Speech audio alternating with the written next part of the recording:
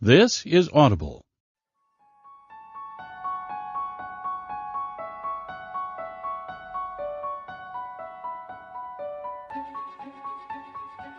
Brilliance Audio presents Bring Them Home by D.S. Butler, performed by Henrietta Meir.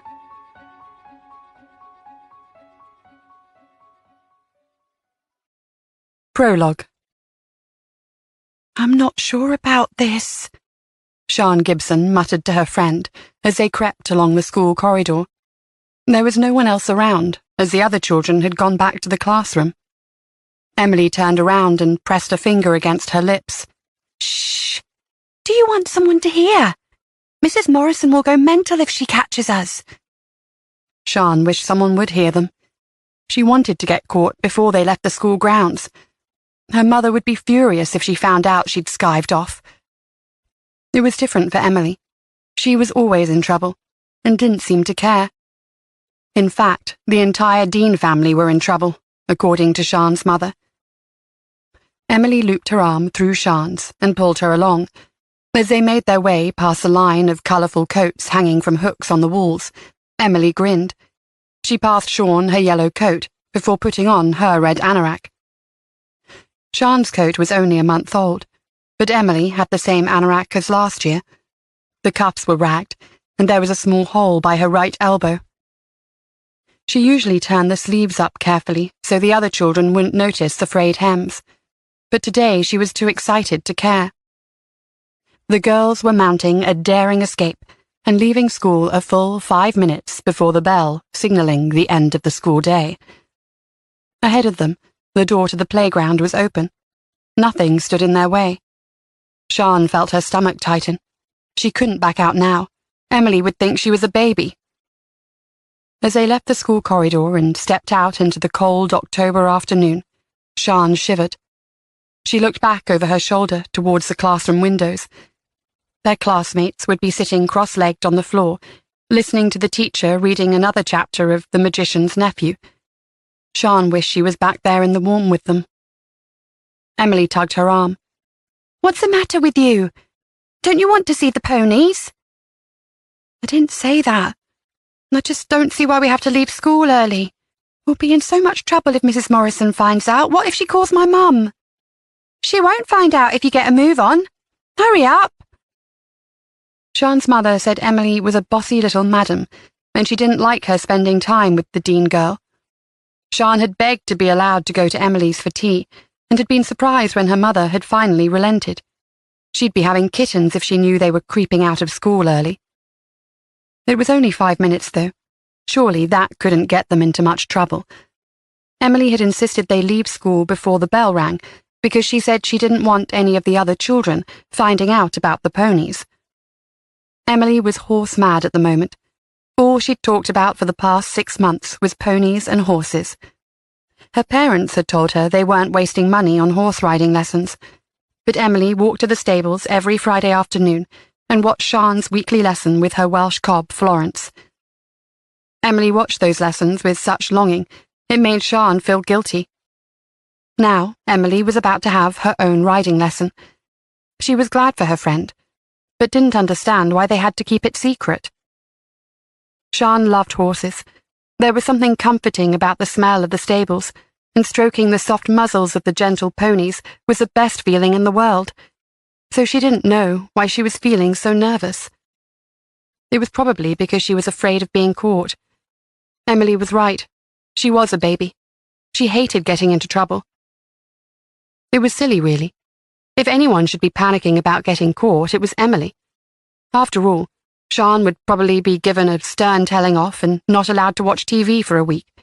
But if Emily's mother found out, she'd tell Emily's dad. Sian was terrified of Emily's dad. He was a huge man with a temper. But his shouting and threats didn't stop Emily getting into trouble. She didn't seem to care. Sian followed her friend, crossing the path and heading towards the fence that ran along the side of the playground. The girls climbed over the wooden fence, but Sian stumbled, landing on her hands and knees on top of a pile of soggy brown leaves. Emily rolled her eyes, but held out a hand to help her up. Sian took a last longing look at the warm lights of the classroom glinting between the trees. Finally, she brushed her clothes free of leaves and bracken and followed her friend into the woods. She'd been excited about going to Emily's for tea. Sian's mother always picked her up from the front gates, but Emily was allowed to go home on her own, even though she was only 10. She used a shortcut along the side of the playground and the wood which led out onto Longwater Lane. But today they weren't going straight to Emily's house. Today they were meeting Emily's new friend, who was going to take them to see some ponies and let Emily ride one. At the thought of ponies, Sian perked up a bit and walked a little faster. She shoved her hands deep in her pockets as the cold, damp October air made her shiver.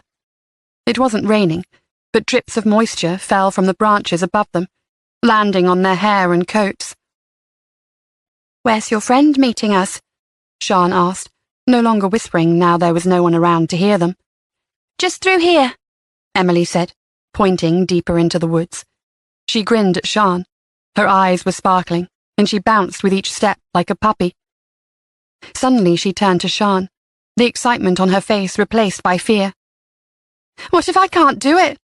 What if I fall off, or the pony doesn't like me?" Sian shook her head. "Of course the pony will like you, and you won't fall off. Somebody will hold the reins for you if it's your first lesson." Emily nodded, but didn't look convinced. Sian reached out to squeeze her friend's hand. Then both girls jumped when they heard leaves rustle in front of them. The afternoon was dark and gloomy, making it hard to see. A prickling sensation ran along Sian's spine as a tall, thin figure loomed in front of them. At first, nobody spoke, and then Sian stammered, "Is this your friend?" Emily finally found her voice. "Yes, the one with the ponies." Emily's voice was louder than usual.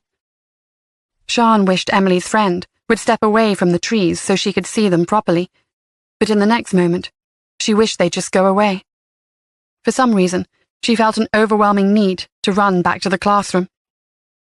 "I told you not to tell anyone."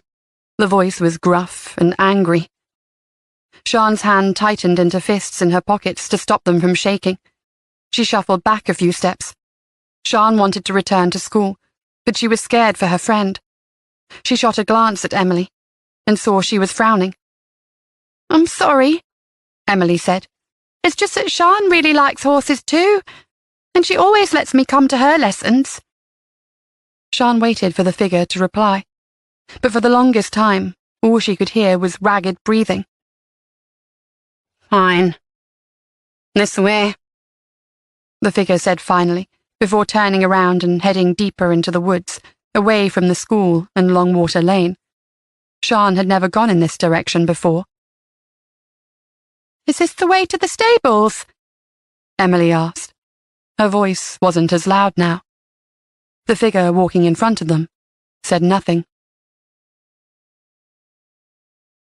Chapter 1. D.S. Karen Hart collected the evidence files from her desk with a sigh. The case was going nowhere, and, much as it pained her, she was going to have to clear it from her active cases. Mary Clark, a domestic abuse victim, was now refusing to give evidence against her husband. For the past few days, Karen had been trying to persuade her to move to a woman's refuge in Lincoln. It had all been for nothing. An hour earlier, Mary, purple bruises still on her arms and neck, had slammed the door in Karen's face after threatening to have her charged with harassment. "What's up, boss?" DC Rick Cooper asked, nodding at the files in Karen's arms. "I'm taking the Mary Clark paperwork to be filed. The case is finished." "Not enough evidence for the CPS to press charges?" "Not if Mary keeps insisting she fell down the stairs." Karen clutched the blue cardboard folder. "There's not much we can do unless she decides to accept our help." Rick frowned and leaned against the desk. "Let's just hope we get a chance to help her before her husband finishes her off." Karen shuddered. "Sorry, boss. That was an insensitive thing to say." Karen shook her head. She knew Rick was right. Mary's life was in danger, and it was frustrating and infuriating to watch the situation unfold. DC Sophie Jones looked up sharply from where she was sitting at her desk in the open-plan office. "Surely there's something else we can do, Sarge. We can't just give up." Sophie was a new member of the team and had only recently achieved the rank of detective constable. She was a hard worker, but idealistic. Karen thought she'd eventually make a good officer, though she'd only worked with Sophie for 2 months. The young woman was a stickler for rules and punctuality, and Karen imagined she must have been the class swot when she was at school.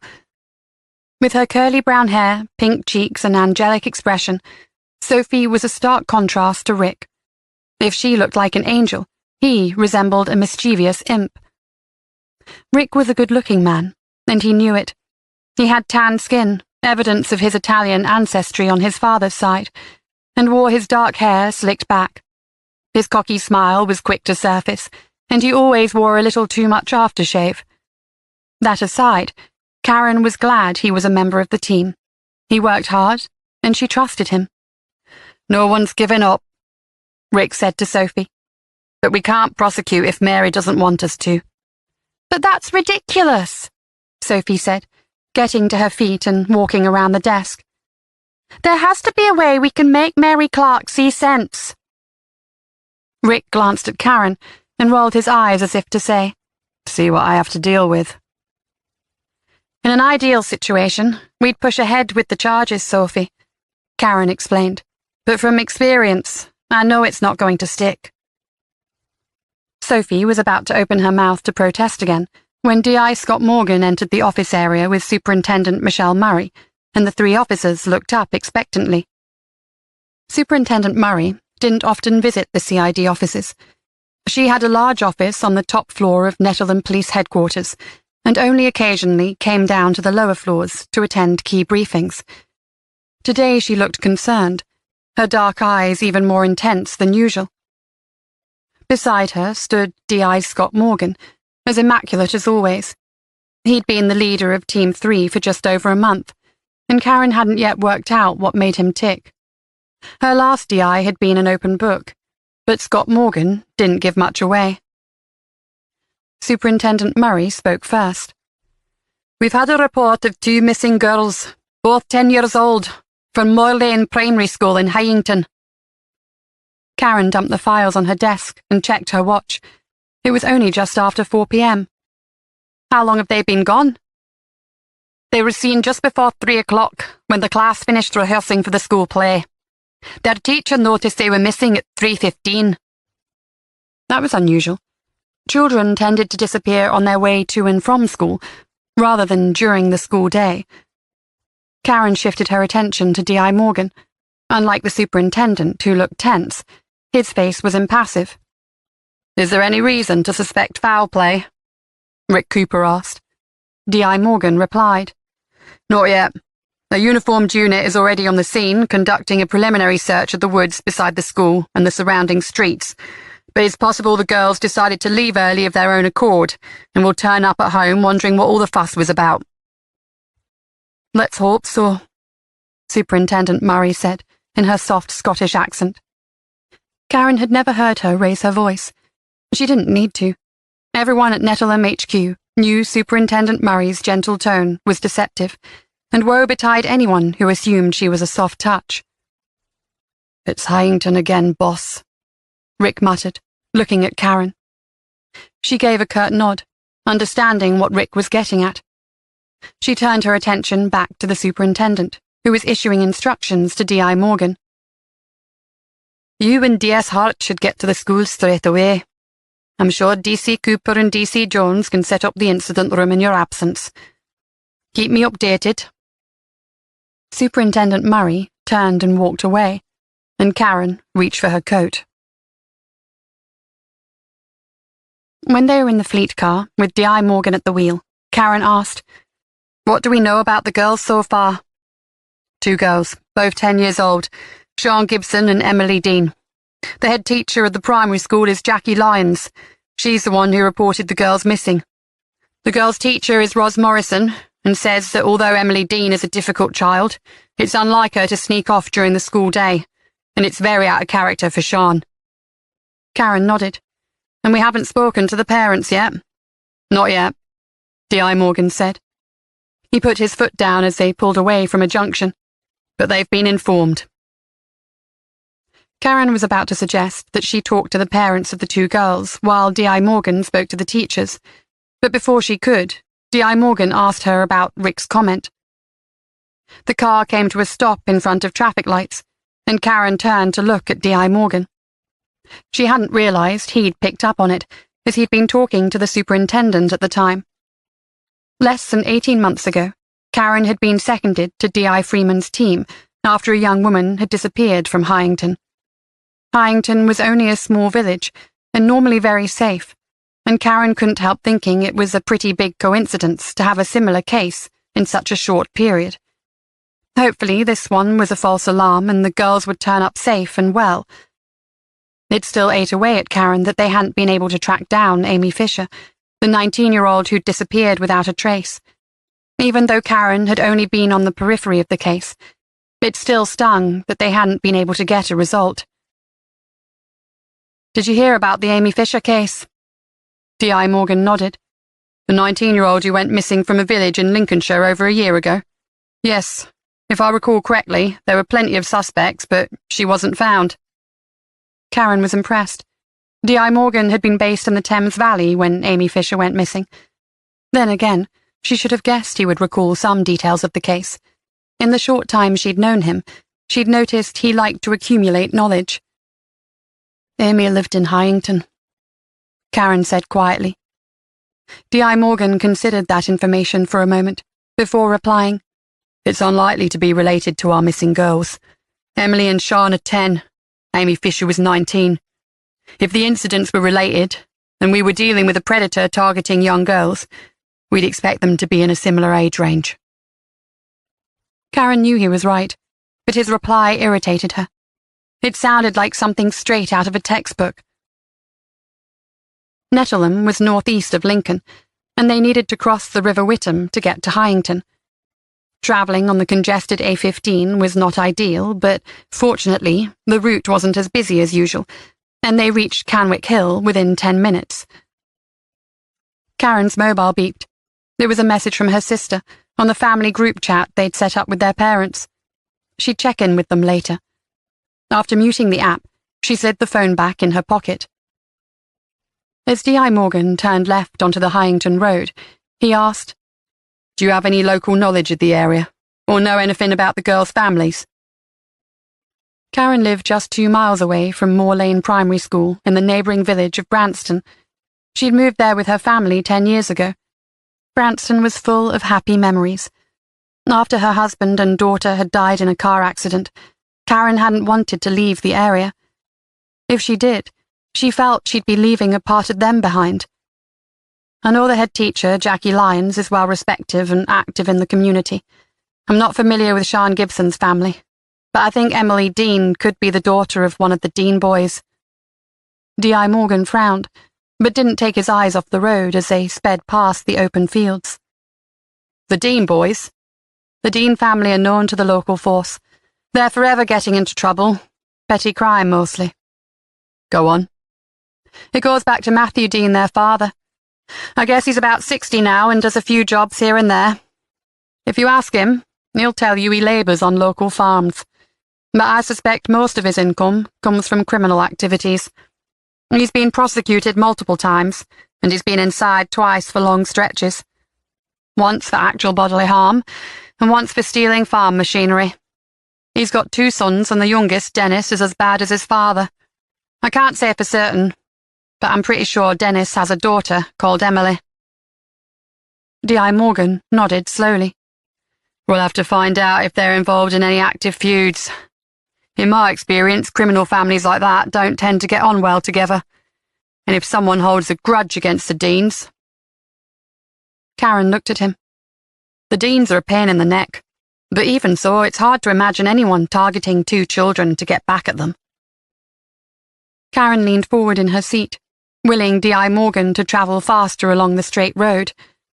She knew Uniform were already on the scene and had started the search, but in a case like this, every second counted. I've heard rumours that Dennis's wife kicked him out a few months ago, Karen said. If that's true and Dennis Dean feels he's being denied contact with his daughter, it's possible he made a grab for Emily. Karen exhaled heavily. If Emily was, in fact, a member of the notorious Dean family, things could escalate quickly. The fact that another child was involved made her feel uneasy. As they turned off Hyington Road and entered Moore Lane, Karen swore under her breath. The lane was packed with parked cars, but D.I. Morgan took it all in his stride and parked a distance away from the school. Irritated by the precision of his parallel parking, Karen yanked the door open as soon as the car was stationary. They walked quickly towards the small school. Groups of parents stood close to the entrance, many of them holding their children's hands, reluctant to let go after they'd heard about the two missing girls. They were hanging around, anxious for any news, but Karen wished they'd go home. Unless they had information to pass on, they were just getting in the way. In a crowd like this, it would be easy to miss something important. Karen scanned the gathering, looking for anything suspicious, but all she saw were the concerned faces of parents and the wide-eyed, confused expressions of youngsters who didn't really understand what was going on. A young mum, wearing a navy blue jacket and tight jeans, pushed her way towards them. "Are you the police? What's going on? Have you found the little girls yet?" She tossed her long brown hair. "We don't have any news at present," Karen said, and walked around the woman, heading quickly to the double doors at the entrance to the school. Before they managed to get inside, Karen felt a tug on her sleeve. She swallowed a sharp retort, and D.I. Morgan slowly and deliberately leaned over and removed the man's hand from Karen's forearm. "I understand that you're extremely concerned, sir, but we need to get inside and do our job." The man swallowed and ran a hand through his light brown hair. "Of course. Sorry. It's just I think I've got some information for you." Karen had already turned away and had one hand on the door ready to enter the school, but his words stopped her dead. "What information?" D.I. Morgan asked. "Well, actually, it's not me. It's Danny, my son." D.I. Morgan and Karen looked down at the young lad standing beside his father. He had brown hair and big, expressive brown eyes, and he looked absolutely terrified. "Do you have something to tell us, Danny?" Karen asked. The boy's lower lip trembled. Then he looked up at Karen and replied, "I saw them climb over the fence in the playground. I saw them leave." Chapter 2. D.I. Morgan went to check on the progress of the search, leaving Karen to speak to Danny Saunders and his father, Matthew. The head teacher, Jackie Lyons, had escorted them to an empty classroom and left them to talk. Karen sat gingerly on one of the tiny chairs and tried to cram her knees under the low desk. She began by telling Danny he wasn't in trouble and explaining that anything he could tell her might help get the girls home safe. But Danny wasn't concentrating. His wide eyes were looking around the classroom. Various posters decorated the walls, along with a brightly coloured chart which listed the pupils' names. "Are you okay, Danny?" Danny nodded absently, but didn't take his eyes off the chart. Karen followed his gaze, but nothing looked unusual. There was just a list of pupils, some with a red sticker beside their name, others with gold stars. "Concentrate, please, Danny," his father said sternly. "You need to answer the policewoman's questions." Danny nodded meekly and turned back to Karen. "Sorry." "How old are you, Danny?" "He's 8, Mr. Saunders answered for his son. "I'd really like Danny to answer these questions, please, sir," Karen said. "Of course. Sorry," he said and held his hands up. He looked even more uncomfortable than Karen, with his large frame perched on one of the child-sized chairs. Karen leaned forward so she was eye-level with Danny. "Can you tell me exactly what you saw, please, Danny?" "I already told you. I saw them leave." "Was anybody else with them?" Danny shrugged and broke eye contact. "And what time did they leave?" Danny shrugged again. "I don't know. I saw them when I was on my way back from the toilet. It was nearly home time, I think." "Did you tell a teacher you'd seen them leave?" Danny's father asked. Karen wished he'd stay quiet and leave the questions to her, but she couldn't judge him too harshly. She was sure he really did want to help them find the two girls, but he was concerned about his son. Still, she must have communicated her displeasure silently because he looked at Karen and muttered, Sorry, carry on." "I didn't tell the teacher," Danny admitted, keeping his eyes fixed on the desk. "I thought maybe they were allowed to leave early, or maybe they had a dentist appointment like I did last week." "Did you see where Sean and Emily went after they left the school, Danny?" Danny blinked a couple of times, and then replied, "I don't know." Mr. Saunders opened his mouth to prompt the boy, but before he could, Karen shot him a look. "It's very important you remember, Danny. You're not in any trouble. You understand that, don't you?" The little boy looked at Karen as though he were deciding whether to trust her. I saw them go outside and followed them." "You did what?" The question exploded from Danny's father's mouth as he twisted in the small seat, his knees crashing against the desk. "You know you're not allowed to leave school." Karen pushed on, ignoring Mr. Saunders' outburst. "It's okay, Danny. You're being really helpful. Now, tell me what you saw when you followed them." Danny's cheeks were flushed as he looked down at the desk. "I don't want to." "I don't care what you want, young man. You need to tell us exactly what happened right now." Danny's father was fuming, and despite her irritation, Karen could understand why. A million thoughts must be running through his head right now, while he imagined how it would feel if Danny had been the one to go missing. Outside, D.I. Morgan was walking along the edge of the playground, picturing the two young girls climbing over the fence. What had been behind their decision to leave school early? D.I. Morgan sighed. If he knew that, then he suspected he'd be a lot closer to finding Emily and Sean.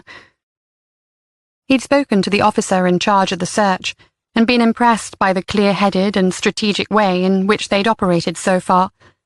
He'd given permission for the officer to draft in extra uniformed officers to start on the house-to-house inquiries. The stretch of woodland beside the school was narrow. This area of Lincolnshire was known for wide-open fields, not woodland. That should work in their favour. Whichever direction the girls took, if they were on foot, they'd have had to walk across open fields, which would greatly increase the likelihood of them being spotted. If they were lucky, a member of the public would spot the girls and report the sighting to the police. Unless, of course, they weren't on foot. If they'd been taken and put into a vehicle, they could be some distance away by now. Tracking them wouldn't be easy. He took one last look at the fence and the woodland beyond. The time of year didn't help the search. The floor was a carpet of brown and orange, and a gust of wind shook the branches of the trees, sending yet more leaves dancing in the air. D.I. Morgan turned and began to walk back to the school. Ideally, he'd have liked to talk to the parents in their own homes, but the head teacher had already informed both mothers, and, as was only natural, they'd each wanted to come straight to the school. He wondered if Karen had managed to get any more information out of Danny Saunders. In the short time he'd known her, D.I. Morgan had been impressed by the detective sergeant. She had a knack for talking to people and getting them to open up. D.I. Morgan knew his talents lay in other areas. Friendliness and warmth weren't top of the list. He'd been called distant and cold by his ex-partner, and he thought she could have a point. Sometimes, D.I. Morgan hated the suspicion with which he viewed the world. He'd like to believe it was a side effect of becoming a police officer, but he'd always had a level of cynicism and mistrust, even before he'd joined the police. And there was something about Mr. Saunders that made D.I. Morgan uneasy. The man seemed eager to help, too eager. D.I. Morgan took a deep breath and walked back into the school building. Ahead of him lay a task he dreaded. He'd have to talk to the parents of the missing girls. "Danny's being really helpful, Mr. Saunders," Karen said. Mr. Saunders looked torn between wanting to hug his son and read him the riot act. Finally he settled for putting a hand on the boy's shoulder. "It's all right. I'm not angry. Tell us what you saw." Danny began to speak in a shaky voice. "I wanted to know where they were going, so I followed them into the playground and saw them climb over the fence. They were talking for a while, and then they walked off into the woods. I followed them, but I hid. I didn't want them to see me." "But why?" Mr. Saunders began to ask, and then abruptly shut his mouth when he remembered he was supposed to be keeping quiet. Karen nodded and waited for the boy to continue. "I couldn't hear what they were saying, but I think Emily was angry with Sian because she fell over." "Who fell over, Danny? Sian or Emily?" "Sian. She tripped when she climbed over the fence. And then they walked into the woods. I think they were meeting someone." Karen felt a prickle of apprehension run down her spine. "Jesus," Mr. Saunders muttered. "Who did they meet, Danny? Did you see anyone else in the woods?" Karen asked softly. Danny bit his lower lip and blinked several times. "I'm not sure." "Was another child with them? Or a grown-up?" Danny thought for a moment and swallowed hard. "I couldn't see very well." "That's okay. Just try to explain what you saw." "They were looking at something, but I couldn't see anything except shadows." Danny's face crumpled. "Well done, Danny. You've been very helpful," Karen said, wondering if the little boy had seen someone else in the woods. That would certainly increase the likelihood that the girls had been taken rather than wandering off on their own. She asked the boy a few more questions, and then looked up as D.I. Morgan walked into the classroom. Karen smiled at Danny. "That's all for now. You did very well." She looked at Mr. Saunders. "I have your contact details. If we need anything else, we'll be in touch. Thank you." Mr. Saunders stood, lifting his son up and giving him a huge hug before carrying him out into the corridor. As they followed them out of the classroom, Karen quickly told D.I. Morgan what Danny had seen, before calling the station so D.C. Cooper could coordinate delivering the information to every officer involved in the search. When she hung up, she turned to D.I. Morgan and said, "Rick has set up the incident room, and he's getting background on both girls' families." "Good." Before D.I. Morgan could say anything else, they heard heels clicking on the floor, echoing along the corridor. They turned in the direction of the noise. It sounded like someone running towards them. A tall, blonde woman came into view, closely followed by Jackie Lyons, who appeared out of breath. Horror and anguish contorted the blonde woman's face. "Have you found Sian?" Her desperate question meant she needed no introduction, but the head teacher presented her anyway. "D.I. Morgan, D.S. Hart, this is Leanne Gibson, Sian's mother." Chapter 3. Leanne Gibson skidded to a halt in front of them. "Have you found her yet?" she asked breathlessly. Under normal circumstances, Leanne Gibson would be considered a very attractive woman, but with worry etched on her face and distress contorting her features, she looked haggard. Karen's heart went out to her. D.I. Morgan introduced himself and Karen. "Let's go in here," he said, indicating the empty classroom. "We can tell you what we know and ask you some questions about Sian." Leanne nodded, and her eyes filled with tears. "I can't believe this is happening. I knew I shouldn't have let her go home with Emily Dean. Why did I change my mind? What was I thinking?" "It's not your fault," Karen said as she opened the door to the classroom. Leanne had just walked ahead of them when they heard more footsteps. "Ah, this is Emily's mother, Jenny Dean," the head teacher said, walking towards the tall, dark-haired woman. Jenny Dean made a stark contrast to Leanne Gibson. Jenny wore dark, skinny jeans tucked into black, high-heeled boots and a red top that was so tight it fitted her like a second skin. Her dark hair fell in messy waves to her shoulders, and although she was heavily made up, most of the kohl had smudged beneath her eyes. D.I. Morgan shot Karen a questioning look, and she nodded. Karen recognized Jenny from her time in uniform. Emily was Dennis Dean's daughter. It would make liaising with the family difficult, because the Deans held such resentment towards the police. "He's taken her, hasn't he?" Denny snapped, shrugging off the head teacher's attempt to put a comforting hand on her shoulder. "Do you mean you think Dennis has taken the girls?"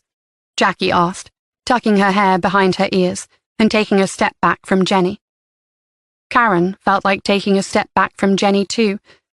The woman was filled with raw, unstable emotion. Her gut told her the sensible option would be to separate the two mothers and question them individually. She turned to D.I. Morgan and suggested she talk to Jenny in another classroom. D.I. Morgan nodded his assent, but before Karen could lead Jenny away, Leanne walked back out of the room. "Why didn't you pick them up from school?" she demanded, raising her voice. "They're only 10. I can't believe you just leave them to make their own way home." "It's not far," Jenny said defensively. "Besides, I'm sure they're fine. My good-for-nothing ex has probably taken them for a pizza or something. He just wants to put the fear of God into me. That's him all over." Leanne's face crumpled. She was desperately trying not to cry. "Do you really think he'd do that?" The anger in her voice had dropped, and she almost sounded hopeful, as though she wanted to believe that was what had happened because that meant she'd get her daughter back safely. She shook her head. "Why would he have taken Sian too?"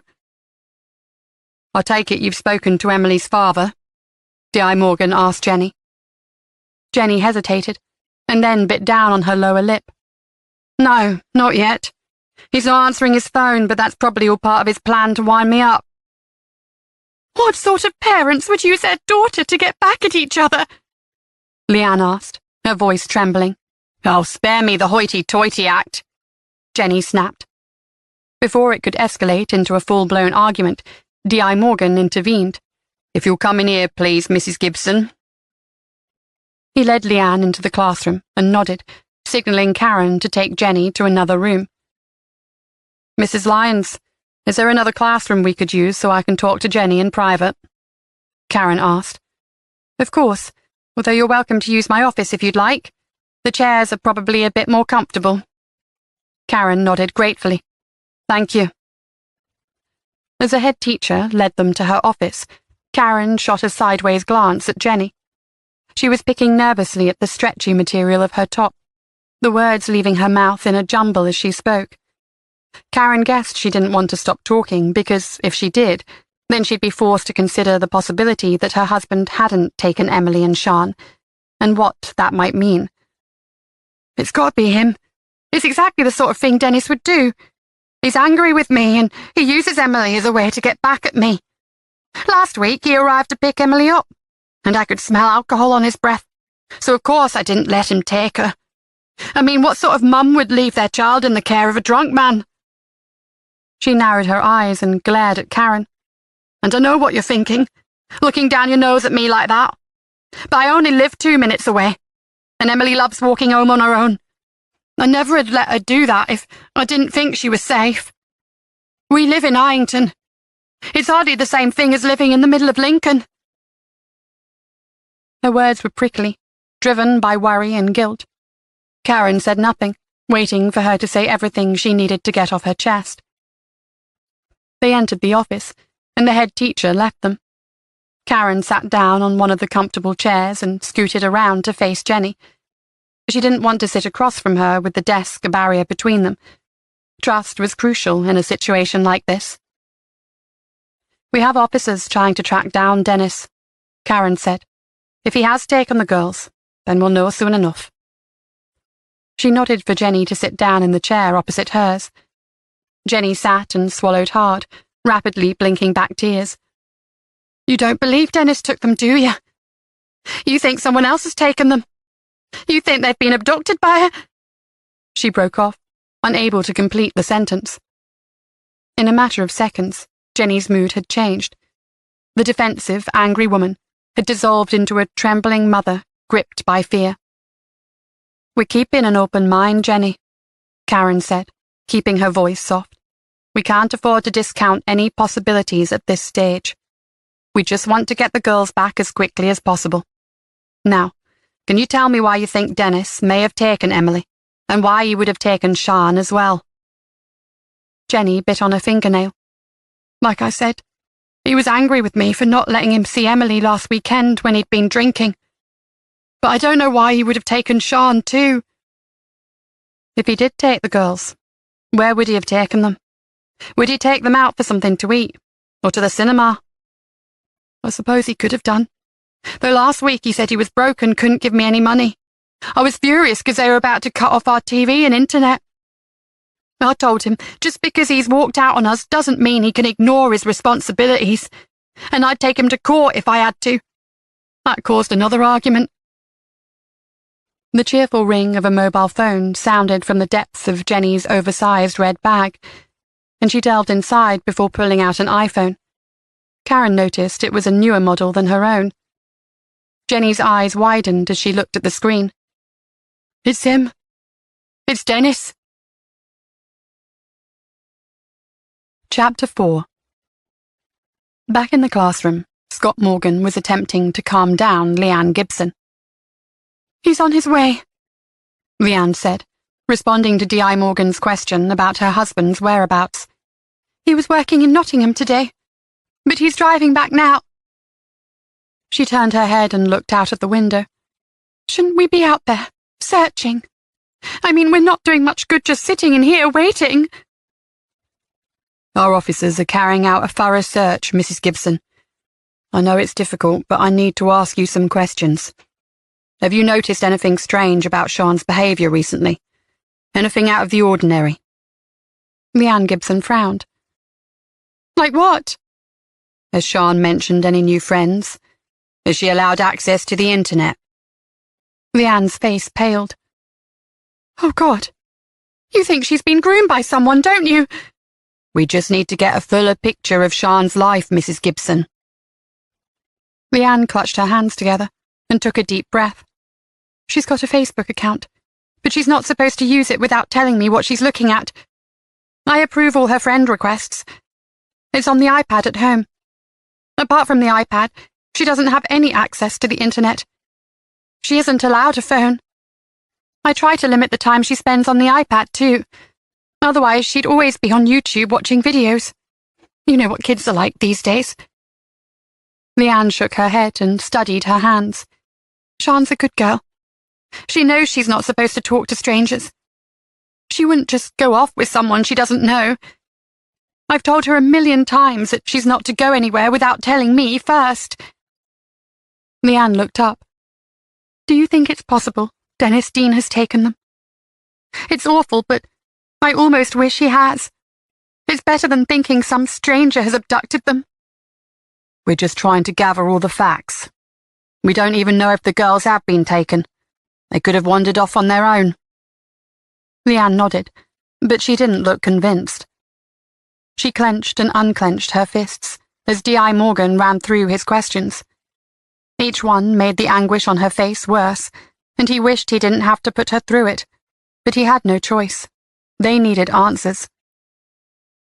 After a few more questions, tears were trickling down Leanne's cheeks. At that point, Karen knocked and stuck her head around the door. "Sorry to disturb you, sir, but I'd like a word, please." Karen gave him a meaningful look, and Leanne turned around in her seat to stare at Karen, watching her with a mixture of hope and dread in her eyes. "I'm sorry, I won't be a moment," D.I. Morgan said, excusing himself and going out into the corridor to talk to Karen. "Development?" He knew Karen wouldn't have interrupted his interview with Leanne if it wasn't important. "Jenny's just received a call from Emily's father, Dennis. He says he doesn't have the girls, and he only just got a message. He sounds distraught, sir. I really don't think he's taken them." D.I. Morgan sighed. "There goes our working theory. If Emily's father doesn't have them, it looks like the girls either wandered off on their own or were taken by a stranger."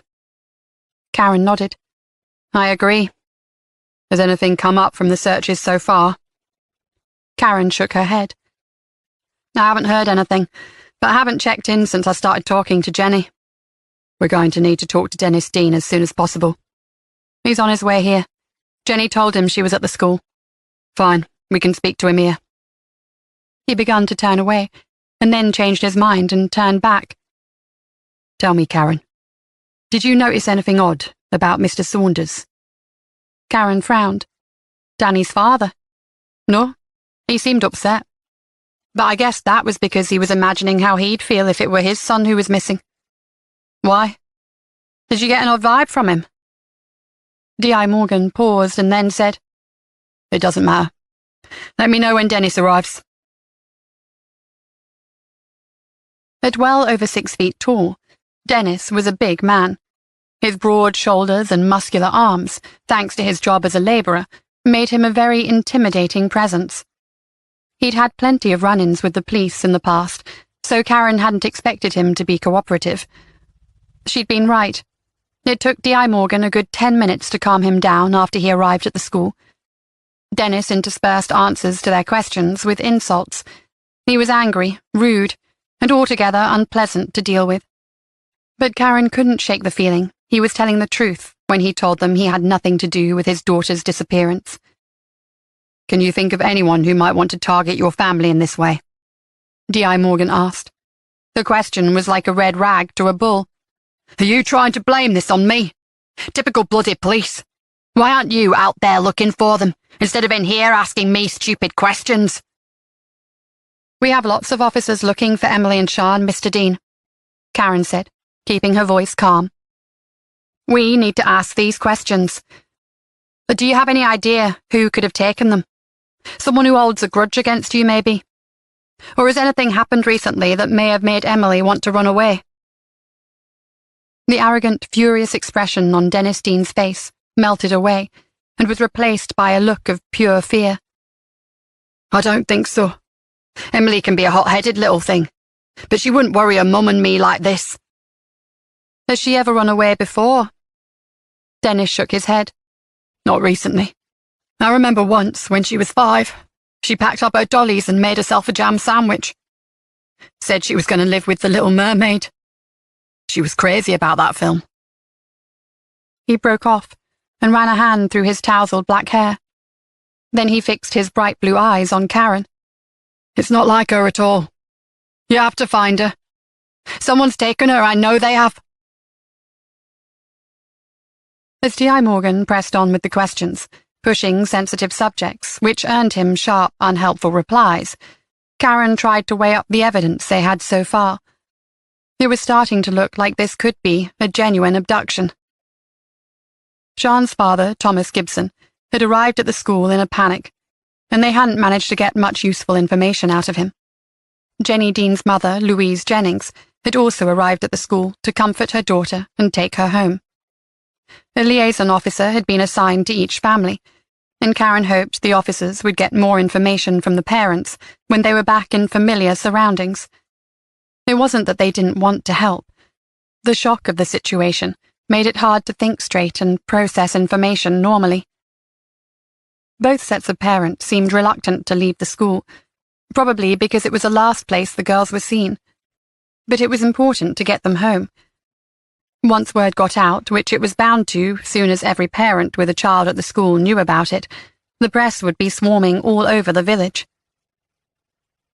I don't know what sort of man you think I am, Inspector, Dennis said through gritted teeth, but nobody I know would take a grudge out on an innocent child.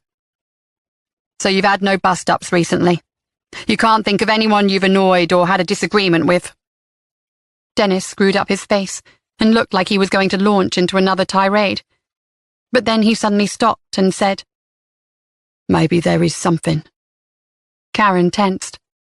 We let odd George live on a plot of land at the back of Dad's place. It's just a bit of scrub land full of weeds. But recently Dad's got it in his head to get planning permission and build a bungalow there. So he told odd George to leave. Odd George? D.I. Morgan asked and raised an eyebrow. Karen spoke up. George Barrows. He's lived in Hyington all his life and does odd jobs here and there. He used to live with his mother until she passed away 10 years ago, and he couldn't afford the private rent. I always thought George was a good friend of your father, Dean. Dean shrugged. That's as may be, but they seem to have fallen out. Just yesterday, George turned up hammering on the door, 3 sheets to the wind. He said he's getting legal advice for unlawful eviction and promised we'd regret double-crossing him. Karen nodded. She didn't know George Barrows well, but she couldn't imagine him abducting 2 young children. Still, they couldn't discount it out of hand without speaking to the man first. We'll check it out, D.I. Morgan promised. Dennis had refused to let a family liaison officer come to his father's house, which was where he'd been living since Jenny had chucked him out, so they made sure they had all his contact details before he left. You don't think he's going to do anything stupid, do you, sir? Karen asked, watching the hulking figure of Dennis Dean lumber down the corridor and out of sight. Probably, D.I. Morgan said dryly, and then turned to Karen. I think we should locate George Barrows as soon as possible. I'd like a word with him. Chapter 5. The children's teacher, Ros Morrison, was still too distraught to string more than a couple of sentences together. She was taking the girl's disappearance hard and blamed herself. When Karen told her Dennis Dean had denied taking Emily and Sean, she grew even more agitated. If only I'd noticed they'd gone missing earlier. Her hands fluttered up to press against her forehead, and she sighed. But in the rush after the rehearsal, I didn't notice they weren't with the others. She dropped her arms so they hung limply at her sides. The children were in high spirits and a little boisterous, which was why I asked them to sit in the reading area so we could continue The Magician's Nephew. I wanted to calm them down, but if they'd been in their normal places, I'd have noticed earlier. Come on, Ros. It's not your fault. They'd only been missing a few minutes when you raised the alarm, Jackie Lyons said. The head teacher seemed a sensible woman, and Karen was glad she'd kept her calm. Karen was pretty sure they weren't going to get much more out of Ros. She hadn't seen the girls leave and had alerted the head teacher as soon as she'd noticed Emily and Sean were missing. When she'd calmed down a little, it would be worth talking to her again to get some background on both girls. It would be interesting to find out if the teacher was aware of any family trouble. They'd already had a few hints that Emily Dean's home life wasn't a particularly happy one. Ros Morrison clasped her hands together and mumbled, I'd like to help in the search, if that's okay. I think that would be fine, Karen said. We've set up a coordination point at the back of Longwater Lane, and search parties are being organised from there. It's important you search in one of the organised groups and listen to what the officer in charge tells you. Ros nodded obediently and reached for her coat. Karen could understand the woman's need to take part in the search. She needed to feel like she was doing something to track down the children. There are already some photographers and journalists at the front gate. You may want to leave via the playground, Ros, Jackie Lyons said, her voice fading at the end of the sentence as she remembered that was the way the girls had left the school. Ros bowed her head as she buttoned up her coat, and then walked slowly out of the room. Thanks for your help, Mrs. Lyons, Karen said, turning to the head teacher. We'll probably need to talk to you again soon. Of course. Jackie hesitated. She put her hand over her mouth, and then lowered it before saying, There's something I want to tell you. It might not be important, but it just struck me as a little odd. Karen nodded encouragingly, and then waited for the woman to continue. Well, when Leanne Gibson arrived, she was distraught as you'd expect. I told her where to find you and followed her. That's when I saw her run into Matthew Saunders. Danny's father? Yes, that's right, Jackie said. At that point, she couldn't have known Danny had seen the girls leave school, but her reaction to Matthew Saunders seemed very strange to me. In what way? D.I. Morgan asked. Danny's mother is a GP at the Hyington practice. She works long hours, so Matthew is the parent who picks Danny up and drops him off at school. He's quite friendly. The head teacher leaned a little closer to Karen. I don't like to gossip, but he's quite popular among the mothers at the school gates. She raised her eyebrows meaningfully. And is he friendly with Leanne? Jackie nodded. Very much so. They're always teasing each other and laughing and joking at the school gates. That's why her reaction today seemed so strange. When she saw him in the corridor, she just stopped abruptly and snapped, "What are you doing here?" Karen frowned. And what did he say to that? Jackie shrugged. Nothing. Nothing at all. He looked very surprised at her outburst, and then he watched her hurry past. Leanne didn't give him much of a chance to answer. She took off again, running towards you. The head teacher shot them an apologetic look. I'm sorry. There's probably nothing in it. Leanne was just overwrought. You did the right thing by telling us, D.I. Morgan said. In cases like this, you never know what could be important. Any odd behaviour could be relevant. If you come across any other information, don't be afraid to let us know. Jackie looked somewhat reassured. Right, I will. She took a deep breath and glanced beyond Karen to the window. Let's hope the girls are home before dark. Karen shivered. There wasn't much chance of that now.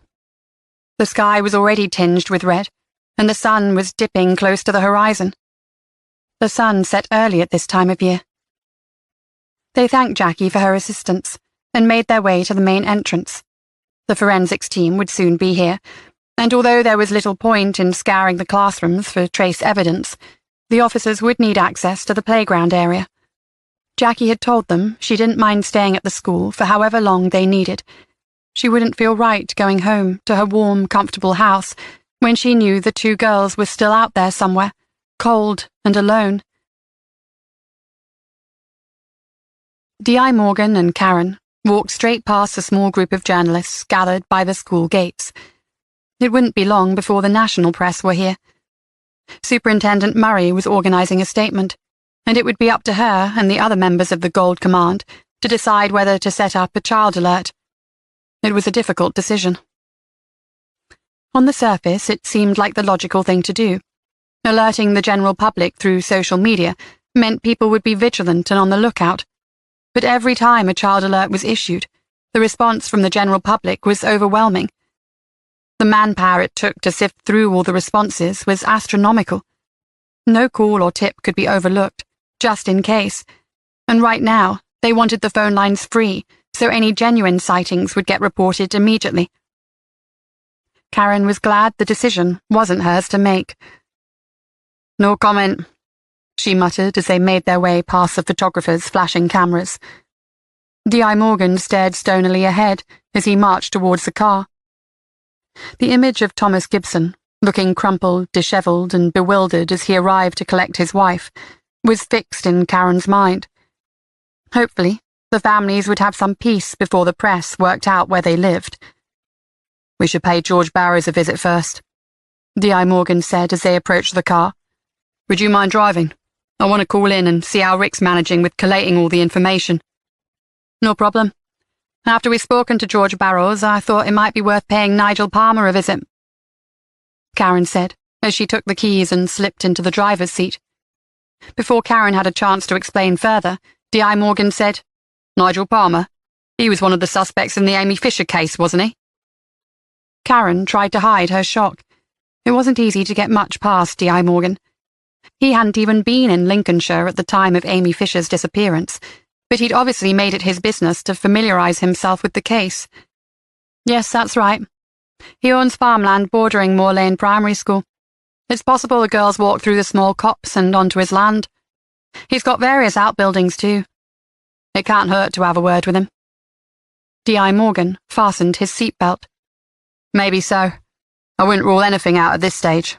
But I think it's important to bring everyone up to date with a briefing at the station after we talk to George Barrows.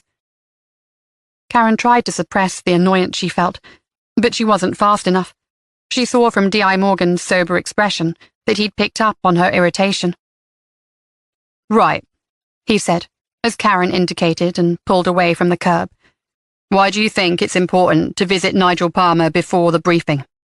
From what I know of him, he's an old man, and the missing girls are much younger than Amy Fisher. What makes you think that paying him a visit would be a better use of police resources than attending the first case briefing? He's got a lot of outbuildings, Karen stubbornly repeated.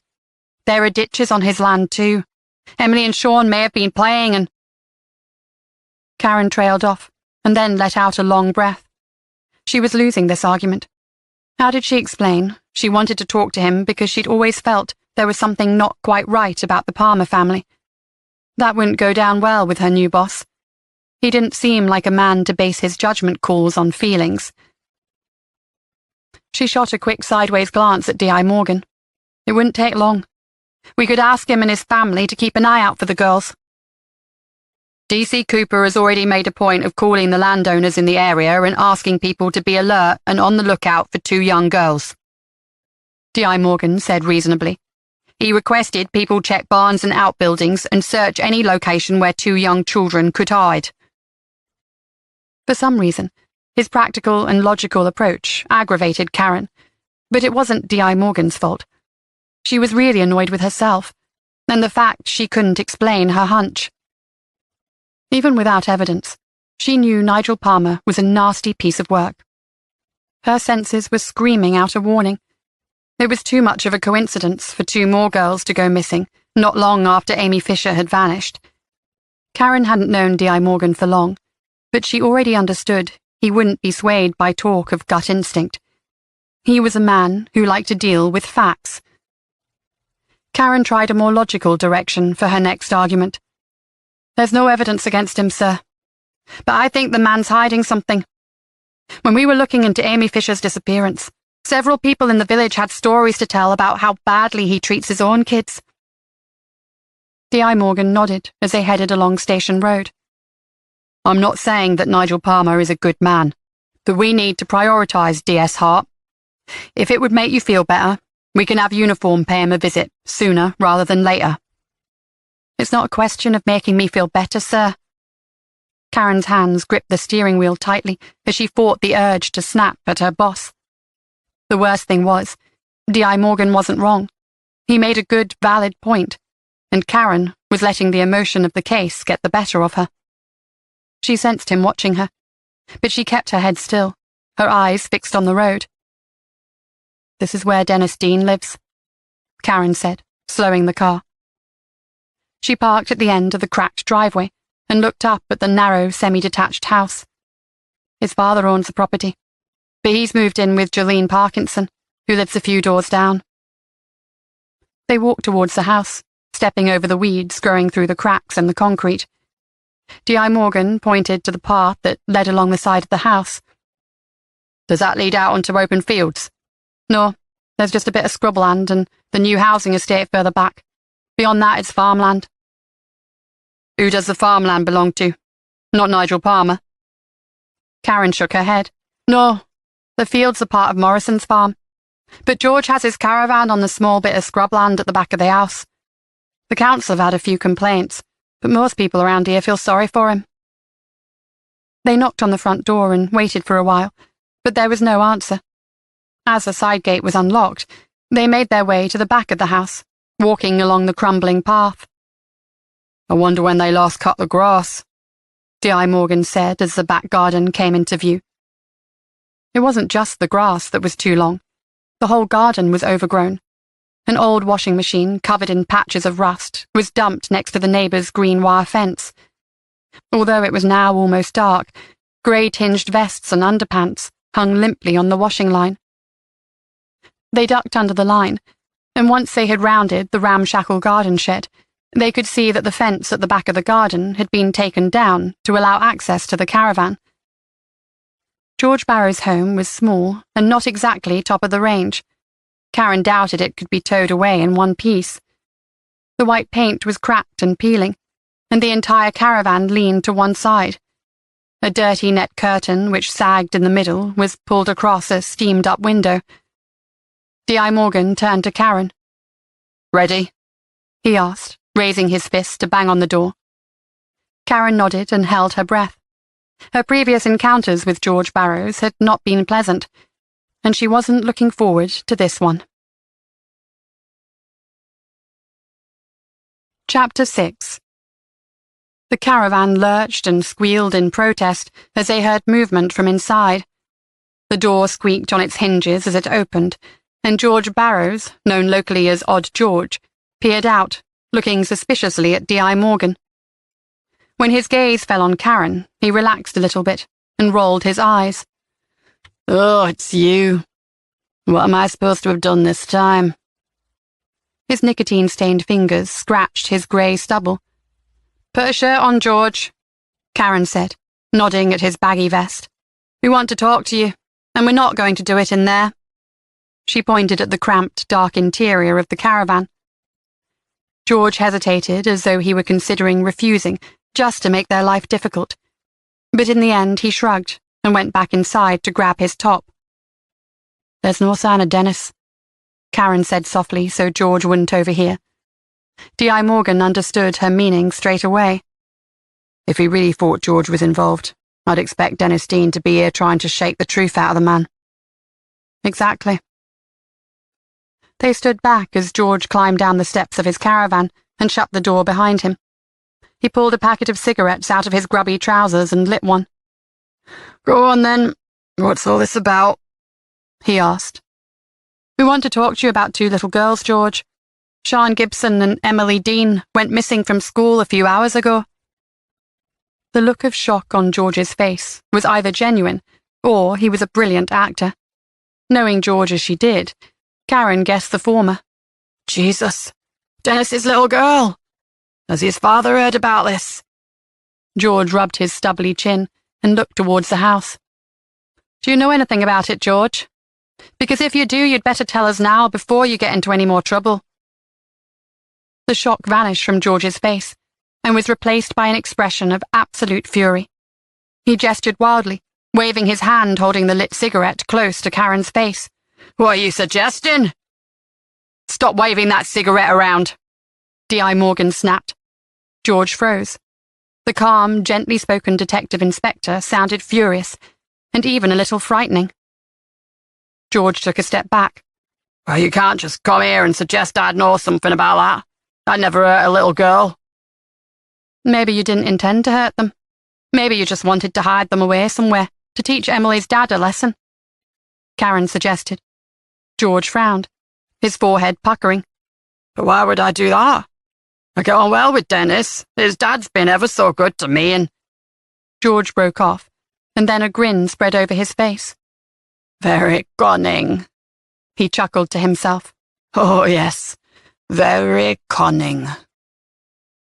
If you continue to muck around when two little girls are missing, I'm going to be very tempted to forget about police protocol." D.I. Morgan almost growled the words. George's face fell, and he quickly said, "You don't understand. I don't mean to laugh, but well, can't you see?" He turned to Karen. "He's playing you. Look, I'm no grass, and I don't want to get Dennis in no trouble. But if what you say is true and his little girl is missing, then this could be important." "Spit it out, George," Karen said. "You know as well as I do that Dennis has no time for the police. If he thinks his little girl's in danger, then he's going to go after whoever he thinks has taken her. He's not going to be honest with you, is he?" George was only saying exactly what they already suspected, but short of assigning a unit to track Dennis, there wasn't much they could do. Persuading a career criminal to trust them was no easy task. "All right, so where is Dennis?" D.I. Morgan asked. "Why did he mention your name?" "Probably to keep you busy and out of his way," George replied with a smug smile. "He wants us occupied so he can go after the person he really thinks has taken Emily," Karen said. George nodded confidently. "Got it in one PC heart." Karen didn't bother to correct him. He'd known her as a uniformed PC for a long time, and old habits died hard. "I'm sure Dennis believes he's doing the right thing, George. But he isn't. If you waste any more time, there's a real chance we won't get these girls back. If you're really concerned about Emily and Sean, tell us what you know." George rubbed his hand over his chin again. "I don't tell tales on my friends, love. You'd better try someone else." You wouldn't be telling tales, George. You'd be helping to find 2 little girls. Dennis is out of his mind with worry. He's not thinking straight. Tell me this. If something happens to those girls in the next couple of hours, and you could have told us something to help find them, but you didn't, how are you going to feel? George's expression clouded over. He took a deep drag on his cigarette and blew the smoke up into the sky, which was now dark. Karen felt like snatching the cigarette out of his hand, throwing it on the floor and stamping on it. But instead, she waited, hoping that her words got through to him. He was a troublemaker, a drinker, and a petty criminal, but she had to believe there was some decency in him somewhere. Eventually, George sighed. "All right. I don't know for sure, but my guess is he's gone to speak to Lewis Marks." "Lewis Marks?" D.I. Morgan repeated the name and shot a look at Karen. She nodded, indicating she knew who Lewis Marks was. "Why would he want to speak to him?" "Well, Lewis was in the pub the other night mouthing off about how Dennis and his father had ripped him off and how he was going to make sure they paid." "So you think Lewis may have taken the girls to teach Dennis a lesson?" Karen asked. George shrugged. "I didn't say that, but I think that's probably the way Dennis's mind is working." "You'd better be telling us the truth, George," Karen said, pointing at him, and then she turned up the collar of her coat and began to walk back along the garden path. George laughed. "Why would I lie to you? When have I ever lied to the police?" "More times than I can count," Karen said, shivering as she trudged behind D.I. Morgan, trying not to trip in the darkness. "I take it you know where this Lewis Marks lives?" D.I. Morgan asked when they got back to the car. Karen nodded. "I do, sir, and it's not far." In less than 2 minutes, they had travelled around the back of the housing estate and pulled up outside Lewis Marks's house. It was a pleasant new-build detached home in a small cul-de-sac. Karen groaned as she turned off the engine. "It looks like odd George was right, sir. That's Dennis Dean's van." D.I. Morgan looked stonily at the old Ford Transit. "We'd better get inside." Chapter 7. Before they reached the UPVC front door, it was yanked open by a pale-faced woman with shoulder-length red hair, carrying a baby on her hip. She snapped at them. "You took your time." Karen frowned. Although she'd had dealings with Lewis Marks on multiple occasions, she'd never seen this woman before. "Is Lewis Marks at home?" D.I. Morgan asked. The woman slapped her hand against her forehead. "Of course he is. Why do you think I called you? He's about to get 7 shades of you-know-what kicked out of him by Dennis Dean." As if on cue, they heard shouting. The woman flapped her free hand, signalling for them to hurry up. "They're in the garden. Lewis was out there having a smoke, and Dennis turned up all sweetness and light and told me he wanted a quick word. I'd have never let him in if I'd known." D.I. Morgan led the way inside, and Karen followed. French doors led from the kitchen onto the garden patio. The security light was on, and Karen's stomach twisted when she spotted Dennis Dean brandishing a large hammer. A few feet away, Lewis stood with his hands in the air. They couldn't hear what he was saying, but his mouth was constantly moving, talking 19 to the dozen, trying to extricate himself from his current predicament, as he backed away from Dennis. "What's your name?" Karen asked the woman as the baby started to cry. "Laura." She didn't turn to look at Karen, but kept her gaze locked on the drama unfolding in the garden. "You should take the baby upstairs, Laura." She hesitated, then did as Karen advised. Lewis was a kid. All mouth and no trousers was how Karen's mother would have described him. He liked to play the hard man, but all he did was sell a few knock-off goods here and there. What on earth was he thinking? Getting on the wrong side of the Deans was a serious mistake. D.I. Morgan marched towards the doors and yanked them open. "What are you doing here, Dennis? I thought you were taking part in the search for Emily." Dennis Dean swung around towards them, holding the heavy hammer above his head. The security light gave his face an eerie glow. "I'm getting the truth from this lowlife," Dennis said, jerking his head towards Lewis. "Oh, thank God you're here," Lewis said, inching closer to D.I. Morgan. "He's gone and lost his mind. I have no idea what he's talking about. He's an absolute nutter. That was clearly the wrong thing to say. Dennis growled and raised the hammer higher, causing Lewis to flinch and whimper with fear. Put the hammer down, Dennis, D.I. Morgan said. I can't. It's the only language someone like him understands, Dennis said as he took a step closer to Lewis. Just put the hammer down, Dennis, or we'll have to arrest you, Karen said. How can you help look for Emily if you're locked up? Dennis's body tensed, and for a horrifying moment Karen thought he might be preparing to fling the hammer towards her instead. But he didn't. His shoulders slumped, and he dropped the hammer on the floor. It landed on the grass with a dull thud. Lewis scrambled around them, desperate to get back inside the house safely. Not so fast, D.I. Morgan said. We've got some questions for you. Lewis turned to them. His round baby face crumpled, and his lower lip quivered. His fine fair hair was smothered in hair gel, making it stick up at odd angles. Karen wasn't exactly up on the latest hairstyles, but she was pretty sure Lewis's look went out in the early 90s. We heard you were making allegations in your local pub a few nights ago, D.I. Morgan said, fixing him with a stern look.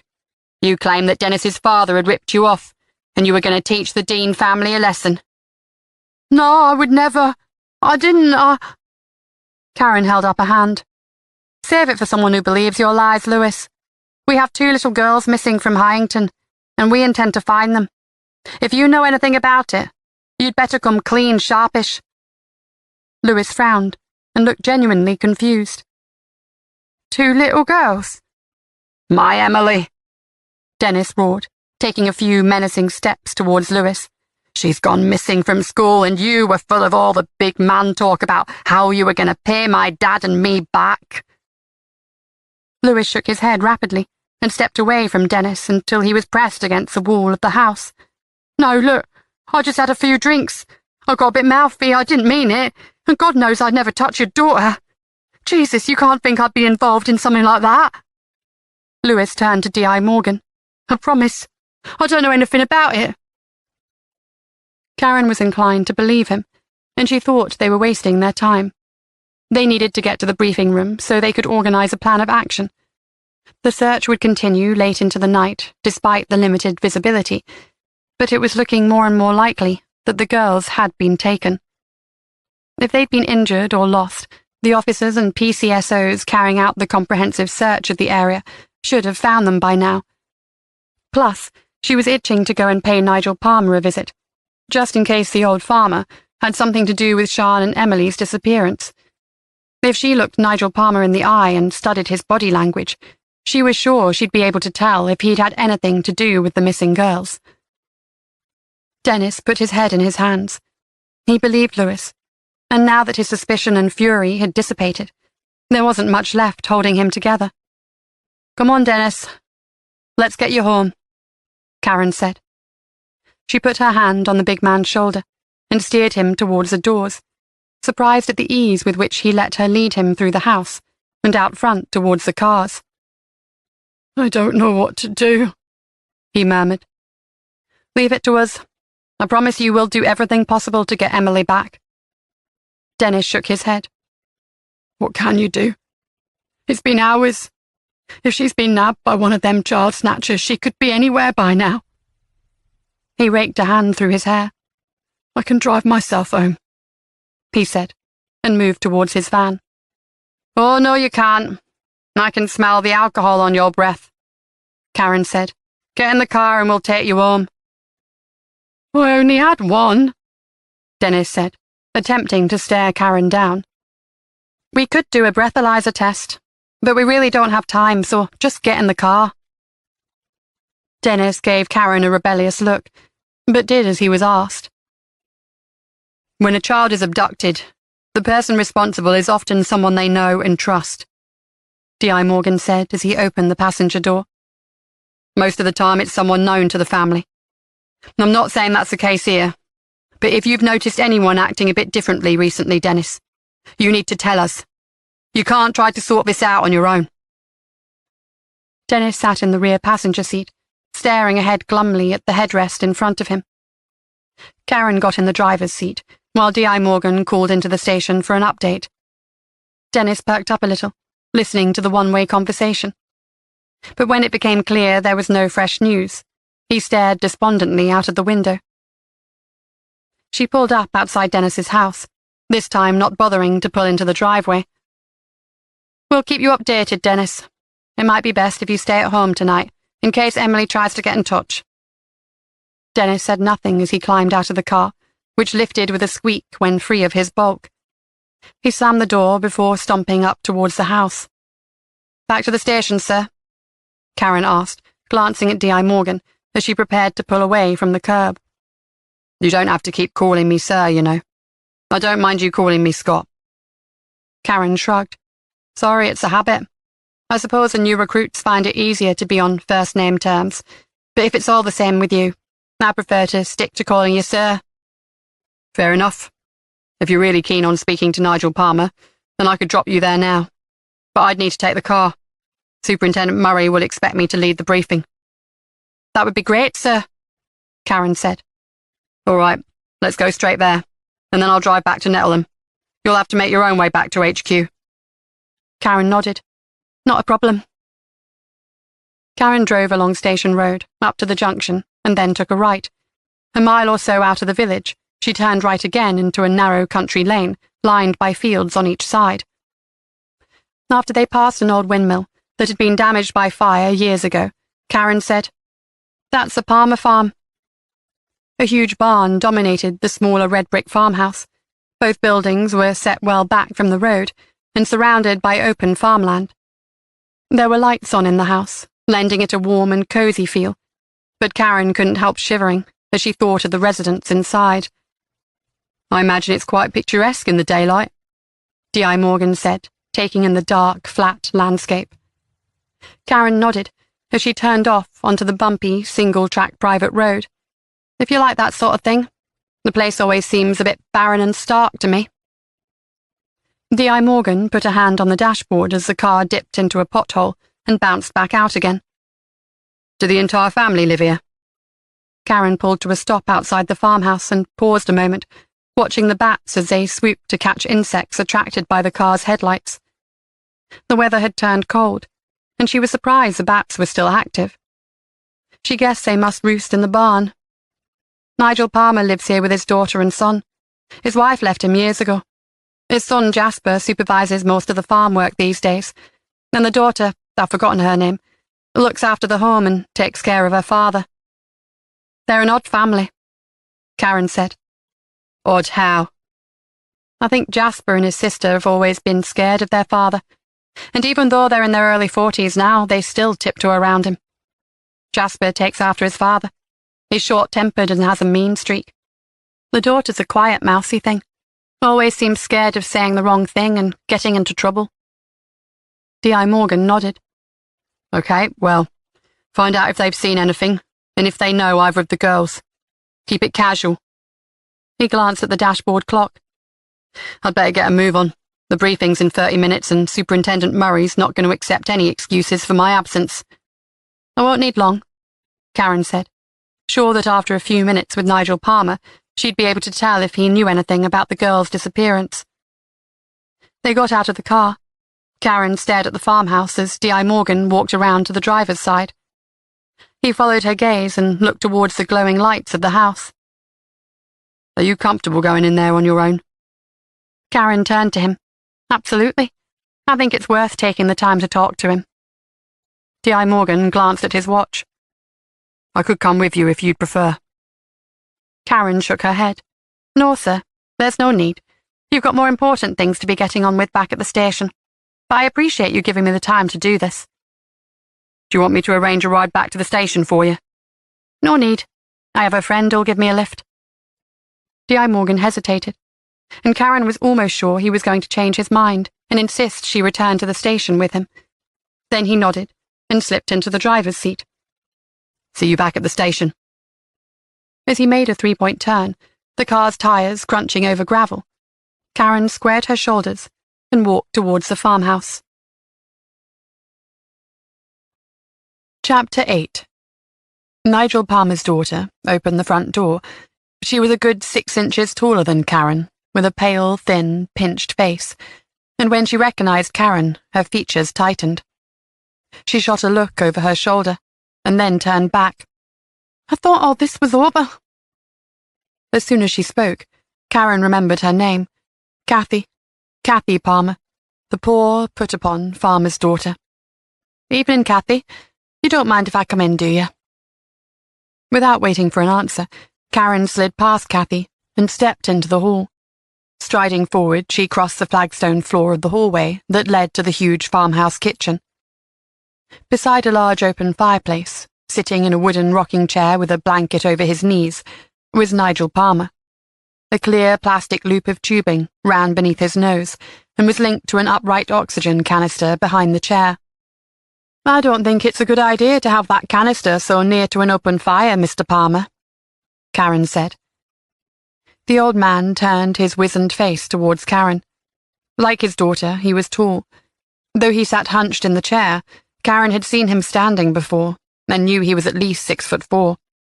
He was very, very thin. Nigel Palmer had emphysema, and it appeared his condition had worsened since the last time she'd seen him. Nigel sneered at her. "Spare me your fake concern, officer." He leaned forward in his chair. "Shut the door, Kathy, you stupid girl. You're letting in the cold." "It is shut, Dad," Kathy said, stepping forward and then standing beside the large table in the centre of the kitchen. She clasped her hands together in front of her. "Can I get you a drink? A cup of tea?" she asked in an effort to be hospitable. "She won't be staying long enough for that," Nigel Palmer said. "What is it you want?" Karen took a step back away from the crackling fire. It was stiflingly warm inside the kitchen. "2 girls went missing from Moor Lane Primary School this afternoon. As you know, the school backs onto your land and—" "No, it doesn't. Our land ends before the wood." "Well, your land is very close to the school, and we believe the children could have walked across your fields, perhaps sheltering or playing in one of your outbuildings." Nigel Palmer's face took on a nasty smile. "You mean you think I'm involved?" He cackled with laughter. "You just can't let it go, can you? You blame me for Amy's disappearance, and now you're trying to pin another crime on me as well. Honestly, how the hell do you expect me to have done anything in this state?" He gestured at the oxygen tank behind him. "How awful," Kathy said.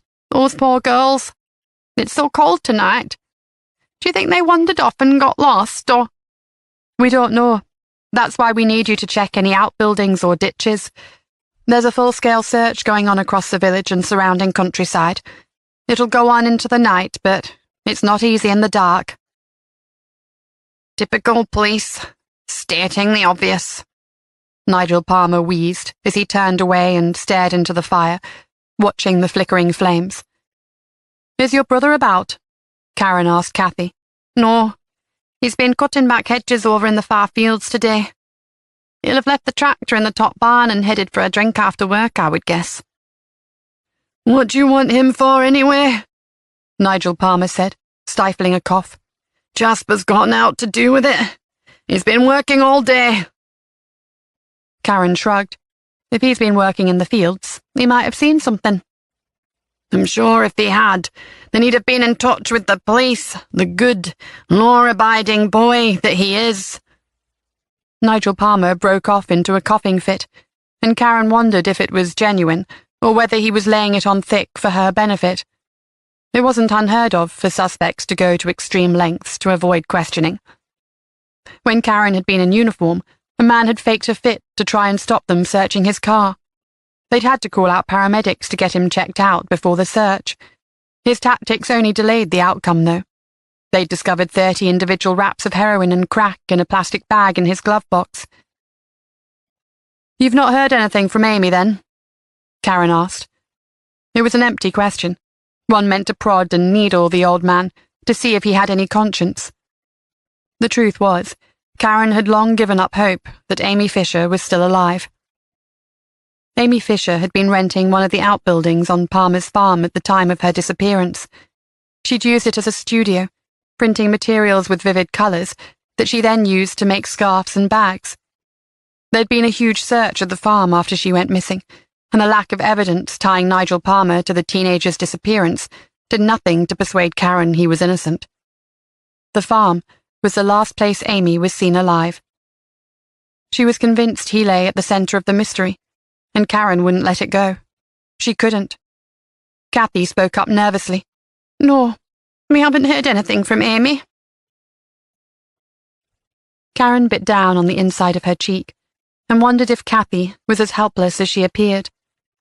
It was uncharitable of her, but she couldn't understand why anyone would choose to stay here with this evil man. Had she never wanted to do anything with her life? She cooked and cleaned and looked after her father, only to be shouted at and belittled. Had years of emotional abuse ground her down and turned Kathy into a timid woman, afraid of her own shadow? It's strange Amy didn't keep in touch, Kathy. She'd been quite close to you, hadn't she? Kathy shot an anxious glance at her father, and then lowered her gaze to the floor. "We chatted now and again, but we weren't that close." "I can see your father's in no position to search the outbuildings himself. If you're prepared to give me the keys, I can organise some uniforms to go over the buildings with a fine-tooth comb. We need to make sure the little girls aren't trapped somewhere," Karen said, directing her gaze at the farmer's daughter. "Over my dead body! You're not getting anywhere near my buildings without a warrant. The state you left my place in last time was a disgrace," the old man shouted. Karen looked at him coldly. "You sound like a man with something to hide, Mr. Palmer." Nigel Palmer wiped the spittle away from the side of his mouth and gave a pathetic little cough. "No, love. I'm just a man who's been screwed over by the police on more than one occasion." "We can get a warrant, but it'll look bad for you. No one else has asked for one. Everyone wants to cooperate and see the girls home safely." Nigel Palmer narrowed his eyes. "Fine. You can have access to the outbuildings. I don't see why I should let you lot trample through my home again, touching everything with their sticky fingers. But suit yourself. You police usually do." "I'll call Jasper," Kathy said as she walked back over to the kitchen counter, where a cheap mobile phone was charging. "He'll want to help. I'm sure he can ask some of the lads at the pub to give him a hand searching too." Karen nodded. "Thanks, I'd appreciate it. As you can imagine, the parents are very worried." "How old are they?" Nigel Palmer asked. Karen had been on her way out of the kitchen and turned back to face him. 10 years old. Far too young to be out on their own on a night like this. Nigel Palmer shuddered, and his eyes darted around the room as he frowned. "What is it?" Karen asked. If she didn't know better, she would have said Nigel Palmer looked afraid. "Nothing. I just wanted to know how old they were, and while you're here, tell us what they look like and what they're wearing. Jasper will want to know that sort of thing if he's out looking for them." Karen stared at him for a long time before answering. Was Nigel Palmer hiding something? Chapter 9. Kathy saw Karen out. Her face creased in confusion when she saw the empty driveway. "Didn't you drive here?" Karen pulled her mobile out of her coat pocket. "I had a colleague drop me off." "Are you walking back? Do you need a lift?" Karen shook her head and held up her phone. "Thanks, but I'm going to get a friend to pick me up." Kathy nodded and was about to close the door when Karen called, "Keep an eye out for those girls, Kathy. Please." Kathy lifted her head, and her eyes met Karen's. "Of course." The lights from the farmhouse were dim, but illuminated the access road just enough to make out the potholes. Karen pulled up the address book on her phone. Scrolling through the contacts, she paused at the name Amethyst. Karen had nearly backed out of the first session when she'd learned the counsellor's name. She'd suspected the office would be adorned with crystals and smell of incense, and the therapy itself would be New Age mumbo-jumbo. But the office had been decorated in shades of beige and white, and Amethyst had been very focused on evidence-based techniques. Karen hadn't seen her since they'd finished cognitive behavioral therapy. The therapy had helped her take a step back before making decisions. It had given her the tools to separate her thoughts and actions from her feelings. After talking to Nigel Palmer, Karen thought she could use a top-up session. It had been a long time since she'd felt herself sinking back into that single-minded approach. It was too late now, but maybe she'd call in the morning. Karen started walking towards the main road as she dialed Christine's number. Christine was her neighbour, a 60-year-old widow who had never had children. She'd been over the moon when Karen, Josh and Tilly moved in next door. Josh had joked about it, and they'd giggled about their over-enthusiastic and slightly nosy neighbour. But they'd grown close to Christine, trusting her to mind Tilly when they went out. Immediately after the accident, Christine had been an angel, cleaning, cooking, and taking care of the house. When Karen could barely put one foot in front of the other, Christine was there by her side, quietly encouraging her to return to day-to-day life. Even now, if she needed something, the first person she would call on was Christine, and it worked both ways. 2 months ago, Christine had had a cancer scare, and it had been Karen whom she'd asked to accompany her to the hospital for appointments. Christine answered on the 4th ring. "Hello?" "Christine, it's me. I'm sorry to interrupt your evening, but I could really use a favour." "Name it," Christine said. "Could you pick me up and take me to the station at Nettleham?" "Where are you?" "The Palmer's farm." Christine huffed under her breath. "What are you doing there?" "Did you hear about the little girls that went missing?" Karen asked. Although it had only been a few hours since Sean Gibson and Emily Dean had disappeared, Christine had her finger on the pulse of village life. She was a member of the WI, and very active in the community. There wasn't much that went on in Branston without Christine knowing about it. Although this was Hyington and not far away, it was possible the news hadn't yet reached the local gossip network. "No, what happened?" "2 girls went missing from Moor Lane Primary School. Nigel Palmer's land backs onto the school, so I wanted a word with him." "That's terrible. How old are the children?" "Only 10. Christine took a sharp intake of breath. "Hold tight. I'll be there in 5 minutes." Karen hung up and used her mobile as a torch as she walked down the narrow private lane, avoiding the dips filled with freezing water. The night was getting rapidly colder, and Karen's breath formed small clouds in front of her. As good as her word, Christine was there just as Karen made it to the main road. She slipped into the passenger seat and was immediately bombarded with questions that she did her best to answer, although at this stage of the investigation, she didn't have much information. "I should get back to Nettleham before the briefing wraps up," Karen said, checking the time on her phone screen as they headed towards Lincoln. "I hope you find them tonight," Christine said. "Poor little mites must be freezing. That's if they're still outside," she added ominously. Karen nodded. Most children are taken by someone they know, usually a family member. Christine gave her a sideways glance as they came to a stop at the traffic lights on Canwick Hill. "But you don't think that's the case this time?" Karen exhaled deeply, puffed out her cheeks and shook her head. "I don't know, but I've got a bad feeling." Christine shivered as she pulled away from the lights. "You suspect Nigel Palmer again?" It wasn't a question. Karen took a deep breath and phrased her response carefully. Christine was a good friend, but there were some aspects of the investigation she couldn't talk about. The circumstances are very different to Amy Fisher's disappearance. Christine's hands tightened on the wheel. She'd been close to Amy's parents, befriending them soon after they'd moved to the area when Amy was tiny. "I know you can't talk about the case." "I haven't given up on Amy, you know. It must seem like that because the investigation has been scaled back. But she hasn't been forgotten." "I know." "Have you spoken to Janine and Bill recently?" Amy's parents had moved back to Scotland a few months ago. Janine had been convinced Nigel Palmer was behind her daughter's disappearance. A month before they left the village, the police were called to remove Janine from the Palmer farm.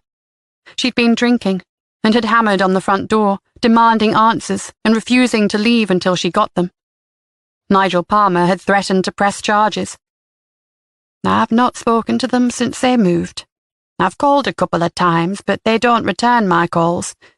They don't speak to anyone from the village anymore. That's not healthy. Christine gave a sad smile.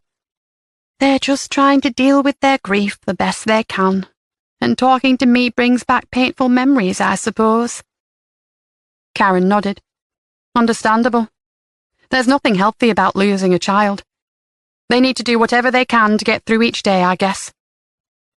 It's hard for them to move on without knowing what really happened to Amy. Karen stared down at her hands for a moment before turning to Christine. I need to be careful with this case. What do you mean? I keep looking for a link to what happened 18 months ago. I should be able to separate this case from what happened to Amy, but I can't. I keep thinking there's a pattern there, a reason behind it all, but I can't see it. I feel so helpless, like I did after Josh and Tilly. You wanted to make sense of the accident, and no one could blame you for that. Sometimes terrible things happen, for no reason. When I was talking to Nigel Palmer, I could feel myself wanting to push harder. I wasn't cool and calm, I was furious. I'm worried I'll lose perspective again. Losing Josh and Tilly was different. You wouldn't be working this case if your boss didn't think you could handle it. Karen looked out of the passenger window. Christine was right. She had spent months trying to analyse the crash that killed Josh and Tilly. She convinced herself it wasn't an accident, even going so far as to accuse her colleagues in traffic of a cover-up, despite having no evidence to back up that theory. Things had spiralled quickly. It was only thanks to her DI at the time that she'd got the help she needed to recognise her feelings while understanding she didn't need to act on them.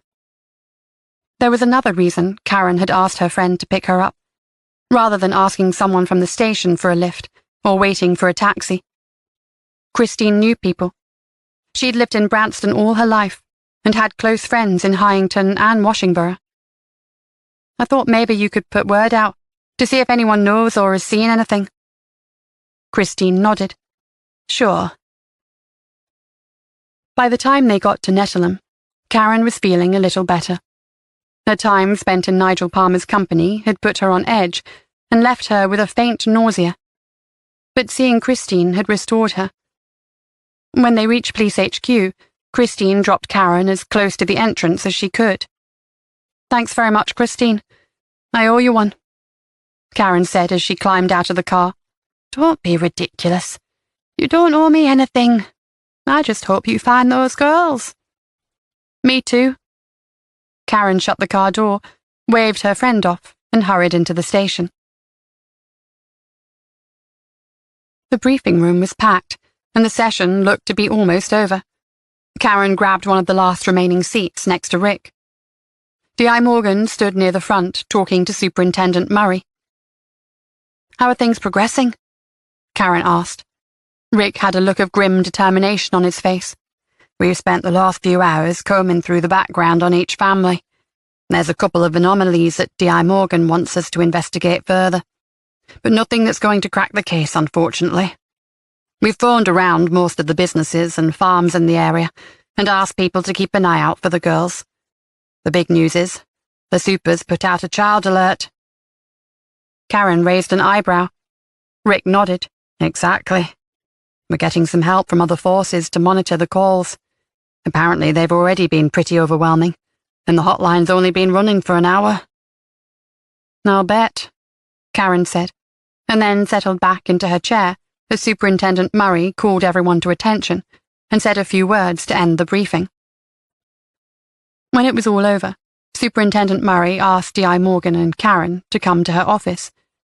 D.I. Morgan shut the door behind them, and Superintendent Murray sank into her chair. She rarely appeared ruffled, but today she looked very stressed. In the last hour, we've had numerous responses to the missing child alert. Are you happy with the allocation of officers? I know we get vast amounts of information from the general public after an alert. About 100 possible sightings so far, D.I. Morgan said, not sounding terribly excited about any of them.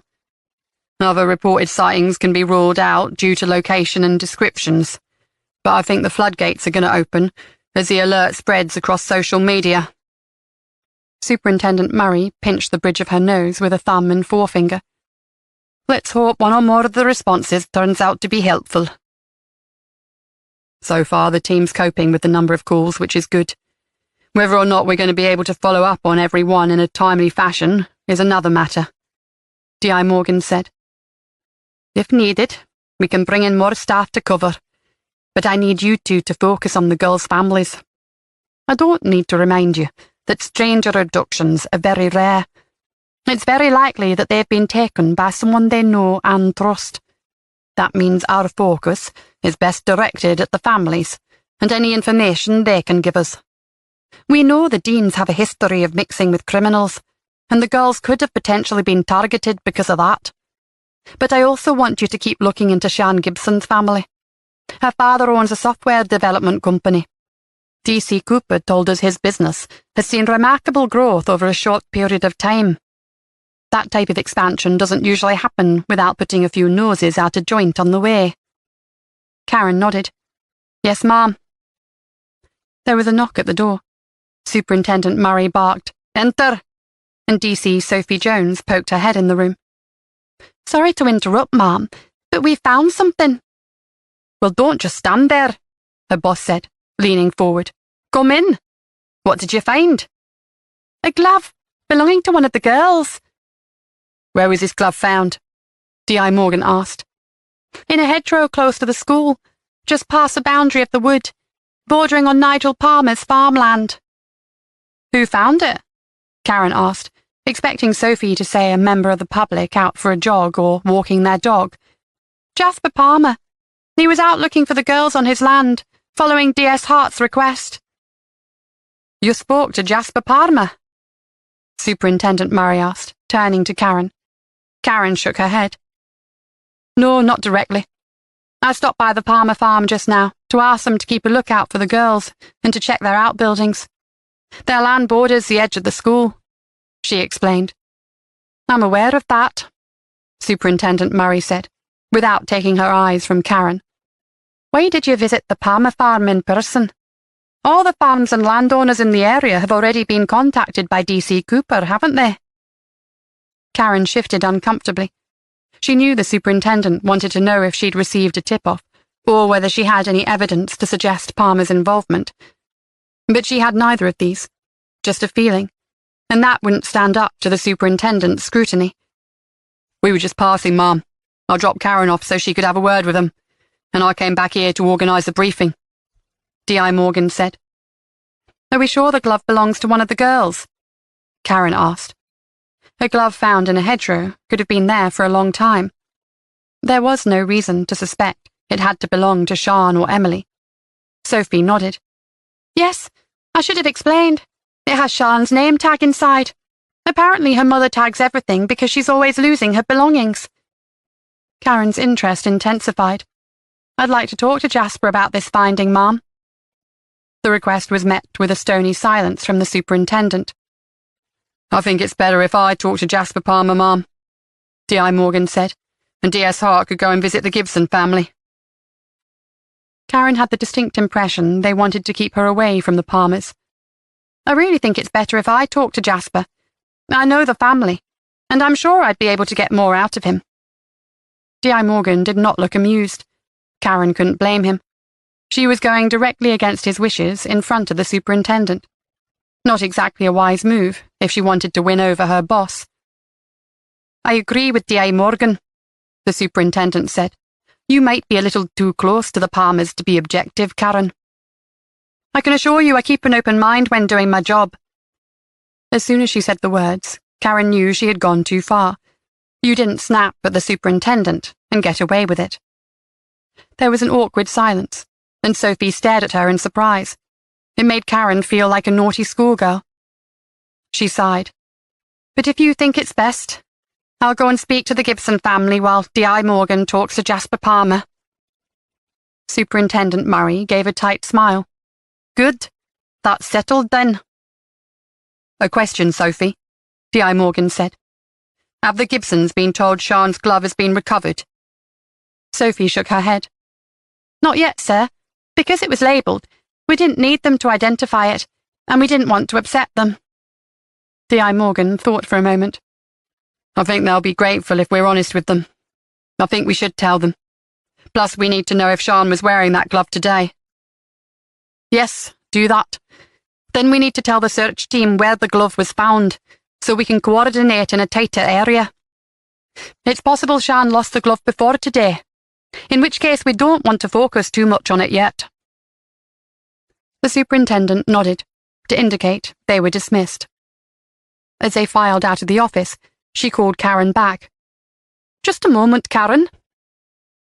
She waited until D.I. Morgan had left and shut the door. When they were alone, Karen braced herself for a dressing down. She'd deserve it, too. She shouldn't have lost her temper. Right. Do you want to tell me what all that was about? Superintendent Murray asked. What? Karen asked, putting on her best innocent expression. The superintendent sat back in her chair and scrutinized Karen. You seem very reluctant to visit the Gibsons. I know your daughter was younger than Emily and Sean when you lost her. But this case must be especially hard for you. Are you finding it difficult to deal with the parents? The superintendent gave Karen a sympathetic smile. Karen swallowed the lump in her throat. If she'd lived, Tilly would have been 10 now, the same age as Emily and Sean. She felt her irritation melt away. She'd expected a few cutting remarks, not concern. No, Mom, it's not that. To be honest, it's the history with the Palmer family. As you know, I was working on the Amy Fisher case, and Nigel Palmer— Superintendent Murray finished Karen's sentence. Nigel Palmer was a major suspect in the inquiry. Karen nodded. With 2 cases concerning youngsters going missing in such a short time and such a small area. True, but the disappearance of a 19-year-old woman wouldn't necessarily be related to the disappearance of 2 10-year-old girls. Besides, an individual who targets children is unlikely to be the same predator who targeted a young woman. Karen bowed her head. That's exactly what D.I. Morgan said. Superintendent Murray pushed some papers out of the way, then leaned her forearms on her desk, studying Karen. How are you getting on with D.I. Morgan? Is he fitting in well? He's very thorough, Mom. Superintendent Murray tried and failed to suppress a smile. You say that like it's a bad thing, Karen.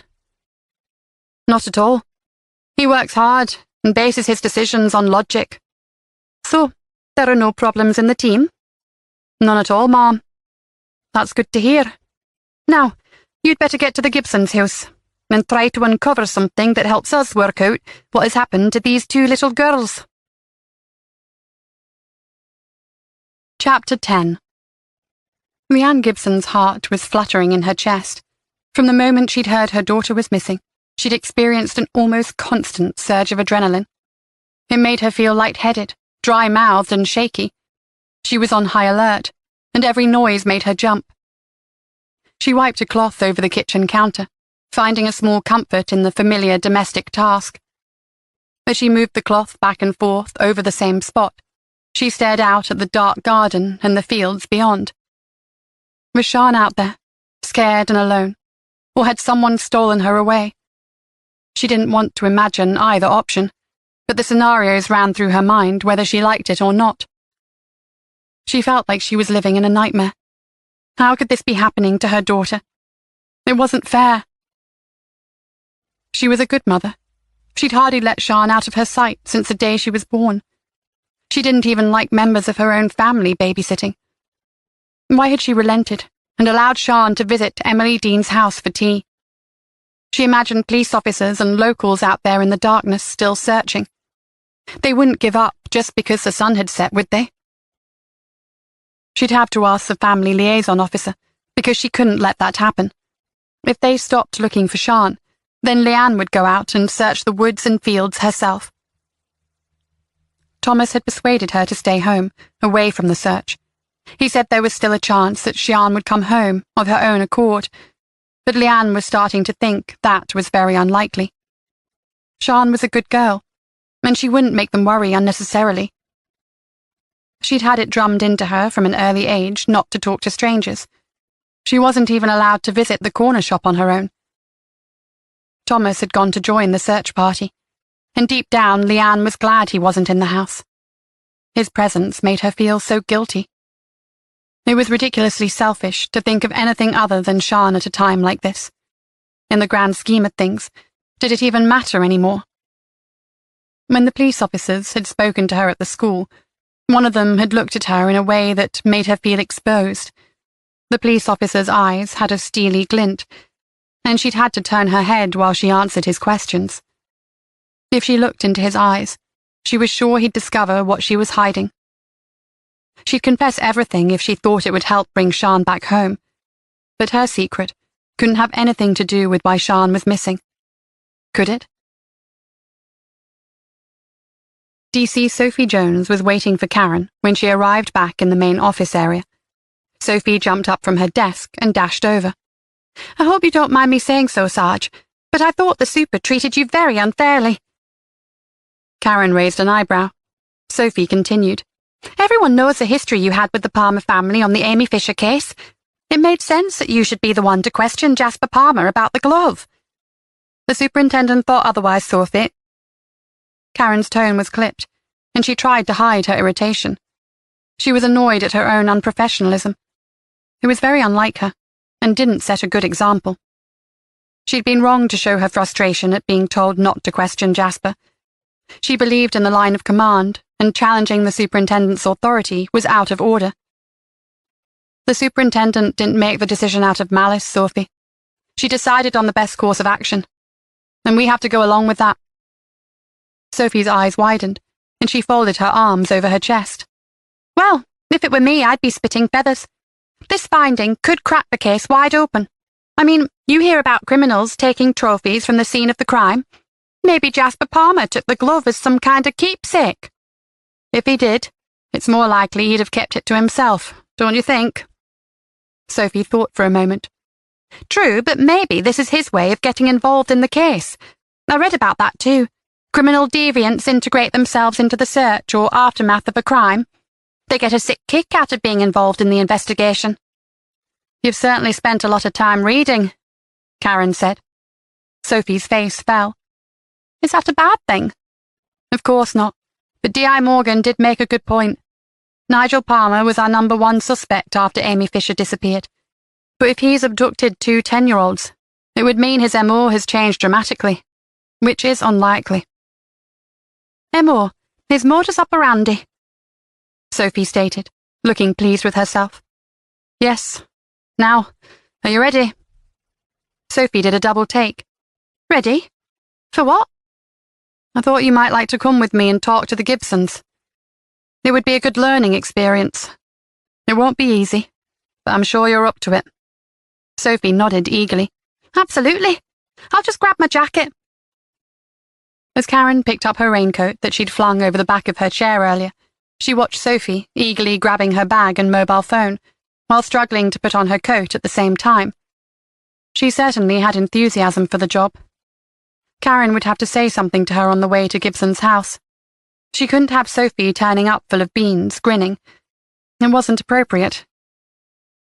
Before they left the station, Karen had a quick word with D.I. Morgan. She'd still much rather she was going to question Jasper Palmer, but she ignored the nagging feeling gnawing at her and focused on the Gibsons instead. Should I mention anything about Leanne's run-in with Matthew Saunders earlier? Karen asked. D.I. Morgan thought for a moment before replying. No, I don't think so. We should be able to talk to him before it gets too late. He glanced at his watch. Focus on finding out as much about Sian as you can. Get the names of people who visit the house regularly or see Sian frequently, and go over the things she's allowed to access on the internet. Try to find out if she could have used a computer, smartphone or tablet without her parents' knowledge. Karen nodded. Will do. I'll see you back here later. Good luck with Jasper. D.I. Morgan looked up, and a smile tugged the corner of his lips. From what you've said, it sounds like I'm going to need all the luck I can get. The Gibsons lived in a new-build, 3-bed detached house on Beach Road, It wasn't far from the village centre, and was one of the latest wave of new houses to be tagged onto Hyington. Karen looked enviously at the small, neat patch of grass. There were no trees around the new development, and the street looked pristine. Leaves had smothered Karen's garden in the last week, and she couldn't even see the grass beneath the brown and orange carpet. It would take a few back-breaking hours with a rake to clear the ground. Maybe she'd get to it at the weekend, if they'd found the girls by then. "Now, remember what I told you," Karen said, turning to Sophie. "Be polite and sympathetic, and leave the questioning to me." Sophie nodded. "Absolutely, Sarge. My lips are sealed." She made a zipping motion over her mouth. They walked side by side up the driveway. The downstairs lights were on, and a pair of child-sized Wellingtons nestled beside two adult pairs near the front door. Karen swallowed hard. A soft rain had begun to fall. She hoped the girls had found some kind of shelter, if they were still alive. The front door opened before they reached it. Thomas Gibson stood silhouetted in the doorway. "Is there any news?" he asked, his voice tinged with desperation.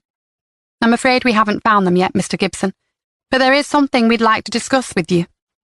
He nodded rapidly and opened the door wide so they could go in. They stepped into a pleasantly decorated, narrow hallway, painted in shades of grey and duck-egg blue, with bright white woodwork. Thomas led the way through the kitchen into a large conservatory that had been added on to the back of the house. As they walked past the family-size chrome fridge covered with colourful childish drawings, Karen bit down on her lower lip. Everywhere they looked, there were signs of Sian. There were various photographs displayed on the windowsills, and a children's word game on the kitchen counter. The family liaison officer, Nikki Stinnett, sat beside Leanne at a glass-topped table. Karen was full of admiration for anyone who could support people going through such a traumatic event. Family liaison officers needed to be sympathetic and kind without absorbing the feelings of sadness that surrounded them. Being around grief-stricken families all day wasn't an easy job. Leanne Gibson's hands gripped a coffee mug tightly, her hair hanging limply around her face. Only a few hours had passed since Karen had last seen her, but she looked like a different woman. The stress and panic had taken hold. She stared at Karen and Sophie with bloodshot eyes. Karen saw a flicker of hope pass across Leanne's features, and hated having to tell her they had not yet located Sian and Emily. The bitter disappointment on her face was painful to watch. She began to shake. Thomas stepped closer to his wife, putting a hand on her shoulder. "Please, sit down. What do you need to talk to us about?" Sophie took the seat beside Leanne, and Karen slid in opposite her. Thomas remained standing rigidly behind his wife. "We found an item of clothing we believe belonged to Sian, and we want you to confirm it's hers." Leanne jolted, her hands jerking the coffee cup, spilling the contents over the glass table. "I'll get something to clear that up," Nikki murmured and walked past Karen into the kitchen. "It's a glove," Karen clarified quickly, knowing that the parents would fear the worst. "Sian could have lost it at any time. It doesn't necessarily mean anything bad has happened to her." Leanne made a sound, a cross between a bark of laughter and a sob. "Something bad has happened to her. She's been abducted." Karen focused on Leanne. "I've got a photograph here of the glove. If you could identify it as Sian's, and tell us if you know whether she lost it before today." Karen pulled up the image on her smartphone and showed it to the Gibsons. "It has her name tag inside." Thomas's eyes filled with tears, and Leanne's lower lip wobbled before she put her hand over her face. Thomas managed to nod, and then cleared his throat. "Yes, that is Sian's. I don't know when she lost it." He looked towards his wife. "She had it this morning, when she went to school," Leanne whispered. Karen leaned forward, trying to make eye contact with Leanne. "Okay, that's good. We now know we're searching in the right location. We're still out there looking for her. It looks like Sian and Emily left the school together." Karen didn't want to give the couple false hope. They all wanted to believe the girls had wandered off on some misguided adventure, but it was looking more and more likely that they had been abducted. Preparing for the worst was a terrible expression, but false hope could be more devastating. Nikki had made everyone fresh coffee and carried it through to the conservatory on a tray. If you're up to it, we'd like to ask you a few questions about Sian's home life, Karen said. I've already told you. She's a happy little girl, and we don't have any problems at home, Leanne said. I know, Karen said gently. The information I'm looking for is regarding the other people in Sian's life. I'd like to know things like who Sian sees regularly. Is she involved in extracurricular activities? Do you have friends who regularly visit the house or babysit? I need to know everything you can tell me. Thomas reached for his wife's hand and squeezed. Of course. We'll do anything we can to help. The questioning was hard. The last thing Karen wanted was to make things even harder than they already were. With each new line of inquiry, however, she could see she was grinding them down further, making them doubt friends and family and every detail of their lives. We hardly ever go out and leave Sian, Leanne said. We've only been out without her about 3 times this year, haven't we, Thomas? That's right, Thomas said. I mean, we're not the partying type. I work long hours, and most of the time we're happy watching films together and getting a takeaway. Karen glanced across at Sophie, who was doing very well so far, staying quiet but taking it all in. On the occasions you did go out, who looked after Sian? Karen asked. Leanne blinked. My mother. Except... She broke off and looked at her husband. Thomas rapidly shook his head. Don't be ridiculous. But Leanne was having none of it. She turned back to Karen. The last time we went out was in September for my birthday. My mum had come down with tonsillitis, so she couldn't look after Sian. We'd booked the new Thai restaurant in Lincoln, but we could have cancelled. We were going to cancel. Who looked after Sian for you on that occasion? Karen looked at Leanne, then Thomas, who had paled considerably. Thomas's brother, Nick. He lives in the village. Had he ever looked after Sian before? Leanne's eyes widened, and Karen guessed her mind was running through horrendous possibilities of what could have happened. No, that was the first time. Did Sian mention anything when you got home? And was she upset? Sophie asked, unable to hold her tongue any longer. Leanne nodded. Yes, she was upset. Wait a minute, Thomas said, raising his voice. Sian was upset because Nick had stopped her playing with the iPad. He went to read her a story and found she was still playing games. She knows she's not allowed to play with it unsupervised, so Nick took it away. That's why Sian wasn't happy. He didn't hurt her or anything. That's what Nick told us. We weren't there. We don't really know what happened, Leanne said, and wrenched her hand away from her husband's. We'll have a word with Nick. It's probably like your husband has said. Karen was eager to reassure Leanne, so she didn't start a witch hunt with no proof. Are you going to speak to him now? Leanne said, planting her palms flat on the table and starting to stand. Shall I phone him? I could get him to come here. Karen shook her head. There's no need for that. I think it's best if we talk to him separately. Leanne looked so traumatized. Karen rested her forearms on the table and leaned closer. I can't begin to understand how difficult this is for you. We have to ask all these questions. But that doesn't mean your family and friends are guilty of anything. Leanne nodded, but she didn't look convinced. When they got outside, a few feet away from the Gibsons' house, Sophie turned to Karen and asked, How did I do, Sarge? You did well. I know I was supposed to keep quiet, but the question left my mouth before I could stop it. It's fine. It was a sensible question, and I'd have asked it myself. It's always a good idea to think before you speak, though. You need to weigh up how the parents will react to certain information. Yes, I understand what you mean, Sophie said. Leanne has latched on to the idea that her brother-in-law upset Sian. Karen opened the car door. Exactly. For all we know, it's exactly how Thomas Gibson described. Her uncle took the iPad away, and she became upset. We still need to talk to him, though. As they got into the car, Karen checked the time. In fact, I doubt D.I. Morgan will have finished questioning Jasper yet, so I think we've got time to go and pay Nick Gibson a visit now. Excellent, Sophie said, grinning as she buckled up. Chapter 11. It's spooky out here, boss, DC Rick Cooper said, leaning forward in the passenger seat and squinting at the dark farmhouse.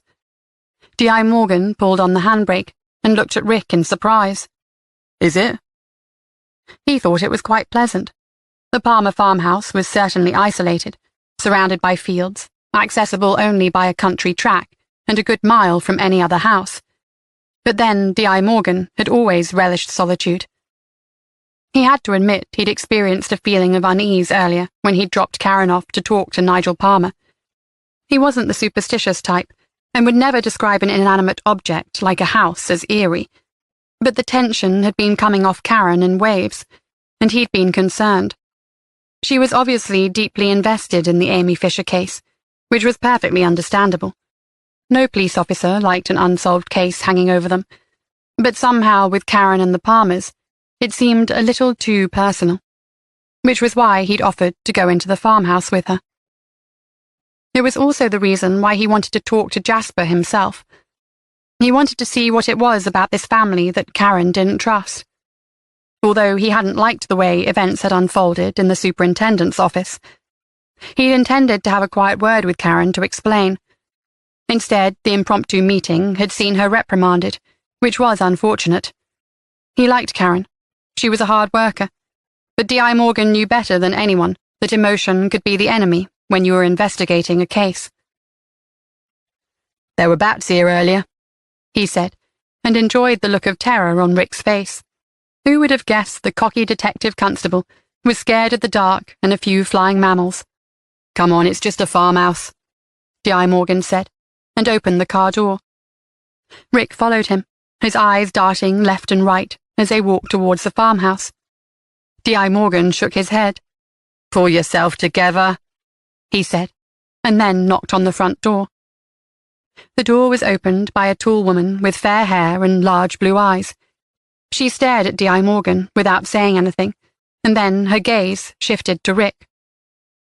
D.I. Morgan and D.C. Rick Cooper. We'd like to talk to Jasper.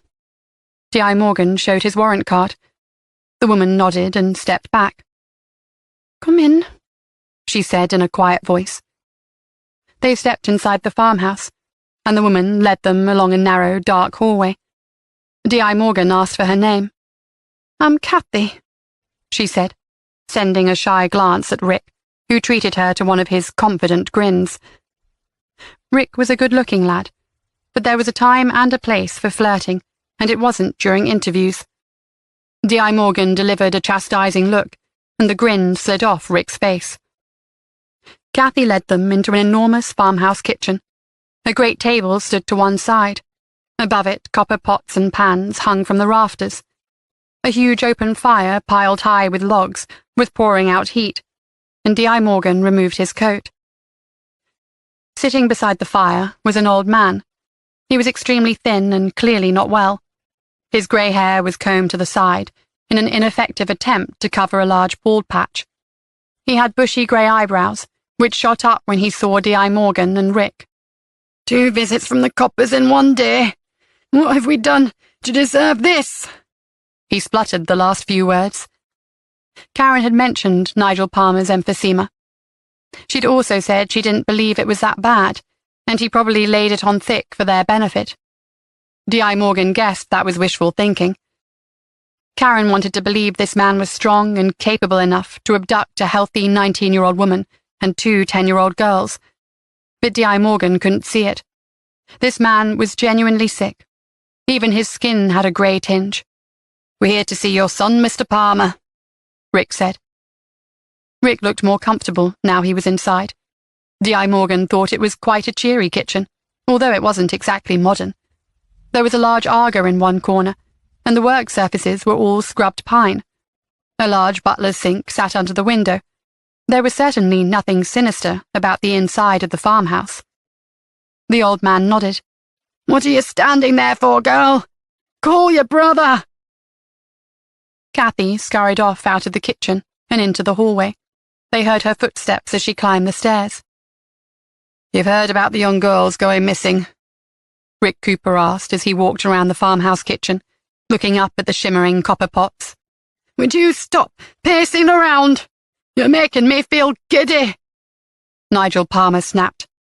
Rick did as he was asked and came to a stop opposite the old man, close to the fire. "Any idea where they could be?" "I don't know why you're asking me. What would I know about it?" "Maybe you heard something," Nick suggested. "Like what? I'm stuck in this chair all day, every day. And believe it or not, I don't have people beating my doors down eager to listen to my sparkling conversation." "You do surprise me," D.I. Morgan said dryly, earning him a glare from the old man. "You lot are all the same. I've had that woman police officer here earlier, asking questions, making snide suggestions. I've had enough. It's harassment. That's what it is." D.I. Morgan and Rick turned when they heard heavy footsteps on the stairs. A moment later, Jasper Palmer walked into the kitchen. He was an imposing presence, very tall, very thin, with a classically handsome face, short, fiery red hair, and bright blue eyes. His mouth curled up at one corner with a smirk. "I see my dad has been keeping you entertained." "That's enough of your cheek, Jasper," the old man said, and then coughed. "Tell them what they want to know so they can get out of my house." Jasper smiled and shrugged. "As hospitable as ever, Dad." He held out his hand and gestured to the table.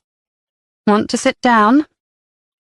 D.I. Morgan thanked him, and he and Rick sat on one side of the table, with Jasper on the other.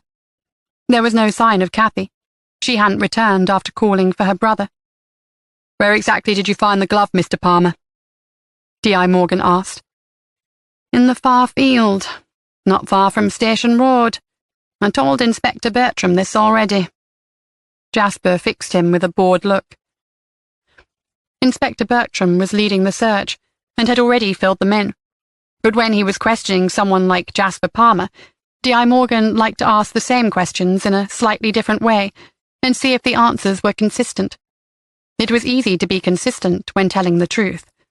When people lied, their story often changed. D.I. Morgan leaned forward, elbows on the table. "Were you searching alone?" Jasper smothered a yawn. "Sorry, late night last night, and I had to be up early this morning cutting back the hedges." "Early?" Nigel Palmer's voice came from behind them. "You call 7 a.m. early? In my day, I was up working those fields by 5 every morning, come rain or shine." Jasper rolled his eyes and turned his attention back to D.I. Morgan. "But no, to answer your question, I wasn't alone. I had 3 men with me. We heard about the little girls going missing, and when Kathy told me you thought they might have walked across our land, we decided to go and check all the fields and outbuildings, just to make sure they weren't hurt or stuck somewhere." "Could you give us the names of the men who were searching with you, please, Mr. Palmer?" Rick asked, holding his notepad and pencil in front of him. It was all for show, as they already had the names. Jasper narrowed his eyes and paused for effect. He enjoyed the attention. "Tony Briggs, Brian Patterson, and Lionel Mallard." The names rolled off his tongue innocently enough, and D.I. Morgan assumed he was telling the truth. "You haven't seen anyone hanging around the village recently?" "Hanging around?" Jasper responded. "Yes, anyone who looked out of place or seemed suspicious." "I don't go into the village much," Jasper said. "I visit the pub most nights for an hour or 2, and then I come straight home." He rested his chin on his hand and smirked. His bright blue eyes sparkled, as though the questions amused him. He was playing a part rather than answering the questions earnestly. There was nothing wrong with his responses. He was saying all the right things under the circumstances.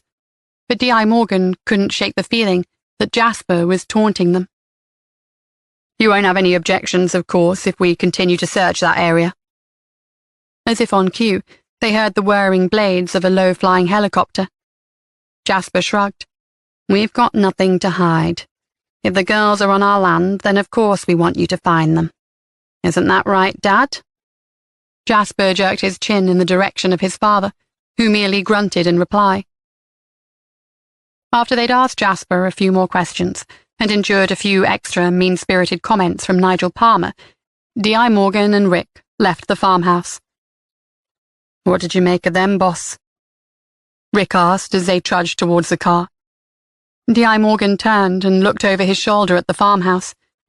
He thought he caught a movement in the upstairs window, but as he stood there staring up, the windows were dark and empty. Perhaps it had been Kathy Palmer passing by, watching them as they left. The thought made D.I. Morgan shiver. It was unlike him to be so fanciful. "I knew it," Rick said with a broad grin. "This place creeps you out as well." "It doesn't creep me out, Rick, as you so eloquently put it." He didn't add that it wasn't the place that creeped him out, but rather the people that were in it. Chapter 12. While D.I. Morgan and Rick were talking to the Palmers at the farmhouse, Sophie and Karen had arrived at Nick Gibson's flat. He lived above the hairdressers in Hyington. It was a tiny one-bedroom place, and as soon as he let them in the door, Karen guessed he lived alone. It wasn't just that the place was messy, with used cups and plates left out on the coffee table in the living room. His niece was missing, and household chores were probably low on his list of priorities, but that it was kitted out as a bachelor pad.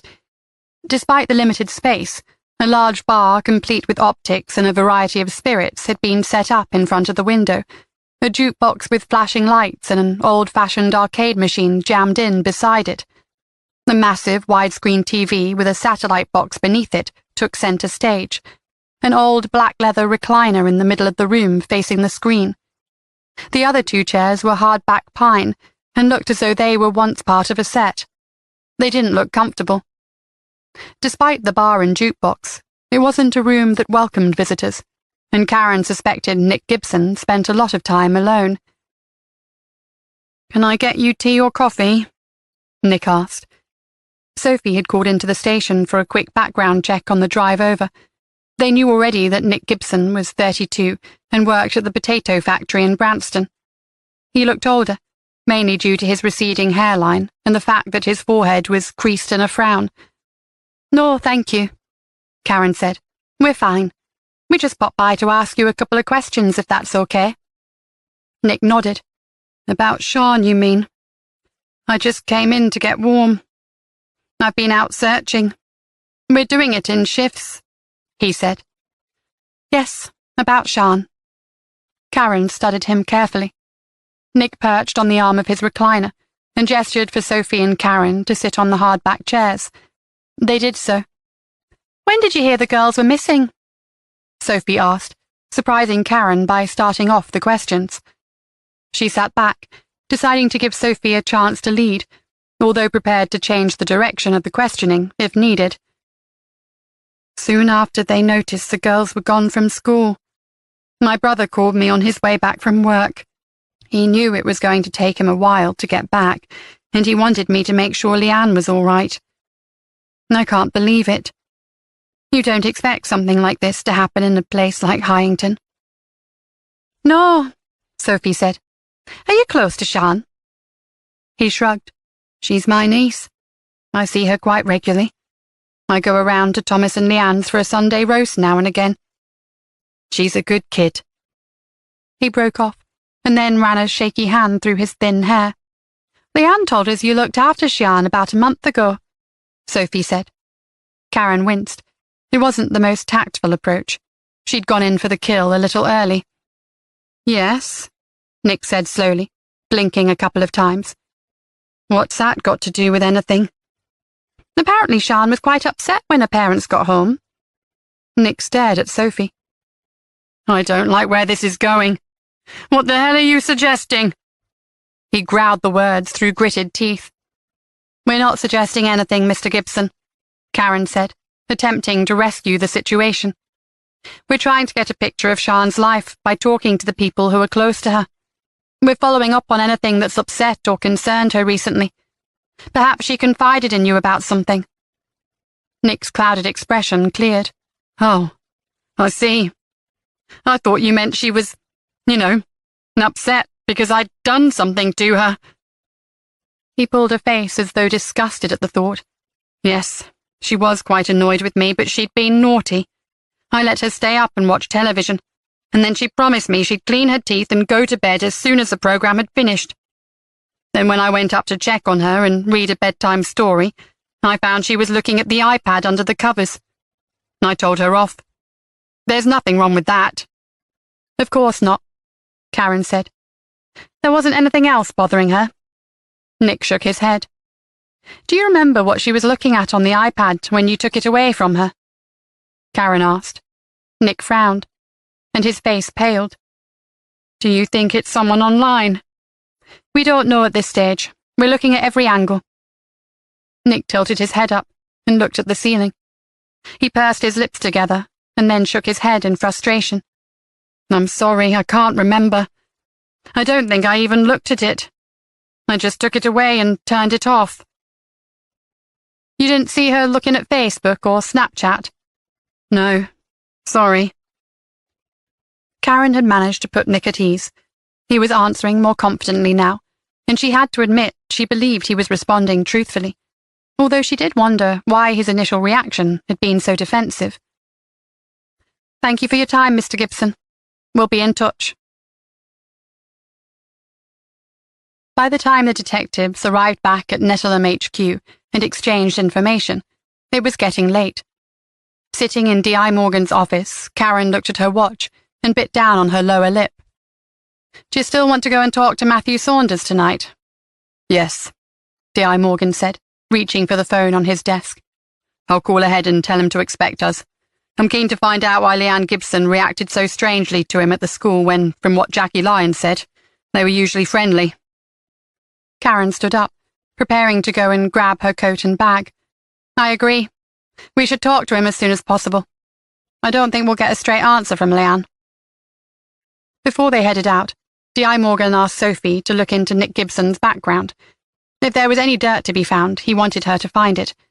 He'd asked Rick to speak to the search team coordinator and provide an update to the family liaison officers for both the Deans and Gibsons to bring them up to speed.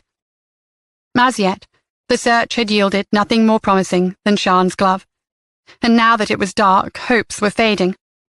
But while there was still a chance the girls could be out there, hurt or injured, they weren't ready to call off the search.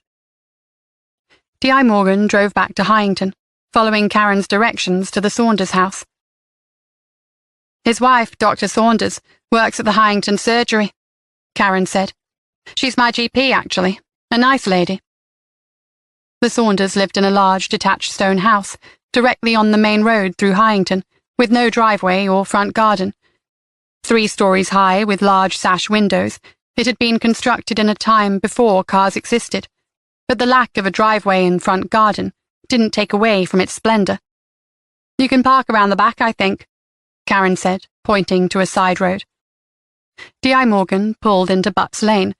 After letting Karen out, he parked as close as he could to the imposing stone wall running along the lane. He got out of the car, and they looked up at the impressive house. That's what a GP's salary gets you these days, Karen said. I should have studied medicine. Chapter 13. The door was opened by Dr. Saunders, a petite woman with dark hair and warm brown eyes. Hi, Karen. Come in, she said. Karen walked up the steps and through the front door, introducing D.I. Morgan as she did so. Matthew's in the living room if you'd like to go through, Dr. Saunders said, and shut the door behind them. As Karen walked along the hallway, she glanced up at the stairs. There, peeking out through the banisters, was Danny. Karen smiled. Go back to bed, Dr. Saunders said. It's way past your bedtime, Danny. I'll be up in a minute. The little boy sighed and turned away, sloping off to his bedroom as the adults went into the living room. Matthew was sitting on the sofa. His hands were linked, and he was leaning over, resting his forearm on his knees, staring at the ground. When they entered the room, he looked up. Hello. I didn't expect to see you again so soon. Is there any news on Sian and Emily? Sit down, please. Can I get anyone a drink? Dr. Saunders asked. Both Karen and D.I. Morgan refused the offer. As they settled into cream armchairs on either side of the sofa, Dr. Saunders went to sit down beside her husband. There have been a few developments, but unfortunately we haven't found the girls yet, Karen explained. We do have a couple more follow-up questions to ask you. So you don't need to talk to Danny again? Dr. Saunders asked. Not at the moment. Good. Dr. Saunders gave a sigh of relief. I think he's taken it quite hard. It's such a difficult concept to process at that age. He's feeling guilty that he didn't stop them, or at least try to stop them. There was nothing Danny could have done, D.I. Morgan said. I know that, but convincing Danny is another matter. Our little boy is definitely a worrier, isn't he, Matthew? Matthew licked his lips and nodded obediently. He seemed jumpy, very nervous, in fact. When she'd spoken to him earlier, Karen had put this down to the fact he was suffering from the stress of the situation. His son had been the last person to see the two girls before they disappeared. Now Matthew Saunders had had some time to calm down, but he still seemed to be on edge. You can ask us whatever you want, Dr. Saunders said. Anything if it helps get those two little girls back. I can't imagine what their parents are going through right now. Both Emily and Sian's parents are very distressed. I wondered if you could tell us how well you know them, Karen asked. Dr. Saunders' eyes widened, and she shook her head. Well, I barely know them. I saw them at the summer fete, but I think that was the last time. I'm the named GP for both Sian and Emily, but I haven't seen either of them recently. Karen focused on Matthew Saunders. Have you had many dealings with Sian or Emily's parents, Mr. Saunders? The colour heightened in Matthew Saunders' cheeks. No, not really. I mean, obviously I picked Danny up from school, so I see them most days. That is, I see Leanne. Emily's mother used to let her walk home. To be honest, everyone at the school gates thought it was a bit off. I wish I'd said something now. How well do you know Leanne Gibson? Matthew Saunders licked his lips again and shot a quick glance at his wife. We chat when we're at the school gates at the same time. Just small talk, you know. Karen gave a little cough and said, Dr. Saunders, would it be okay if I changed my mind and took you up on the offer of a cup of tea? The woman smiled. Call me Tanya. And of course. Can I get anyone else anything? D.I. Morgan shook his head. Matthew Saunders didn't answer. I'll give you a hand, Karen said, and followed the doctor out of the living room, along the hallway, and into the kitchen. Karen had the distinct impression there was something Matthew Saunders wasn't telling them. Maybe he would open up if his wife wasn't sitting right next to him. As Tanya filled the kettle, Karen asked, Cops? Tanya nodded to the cupboard above the fruit bowl. Karen grabbed 2 mugs and set them down on the counter beside the tea caddy. It's terrifying, isn't it? I don't know how you do it. It breaks my heart when I see kids ill or hurt in the surgery. That's nothing compared to what could have happened to those poor girls, Tanya said as she tucked her dark hair behind her ears. We're hoping for the best, obviously, but the longer the girls are missing.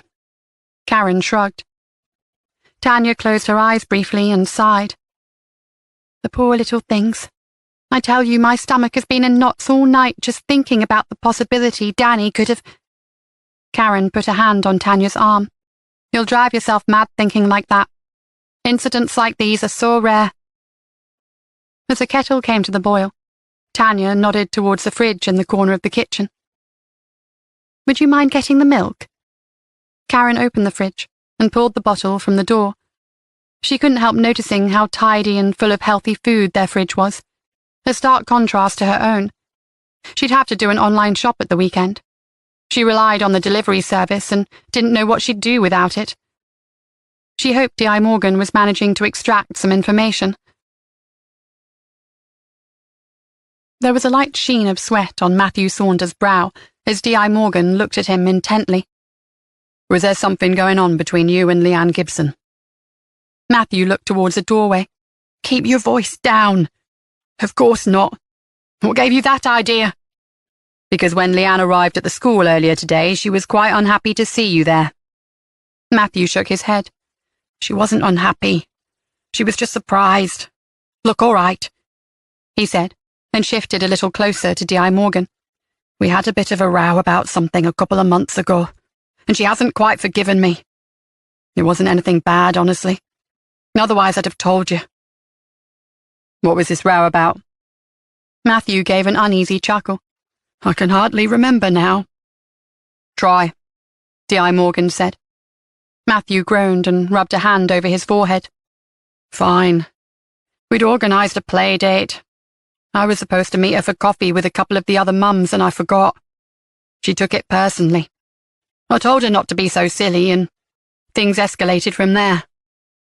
Is that all? Di Morgan asked. Yes, I told you it was silly. Something over nothing. She's probably still a bit peeved at me, that's all. Di Morgan nodded and smiled. He'd been a police officer for a long time, and if there was one thing he could usually tell, it was when someone was lying to him. And right now, Matthew Saunders was lying. Chapter 14. By the time they got back to the station, it was 11 p.m. The CID room was still buzzing. Sophie and Rick were busy going through leads received from the public appeal. How are you two getting on? Karen asked, taking off her coat and throwing it over the back of her chair. I feel like I'm drowning in paperwork, Rick said. Listen to this one. He plucked a piece of paper from his desk and read, Mrs. Patterson saw the girls at a McDonald's in Leeds 10 minutes after they went missing. He picked up another piece of paper. Mr. Clarkson was certain he saw the girls at Manchester Piccadilly station an hour before they went missing. Well, at least that's an easy one to rule out. Look on the bright side, Karen said. Rick groaned. I know people are only trying to help, but how are we meant to chase down genuine leads out of this lot? He poked the pile of papers in front of him with his finger. With methodical police work, we'll get there. The superintendent's brought in a lot of bodies to answer the phones and prioritize. We just need one genuine sighting. Rick sighed heavily. I suppose you're right. I think I need another coffee. Karen looked over at Sophie. She was staring down at the papers on her desk. Her cheeks were flushed with concentration. How are you getting on, Sophie? The fresh-faced DC looked up. About the same as Rick, I'm afraid. I think my eyes are starting to glaze over. Maybe take a coffee break. I could do with one too. She turned to Di Morgan and was about to ask him if he'd like a coffee when the duty sergeant burst into the room. Sir, there's an update on the search. I couldn't put it through to your office. Do you want to take the call here? Di Morgan nodded. Yes, please. Pick up that phone. The sergeant pointed to the phone on Karen's desk. Dial 6 and then press line 1. Everyone in the room turned to watch Di Morgan as he picked up the phone. Karen realized she was holding her breath as she waited for the news. After a few moments of murmuring yes and no, Di Morgan looked directly at Karen and shook his head. She felt deflated. No news. It was now more than 7 hours since the girls had gone missing. They could have been taken anywhere by now. Di Morgan put his hand over the mouthpiece and said, Nothing's been found in the vicinity of the glove except footprints, and they're far too big to belong to Sian or Emily. Karen trudged to the vending machine and brought back 4 coffees. They were weak and not altogether pleasant, but at least they contained caffeine.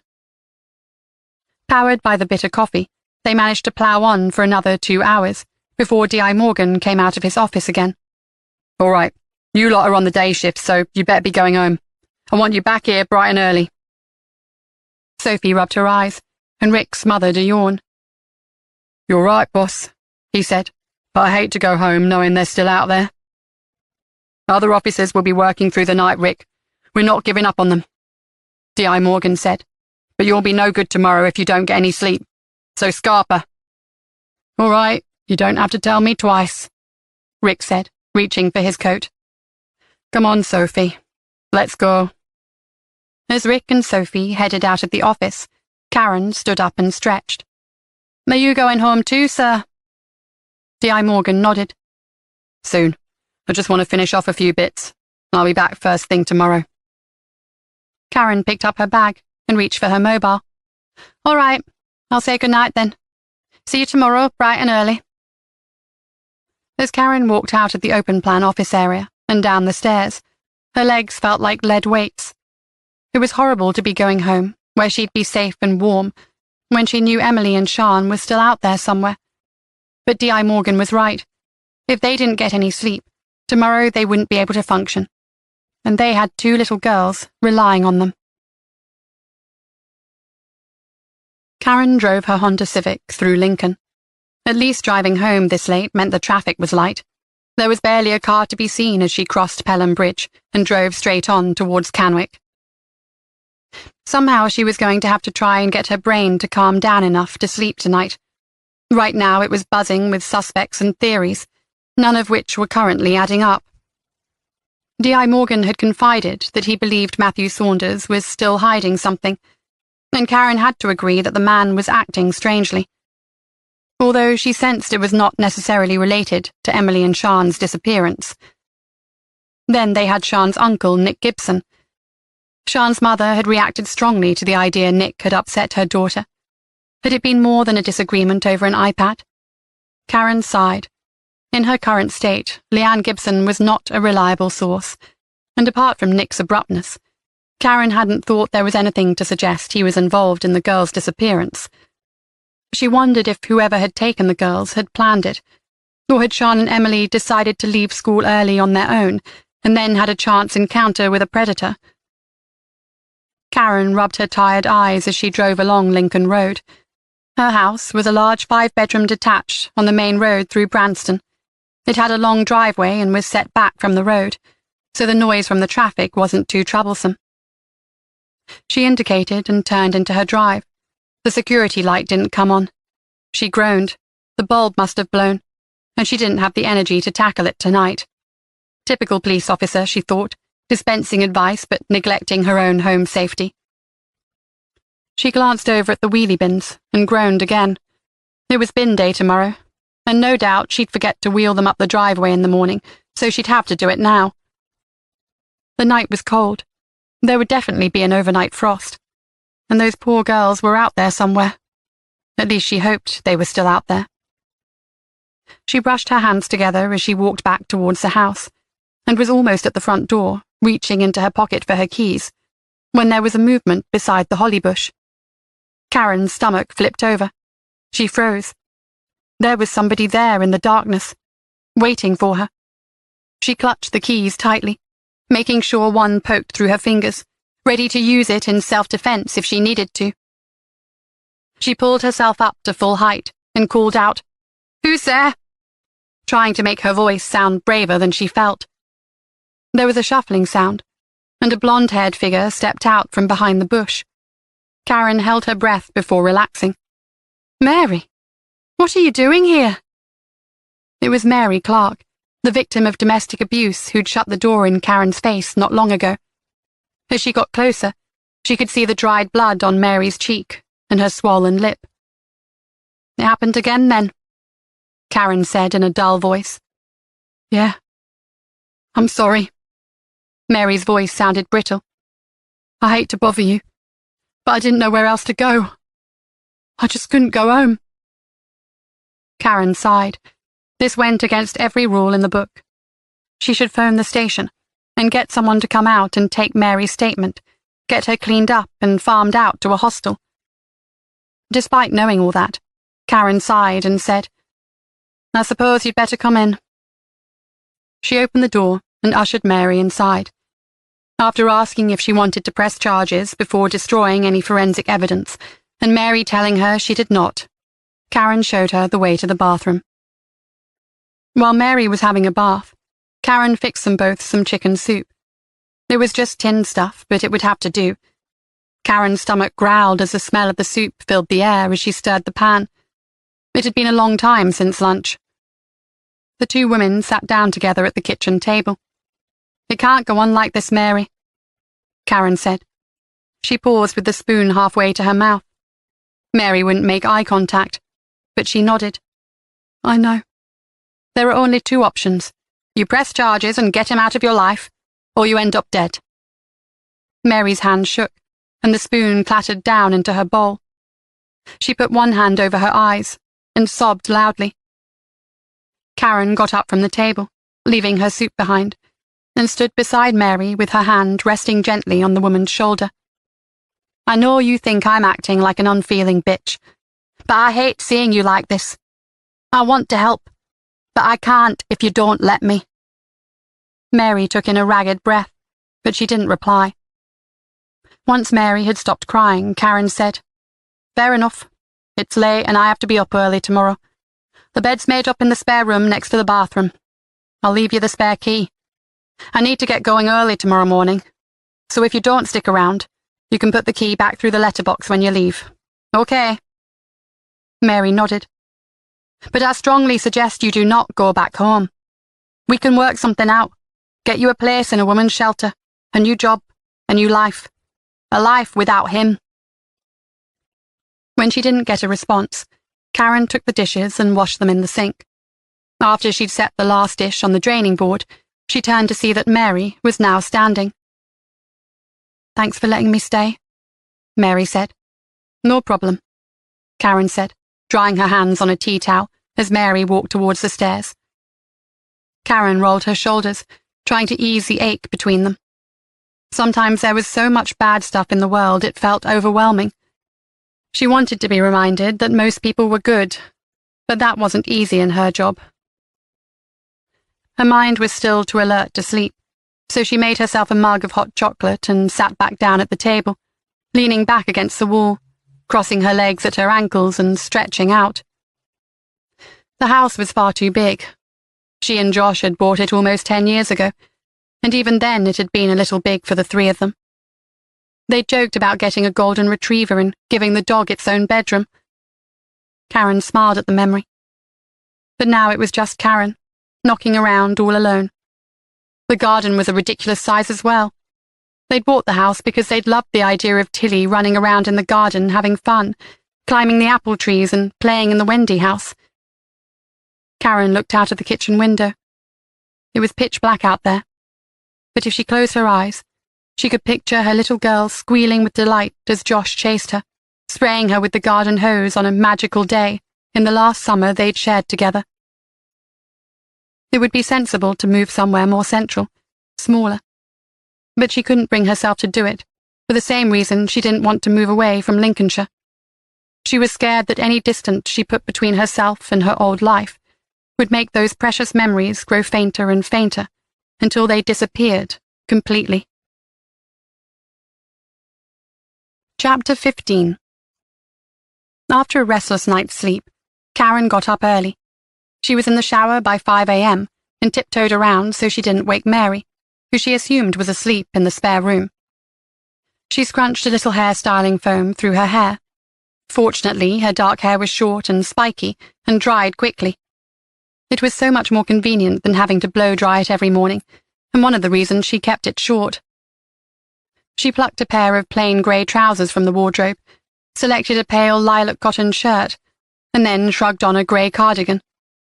Layered clothing helped keep out the cold, and she'd need the extra warmth today. The weather app on her phone predicted a maximum temperature of 6 degrees. She was about to go downstairs when she noticed the spare room door was wide open. She tiptoed across the landing and poked her head around the door. The bed was made up. The bathroom was empty too. There was no sign of Mary. She'd gone. Karen quickly checked the other bedrooms. Mary had probably gone back home to her so-called partner, the man who beat her up. "Why?" Karen muttered, hitting the side of her fist on the wall in frustration. She knew domestic violence situations were complicated, and she was quite sure Mary's partner could be charming when he wanted to be. He probably told her it would never happen again, that he couldn't live without her. They always said that. She'd offered her a way out on numerous occasions, and Mary had told her that her family was desperate for her to kick him to the curb. It wasn't as though she didn't have support, but it seemed that wasn't enough. Irritated and frustrated, Karen stalked away from the spare bedroom and stomped down the stairs. She'd have to put it out of her mind for now. She needed to get to the station and focus on the case. She'd offered Mary help, but if the woman wasn't ready to accept it, there was nothing Karen could do. But there was something Karen could do for those two little girls. She considered going straight to work without coffee, and then quickly decided that was a very bad idea. Even a few sips of caffeine would help. She spooned instant coffee into a cup and scrolled through her phone looking at social media, the local news, and her emails as she waited for the kettle to boil. No developments had been reported in the press. Of course, that didn't mean the team hadn't uncovered anything new, only that the press hadn't got wind of it yet. Karen finished making the coffee and took a couple of sips before throwing the rest down the sink. After grabbing her coat and bag, she left the house. It was still dark, and the security light switched on as Karen walked towards her car. It must have been playing up as she was sure it hadn't come on last night. She'd have to get someone in to look at it. Another thing to add to the growing number of jobs waiting for her attention. Her mind was full of the case and her to-do list, so when Christine called out to her over the fence, she jumped. "Morning, Karen, love. I thought you'd be off early. Here you go." Christine leaned over the fence that separated their front gardens and held out a thermal cup. "Filter coffee. The cup keeps it hot." Christine was already dressed. She had trouble sleeping for more than 5 hours a night and was often up very early. Karen walked over. "You're an angel, Christine." "You just take care of yourself. Don't push too hard." Karen smiled. "I won't." "I asked around, and people are talking about those two missing girls, as you'd expect." "Did anyone see anything unusual?" She shook her head. "Nothing. There's the usual gossip, of course." "What are people saying?" Christine pulled her face. "Mostly moaning about the police. They remember Amy's disappearance, and now 2 little girls have gone missing. People are shaken up by it." "That's understandable." Karen turned away, and then stopped. "Christine, if you see a blonde-haired woman hanging about my place today, could you let her in?" Christine looked surprised. "Of course. I've got your spare key."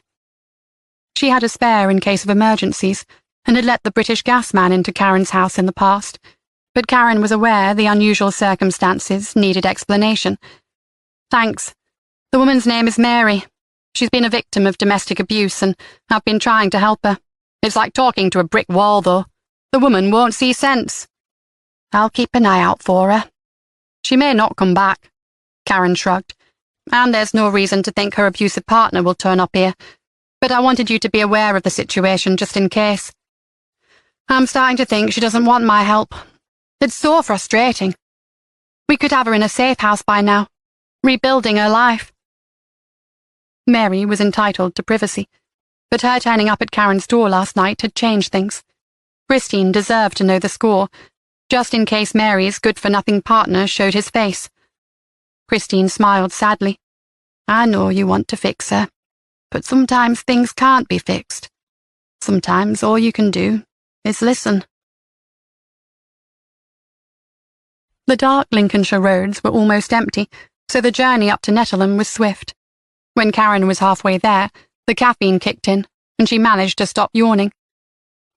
It was just before 6 when she walked into the open office area. Detectives from the night shift looked up from their desks, nodded and muttered good morning. There was no sign of Rick or Sophie yet, but she knew they'd be in shortly.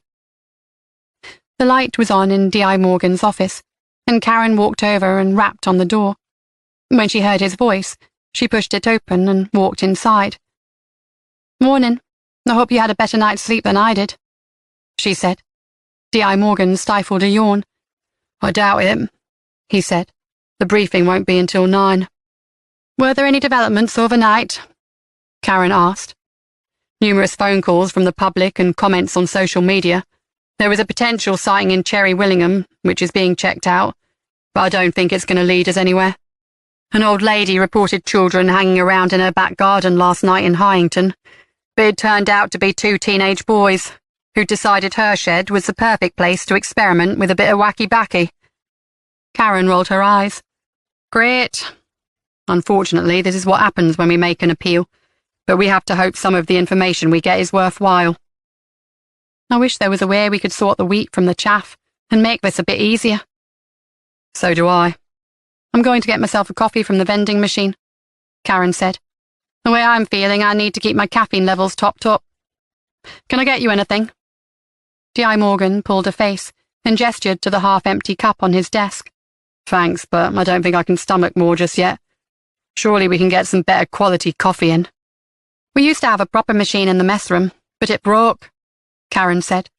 I'll make a start on sorting through the leads. Great.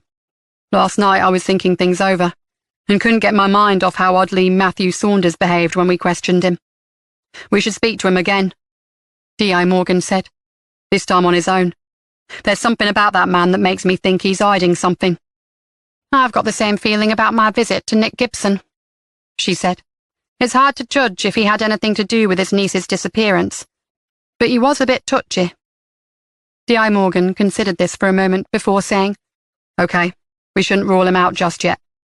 Let's keep an eye on him. Karen agreed. It was too early to count anyone out, especially someone so close to one of the children. We'll need someone to speak to the girls' friends and the other children in the class, D.I. Morgan said. There are 25 in Sean and Emily's class. Most of them were spoken to briefly yesterday, but we need to keep digging. They might have seen something, or one of the girls might have mentioned something that could be relevant. That's going to take a while. D.I. Morgan nodded. It will, but the school's opening today and I spoke to Jackie Lyons. She's happy for some officers to come in and talk to one child at a time. The complication, of course, is that they need a guardian with them. At 7:30 we should start ringing the parents to get their permission.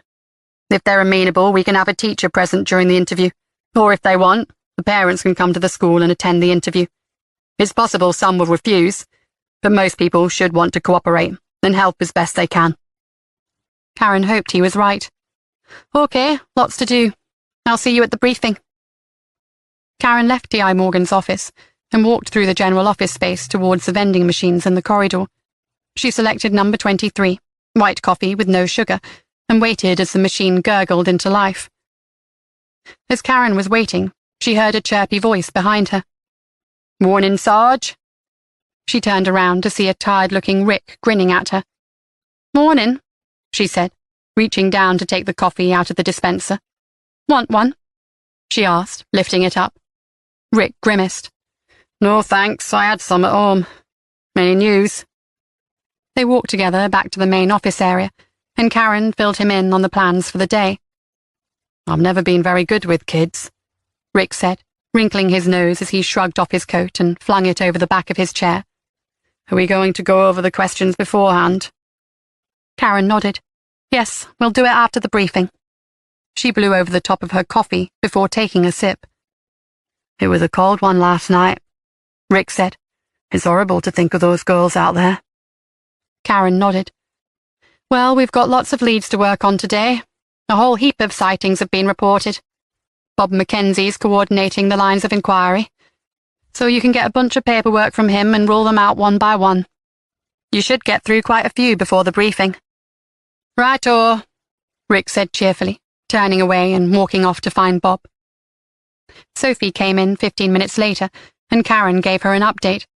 She was pleased to see Sophie was a little more eager than Rick to take part in the questioning of the children from Moor Lane School.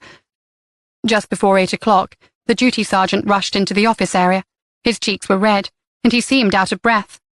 I've been trying to get through to D.I. Morgan, he said, looking at Karen. Karen turned, looked over her shoulder and saw the boss was on the phone in his office. If it's an urgent call, you can redirect it to my line. It's not a call. I've got a woman downstairs. She's a teacher at Washington Primary School. Washington was a village less than a mile away from Hyington. Karen waited for him to continue. She wants to talk to somebody about the missing girls. It turns out she thinks she saw a man hanging around her school yesterday, about lunchtime. Karen raised her eyebrows and stood up. And she's still downstairs now? I showed her into interview room 2. I thought you'd want to speak to her. You or D.I. Morgan. I do. Thanks very much. Karen issued a few instructions to Rick, and then scribbled a note for D.I. Morgan before walking into his office and sliding the note onto his desk. He picked up the piece of paper and scanned it. It appeared to be an important phone call, because he nodded and gestured for her to continue without him. She grabbed her phone from her desk, along with a notepad and pen, and strode out of the office, along the corridor, and then down the stairs to meet the teacher. Chapter 16. Karen opened the door to the interview room and found a nervous-looking woman sitting at the table. She had frizzy, light brown hair, the type of curls that were impossible to tame. She looked up at Karen as she entered the room. "I understand you're a teacher at Washington Primary," Karen said, offering her hand. "I'm Detective Sergeant Karen Hart."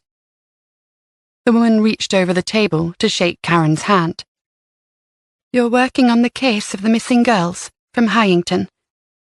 Karen nodded and slid into a seat. "That's right. What's your full name?" "Tessa Grimes. I wasn't sure whether to get in touch. I didn't hear about what happened yesterday until early this morning when I checked Facebook. Then I saw the email from our head teacher." Tessa ran a hand through her unruly hair. "The thing is, you always have to be on your guard these days. And it might be of no importance, but I couldn't live with myself if I didn't tell you about it." "Of course," Karen said, nodding encouragingly. "You were right to come to the station. What exactly did you see?" "Well, I didn't see much at all. I was on playground duty and one of the children came up and said that another pupil was at the front of the school talking to a man. By the time I got there, he'd spotted me and started walking across the street. I don't think it was anything sinister, but you do worry these days." "Which pupil was he talking to?" "A Year 5 pupil called Rachel McIntosh. I talked to her afterwards, of course. She didn't seem distressed at all and said the man was just after the time." "Why was Rachel at the front of the school?" "Well, I'm not sure if you're familiar with Washington Primary, but there's a playground and a bit of grass that leads down to the front. The children often play there. There are railings and gates so the children can't get out. I don't think Rachel was ever in any danger. I spoke to our head teacher about the incident and we were going to send a letter out to the parents today, so that everyone's on their guard. It can't hurt to be too careful." "I agree. Could you tell me what this man looked like?" Tessa pulled her face. "To be honest, I didn't get a very good look at him. I can't give you a good description. A couple of things that did stand out were his bright red hair, and that he was very tall." Karen felt her pulse rate spike. "Red hair?" Tessa nodded. "Yes, a vivid red. Very noticeable." "Could you estimate how old he was?" "Let me see. I'd say he was probably mid-30s, maybe a bit older." Karen leaned forward eagerly. "This is really helpful. Thank you. Now, do you think Rachel and her parents would be happy with us talking to her this morning? Just to see if she can describe him, or if he said anything else to her?" "I'm sure they'd be more than willing to help. Everybody's probably heard about the poor missing girls by now. If it helps them get them home safely, I'm sure they'd be pleased to help." Tessa put her palms flat on the table and studied the back of her hands. "You just don't think this sort of thing could happen in our neck of the woods?" "It is very rare," Karen said, "but it's good that you're alert. It's probably a good idea to stop the children playing near the gates." "You're right. I can't bear to think of one of our children being taken." Karen asked Tessa a few more questions, making careful notes. "What time did this happen?" "It was about 12:45 yesterday. The children were in the playground for their lunch break." Karen noted down the time. Had the same man who talked to Rachel then gone on to snatch Emily and Sean a few hours later? Or had they snuck away from school early and come across this red-headed predator? Karen wrapped things up with Tessa Grimes and thanked her for her time. Tessa had given her the mobile number for Sarah McIntosh, Rachel McIntosh's mother. Karen could barely wait to get out of the interview room and back to the office to inform D.I. Morgan of what she had uncovered. This could be the best lead they'd had so far. Back in the shared office area, Karen grinned at Rick and walked up to his desk. "You're looking pleased with yourself, Sarge," Rick said. "I take it that teacher had something useful to tell us." She did indeed, Rick. She told me there was a man spotted at the gates of Washington Primary School yesterday lunchtime. That was just a few hours before Emily and Sean went missing. Rick nodded eagerly. Did you get a description? The teacher didn't get a good look at him, but one thing she did say is that he had red hair. Rick let out a slow whistle. You're thinking of the Palmers again, aren't you? Karen shrugged.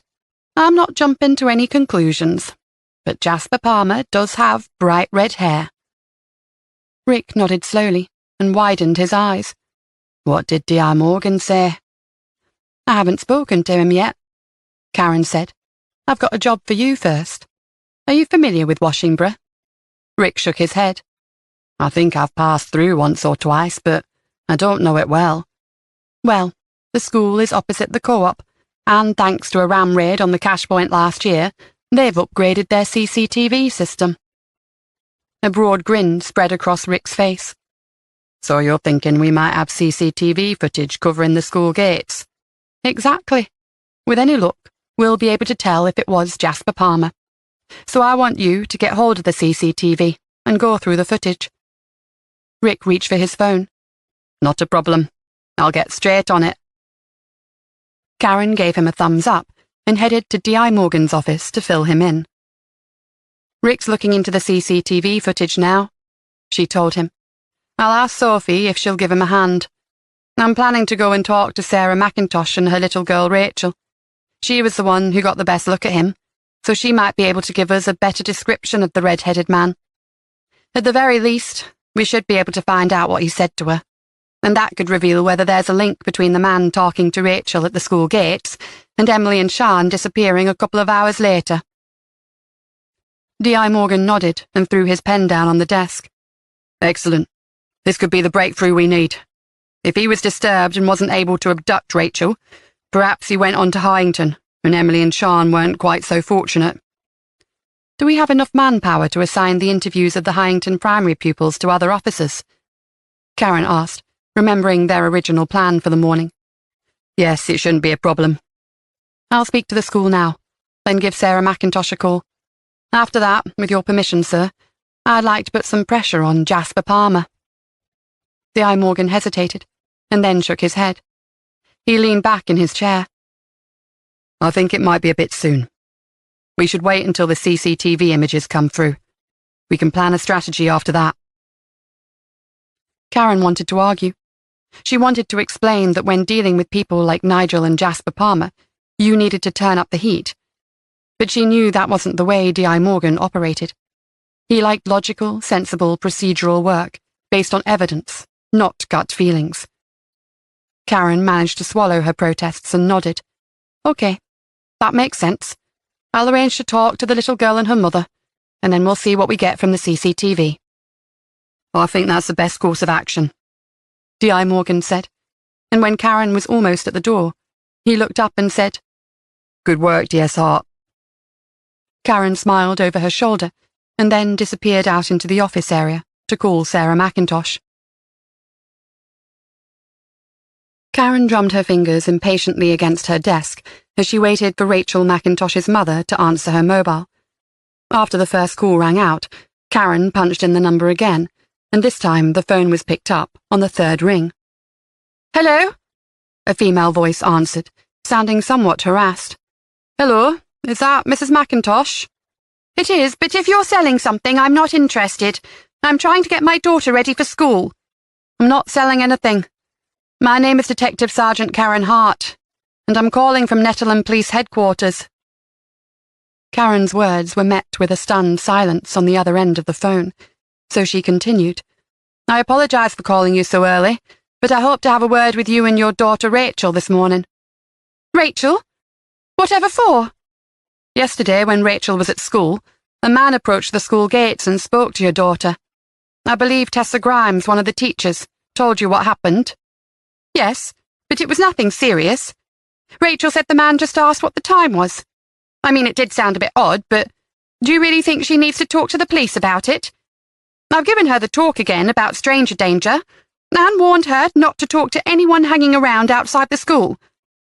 I'm not sure if you're aware of the 2 little girls who went missing from their school in Hyington yesterday afternoon." Karen heard the woman's sharp intake of breath.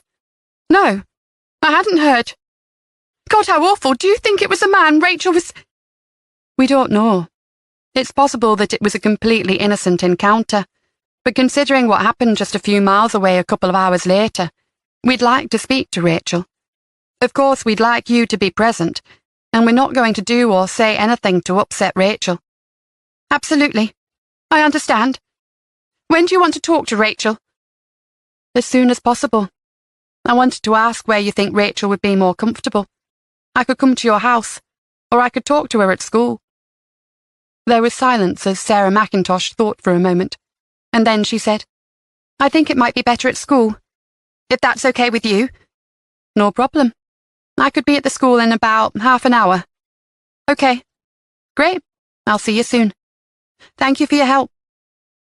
Karen hung up and called Tessa Grimes on her mobile. "Hello?" The sound of traffic made her voice sound distant. "Hi, Tessa, it's DS Hart." "Did I forget something?" "No, I'm sorry to bother you again so soon. Were you driving?" "Yes, but I've pulled into a lay-by. What is it?" "I've just spoken to Rachel's mother, and she believes that Rachel would feel more comfortable talking to me at the school. I hoped we could meet her there in 30 minutes. "I suppose that would be all right, but we're not supposed to let students in early.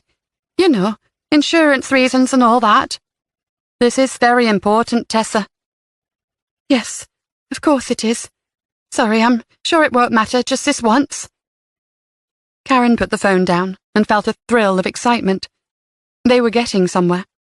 If Rachel could identify the man at the school gates as Jasper Palmer, with any luck, Sean Gibson and Emily Dean's disappearance, as well as Amy Fisher's 18-month-old missing persons case, could be put to bed once and for all.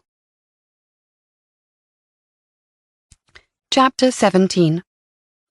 Karen reached Washington Primary School in 25 minutes. She'd left the station in a rush, leaving D.I. Morgan to pass the news on to the superintendent. Tessa Grimes waited for her at the entrance and smiled as Karen approached. She opened the big double doors. "The head teacher's in her office if you'd like a chat beforehand," Tessa suggested, closing the doors behind them. Karen thanked her and said that it was a good idea. It would help to talk to another teacher and get more information, and she was still a little early for her interview with Sarah McIntosh and Rachel. Tessa showed her to the head's office, and then excused herself, saying she was going to keep an eye out for Rachel and her mother to arrive. The head teacher was younger than Karen had expected. With her sober black suit, slicked back dark hair and pale makeup, Karen thought she looked like a character out of The Matrix. The head stood up from behind the desk and held out her hand towards Karen. "I'm Eleanor Trent," she said. "I was very concerned when Tessa told me about the incident yesterday. It's horrifying to think it could be related to the 2 girls going missing in Hyington." "Well, we don't know that for sure yet," Karen said. "That's why I wanted to talk to Rachel McIntosh." Miss Trent gestured to the chair in front of the desk. "Please, sit down." Karen sat on the upholstered chair. "We drafted a letter for all the children to take home." Miss Trent pushed forward a sheet of paper. Karen picked it up and quickly read the contents.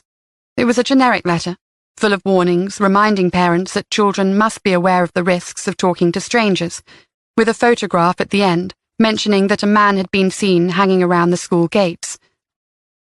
Karen put the paper back on the desk. "I think it's a good idea for parents to be alert." "Absolutely." Eleanor Trent cleared her throat.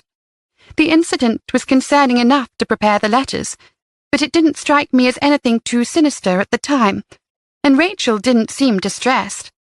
She frowned. "Perhaps I should have done more, but I didn't want to overreact. I remember some years ago, the police had a unit that visited schools to advise children on the dangers of talking to people they don't know. Do you provide anything like that?" "We can definitely arrange that. There are officers assigned to go to schools on a rota, so I'll have a word and see if they can bump you up the queue." Miss Trent smiled. "Thank you." She glanced at the clock on her wall and said, I thought you could talk to Rachel in the staff room. All the classrooms will be occupied. I've advised the teachers not to use the room because I didn't want you to feel you had to rush your conversation. We only have 6 teachers, so it's not a huge space, but I think it'll be suitable for your purposes." She stood up, and Karen did the same. "Thank you." "Can I get you a coffee or tea?" Karen shook her head. "No, thanks." She followed the head teacher out of the office. The staff room was a little further up the corridor on the right, and when Karen entered, she saw the head teacher had been right. It was small.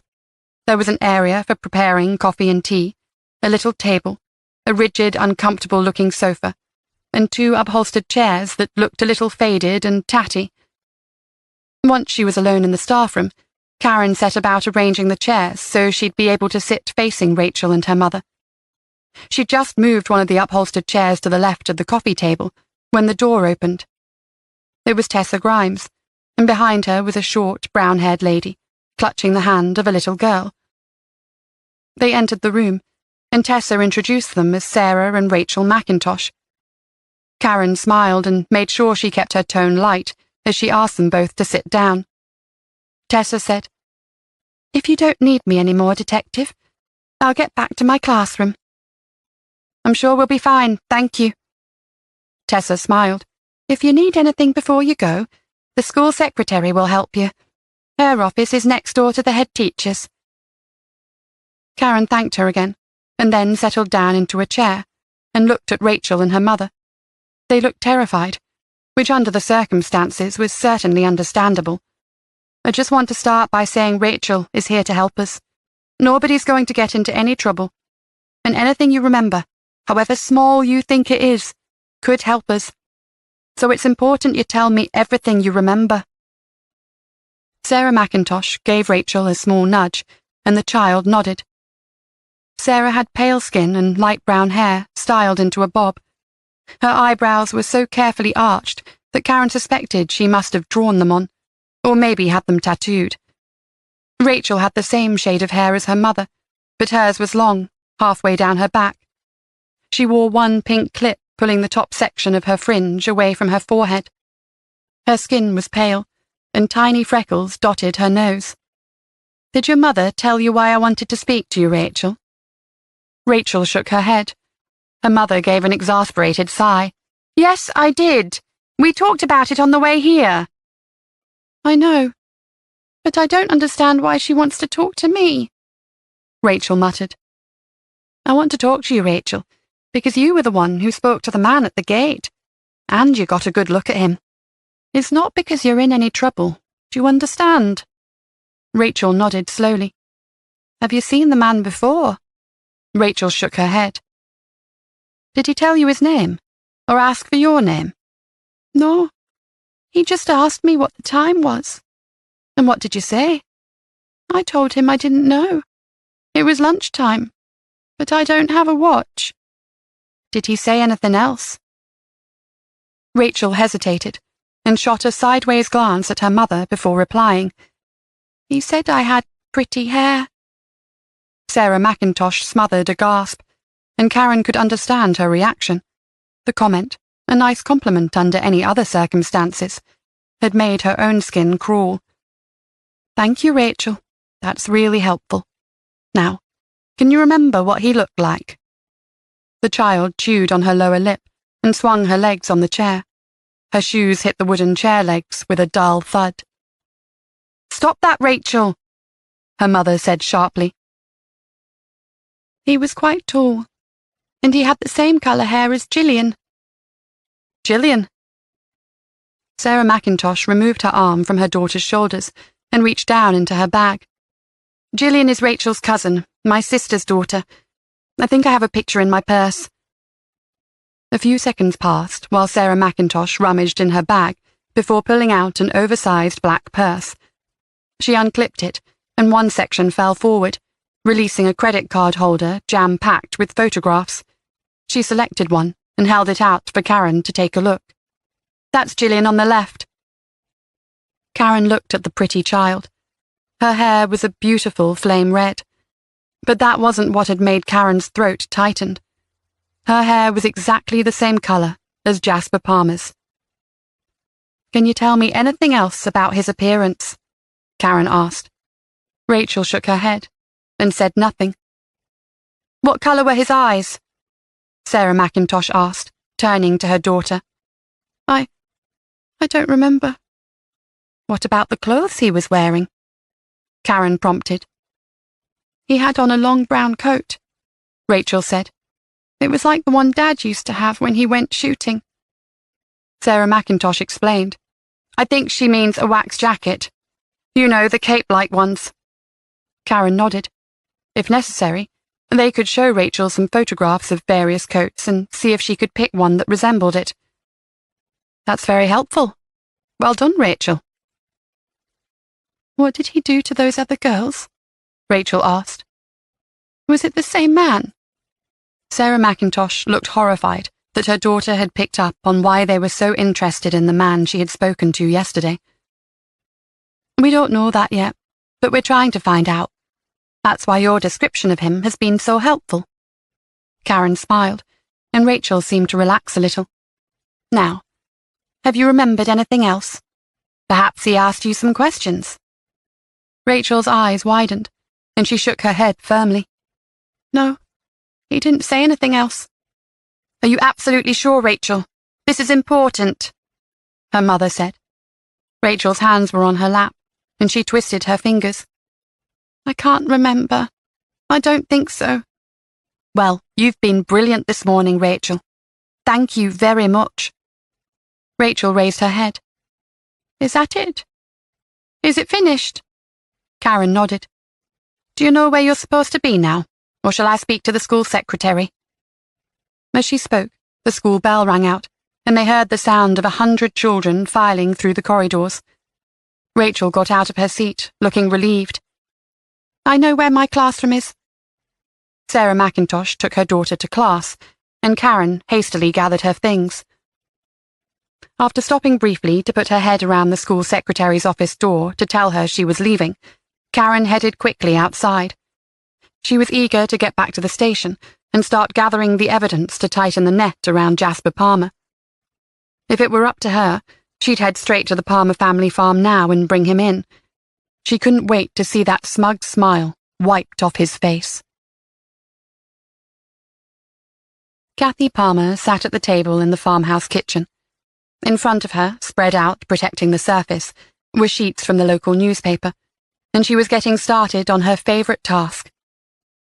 There weren't many household chores she enjoyed, but cleaning the family silver had always felt like a treat. She remembered her mother doing it when she was young, and she'd let Kathy help. She dabbed a little polish on the soft cloth and began to buff the silver. It was a repetitive, meditative task, and Kathy soon relaxed. Her father's breathing was steady as he slept beside the fire, and for once, Kathy could enjoy some peace and quiet.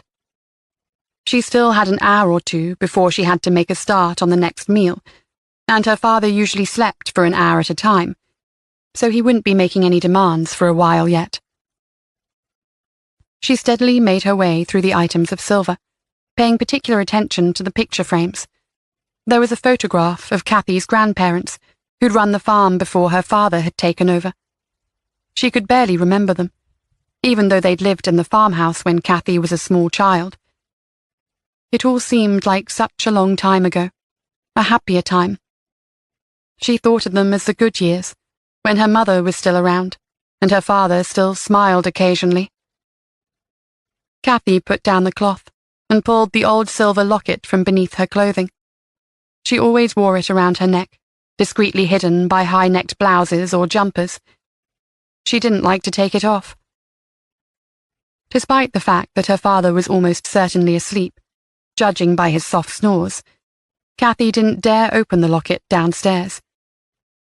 She gave it a quick polish and was about to tuck it back beneath her blouse when her father gave a loud, startled snort and jerked in his sleep, knocking over a cup that had been sitting on the small coffee table beside him.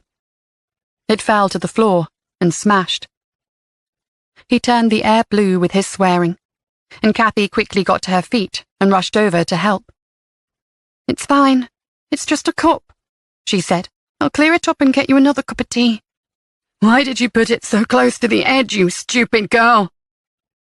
Kathy braced herself for more harsh words. And then she realized her father had gone strangely silent as she picked up the shards of the cup. Puzzled, she looked up and realized with horror he was staring at the locket dangling around her neck. Before Kathy could react, he reached forward and grabbed the locket with a sharp yank, breaking the chain around her neck. He moved quickly for an old man who couldn't walk unassisted anymore. Kathy's heart was thundering in her chest as she waited for him to get started. He couldn't deliver the beatings anymore, he was far too weak for that. But she could still be a victim of his verbal abuse, and sometimes she thought that was worse. She held her breath as his gnarled old fingers prized the locket open. When he saw the photograph of her mother, his face screwed up.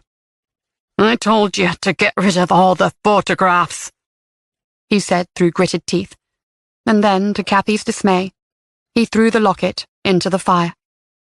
She got to her feet, grabbed a poker, and used it to search through the flaming pieces of wood.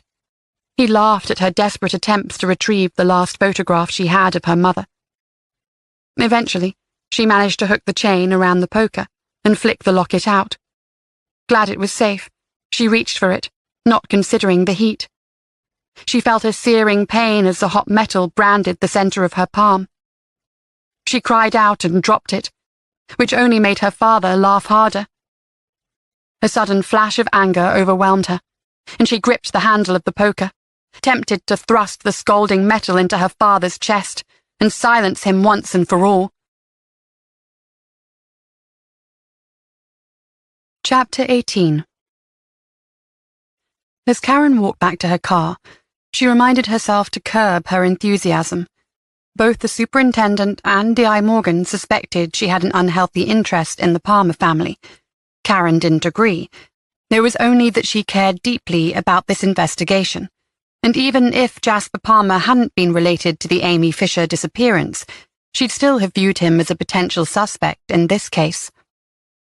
The super might talk about the dangers of being over-invested or emotionally attached, but Karen didn't believe it was possible to care too much.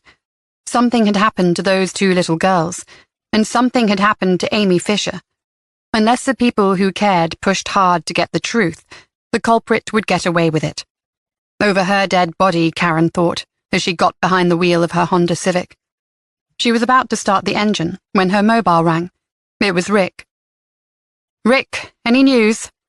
Hey, boss, I've got a result from the CCTV. Karen's fingers tightened around her mobile, and she held her breath, waiting for him to continue. Don't get too excited. The CCTV captured a man at Washington Primary, but it only shows him from the back for the most part. Just for a second, we get a glimpse of him from the side. It's definitely a man. He's tall and slim and he's got red hair. But I'm not sure we can ID him from the CCTV.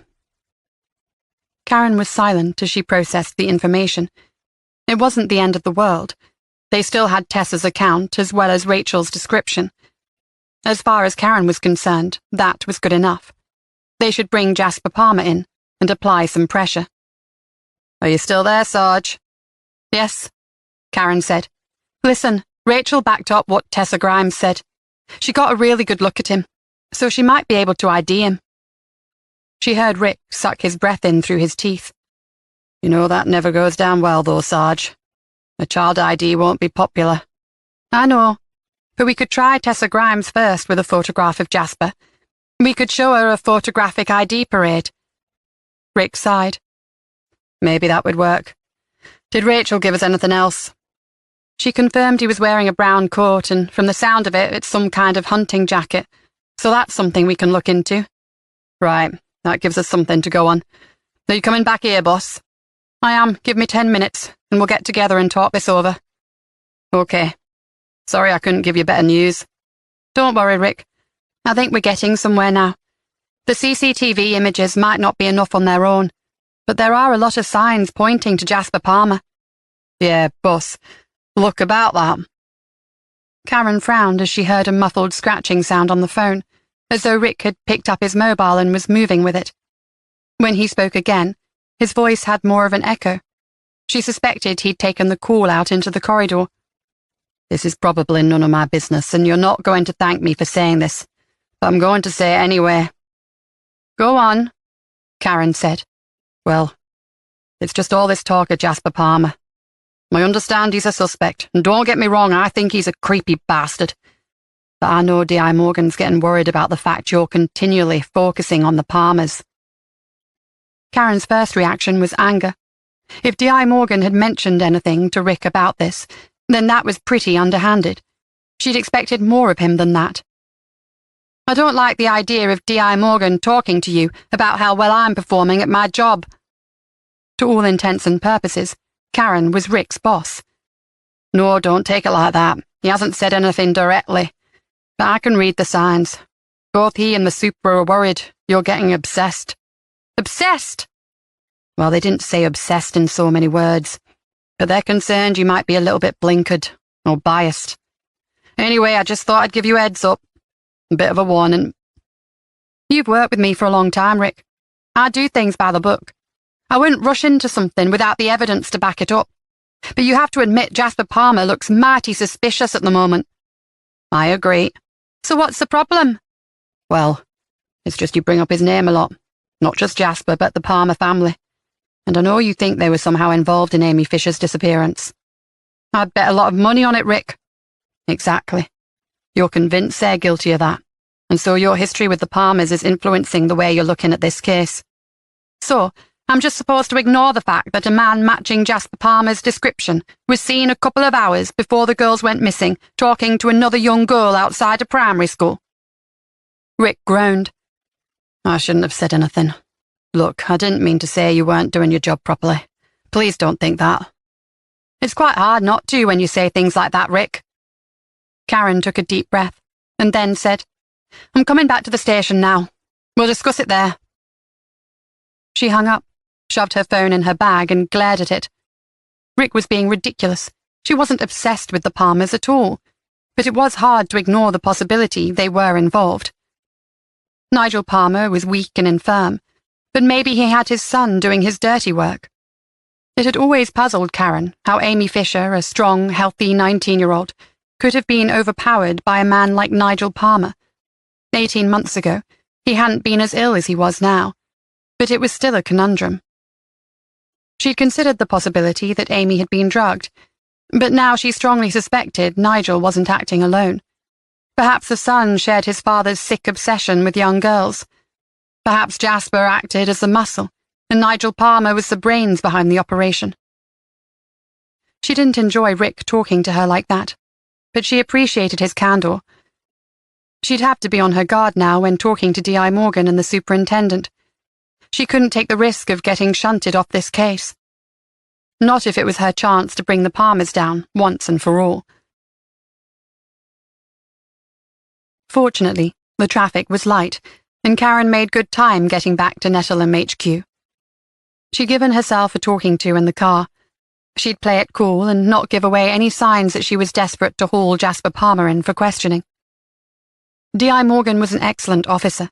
Karen had no reason to believe he wouldn't come to the same conclusion as she had about the Palmers. She just needed to bide her time and not lose her temper. She was striding along the third-floor corridor towards the office when one of the doors opened and Rick stuck his head out. Sarge, we're in here. They were in AV Room 1, where the audiovisual equipment included several large computers and playback devices, as well as other technical gadgetry. D.I. Morgan and Sophie were already seated around a computer screen. Karen and Rick joined them. They were looking at CCTV images taken from the recording. Rick reached for the mouse and began flicking through the freeze frames. Karen leaned forward, her fingers gripping the back of Sophie's chair. The images weren't great quality. They were a bit dark and grainy, and the colors were unsaturated. It was clear the man captured on the CCTV had red hair, but Karen had to admit it didn't appear quite as bright red as Jasper Palmer's. Judging his height in relation to the school gates, he looked a little shorter than Jasper Palmer. Karen's stomach dropped. Maybe he was slouching. Do you get a view of his face at all? Karen asked. Rick peered at the computer screen and clicked on the mouse, scrolling through the images until he had one of the man in profile. It wasn't good enough. Rick had been correct. There was no way they could identify Jasper Palmer from this. Disappointment curled up and sank like a stone in Karen's stomach. But this didn't mean it was the end of the road. They still had descriptions from Tessa and Rachel, and if they could get an identification that way, it would be good enough. "How did you get on with Rachel McIntosh?" D.I. Morgan asked. "Good. She was a bit subdued, but I think it was just the stress of the situation.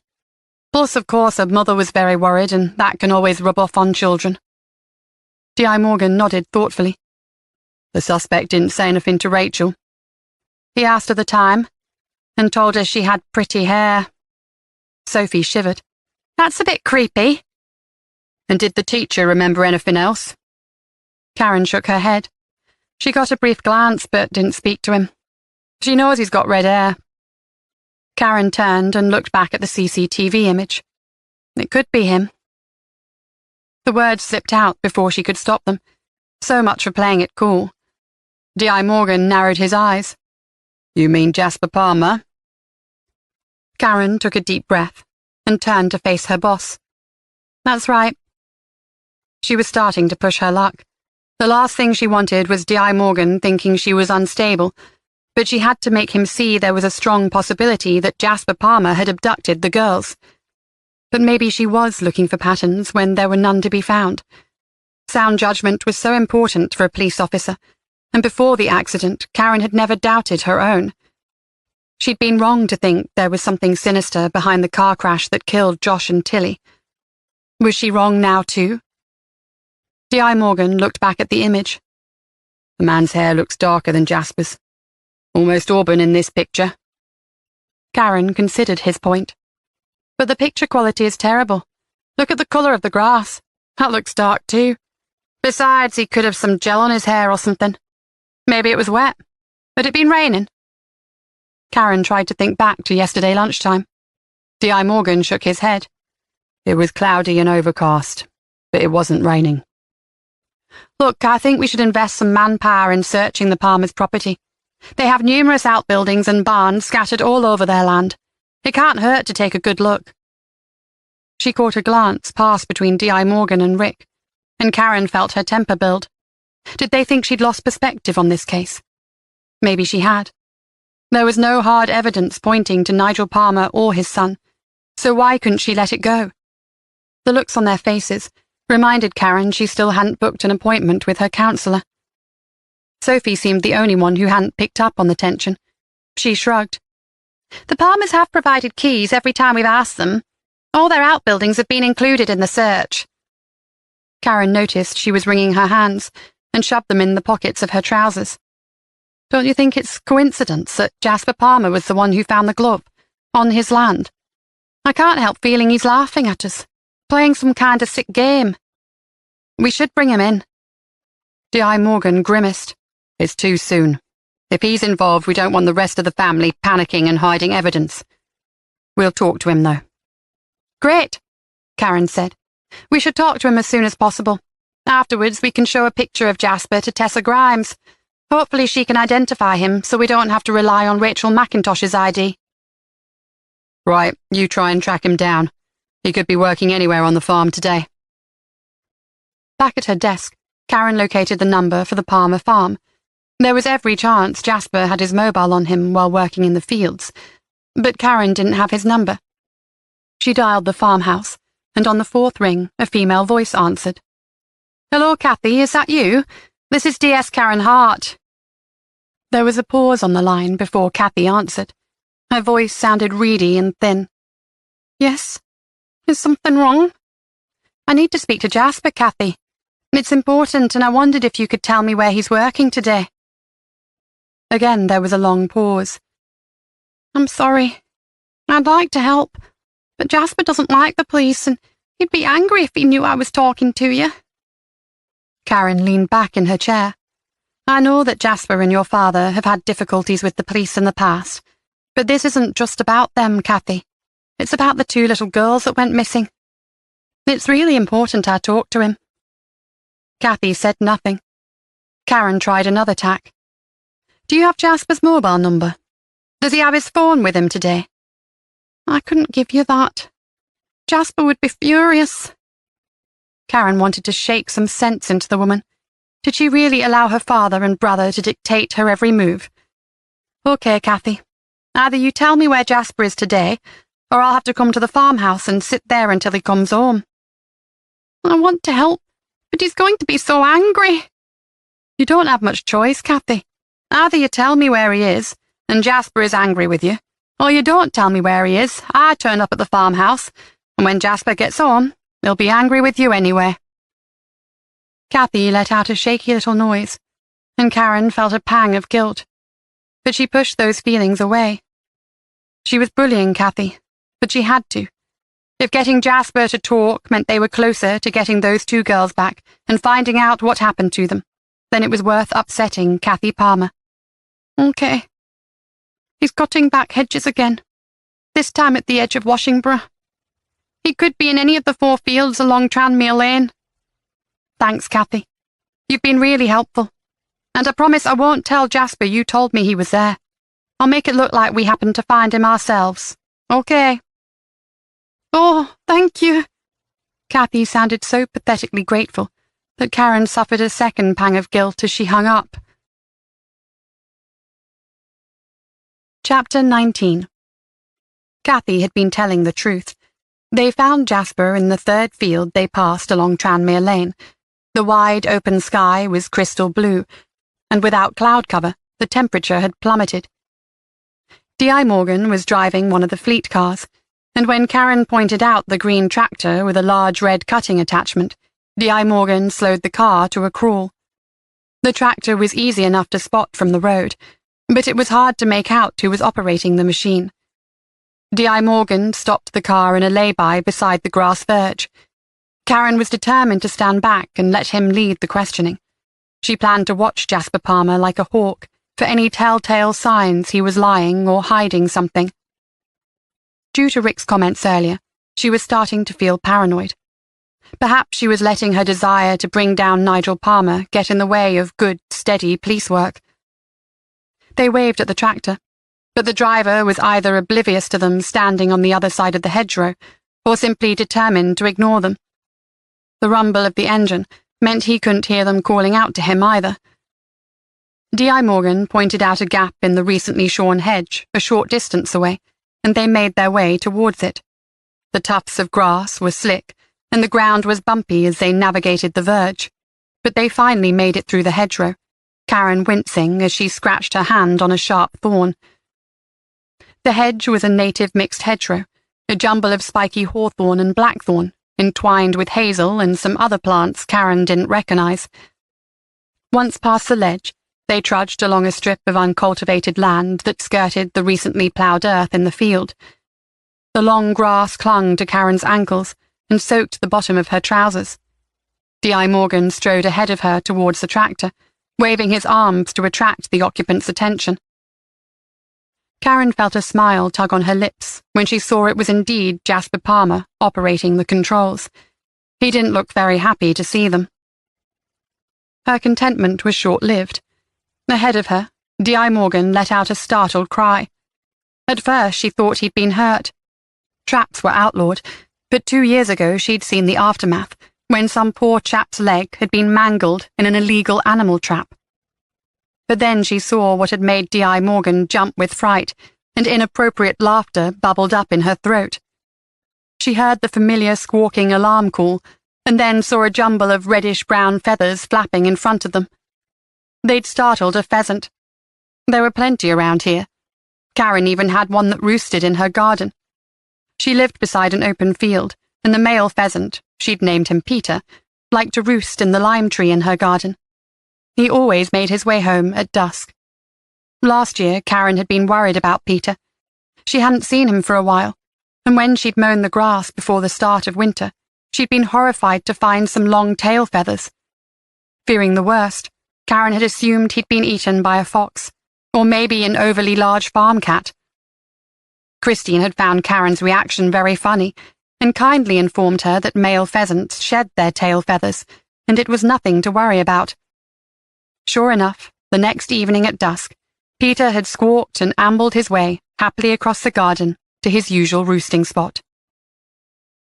Karen had grown quite fond of him, but from the way D.I. Morgan was now glaring at the pheasant scurrying away towards the open field, she guessed he didn't feel the same about this particular bird. "Did it startle you, sir?" Karen asked, unable to resist a grin. "I think the fact that I nearly jumped a foot in the air was pretty good indication that it did startle me. Thank you, D.S. Hart." To his credit, he returned her grin. "Looks like Kathy was right," Karen said, nodding at the cab of the tractor, where Jasper sat scowling behind the windscreen. D.I. Morgan gestured for him to cut the engine and climb down. Slowly and with a sulky expression, Jasper did as he asked. He opened the small door to the cab and jumped down, landing with a thud. "What is it? I'm at work." He wore a worn-out checked shirt, tucked into dark jeans. His boots were covered in mud. He glowered at them, and his bright eyes blazed. He had a reputation as a ladies' man around these parts, though Karen could not see the attraction, but that was probably because she saw so many similarities with his father. "We'd like a word," D.I. Morgan said. "I didn't think you'd come out here to offer me a cup of tea," Jasper said sarcastically. He smirked at Karen, and then leaned back against one of the enormous tractor wheels, casually watching them and waiting. The irritated look on his face had disappeared, and had been replaced by his usual cocky expression. Karen couldn't help thinking he believed he was getting one over on them. "Where were you yesterday lunchtime?" D.I. Morgan asked. Jasper ran a hand through his red hair, ruffling it, and frowned. "I thought the girls went missing in the afternoon." "Answer the question, please." "I was working on the field. Like I told you, I've been cutting back the hedgerows. This is the time of year we like to do it. It takes a long time. We used to hire help in, but now..." Jasper shrugged. "I like to do it myself anyway. The others always cut it too short or leave it too long. It takes an experienced man to handle a machine like this." He rubbed the side of the tractor, fingering the green paintwork, and then he looked at Karen with what could only be described as a leer. She didn't react. She'd dealt with worse in her time. If he thought that was going to intimidate her, he'd better think again. D.I. Morgan pressed on. "Do you have anyone who can corroborate that?"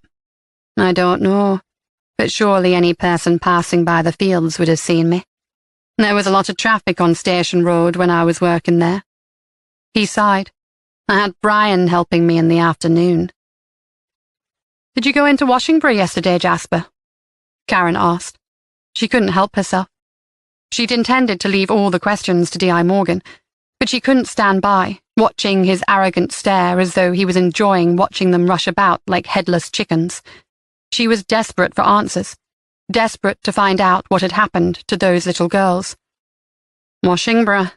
No, but I do go to the ferry boat sometimes," he said, referring to the pub. "They do a lovely fish and chips. Maybe you could meet me there one night." He gave Karen what she assumed he thought was a charming smile. Karen rolled her eyes. "But you didn't go to the ferry boat yesterday." "No, officer, I didn't go to Washingbury at all yesterday," he said mockingly. Karen clenched her fists tightly and shoved them into her jacket pockets. "That's funny. We've got a witness who says they saw you in Washingbury yesterday." D.I. Morgan shot her a warning look, but it was too late. Jasper laughed, and that was the last straw for Karen. "I don't think we're getting very far here, Jasper. Maybe you should come to the station and answer our questions there." Jasper stopped laughing abruptly. "What is all this? Are you trying to fit me up?" He looked at D.I. Morgan. "You should keep an eye on this one. She's a bit loopy." He moved his hand in tight circles by his temple. "She's got a bee in her bonnet about that other girl that went missing. She thought it was my dad." He barked out a laugh. "I mean, he's on his last legs. What chance would he have against a feisty girl like Amy?" "Feisty?" Karen's voice was as cold as ice. Why do you describe her as feisty? Did she turn you down? Maybe she didn't appreciate your advances. You don't like women saying no to you, do you, Jasper? Jasper grinned. You've lost the plot. I liked Amy. We got on. I was as surprised as anyone when she disappeared. I've told you all that before, but you don't listen. It would be better for you if you told us the truth, Jasper. Were you in Washington yesterday? D.I. Morgan asked. He laughed and shook his head. Don't tell me you've fallen for this loopy cow's theories, have you? Right, that's it. You're coming with us, Karen said. You're arresting me. Jasper wiped his hands on a rag and then chucked it back into the cab of the tractor.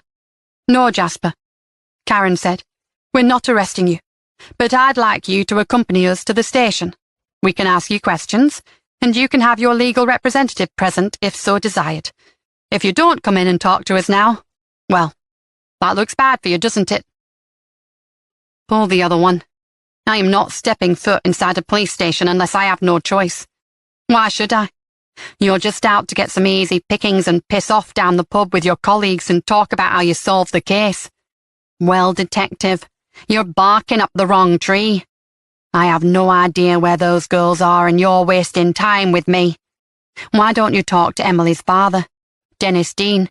He's got his fingers in an awful lot of pies around here. What do you mean by that? D.I. Morgan asked. Ask anyone. Even she knows. Jasper jerked his head in Karen's direction. He's a nutter. If you want my opinion, he's probably pissed off the wrong bloke, who's decided to teach Dennis a lesson by taking the girls. That doesn't make any sense, Jasper, D.I. Morgan said. If that were the case, they'd only take Emily. Jasper shrugged. Maybe something went wrong. Anyway, as lovely as it's been talking to you, I need to get back to work. And I suggest you two do the same. Stop wasting taxpayers' money and go catch some real criminals for a change. Blood boiling, Karen watched him climb back into the tractor.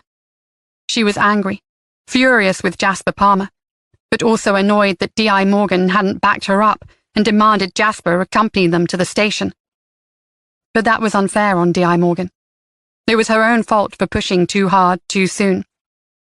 What was it about this case that had turned her normally level-headed nature upside down? Was she sliding back to that dark, paranoid place she'd inhabited after the accident? She couldn't dispute the facts. They didn't have enough evidence to charge him. They needed to get a proper identification and build the case step by step. But right now, all she really wanted to do was lock Jasper Palmer up and throw away the key. Chapter 20. Karen and D.I. Morgan spent the afternoon following up endless futile leads and checking in with the search parties. They weren't getting anywhere. It was almost as though the girls had vanished into thin air. Back at the station, Karen tried to work out how the girls could just have disappeared. Maybe they'd been taken away by road. Karen pulled up a map of the local area on her computer.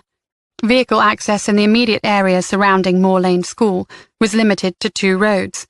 Moor Lane itself, or Longwater Lane at the back of the woods. There were numerous houses along both roads. Someone should have seen something at that time of day. On the other hand, if the girls had wandered across the open farmland, they could have walked unspotted for some time. But the school had been quick to alert the police, and the search had been initiated in less than an hour. It took time to organize an official search, but there were uniformed officers and local people searching the farmland before the hour was up. D.I. Morgan had checked in with both girls' families, and Karen was glad she didn't have that job this afternoon. It was always difficult to see the harrowing after effects of crime in victims and their families, and in this case Karen felt it particularly keenly. Although her own daughter had been just 5 years old when she died, had she been alive now, she would have been the same age as Emily and Sean. Karen refused to let her mind wander. She couldn't bear imagining what Tilly's face would look like now if she hadn't been so cruelly taken away. Instead, Karen leaned forward at her desk and opened the folder containing the screenshots of the CCTV images. If she looked at the images in a certain way, there was a definite resemblance to Jasper Palmer. Karen had caught up with Tessa Grimes earlier, but unfortunately Tessa told her she hadn't seen the man long enough to say whether it had been Jasper. Karen hadn't wanted to ask Rachel. It would leave the case open to criticism. Children were never looked on as the most reliable of witnesses, and it was always preferable to get an adult, someone who could sign a witness statement and understand the gravity of what they were saying when they made an identification. But two girls' lives could be at stake, so reluctantly, knowing that it would cause a lot of trouble, Karen had shown Rachel a picture of Jasper Palmer. She'd held her breath as she waited for Rachel's response, ignoring that little voice in her head telling her she was pushing too hard again and losing perspective. It had all been for nothing, though. The little girl shook her head and said she couldn't remember. Karen had given her mother her contact details again and asked her to get in touch if Rachel remembered anything else. Outside, the sky had clouded over, and rain had started to fall, steady and relentless. The people manning the search would be drenched through to the skin as they carried on, hoping that against all odds they'd find something to help them track the girls. But there had been nothing since Sian's glove. No trace of the girls at all. The case already weighed so heavily on the officers involved that it was hard to believe it was only the second day. Rick Cooper's usual banter in the office had come to a complete halt as he sat frowning down at various sheets of paper detailing leads that had come in from the general public and filtered up to the main CID room. You never knew which tip-off was going to be a promising lead or which one would be a waste of time and have you running around in circles, while the real perpetrator got further and further away. Sophie was looking down at her desk, just as intently as Rick. Her cheeks flushed as she read through some printed notes, and then reached for the phone. Karen pushed her chair back, intending to grab another coffee, but she paused to stare again at the image of the red-haired man outside Washington Primary School. Was it him? Was it Jasper Palmer? She frowned at the image, willing something to jump out at her, something they'd missed. But it was no good. She just couldn't be sure. A few hours later, D.I. Morgan had noticed his team were flagging, and when the night shift came on, he insisted they all left by 10 p.m. Karen hated to admit it, but it seemed like this case could go on for a while. It was looking more and more likely that they wouldn't find the girls alive. There were some terrible statistics about child abductions. The most worrying to Karen was that they were on the increase. Most cases didn't end in murder, though. Many of the children were targeted, abused, and released quickly. A larger percentage of the reports that came in were the result of parental abduction. A parent, often born in another country, would take the child abroad without permission and not bring them back. There wasn't much the police in the UK could do about that. The most horrendous cases, the stuff of parents' nightmares, were the abductions followed by murder. In some instances, the child was killed very soon after they were taken. Karen hated to think about that. The idea that Emily and Sian were out there somewhere, still alive and hoping to be rescued, kept her going. At 10:30 p.m., Karen pulled into her driveway. She took a careful look around to make sure nobody was hiding in the shadows tonight, but the driveway was empty. She returned her empty bin to its usual spot at the side of the house, and then headed inside. She took her jacket off and washed her hands, staring out of the dark kitchen window into the garden. In the distance, the mast at Donington-on-Bain was glowing red. The Belmont transmitting station was 20 miles away, but dominated the skyline at night with its aircraft warning lights. Some years ago, proud locals had unsuccessfully campaigned against a decision to shorten the mast. When she was 4, Tilly had asked about the strange red object in the sky. Karen had tried to give a lesson on perspective and distances, but failed miserably. Her husband had chuckled at her long-winded attempt to explain that it might not look very big, but that was because it was a long way away, and if they stood next to it, it would be very big indeed. She left the kitchen and went into the small room at the front of the house that used to be Tilly's playroom. Karen now used it as a study. From the bottom drawer of the desk, she pulled out a blue A4 ring binder. She took a deep breath and opened it. Inside, there were pages and pages of research into the road traffic accident that had killed Josh and Tilly. Sentences had been marked with a bright yellow highlighter, and rings from coffee cups decorated some of the printed sheets, from the nights when Karen stayed up until the early hours of the morning, poring over her findings, desperately looking for answers. She didn't find any answers, because there was nothing to be found. There was no conspiracy, no patterns, no justice to chase. Just death. Just a tragic accident. She flipped through the sheets, feeling guilty.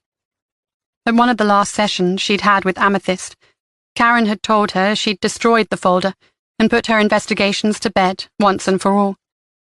She'd told Amethyst what she wanted to hear. It wasn't a big lie. Karen understood she'd been way off course, but couldn't bring herself to get rid of the folder. Not yet. With a lump in her throat, Karen put the folder away, went back into the kitchen, and looked at the miserably bare contents of the fridge. She should have picked up a takeaway on the way home, or had some of the pizza Rick had ordered at the station. But when it arrived, her stomach had still been churning from the run-in with Jasper, and she'd turned down a slice of spicy pepperoni. She pulled a chunk of cheddar out from the back of the fridge and checked it for spots of mold. After a quick sniff, she decided it would probably be okay. She'd had the foresight to freeze a loaf of brown bread earlier in the week, and she took out a couple of slices and chucked them under the grill before slicing the cheese. As the toast cooked, she leaned against the cupboard next to the oven, enjoying the warmth of the grill. She had the heating set to come on at 5 o'clock and go off at 9, so the house was already cooling down. She nipped into the utility room and punched a few buttons to change the timer. While this case was running, it was stupid to have the heat coming on at 5 when she wasn't here. She set it to come on earlier in the morning too, knowing she'd have another early start.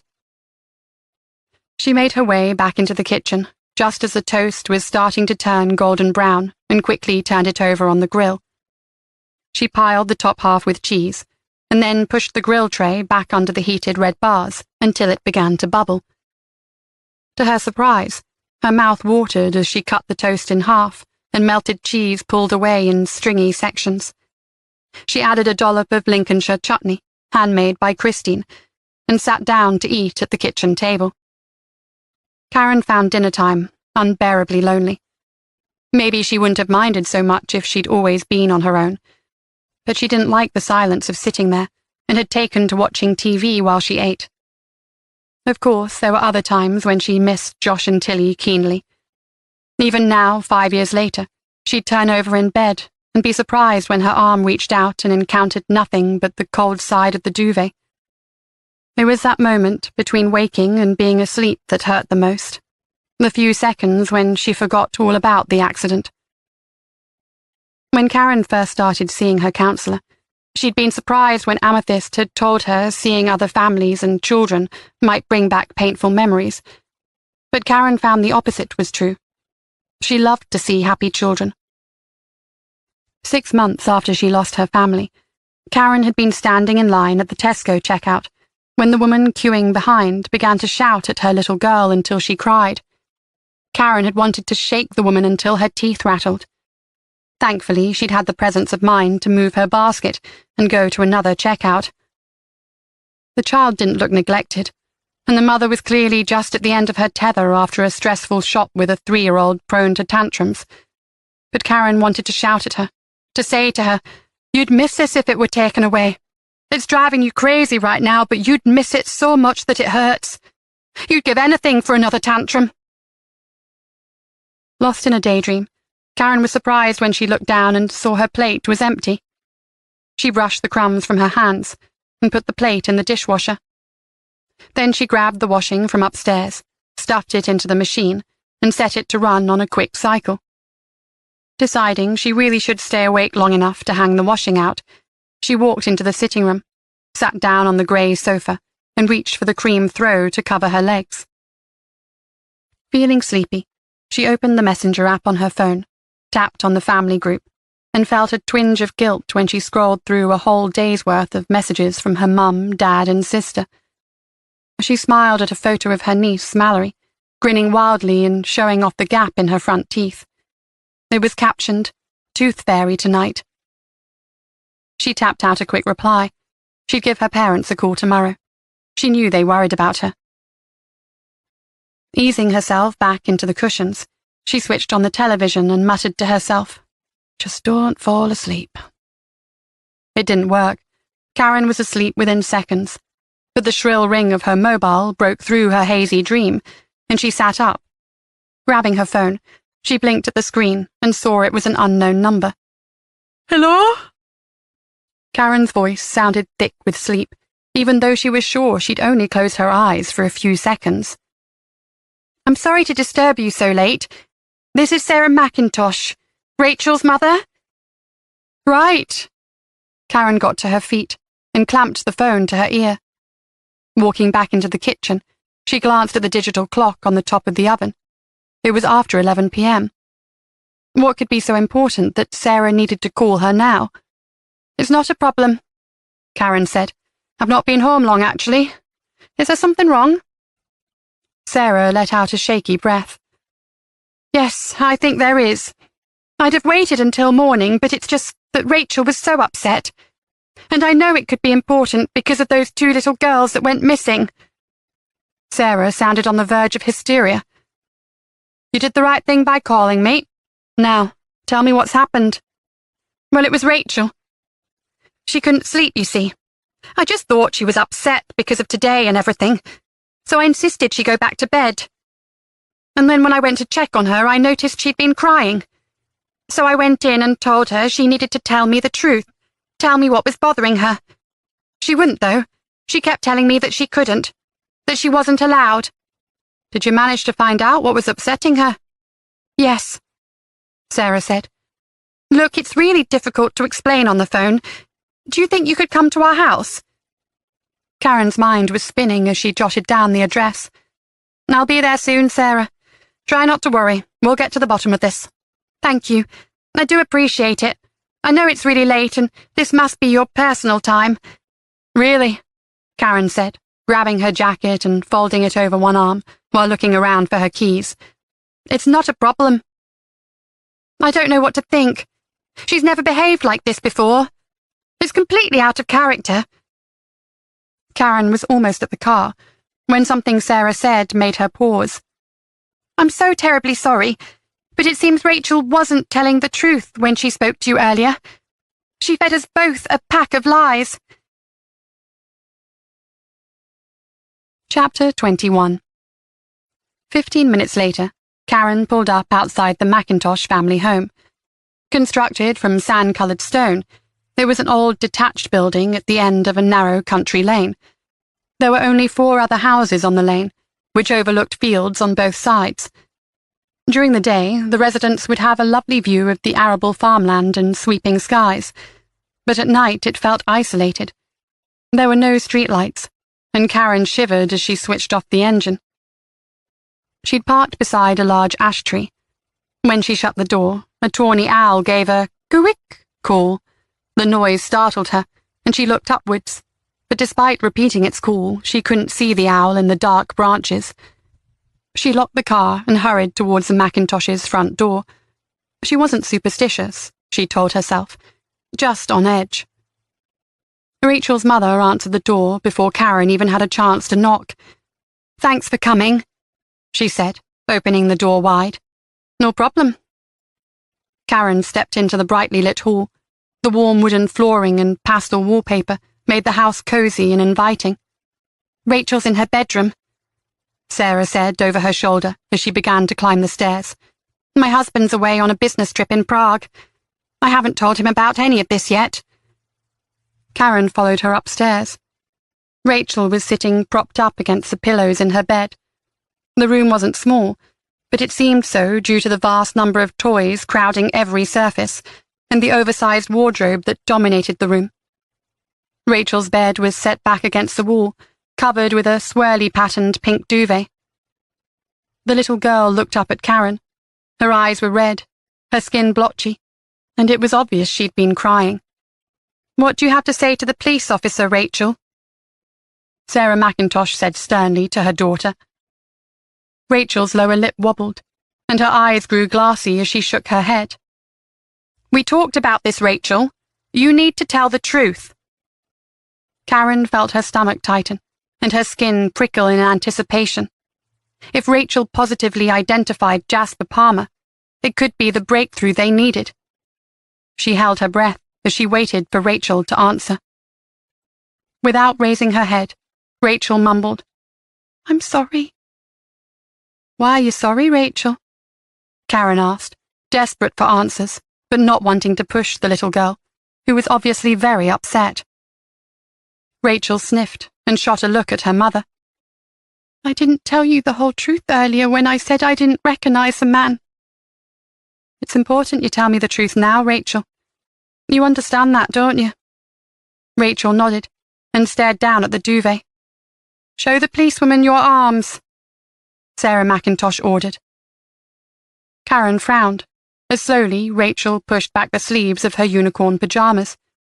There were dark, ugly bruises on both arms, small in size but painful looking. This was an unexpected development. "How did she get these?" Karen asked, looking up at Mrs. McIntosh. "From another girl in her class, Molly Greenwood. She's been bullying Rachel." Momentarily at a loss as to what this had to do with the man at the school gates, Karen turned her attention back to Rachel.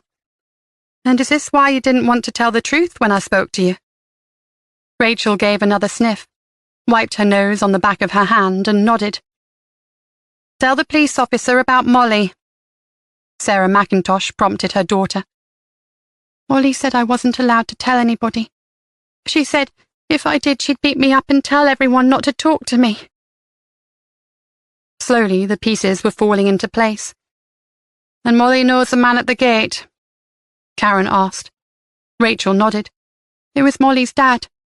He left Molly's mum, and she won't let him come home. So he came to the school to see Molly, but he's not supposed to. Molly didn't want me to tell you in case he got into trouble." Before Karen could ask another question, Sarah McIntosh cut in. "It's been all around the village. He was violent, and Lydia Greenwood has an injunction against him. He's only supposed to see Molly under supervision." "And what is Molly's father's name?" Sarah replied. "Les Greenwood. He has a problem with alcohol, too." "Right. So the man at the gate was Les Greenwood, Molly's dad. Is that what you're telling me, Rachel?" Rachel wrapped her arms around herself and nodded again. "Yes," she replied in a small voice. Karen felt a wave of frustration. Not only did she not have the evidence she wanted against Jasper Palmer, but it looked as though they'd been chasing a false lead. Karen smiled and stood up. "Thank you, Rachel." "You won't tell Molly I told you, will you?" she asked anxiously as Karen walked towards the door. "Molly shouldn't be hurting you, Rachel. She's the one who'll be in trouble, not you." Karen turned to Sarah McIntosh. "You'll be reporting this to the head teacher." Sarah nodded firmly. She lowered her voice and led Karen out of Rachel's bedroom. "Absolutely. I'm furious. What'll happen now?" "We'll have to speak to Les Greenwood, but I'd guess he did go to the school to talk to his daughter. I was furious when Rachel told me what Molly had been doing to her, but I do understand the girl's been going through a rough patch. I'm going to talk to the head teacher, but also Molly's mother.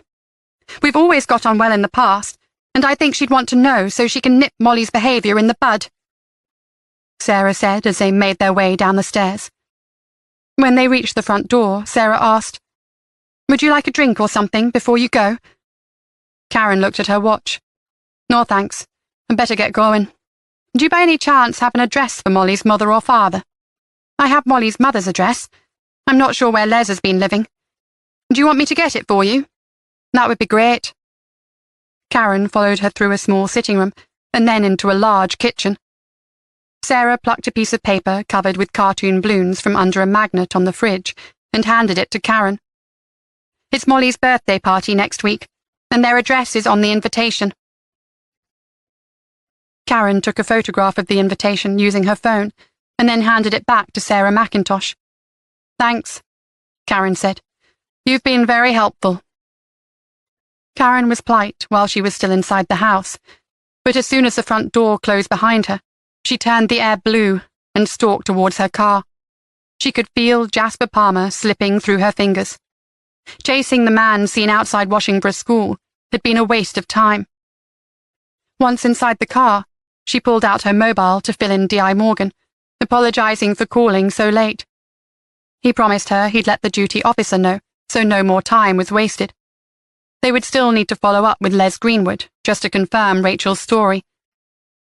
After she'd hung up, Karen put the phone in the circular cup holder in front of the handbrake and leaned her head back on the headrest. Somewhere out there were two scared little girls, and they didn't seem to be getting any closer to finding them. D.I. Morgan had only just put the phone down after speaking to the inspector in charge of the night shift when his doorbell rang. He was renting an old 2-bedroom terraced house in Canwick on a short-term basis until he'd decided whether he wanted to settle in Lincolnshire for the foreseeable future. As he walked along the dark, narrow corridor with its flagstone floor, he shivered at the draft that crept around the front door. The windows were just as bad. The house had character, but was absolutely freezing. He'd put on a thick fisherman-style jumper when he got home and changed into a pair of comfortable faded jeans. He glanced at the Omega watch on his wrist and saw that it was almost midnight. Who would be ringing his doorbell at this time? It had to be something to do with work. He hadn't got to know any of his neighbours. He worked long hours and wasn't exactly sociable.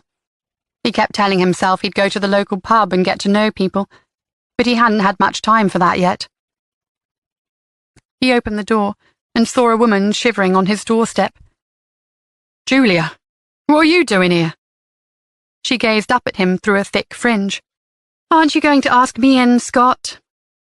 He took a step back and opened the door wide. "Of course, sorry. I wasn't expecting you. We cancelled our date, didn't we?" Julia stomped past him into the narrow hallway, and he shut the door behind her. He noticed she hadn't brought an overnight bag. He looked at her in confusion and waited for her to explain. "You cancelled our date, Scott." "Oh, I see, I'm sorry, but I really didn't have a choice. We have a big case on at the moment." She put her hand up to stop him talking. "I'm driving, so I can't have a proper drink, but you could at least offer to make me a coffee." "Of course." He led the way into the kitchen. Julia still lived in Oxford, but he'd thought she was happy for them to continue with things as they were. He'd met her 8 months ago. She was a solicitor, hard-working and ambitious, and wasn't interested in a long-term relationship. "Let's just have some fun," she'd said, and that had sounded appealing to D.I. Morgan. But from the bad-tempered look on Julia's face tonight, fun was the last thing on her mind. D.I. Morgan filled the kettle and flicked the switch before retrieving a couple of mugs from the cupboard. "Is Instant okay?" Julia rolled her eyes and pointed at the coffee machine she'd bought for his birthday. "What's wrong with that?" D.I. Morgan put his hands in his pocket and looked sheepish. "Nothing. I just ran out of ground coffee. I haven't had time to go to the supermarket. Like I said, it's this case, and—" "I didn't come all this way to talk about your current case, Scott," Julia said coldly. "I suppose Instant will have to do." Feeling wrong-footed, D.I. Morgan spooned instant coffee granules into the mugs and retrieved the milk from the fridge. She was angry with him, that much was clear, but he had no idea why. He'd cancelled their date, but had given her ample notice. He'd sent the email yesterday. It occurred to him that perhaps she hadn't received it. "Did you get my email?" Julia's face tightened, and she pursed her lips together. There was an awkward silence as he waited for her to answer, and then he decided to get on with making the coffee. He poured hot water into the mugs. While he was adding the milk, Julia said, "I did get your email, and that's what I want to talk to you about." D.I. Morgan nodded as he handed her a steaming mug. "I should have called, shouldn't I? Yes, at the very least. She shook her head. This isn't working, Scott. D.I. Morgan picked up his own cup and chose his words carefully. I thought everything was going okay. There are bound to be some road bumps in a long-distance relationship. It's hardly a relationship. I see you barely twice a month. And it's also... She looked around, searching for the right words, and waved a hand. It's also businesslike. Scott took the time to sip his coffee, feeling out of his depth. Take tonight, for example, Julia said. You were supposed to be having a couple of days off so we could spend some time together, and out of the blue, I get an email informing me you have to work. You don't even bother to call me. I'm sorry, D.I. Morgan said carefully. I should have been more considerate. It's just not going anywhere, Julia said. Where did you want it to go? D.I. Morgan said, genuinely perplexed. Julia put her coffee down on the kitchen counter. You really are impossible. I don't know what I've done wrong, Julia. You said you weren't interested in a long-term, committed relationship. I know what I said, but I didn't expect it to be like this. I need something more. D.I. Morgan nodded slowly. I see. Well, I could try. We have tried, Scott, but until you deal with your problems, you'll never be able to open up and have a proper relationship. She sighed. What happened to you? I know something did, but you never talk about it. D.I. Morgan tensed. There's no point talking about the past. Why don't we take some time to... No, it's not going to work. You're too cold and contained. She looked away, unable to meet his gaze. You've met someone else, D.I. Morgan said. That's not the point. That isn't what I came here to talk about. Isn't it? No, and don't try to shift the blame onto me. We're breaking up because emotionally you don't give me anything, and you never give any thought to my feelings. So we're breaking up? Yes. Julia ran a hand through her hair and sighed. This isn't going how I planned. I was supposed to be angry with you, but you're just looking at me like you're confused. That's because I am confused. I thought things were fine. Well, they're not. Is there anything I can do to change that? Julia shook her head. No, it's just who you are, Scott, and it's not enough for me. You came all the way to Lincoln tonight to tell me that. She turned on him, and her eyes narrowed in irritation. Yes, because that's the decent thing to do. Let somebody down in person. Did you think I'd do it over email? I'm not sure what you want me to say. Julia's shoulders slumped, and she sighed. And that's the problem, Scott. Chapter 22. The following morning, DC Rick Cooper was running late. Everything was against him. He'd intended to get to work early and go through a few more reported sightings of the girls. Most of them were probably cases of mistaken identity, but they still had to be examined in detail before they could be ruled out. But at this rate, he wouldn't be there early. He wouldn't even be on time. Come on, Mum, Rick said, leaning on the kitchen table. You know I have to go to work. His mother sat shivering in her wheelchair, but she refused to put on her pink dressing gown. Rick hadn't expected his mother to wake an hour earlier than normal this morning. It had royally scuppered his plans for an early start. You can't leave me here, she insisted. Not again. Rick took a deep breath and tried to keep his patience. Look, you're going to catch your death. Let me help you with your dressing gown, and then I'll make you a nice cup of tea before Lauren gets here. Rick glanced at the clock. His sister, Lauren, wasn't due for another half an hour. No, I don't want my dressing gown. There's something wrong with it. Rick frowned and looked down at the pink, fleecy dressing gown. He'd bought his mother this one a couple of months ago because her older one had been made of a heavier material and really wasn't suitable. The fleece one was much better. It washed and dried quickly and was lightweight, but still kept her warm. What's wrong with it? It's got bits on it and they itch me. Rick turned it over in his hands examining the fleece for any areas that could irritate her skin, but it looked perfectly fine to him. His mother had been wearing it for the last 2 months without any complaints. Feeling he was losing the battle, Rick put the dressing gown over the back of the kitchen chair, wishing he hadn't already put the old one in the local charity clothes bin. "All right, we'll leave the dressing gown. What about a cup of tea to warm you up?" His mother pushed her grey-streaked hair back from her face and nodded. "Go on, then." Rick flicked the switch on the kettle and then set about making them both some toast. He pushed his mother's wheelchair up to the table. "Are you comfortable enough there, or do you want me to help you into a chair?" "Of course I want to sit in a chair," she said, looking at him as though he'd lost his marbles. Even though, according to Lauren, she'd wanted to stay in her wheelchair for dinner last night, saying it was more comfortable. Rick helped his mother out of the wheelchair and into one of the hard-back chairs beside the table. He felt a fluttery panic in his chest when he noticed how light she was. Her bones felt so fragile, he feared they might snap if he held her too tightly. "Do you need a cushion, Mum?" His mother shook her head, picked up a piece of toast and dug in. Rick was relieved to see her eat. For some time, her appetite hadn't been great, and she'd been losing weight at a rapid clip. The doctors weren't much help, only prescribing a few gloopy, unappealing milkshakes to try and bulk her up.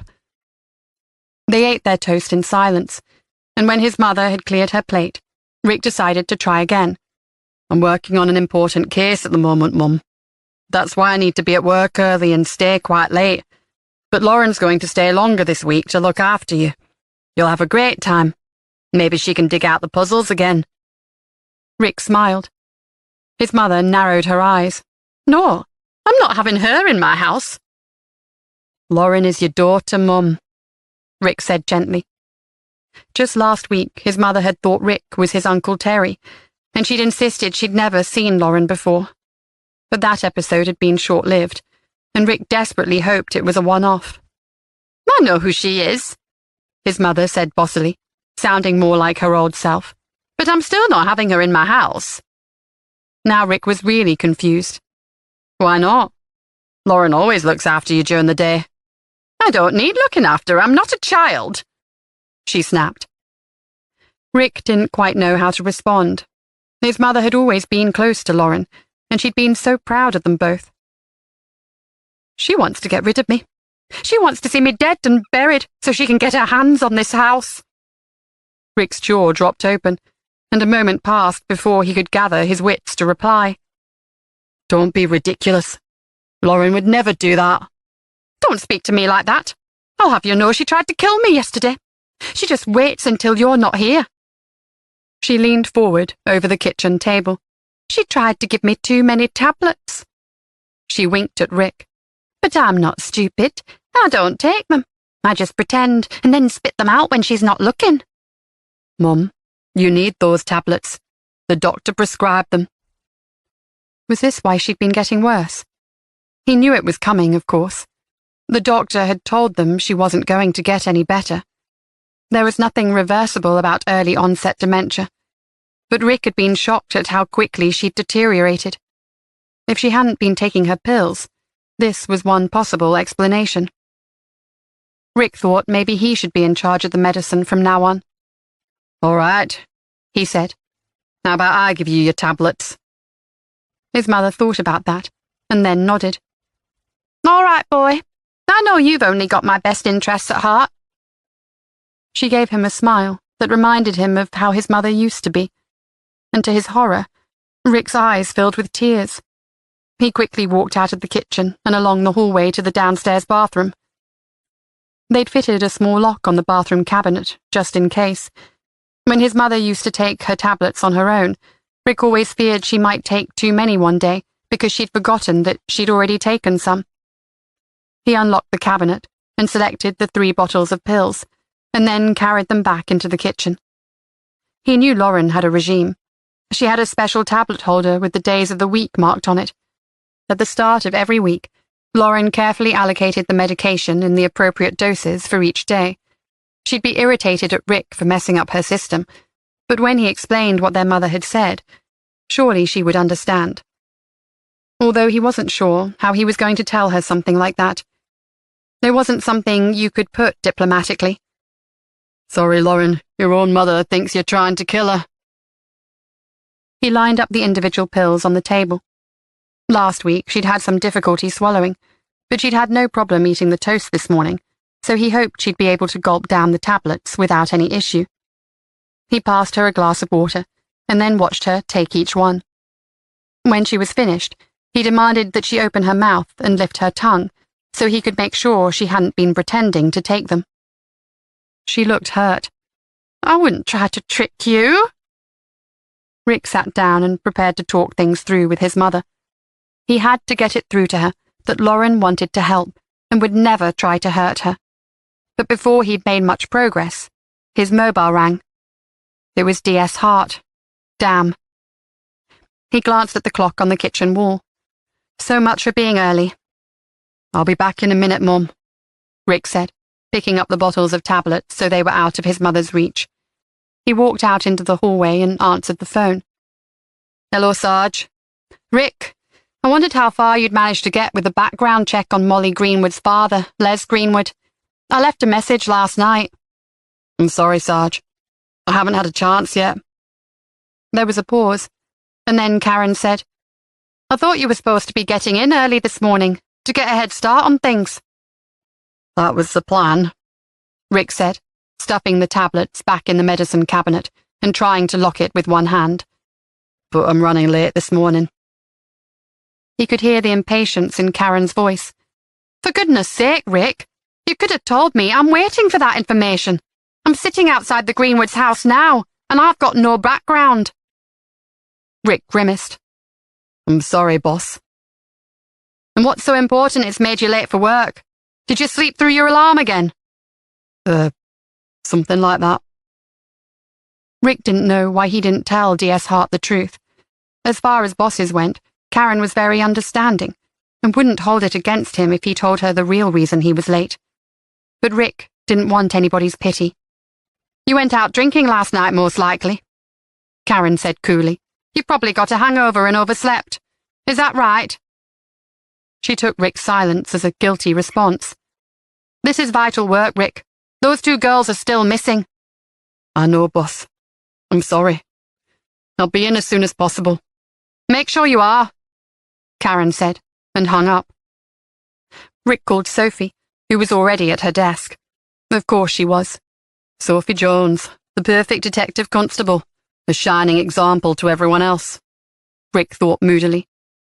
He hated to ask her for help, but he didn't have much choice. Sophie, I need you to do me a favour. Sarge needs a background check on Les Greenwood, particularly looking into his criminal history and what contact he's allowed to have with his daughter. We think it was Greenwood we caught on the CCTV. I'll forward you the email with everything we know about him so far. Not a problem. I'll start work on it now. Are you coming in, or do you want me to send the information to you? I'll be in soon, but if you could send the information directly to Karen as soon as possible, that would be great. As he was talking, he heard the front door open, and his sister, Lauren, appeared at the end of the hall. He gave her a quick wave, and then went back to his phone call. He finished talking to Sophie, and had just hung up, when there was an almighty racket from the kitchen. His mother was screaming blue murder. Get off me! Don't you touch me! Get away! Rick rushed into the kitchen. His mother had picked up a plate and was brandishing it at Lauren. What on earth is going on? Why are you trying to hit Lauren? If he hadn't been so worried, it would have been funny. He removed the plate from his mother's hand and put it in the sink. Then he turned to Lauren and saw she was trembling. She wouldn't have hurt you, Rick said. It was only a plate. Lauren shook her head and walked past him out of the kitchen. Good riddance, his mother said. Rick pinched the bridge of his nose and felt a tension headache building behind his eyes. He left his mother in the kitchen and went to find Lauren. She was sitting on the sofa in the living room, staring down at her lap. Rick sat beside her. I can't do this anymore, Rick. I know it's difficult. It's more than difficult. It's impossible. I can't take it. She just accused me of trying to kill her. Rick grimaced. I'm sorry. I should have warned you. It's something she said this morning. Look on the bright side, she'll probably have forgotten about it by lunchtime." He smiled, even though he knew the joke wasn't appropriate. As a police officer, black humour had helped him through some difficult times. "It's too much for me, Rick. I can't take it. It's all right for you. You only get it at night and she's asleep most of the time." Rick paused before answering. His gaze fell on a photograph on the mantelpiece. His mother and father smiled out from the frame. The picture had been taken on their 30th wedding anniversary. He hated to think that the kind, strong, caring woman in that photo was slowly slipping away. Maybe Lauren was right. Things had been getting worse, and she definitely had the short end of the stick, though it wasn't easy for Rick either. He didn't have much of a social life, having to stay in and look after his mother all the time, although he played up his Romeo reputation at the station. Whenever he was invited for drinks after work, he told everyone he had a date, living up to the lady killer role.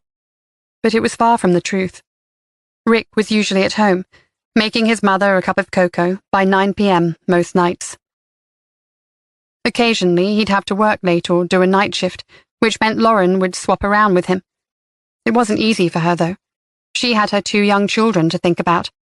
In the beginning, she'd brought them back here after school to spend time with their grandma. The 2 boys had been marvelous and coped really well considering their young ages. Even when their grandmother had demanded to know who they were, they patiently responded and won her over with their childish chatter. "Maybe I can try and cut back on the overtime once this case is over. It's a big one, you see, and more demanding than usual. I know you get the worst of it, Lauren, but I promise to pull my weight a bit more once this case is off my plate." Lauren shook her head. She got to her feet and wandered off into the hallway. Rick frowned. He'd never seen his sister like this before. She was close to the end of her tether, and it scared him. She came back into the room, holding her bag. After rummaging inside, she pulled out some sheets of paper and handed them to Rick. "What's this?" he asked, flipping through them. "It's a specialized care facility for people with dementia. We just need to sign the paperwork." Rick dropped the papers on the sofa next to him and stood up. "No way. Absolutely not." Lauren's face crumpled, and she looked as though she might start to cry. Rick closed his eyes and ran a hand through his hair. "Look, I do understand how hard it is. I tell you what, why don't I organize some help to come in a couple of days a week? That should take the pressure off you a bit." "I don't know, Rick. I think we've already left it too long." Rick took her hands in his. "Please, Lauren, let's see how things go with a bit of extra help, and then we can make the decision, all right?" Lauren took a long time to respond, but eventually she nodded. When he went back into the kitchen, Rick saw his mother had fallen asleep. He carefully lifted her out of the chair and carried her to her bedroom. After lowering her onto the bed, he tucked her under the covers. He kissed her on the forehead and said, "See you later, Mum." Then he left for work, feeling like the weight of the world was on his shoulders. Chapter 23. Karen was in a bad mood. She had hoped to speak to Mrs. Greenwood and her daughter, Molly, before school. If the sighting of the red-haired man at Washingborough Primary was completely unrelated to Emily and Sian's disappearance, she wanted it off her plate as soon as possible. But she'd been trying to cram in too much. To top it off, Rick hadn't come through with the background information. It was unlike him. She'd been too harsh on the phone, and she knew it. He'd probably had a skinful last night, but that wasn't an uncommon way for police officers to unwind when they were in the middle of a stressful case. Of course, she couldn't just stand by and let it become a regular occurrence, but she could have been more understanding. She could have let him talk to her rather than biting his head off. The job was a constant challenge to every officer's mental health. D.I. Morgan was a good policeman, but he wasn't the warm, fuzzy, let's have bonding sessions and a group hug type. She wasn't much better, but as D.I. Morgan was unlikely to fill the pastoral role the younger officers needed, it would be up to her to take care of the junior detective's needs. She was sitting in her car outside the Greenwoods. It was a semi-detached house with a pleasant front garden. It probably looked nice in the summer, with roses in bloom, but now they had lost most of their leaves. Since she was already there, Karen decided to speak to Molly's mother.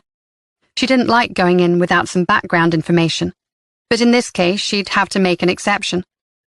She was pretty sure the whole thing was going to end up being a dead end anyway. Les Greenwood had been hanging around the school to see his daughter. He wasn't about to become the #1 suspect in their search for the missing schoolgirls. Karen locked the car and walked up the small garden path towards the red front door. She pressed the doorbell and a cheerful chime rang out. A small dog yapped on the other side of the door. There was a 6-inch wide strip of frosted glass running along the side of the door, and Karen could just see a small furry shape bouncing up and down. A moment later, the little dog was scooped up, and the front door opened.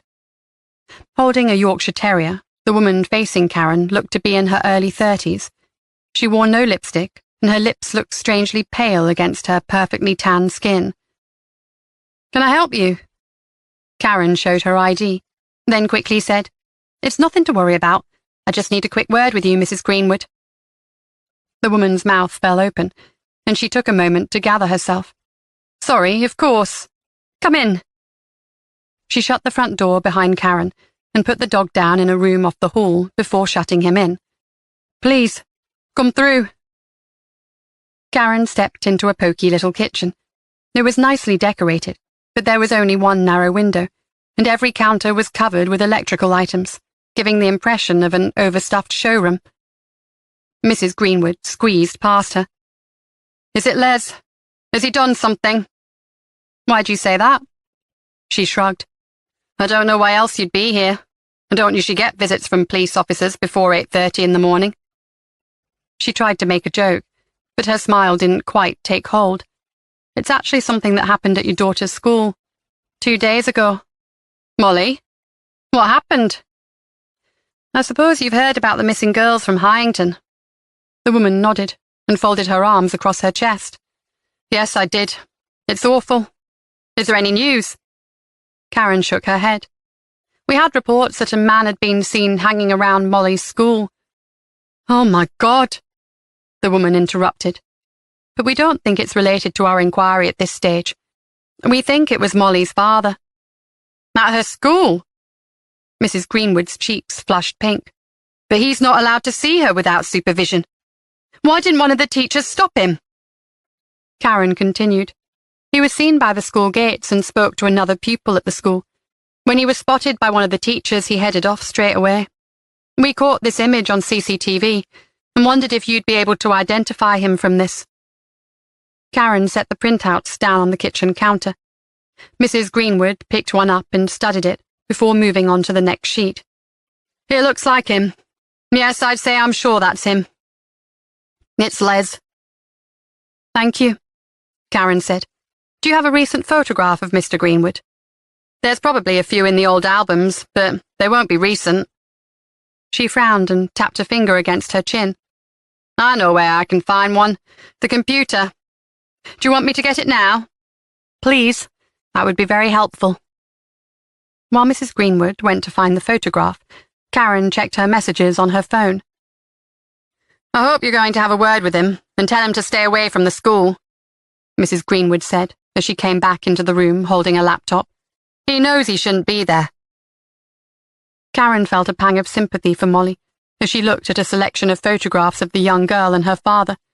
It was definitely Les Greenwood in the CCTV footage. She thanked Mrs. Greenwood and then said, "There is one other thing I think I should mention. This isn't a police matter, but Molly was threatening another child." Mrs. Greenwood looked outraged. "Molly wouldn't do that." "The other child spotted Les at the school, and Molly was threatening her to keep quiet. The child has some bruises on her arms from where Molly pinched her. I think Molly was worried that her father was going to get into trouble." The woman put her head in her hands. "Oh, God. I've done my best to keep her out of it, but she doesn't understand. She still loves him. She can't see him for the alcoholic waste of space everyone else can." Karen wasn't about to dole out any advice, but she hoped the woman would talk to Molly. Whatever Les Greenwood had done, he was still Molly's father. Karen finished up by asking a few more questions, and then prepared to leave so Mrs. Greenwood could take Molly to school. As she stood on the front step, Karen added in a low voice so Molly wouldn't overhear, "Please don't mention this yet to your husband. We're going to be talking to him this morning." Karen crossed over to unlock her car and slid into the driver's seat. Her phone started to ring. It was Sophie. "Hello, Sarge. Rick asked me to do some background for you. The stuff on Les Greenwood." Karen frowned at the thought of Rick fobbing his work off on Sophie, but she supposed at least it meant she got what she needed. "Great, thanks, Sophie. Did anything turn up?" "I've emailed it to you. Nothing stands out. I've confirmed his address, and he's had a couple of arrests for drunk and disorderly.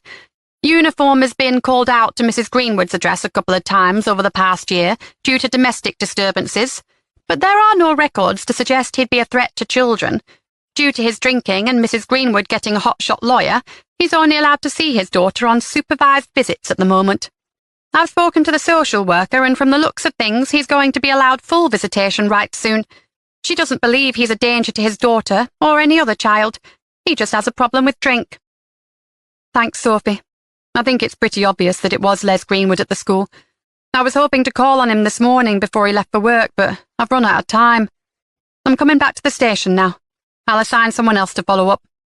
We've got bigger fish to fry."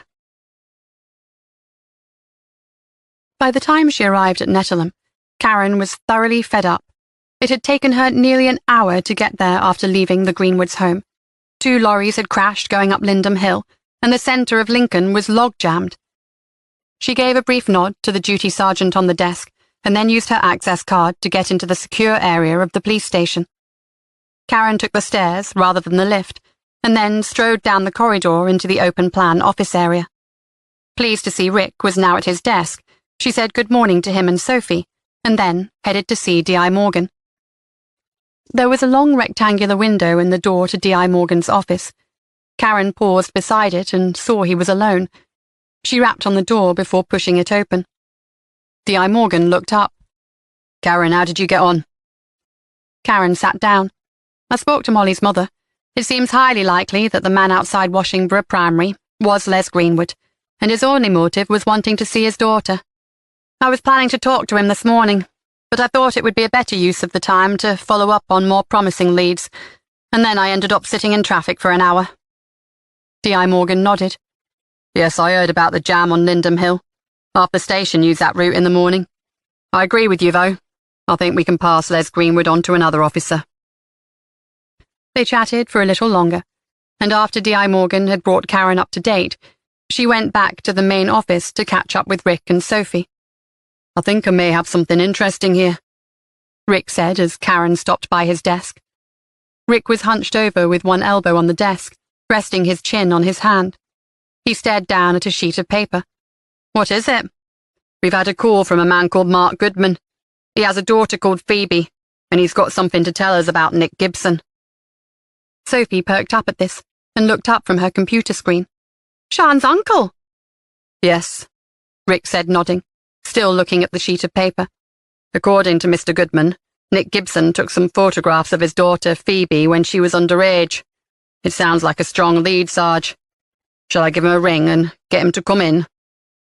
Sophie jumped up from the desk to read the piece of paper over Rick's shoulder. "I could do it. I know Rick's got a lot of other things on at the moment." Rick frowned and moved the piece of paper away from Sophie. "Oh, no, you don't. I've been through a mountain of leads to get to this one. You can't just cherry-pick the best ones, Sophie." "Cherry-pick? I was just offering to help." Sophie tried to look affronted, but Karen saw the eagerness in her eyes.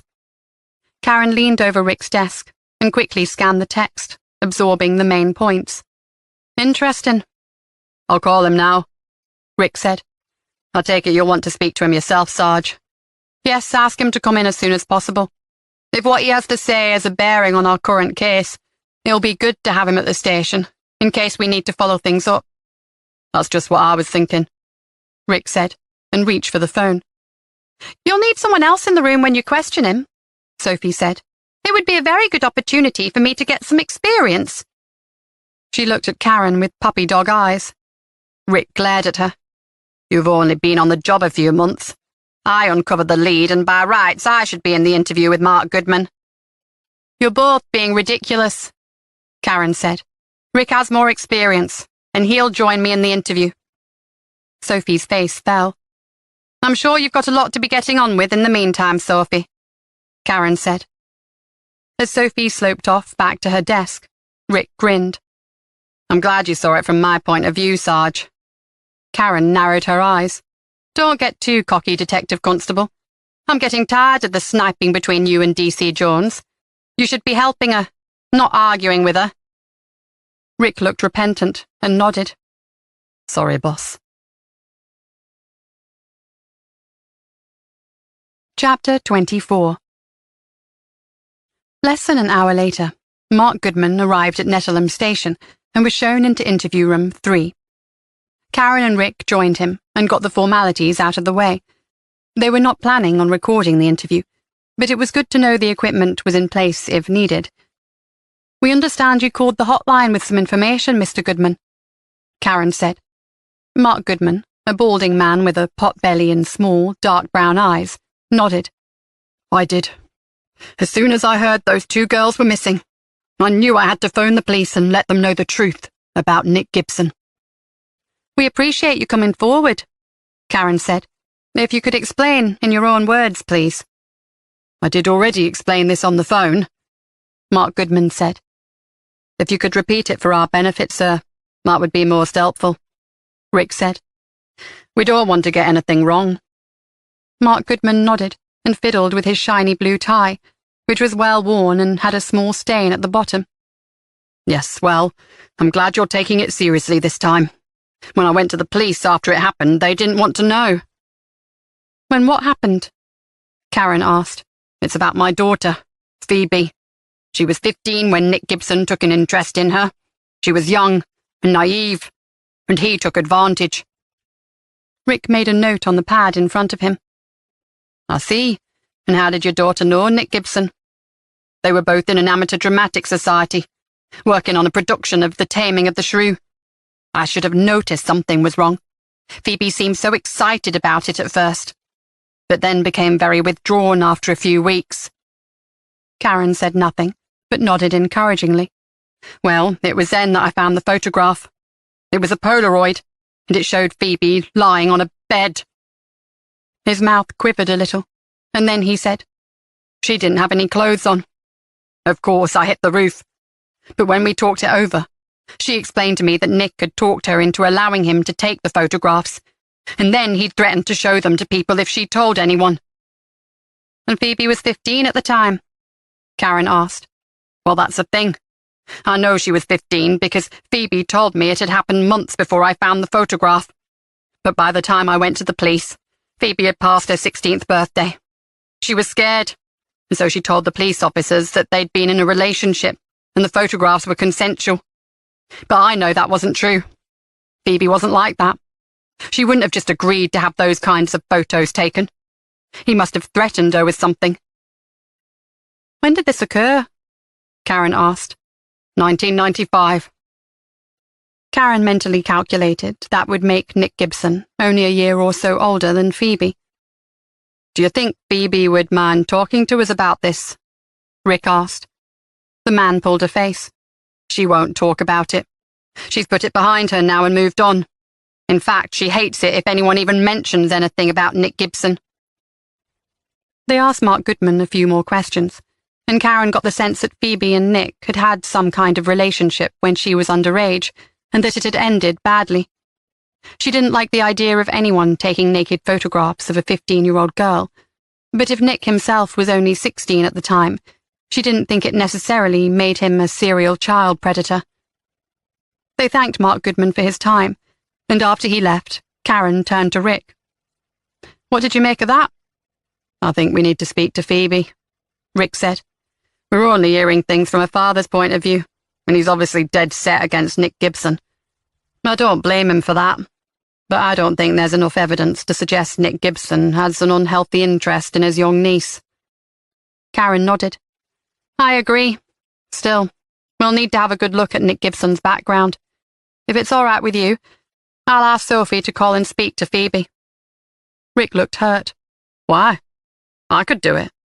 I know you could. But Sophie was right when she said she needed more experience. I also think Phoebe might feel more comfortable talking to a woman.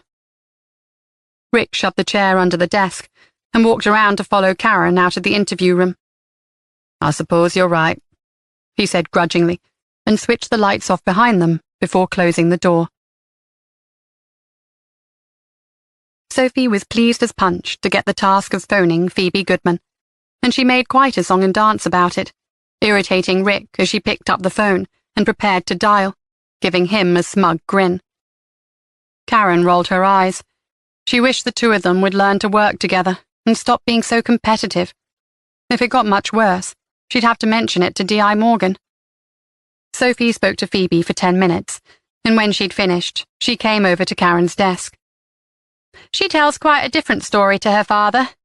Phoebe admitted having a relationship with Nick Gibson, but she said she was almost 16, and Nick was only a year older than her. She never got over the embarrassment of her father finding the photograph, and admitted she probably led him to believe it was more Nick's fault than hers. She told me the photographs were consensual, and that there hadn't been any hard feelings between her and Nick.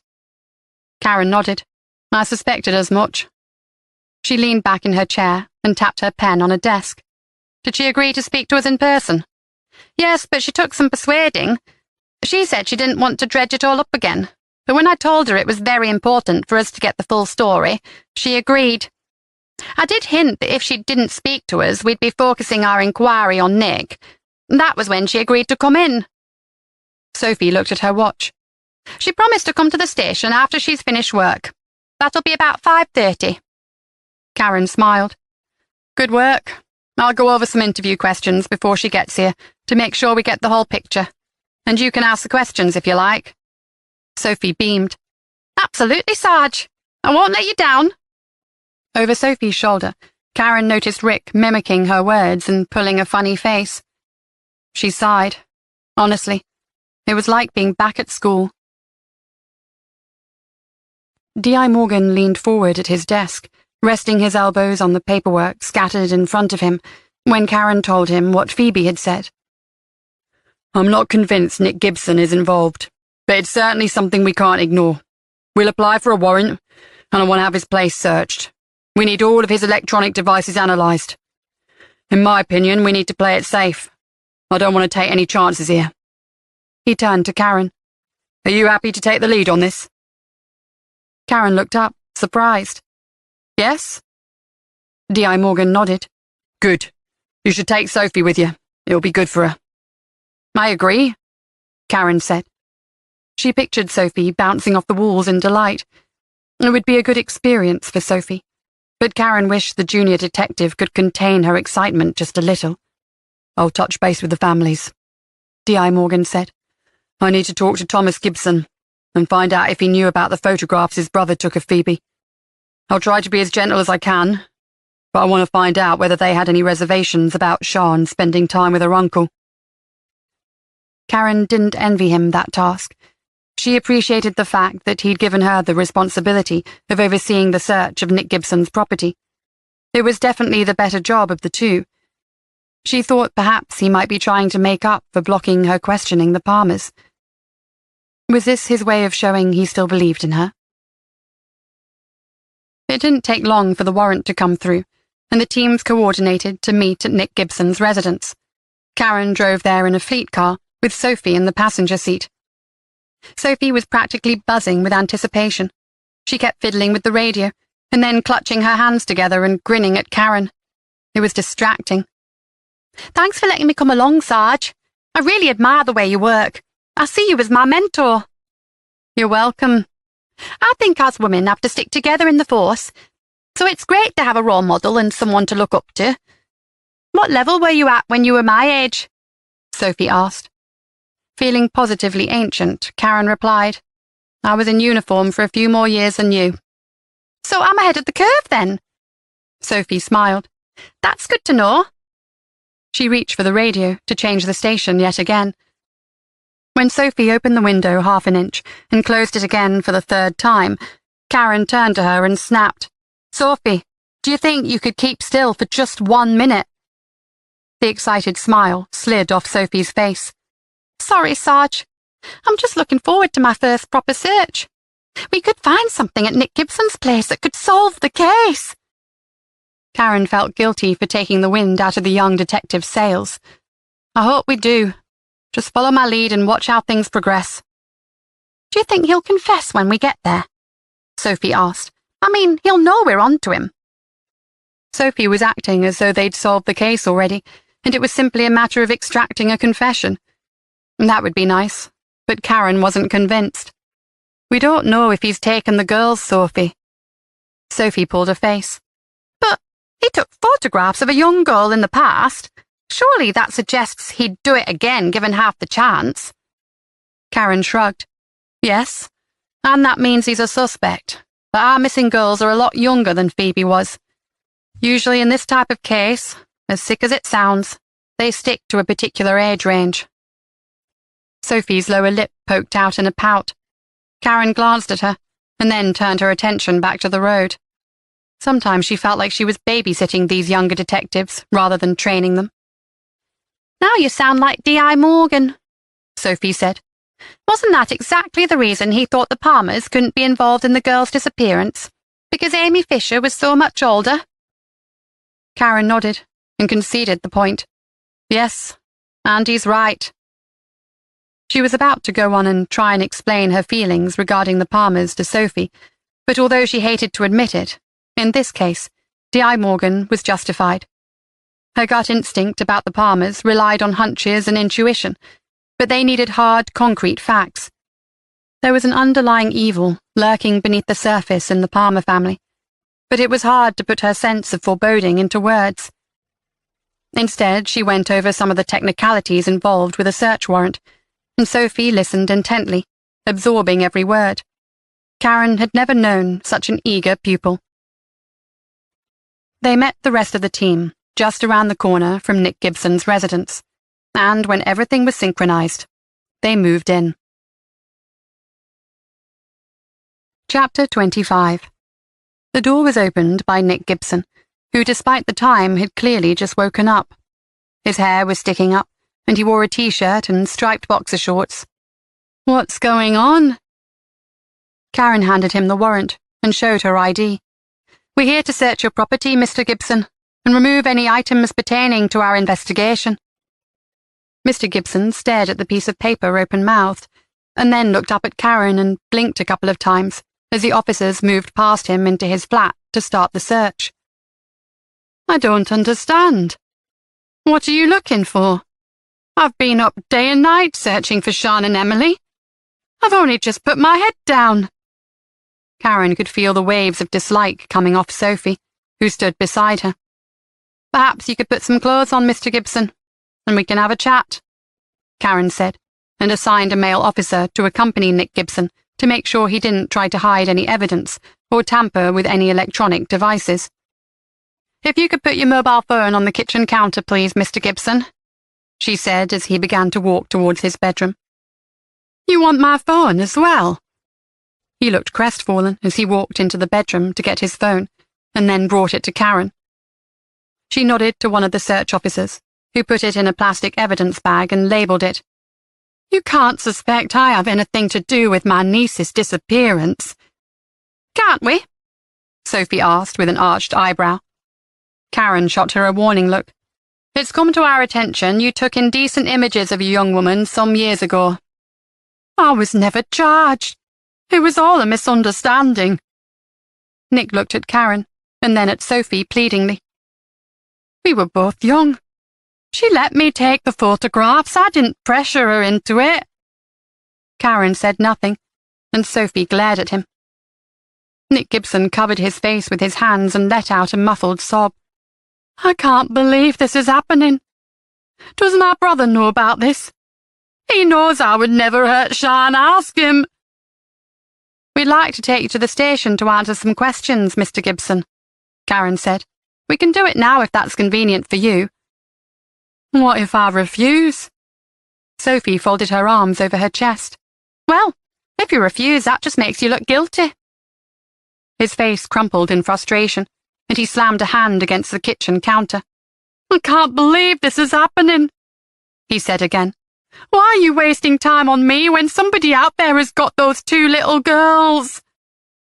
It'll be easier for you if you come with us now and answer our questions, Mr. Gibson, Karen said. By the time we finish, the search should be over. Reluctantly, Gibson agreed, and he went to get dressed. Sophie and Karen had a quick word with the officer overseeing the search and let him know they would be off-site. Karen signed the paperwork, and then, with Sophie by her side, escorted Nick Gibson out of his flat and towards the fleet car. All around them, curtains twitched, and people walking on the street stopped to stare.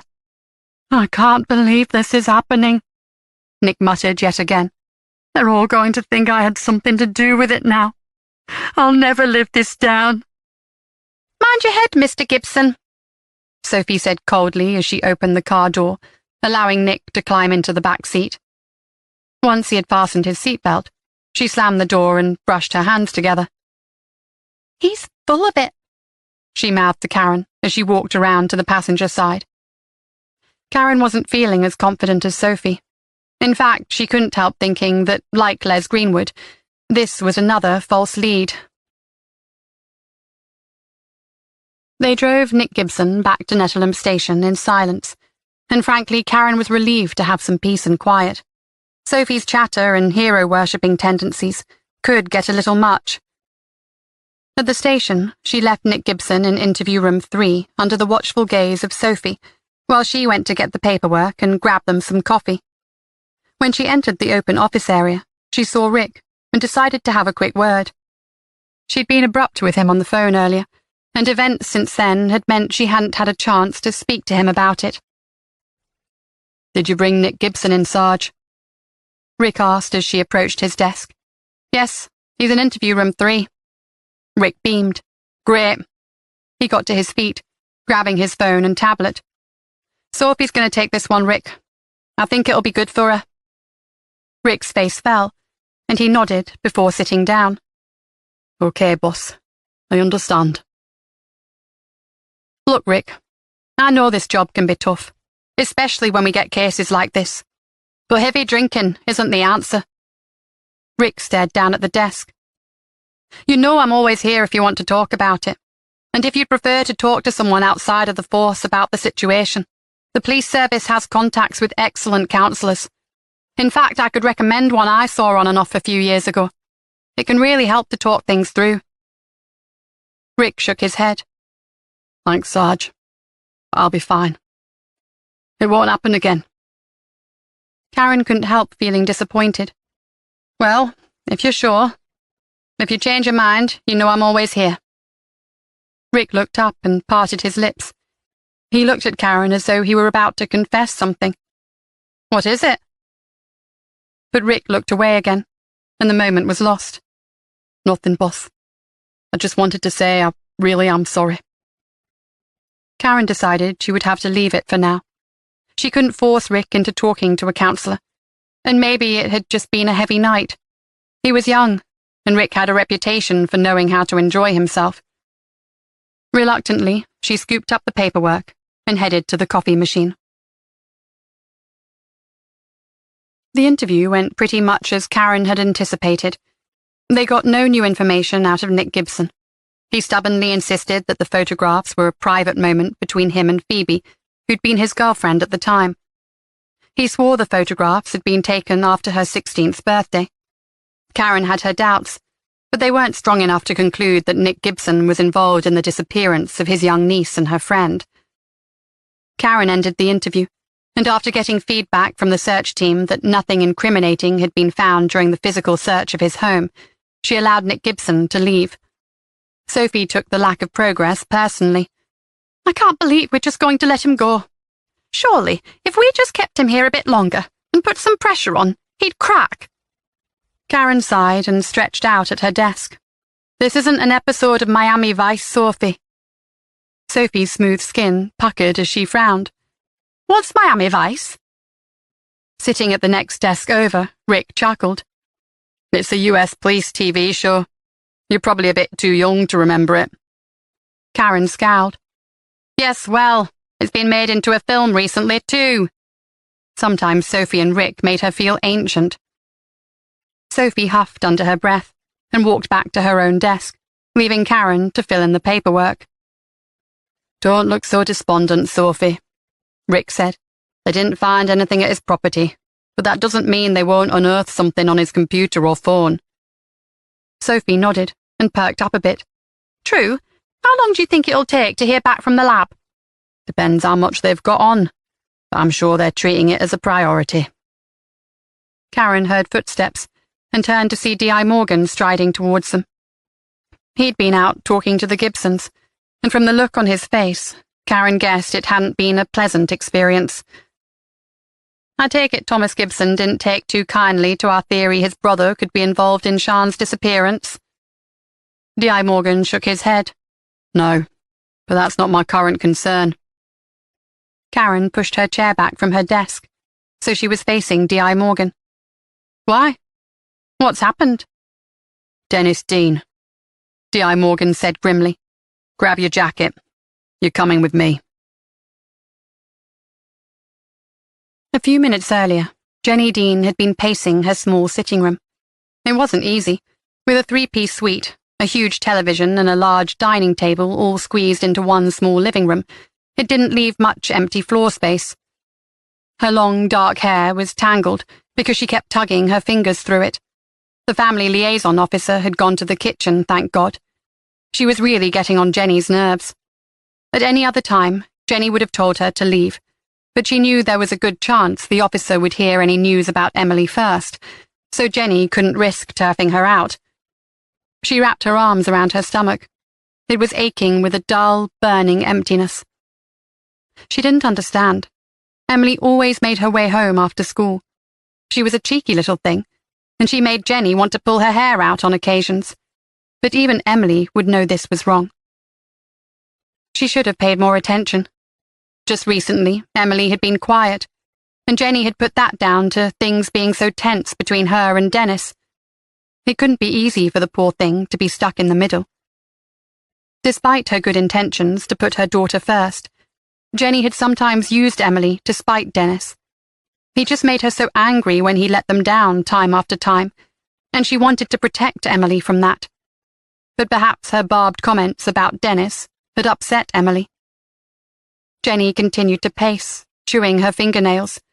It was dark outside and getting very cold. She hated to think of Emily out there wearing only a thin anorak. She really should have bought her a winter coat by now, but there never seemed to be enough money to go around these days. You're going to wear a hole in that carpet if you're not careful. Jenny's mother, Louise Jennings, sat on one end of the sofa, quietly knitting. She'd been so quiet that Jenny had forgotten she was even there. Outwardly, her mother showed no signs of panic. Her voice was the same as always and not softened by sympathy. But Jenny knew her mother was worried sick about Emily. Jenny sat down beside her on the sofa. Do you think they just walked off and got lost? I mean, that could happen. Maybe they found shelter somewhere. Just because they didn't come home doesn't necessarily mean they've been taken by anyone, does it? Her mother put her knitting down on her lap. It's getting late, she said, not answering Jenny's question. I wish I had a time machine, so I could travel back and pick the girls up from school. It's my fault, all of it. It would never have happened if I'd gone and met them. Her mother reached out and drew Jenny in for a hug. Blaming yourself isn't going to do anyone any good at this point. We need to stay strong, for Emily. What will I do if she doesn't come home, Mum? Jenny was sobbing against her mother's shoulder when there came a loud hammering at the front of the house. Thinking it was news about her daughter, Jenny sprang to her feet and rushed to the door before her mother had even managed to get up from the sofa. Jenny flung open the front door. In the split second before the door was fully open, she pictured Emily standing on the doorstep, looking surprised at all the fuss. But when the door opened, it wasn't Emily standing there. It was Dennis, and his face was contorted with rage. Chapter 26. As soon as they were heading out of the car park, D.I. Morgan began to fill Karen in. I've spoken to Becky Carpenter. She's the family liaison officer who's staying with Jenny Dean. There's a situation at the family home. Dennis turned up half an hour ago. He lost the plot after finding out Jenny's been seeing another man.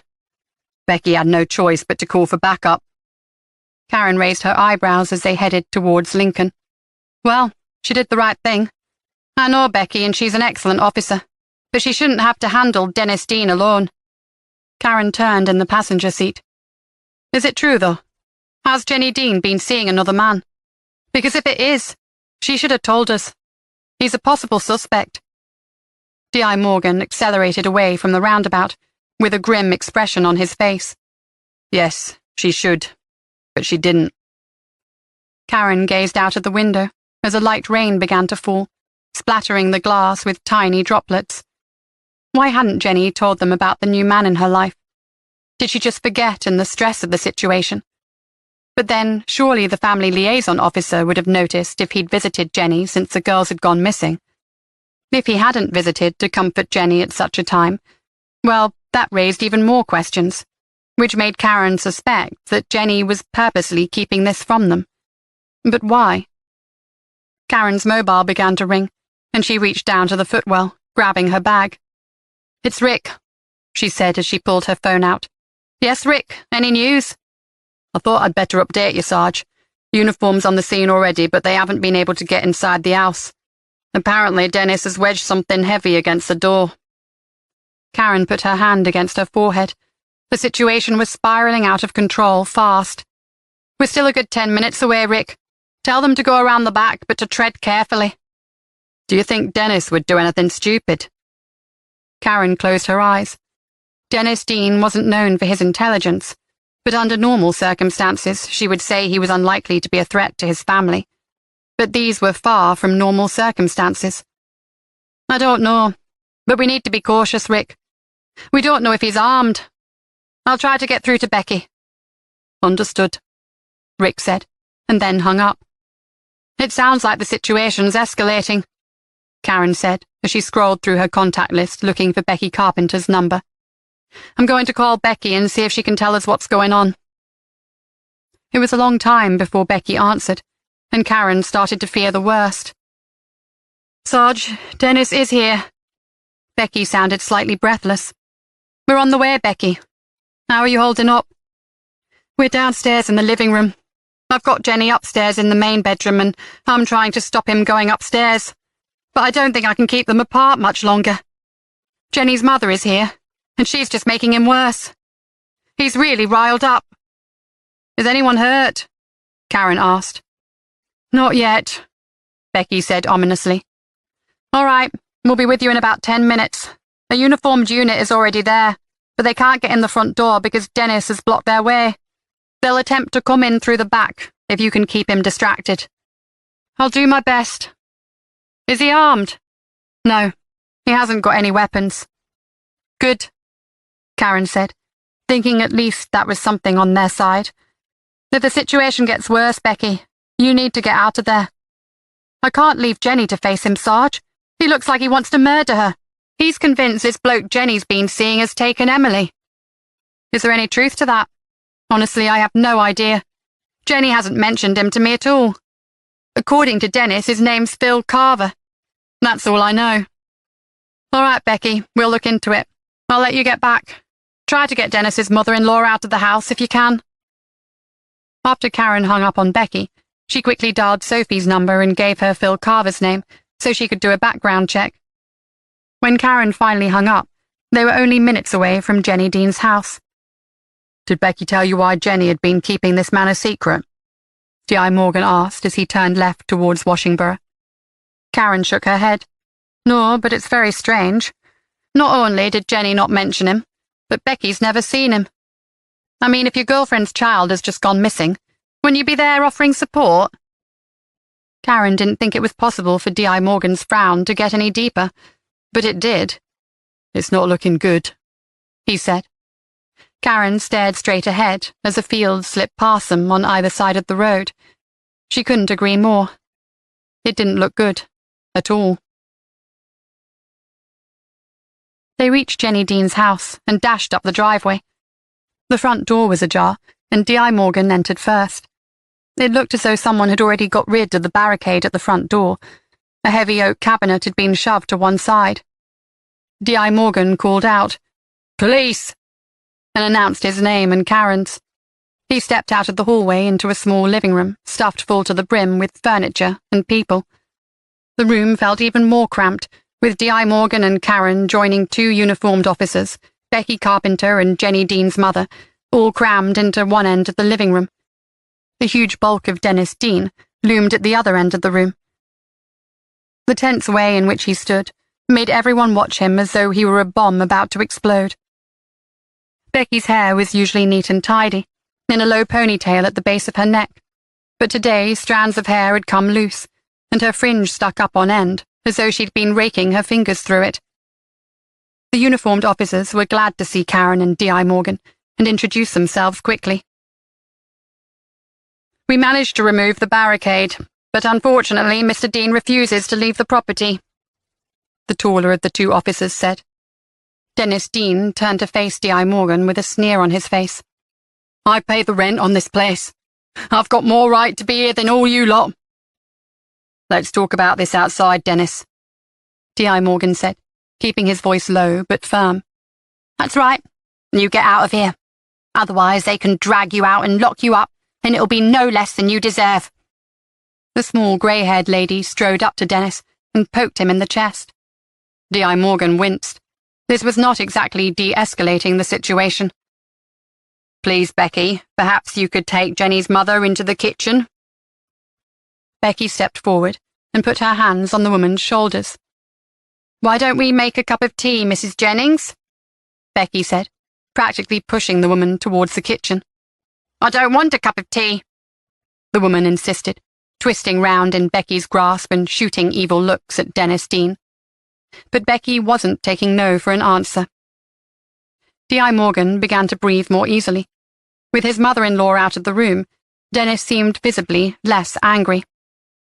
"What's this all about, Dennis?" D.I. Morgan asked. "It's that slapper upstairs," Dennis said. "She's been seeing someone else. She barely knows him.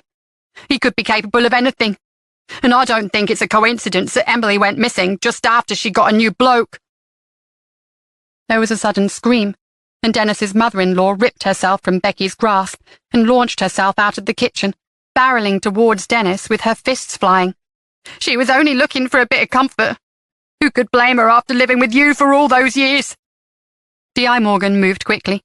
They needed to remove that woman from the situation. He put himself between her and Dennis just in time.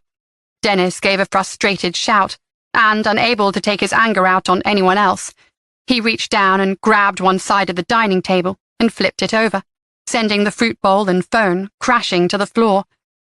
D.I. Morgan braced himself, expecting the table to slam into his back. But fortunately, it stopped just short.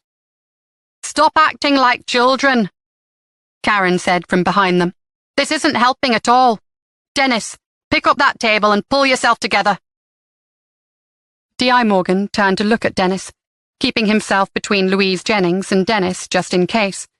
But the fight seemed to have drained out of the big man, and to D.I. Morgan's surprise, Dennis did as he was told, leaning down and righting the table, and even picking up a couple of pieces of fruit and sticking them back in the bowl, which miraculously hadn't broken. Then he picked up the phone and stared at it before setting it down next to the fruit bowl. Karen turned her attention to Dennis's mother-in-law. "You, come upstairs with me.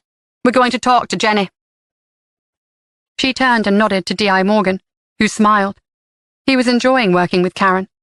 She used her initiative, and they worked well together. It made the job easier when you could trust a colleague enough to divide up the caseload on the hoof, without having to worry about the details. While Karen spoke to Jenny and her mother upstairs, D.I. Morgan would be able to focus on Dennis Dean. Chapter 27. When D.I. Morgan finally managed to persuade Dennis Dean to go outside, he followed him out, after making sure Karen had Jenny's mother under control. Dennis leaned against the front wall of the house and lit a cigarette. "Scary lady," he said, nodding towards the house, and D.I. Morgan guessed he was referring to Karen. "Is she your boss?" D.I. Morgan stifled a smile.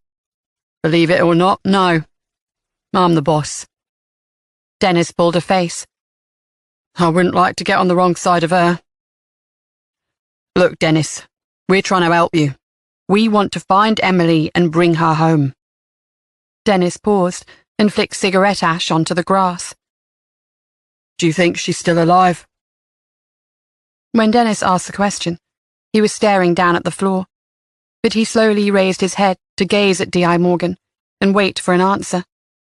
D.I. Morgan shifted awkwardly under those steely blue eyes. He couldn't lie.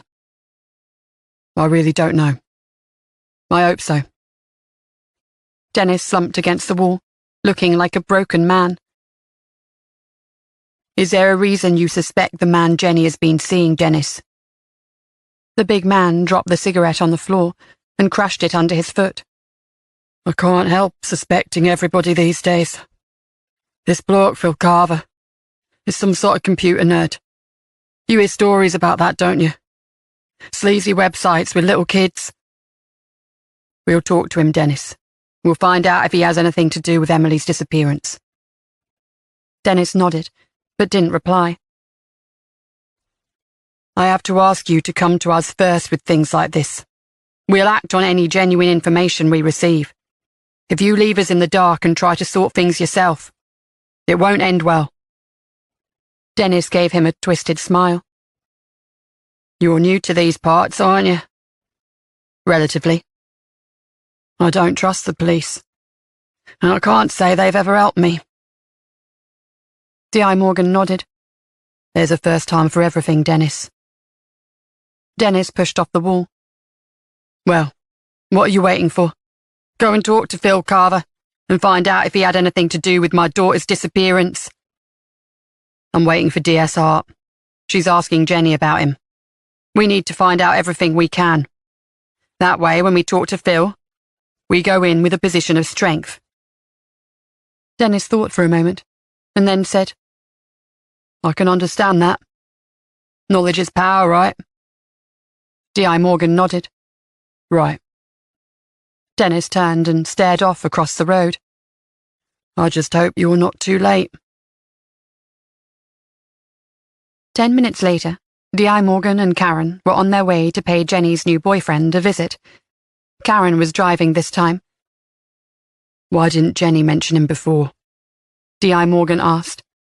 Jenny's boyfriend, Phil Carver, lived in Bracebridge Heath, and it wasn't an area D.I. Morgan knew well. Karen turned left at the traffic lights. She didn't want Dennis finding out, apparently. D.I. Morgan huffed impatiently. For goodness sake, her daughter's missing. Why would she hold information like that back? Karen turned right at the Premier Inn, just behind a tractor pulling a trailer. For what it's worth, I think she knows she made a mistake, sir, and she's convinced he hasn't got anything to do with Emily's disappearance. D.I. Morgan didn't look mollified. Our job would be far easier if people didn't keep things from us. You've got no argument from me on that score. D.I. Morgan called the station and spoke to Sophie, who'd been running a background check on Phil Carver. When Karen stopped at the traffic lights, she looked at D.I. Morgan. He shook his head. She supposed coming up with something clear-cut, like a criminal record or Phil Carver's name on the sex register, was too much to hope for. When D.I. Morgan hung up, he related everything Sophie had told him. It seems like Phil Carver's a freelance computer expert. He's lived at his current address for 3 years. No criminal record and lives alone. Never married. D.I. Morgan shook his head. Karen indicated and pulled in beside a small parade of shops, including a Tesco Express and a shop selling cigarettes. I think his flat must be one of these, she said, nodding at the windows over the shops. She parked, and they headed to the back of the shops to find the entrance to the flats. The front of the shops had looked smart enough, but at the back there were large overflowing metal bins and plastic bollards, some of which had been knocked over. A wide concrete staircase rose up to the upper floors. It was open to the elements, and there were only 2 floors of flats above the parade of shops. I think this must be the way, Karen said, beginning to climb the stairs. Below them there was creaking and rattling as a metal folding door opened. One of the shops must have been expecting a delivery. He's number 21. Karen said as they walked past 2 doors. Ah, here it is. The door was painted bright blue, and gold-coloured numbers were screwed in place above the rusted letterbox. There was no bell, so Karen rapped with her knuckles. They had no reason to think either girl was here, but both D.I. Morgan and Karen scanned the area and the parked cars as they waited for Phil Carver to open the door. When he finally did open up, D.I. Morgan was taken aback. He was Dennis Dean's complete opposite. Clearly, this time around, Jenny had chosen a very different man. The only thing they had in common was their height, but where Dennis was strong and muscular, Phil Carver was thin, to the point where D.I. Morgan wondered if he'd been ill. His face was pale, and he had dark circles under his eyes. He blinked at them initially, screwing up his face as though he were allergic to the sunlight. Phil Carver? Phil narrowed his eyes. Yes, he said nervously. What's all this about? They showed their ID, and Phil's shoulders rounded and slumped. I thought you'd get here eventually. It's about the girls, isn't it? Karen lifted an eyebrow. That's right. He led the way inside. The flat was small and dark, and the air was stuffy. The windows had not been opened in a very long time. A faint smell of old fried food lingered in the air. Phil walked in front of them. His tracksuit bottoms hung so low on his hips, it looked as though they were about to slip down and expose his backside. His arms, sticking out of his baggy black t-shirt, were painfully thin. He led the way into a small living room, crammed with electronic equipment. One wall was almost covered by 4 huge monitors. Computer equipment and games consoles were stacked below them. In front of the equipment stood a chair. D.I. Morgan recognized it as one of those fancy ergonomic models, much more expensive than the ones they used back at the station. Phil collapsed down into the chair, spun around and then nodded over to a couple of red bucket chairs. Take a pew, he said. Although the computer equipment and games consoles had green lights flashing, indicating they were on, all the monitors had been switched off, which immediately made D.I. Morgan suspicious. It's dark in here, Mr. Carver, Karen said as she sat down. Don't you ever open the curtains? Phil shook his head. No, the sun shines on the screen and makes them hard to see. You certainly have a lot of computer monitors, D.I. Morgan said, looking around the room. It's my job, Phil said. And what is your job exactly? Karen asked. I'm a champion, Phil said proudly, surprising D.I. Morgan. Really? Karen asked dryly. Phil nodded enthusiastically. Yeah. I compete professionally. Online gaming. Mostly Xbox. I do very well at that. But I play some PC games as well. And you earn a living from that? D.I. Morgan asked. Yeah, I do. He smiled. There aren't many people who can say they earn a living out of their favourite pastime. Although the computer equipment looked top of the range, the other furniture in the flat was mismatched and tatty. D.I. Morgan wouldn't be surprised if it had come from a charity shop or had been donated by relatives or friends. He didn't seem to be making a very good living out of these competitions. Does Emily like these games, Phil? Karen asked. Emily? The boastful expression left Phil's face, and now he just looked guarded. Yes, D.I. Morgan said. Emily's 10 years old. That's the sort of age kids love to play computer games, isn't it? Phil gave a sulky shrug. I don't really know the kid. You're in a relationship with her mother? Phil shifted uncomfortably in his seat. His tongue slid along his lower lip. Kind of. I mean, it's early days.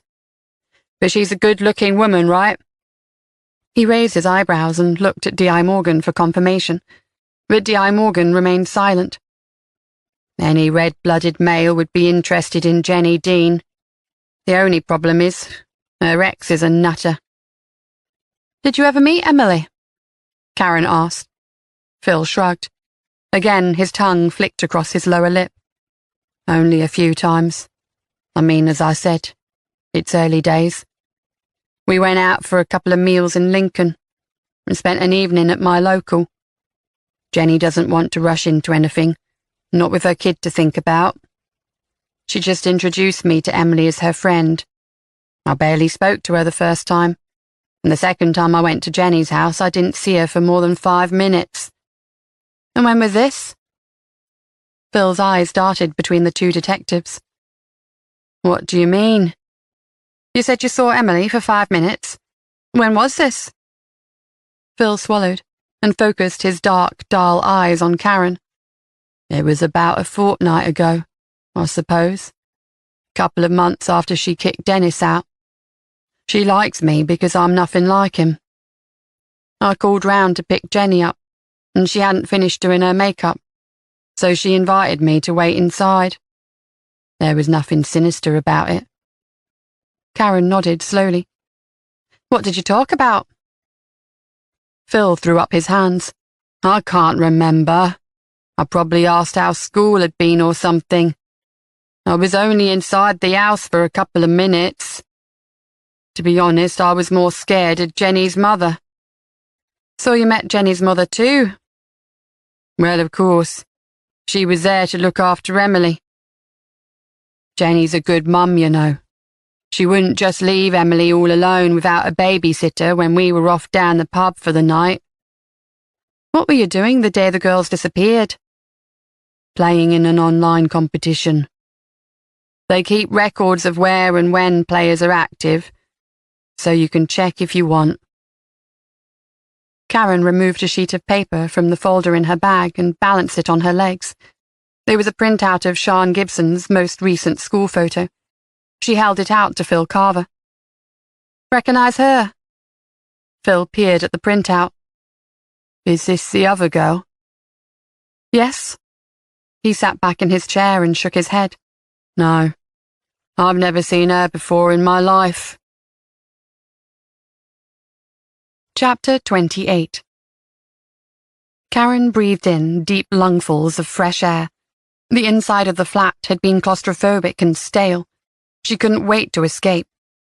The reptilian way Phil Carver ran the tip of his tongue along his lower lip before answering their questions had made her skin crawl.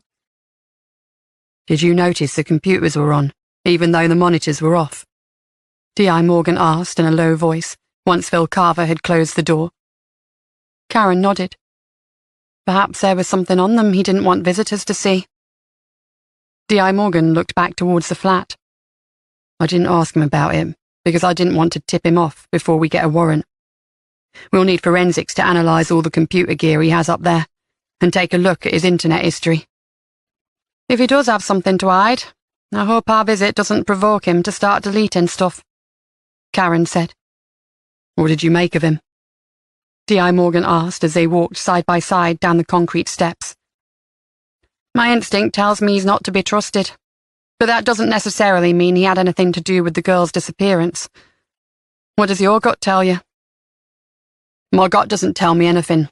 I don't believe in that mumbo-jumbo. D.I. Morgan shook his head and looked irritated. But there's no evidence that he had anything to do with it. No relevant history, and he claims to have an alibi. Karen was about to reply when a large lorry pulled up in front of them, its rumbling engine drowning out her voice as they walked around it. She watched D.I. Morgan walk a few steps ahead of her and pulled a face at him, feeling as immature as Rick and Sophie, although it was probably a better way to let off steam than start an argument. By the time we get the warrant, there'll probably be nothing left to look at.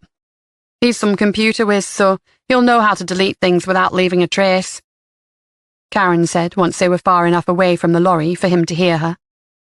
I agree, but without him handing the equipment over voluntarily, our only option is a warrant. Look, do you mind waiting for a minute? D.I. Morgan said, loosening his collar and handing her the car keys. I'm getting a headache and want to grab some paracetamol from Tesco. Of course, Karen said. She was planning to wait by the car, but as she stood there, watching people nipping into shops and queuing in traffic, she suddenly felt furious. 2 little girls were still missing, and life was going on as normal. She stomped over to the boot and removed a couple of large plastic evidence bags, along with some official forms and a marker pen, then locked the car and stalked off back towards Phil Carver's flat. When D.I. Morgan arrived back at the car, tablets in hand, he was surprised to find Karen had gone. He looked around the car park, but still couldn't see her. Had she decided she needed something from one of the shops too? He pulled out a strip of tablets and swallowed two. He was beginning to grow concerned, and was considering going in search of Karen, when suddenly she appeared. He frowned. She was carrying a big desktop computer and what looked like a laptop in large evidence bags. He walked forward to help her, and asked what was going on. "I decided you were right," Karen said. "We only had two options. Wait for a warrant or get Phil Carver to hand over his computer equipment voluntarily." D.I. Morgan raised an eyebrow. "How on earth did you manage to persuade Phil Carver to hand over his computer equipment?" Karen smiled a little sheepishly. Could you open the boot for me?" D.I. Morgan took the keys and did as she asked, helping her load the evidence. The bags were labelled, and Karen showed him that the forms had been filled in correctly. D.I. Morgan shook his head in disbelief and walked to the driver's side.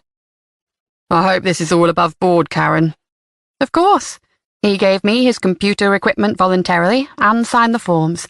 We'll still need a warrant for his ISP provider." "Those computers are his life," D.I. Morgan said. "I find it very hard to believe he'd just hand them over like that." Karen shrugged. "Well, he may have had a little encouragement." D.I. Morgan frowned. "What sort of encouragement?" "I happened to mention how terrible it would be if Dennis Dean discovered where he was living, especially if Dennis heard Phil wasn't cooperating with our inquiries." "You threatened him?" Karen shook her head. "I wouldn't say threatened exactly. More focused his train of thought." D.I. Morgan leaned on the roof of the car and studied Karen. "And what if this evidence is ruled inadmissible? If he's done anything to the girls, he might get away with it." "There's no reason it would be, and I'm sick of waiting around, sir. We don't have time to wait for the warrant. If he is involved and the girls are still alive, the clock is ticking." "If the superintendent finds out about this, Karen, then we'll cross that bridge when we come to it," Karen said stubbornly. "I was planning to go back via Hyington and visit Matthew Saunders, but I suppose we can't do that with the evidence in the car. We can't leave it unattended." Karen pulled out her mobile phone. "That's not a problem. I'll get Rick to pick the equipment up and take it back to the tech lab at Nettleton. We just have to make sure we maintain the chain of custody." All stages in the processing of evidence had to be recorded. If the evidence was relied upon for a conviction, every moment of transfer had to be accounted for, or the case could fall apart in court. Back in the car, Karen asked Rick to come and meet them at Hyington to collect the evidence, while D.I. Morgan started the engine. Karen had certainly taken a risk. There were all sorts of things that could go wrong. For one, Phil Carver might have other computers that they hadn't spotted, and without a full search, they could miss something really important. D.I. Morgan was caught between wanting to reprimand Karen and understanding why she'd behaved the way she had. If they'd waited for the warrant, chances were that everything would have been wiped from the computers, and they'd have nothing to go on. At least now they had a fighting chance of finding out what Phil Carver was up to. Whether his shady behavior had anything to do with the girl's disappearance remained to be seen. Karen slid into the passenger seat and buckled her seatbelt. She'd been expecting a dressing down from D.I. Morgan for acting alone when his back was turned. She should have talked this over with him first. She still believed she'd done the right thing, but it had been reckless. Even she had to admit that. She knew she and D.I. Morgan had a difference of opinion on certain matters. Karen very much relied on her instinct when it came to working out whether someone was telling the truth or not. D.I. Morgan played things by the book. That wasn't what annoyed Karen. The thing that had got under her skin was the fact that he relied on hunches, but pretended he didn't. Take Matthew Saunders, for example. They were paying him another visit, because D.I. Morgan had a hunch Matthew Saunders was hiding something. Karen knew she was better off keeping her mouth shut. D.I. Morgan wasn't exactly a tyrant, But pointing out your senior officer was wrong wasn't the wisest move. She stayed silent as he drove out of the car park and headed back to the main Lincoln Road. But once he'd turned left and headed back towards Hyington, Karen couldn't keep quiet any longer. "How do you explain Matthew Saunders?" she asked. "What do you mean?" "Well, you have a hunch. Your gut told you he was lying." "No, not at all. It had nothing to do with my gut. It was something concrete. Something about his behaviour tipped me off. I just didn't know what it was at the time." "Well, isn't that what hunches are? People relying on small signs and tells, body language, being able to read people."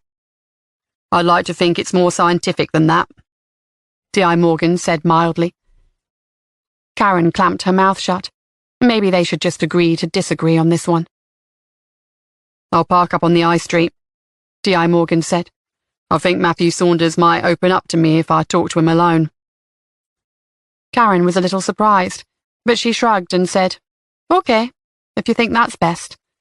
After Rick gets here, I'll pop into the spa and grab a sandwich. I missed lunch and I'm starving. Can I get you anything?"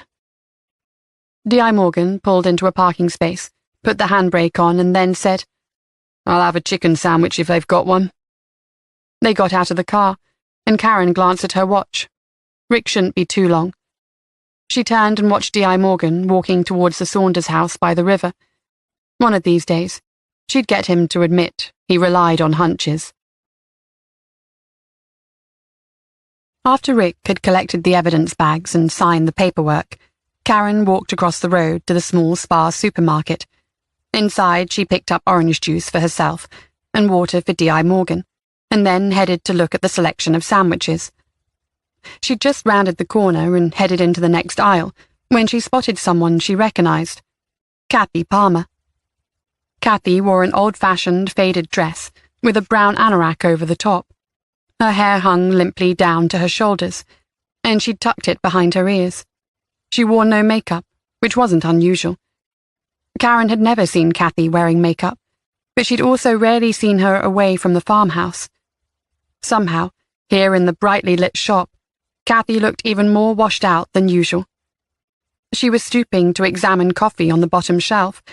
She reached out to pick up a jar of Nescafé, and the sleeve of her anorak slid back, revealing a nasty-looking bruise on her forearm. Karen wondered how she'd got that bruise. Was Kathy's father or brother responsible? Although her father was ill and infirm now, Karen could imagine him reaching out and pinching Kathy if she'd annoyed him in some way. That was the sort of man Nigel Palmer was. Karen clutched the bottles of juice and water to her chest and walked up to Kathy. "Hello, I didn't expect to see you here." Kathy quickly straightened up and looked at Karen through wide, scared eyes like a startled rabbit. "Oh," she said, "I was just leaving." "Wait a minute." Karen smiled and did her best to look friendly and approachable. "I've been hoping to have a chat with you." "You have?" Kathy shot a nervous glance over her shoulder and then looked back at Karen. "Yes, I thought you might have time for a coffee." "What for?" Kathy looked horrified at the prospect. "Well, I know it must be difficult for you stuck in the farmhouse all day, looking after your dad, and I thought you might need some company. With my job, I don't get much chance to chat either." That was clumsy. Karen knew she was making a mess of this. She should have tried to be more subtle in her attempt to befriend Kathy, but she was scared the woman was about to dart off at any moment.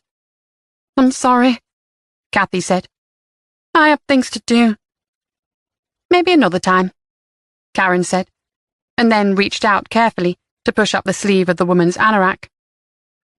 "How did that happen, Kathy?" Her cheeks flushed pink, and she yanked down the arm of her jacket. "I just banged it against a cupboard in the kitchen. I've always been clumsy like that." Karen waited to see if Kathy would say anything else, but she didn't. Finally, Karen responded, "I'd like to believe that, Kathy, but I can't help thinking your father and brother aren't treating you as well as they should." Kathy looked down at the jars of coffee again, as though they were the most interesting thing in the world. "Oh, they're not that bad, really. They can just be a bit bad-tempered sometimes. Karen frowned. Well, I'm always here if you want to chat. Before she could say anything else, she heard a deep voice behind them. Time to go, Kathy. Karen turned to see Jasper Palmer towering over her. Karen glared at him, determined not to be intimidated. You seem to be getting a little over-familiar with my sister, officer, Jasper said. She should put in a complaint against you. What are you talking about? Karen snapped. I saw you tugging at her clothing. I was lifting the sleeve of her anorak because I saw a bruise. You wouldn't know anything about that, would you, Jasper? Kathy made a squeaking noise like a startled mouse. Jasper moved, so he stood between Karen and Kathy. He took the wire shopping basket out of Kathy's hand and set it on the floor. We'll get our shopping later, Kathy. There's a funny smell in here, he said, and then walked away from Karen, heading towards the exit. Kathy sent an apologetic look over her shoulder as she followed her brother out of the shop, and Karen watched them go. She didn't trust Jasper Palmer, not for 1 second. Feeling angry and frustrated, she made her way back to the fresh food aisle and grabbed a couple of chicken sandwiches. Karen had seen the woman behind the till before, but couldn't remember her name. She shook her head as Karen approached. Did you ever see such a jumpy woman? The way Nigel Palmer treats that girl is a disgrace, and the brother isn't much better. Have you seen Nigel Palmer recently? Karen put her shopping on the counter. The woman shook her head as she scanned the barcodes on the sandwiches. No, he's more or less a recluse these days. Good thing, in my opinion. He's a nasty man. Why'd you say that? You've met him, haven't you? She furiously moved the bottle of water back over the scanner when it didn't register the first time. That other young girl went missing from the farm. Suspicious, if you ask me.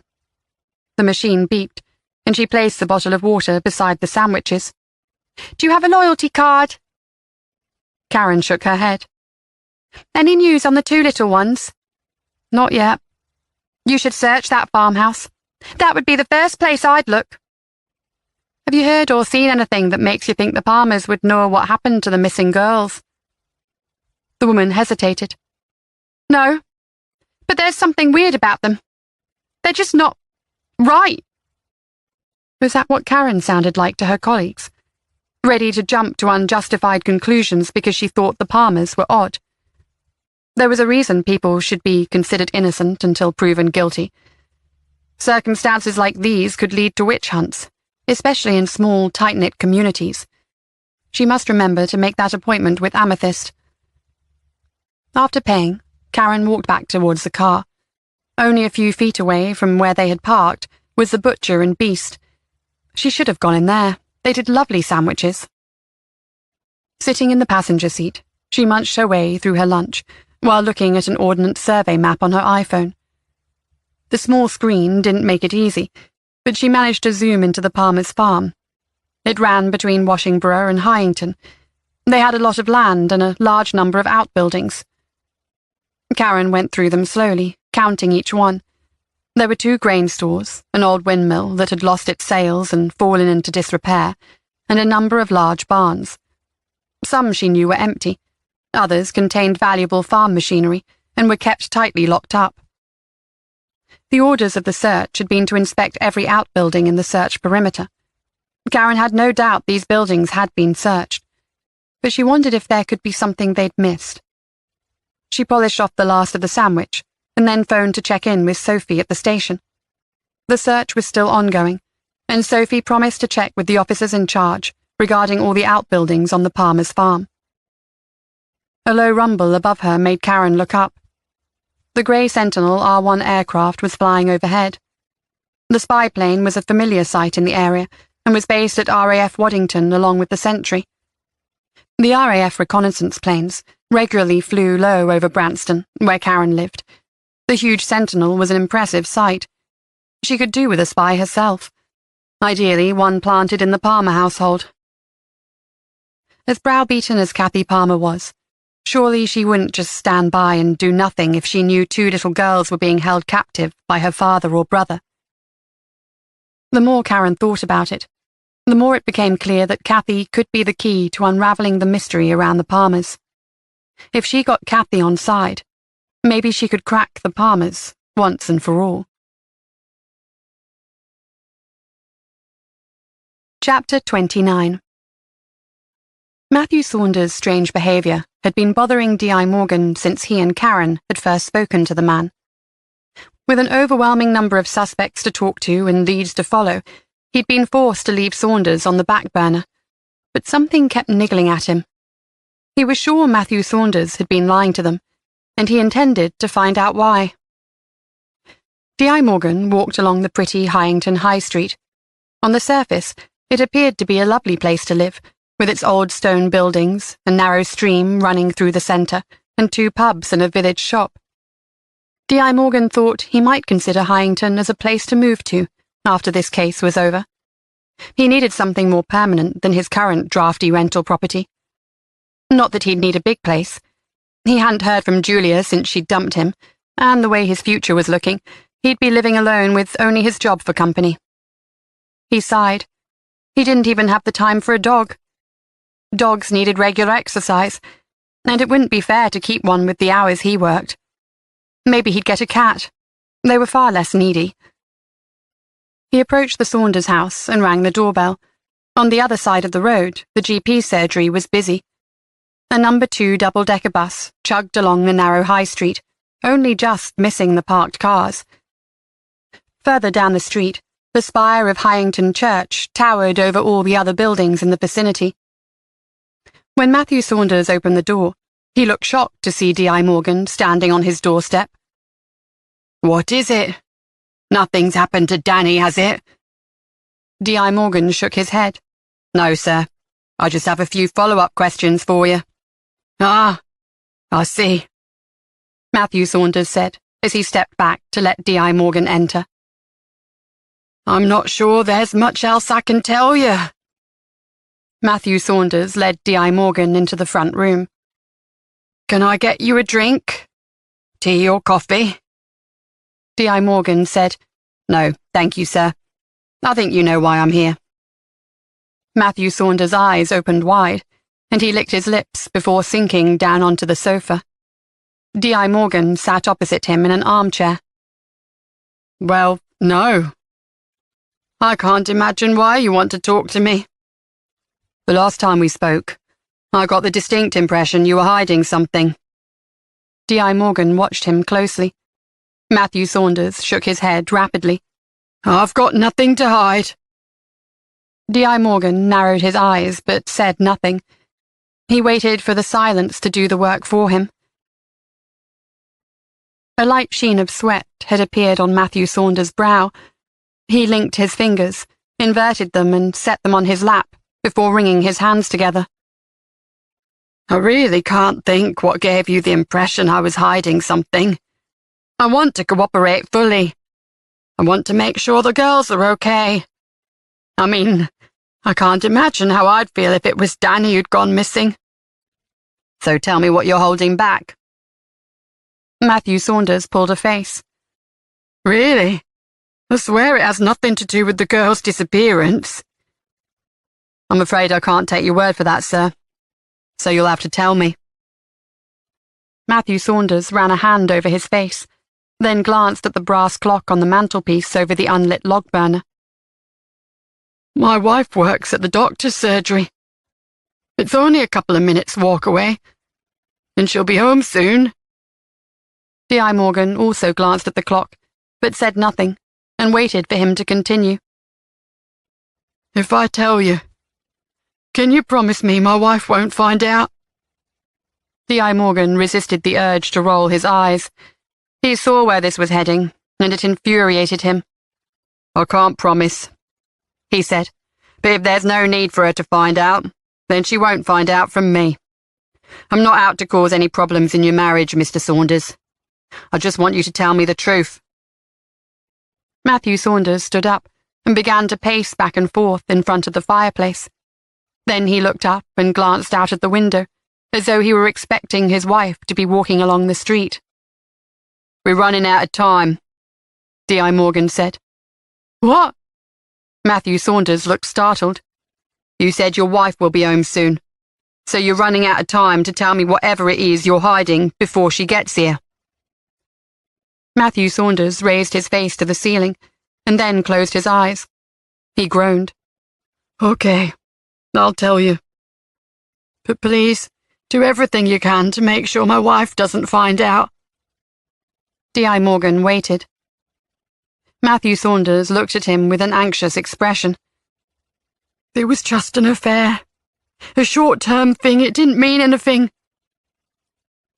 D.I. Morgan sat and listened to the whole sordid story, trying to keep his expression blank. He'd only met Tanya Saunders once, but she'd seemed a warm, friendly woman who didn't deserve a philanderer for a husband. It was all so predictable, D.I. Morgan thought, as Matthew Saunders relaxed into his story and made a little joke.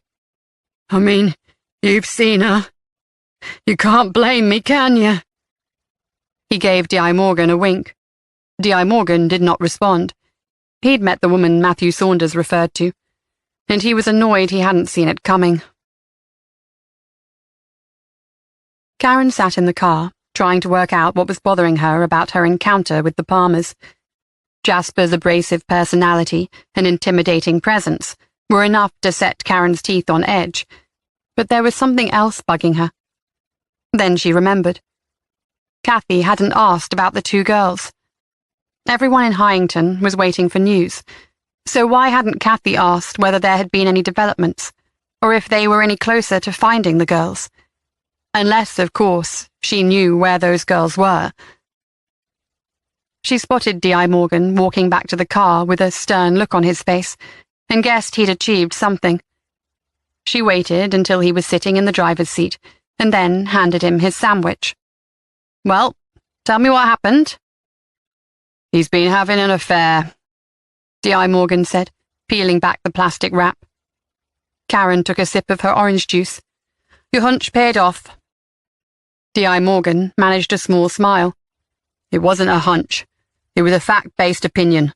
I noticed he carefully thought through his answers before he opened his mouth, and he wouldn't maintain eye contact. All of that made me think he wasn't telling us the full story. It had nothing to do with gut feelings." "If you say so, sir," Karen said, screwing the lid back on her orange juice. "So his affair has nothing to do with our case, then?" D.I. Morgan finished a mouthful of the chicken sandwich, and then said, "Quite the opposite. The woman he was having an affair with is Leanne Gibson." Chapter 30. Jasper Palmer swung himself down from the cab of the tractor and landed with a thud. He'd parked it out behind the barn, some distance from the farmhouse, so Kathy wouldn't realize he'd come back. She'd been acting very strangely recently. She was usually very meek and obedient, their father's doormat, but yesterday Jasper had seen a glimpse of steely rebellion in her eyes, and it made him nervous. It made him wonder if Kathy was planning something. He made his way to the back of the farmhouse. At this time of day, Kathy normally had some time to herself. Their father tended to doze by the fire most of the day. Even the simplest tasks wore him out. It was hard to remember him as he had been, an imposing, domineering man, as tall and strong as Jasper was now. When he approached the kitchen window, he leaned on the windowsill and looked inside. Kathy was sitting at the kitchen table with her back to him. She didn't seem to be doing anything unusual. Maybe he was letting his imagination run wild. The police had been sniffing around again, and that had made him nervous. They'd put him through hell after Amy Fisher's disappearance. He missed having Amy around. She'd cheered the place up, and she'd been interested in him. Even though she'd played coy and hard to get, Jasper knew what she really wanted. The look on Kathy's face the day she caught him talking to Amy in the studio had made Jasper laugh out loud. Kathy had always been very prim and proper. Credit where it was due, though. His sister hadn't breathed a word of that to the police. She'd backed up his story when he'd insisted that he'd barely known the girl. It was just as well. The police were bad enough without any evidence. They really would have been on his back if they'd known how much time he'd spent watching Amy. Jasper smiled. Kathy was a good girl. The secret was safe with her. Before he turned away, he caught sight of his father's mobile phone by Kathy's elbow. Jasper frowned. It was an old-fashioned flip phone. His father barely used it anymore, but kept it for emergencies. It had been useful when he used to go out on the farm, but these days he never left the house. Was Kathy planning to call somebody? Jasper wondered if that was why she'd been acting oddly. Perhaps she'd found herself a man. The thought made Jasper grin. Not very likely. Kathy was destined to die an old maid. She looked after the farmhouse for her father, and when the old man died, which wouldn't be long now, Kathy would stay with Jasper and earn her keep by looking after the house for him. He didn't have to worry about Kathy. She wouldn't tell anyone. How could she? She had no one to tell. Kathy Palmer tiptoed over to the fireplace and stared in silence at her father. Was he asleep? He looked as though he was. His thin eyelids fluttered a little, but other than that, he remained still. There was a faint wheezing as he took in a breath, but that happened most of the time now.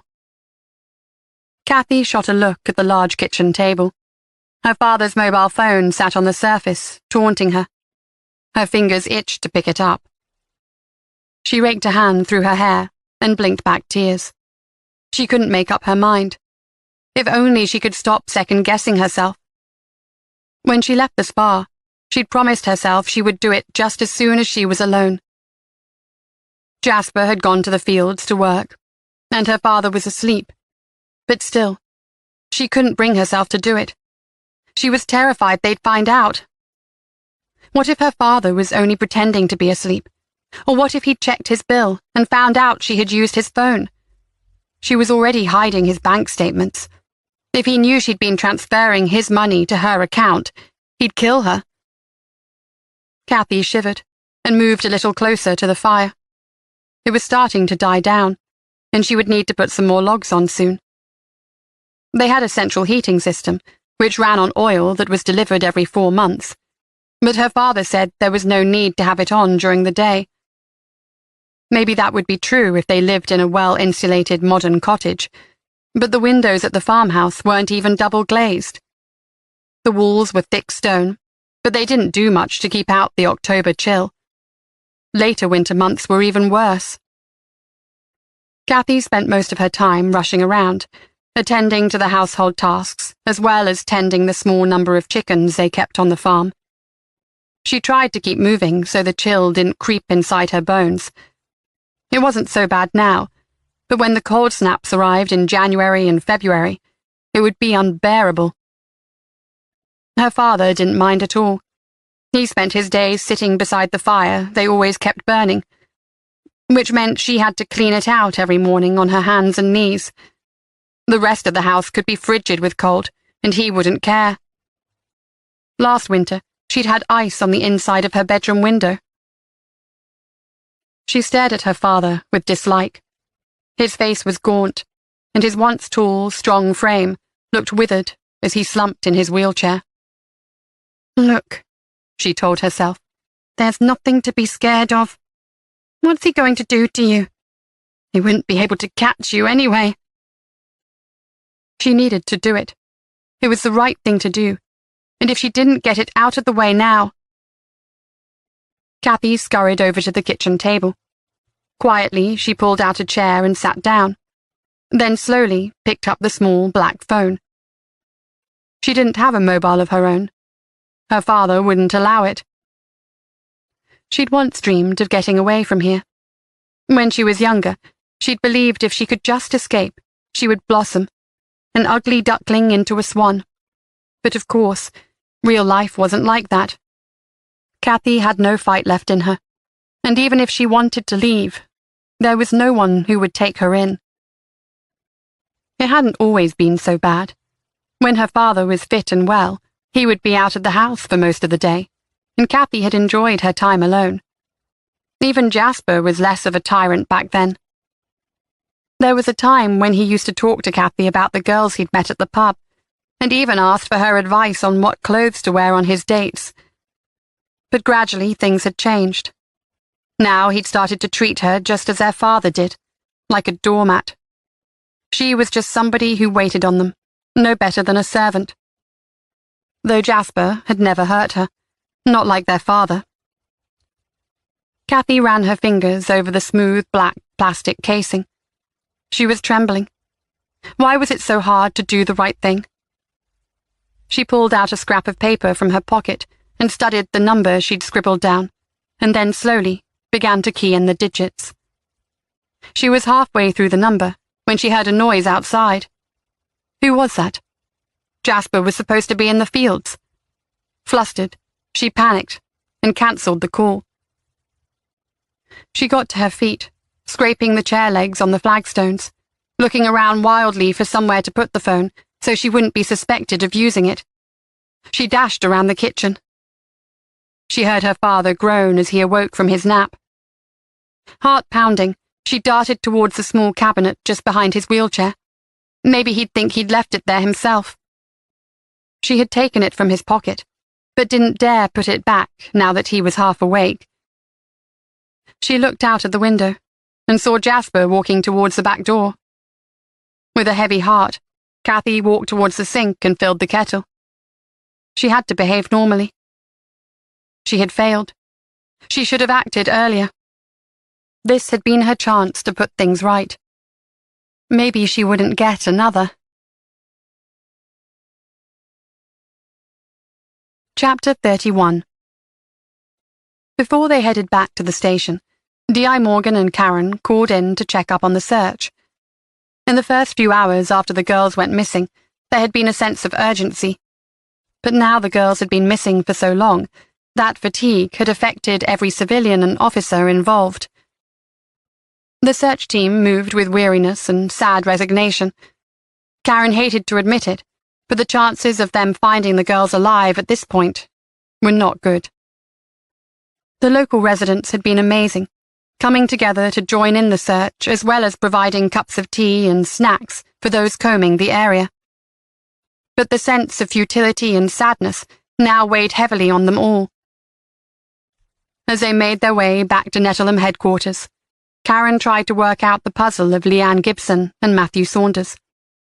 That little bombshell certainly had come as a surprise, but she supposed it made sense. At least it explained Leanne's odd reaction to Matthew when she'd rushed to the school after finding out Sian was missing. Do you think Thomas Gibson found out about his wife's affair and decided to take the girls to teach her a lesson? To scare her? D.I. Morgan pulled a face as he reversed neatly into a parking spot at Nettleton Police Station.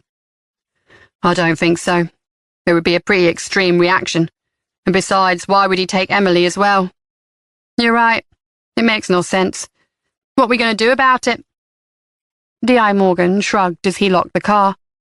I'll try to broach it with Leanne when I go to see the Gibson family this afternoon. It won't be easy. Obviously, she's consumed with worry about Sian, and quite frankly, I don't think the affair is going to have much impact on our investigation. But I have to ask. Karen nodded, and they walked in silence back into the station. Upstairs, the main office was a hive of activity. D.I. Freeman's team were now working on the case full-time as well. Instead of going straight to his own office, D.I. Morgan perched on the edge of Karen's desk. He called Rick and Sophie over for an impromptu briefing. Karen could sense his frustration. There was something in this case they were missing, and they'd been distracted by too many false leads and secrets. He brought Rick and Sophie up to date, and then said, Right, let's have a brainstorming session. What do we have so far? Jasper Palmer found the glove, Karen said. D.I. Morgan nodded slowly. What else? We've ruled out the man seen at Washington Primary School, Karen said. We now know that was Les Greenwood. Yes, and we've discovered that Matthew Saunders was having an affair with Leanne Gibson. But we can't see any reason why that would give someone a motive to take both girls.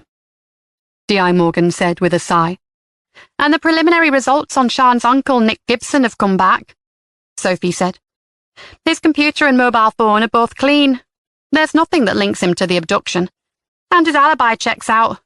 He was caught on a CCTV camera just minutes after the time the girls went missing. So we come back to the Palmers, Karen said. What evidence do we have against them, apart from the glove? Sophie asked. Amy Fisher worked in one of the outbuildings on the Palmers farm before she disappeared. That isn't related to this case, though, and it could be a coincidence, D.I. Morgan said. Karen tried not to show her irritation. I don't believe in coincidences. She clenched her fists. Why couldn't she keep quiet? These outbursts weren't helping. They wouldn't persuade her colleagues to take her seriously. If anything, they'd make them wonder if she was losing the plot. D.I. Morgan didn't rise to the bait. Obviously, we're still going to follow up with the Palmers. He turned to Rick. Rick, do you have the maps handy showing the outbuildings on the Palmers farm? Rick nodded and shuffled through the paperwork on his desk before passing a few sheets of paper to D.I. Morgan. D.I. Morgan flicked through them and then handed them on to Karen. Rick has double-checked the outbuildings against a list of what's been searched. Everything matches. There's no sign the girls have ever been there. Karen looked at the various charts. There used to be an old barn close to the farmhouse, which was converted and divided into artist studios. The Palmers had been raking it in at one point. They'd had a few small companies and artists renting the space over the years. While Amy was renting a workspace there, 3 others had used the studios. They all left after Amy disappeared. The tenants had all been questioned exhaustively and eliminated from the investigation early on. Did anyone search the studios? I think they've been empty since Amy went missing. Rick reached over and flicked through the papers before pulling out the 3rd sheet and pointing at it. Yes, and there's somebody renting one at the moment, using it for pottery. And have we looked into them? Rick nodded. Sophie has. Sophie shrugged and looked apologetic. Nothing interesting, I'm afraid. A 50-year-old woman called Susan May. She's been there for about 6 months. Karen frowned. I'm surprised anyone wanted to rent from the Palmers after what happened to Amy. Sophie shrugged. Mrs. May said she thought Amy had run off. She knew her from when she was young and said she was a flighty young thing. That annoyed Karen more than it should have done. She was convinced Amy Fisher hadn't run away. Christine knew the Fisher family well, and she'd not seen anything to indicate Amy was unhappy. Besides, people didn't just run away and leave money in their bank account like that. Not when they were doing well. She'd had everything to live for. There were no signs she suffered from depression. Everything Karen had learned suggested Amy had been enjoying life, just like a 19-year-old should. If anything, Amy was more mature than most 19-year-olds. She'd set up a business and was renting her own place when most 19-year-olds were getting drunk at university or still living with their parents. I suppose it's too early to have anything back from the tech lab on Phil Carver's computer, D.I. Morgan said. Well, I did chase the tech team earlier. Harinder has been really helpful. He knows we're anxious for the results, Sophie said.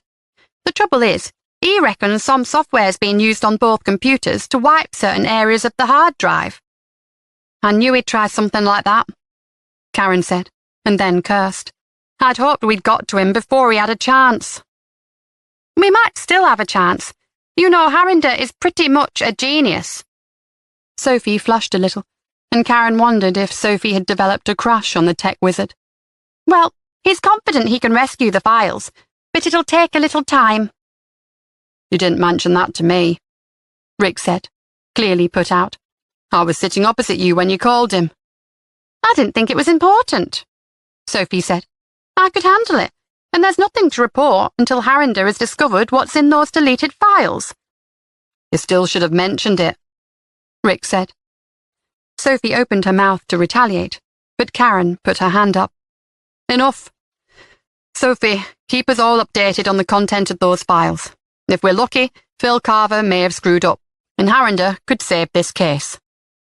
Sophie pouted, but Karen ignored her and stared down at the maps again, reading Rick's careful handwritten notes beside each outbuilding.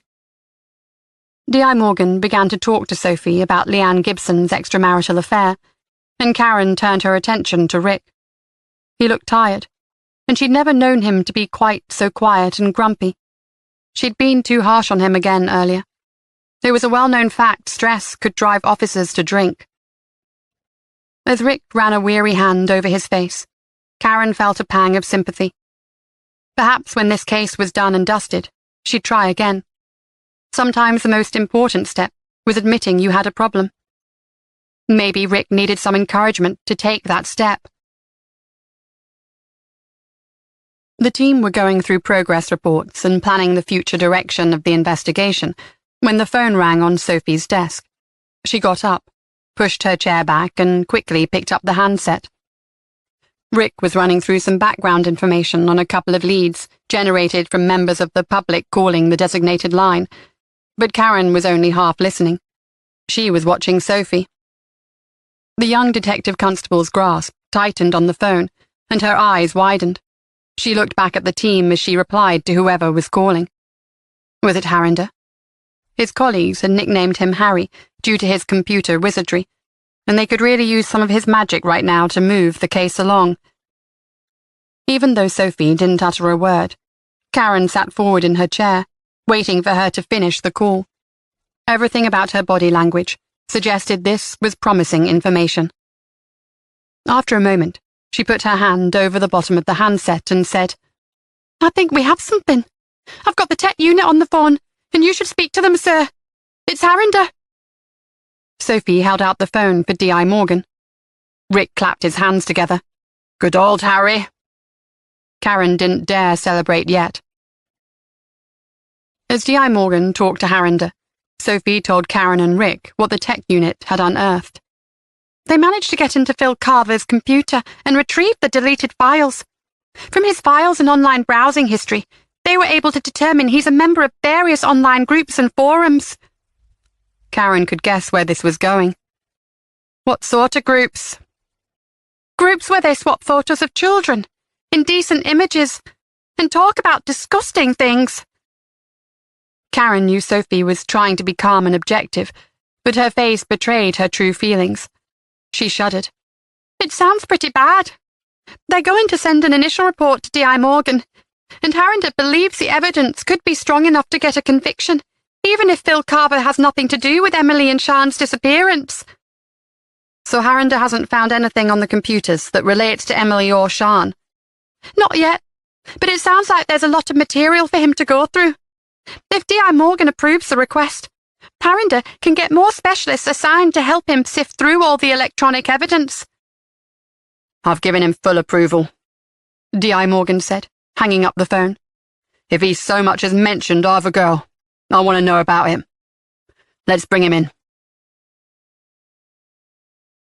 Chapter 32.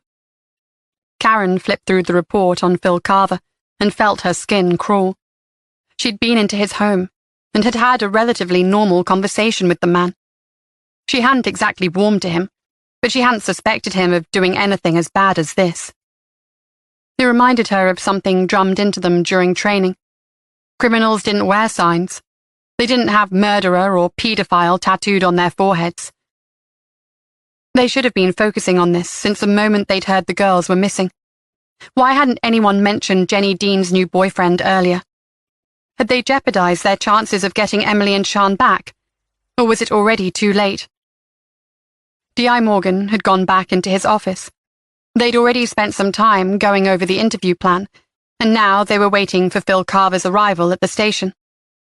A uniformed unit was on their way to pick him up, and a search team would be going over his flat with a fine tooth comb. Karen had been very tempted to go and arrest Phil Carver herself, but she knew it was more sensible to spend that time planning their interview strategy. The satisfaction of seeing him in cuffs and dragged out of his home would be short-lived, whereas a strong interview would go a long way to securing a conviction. She stood up and stretched, trying to ease the tension growing between her shoulder blades. Pushing the paperwork to one side, she groaned.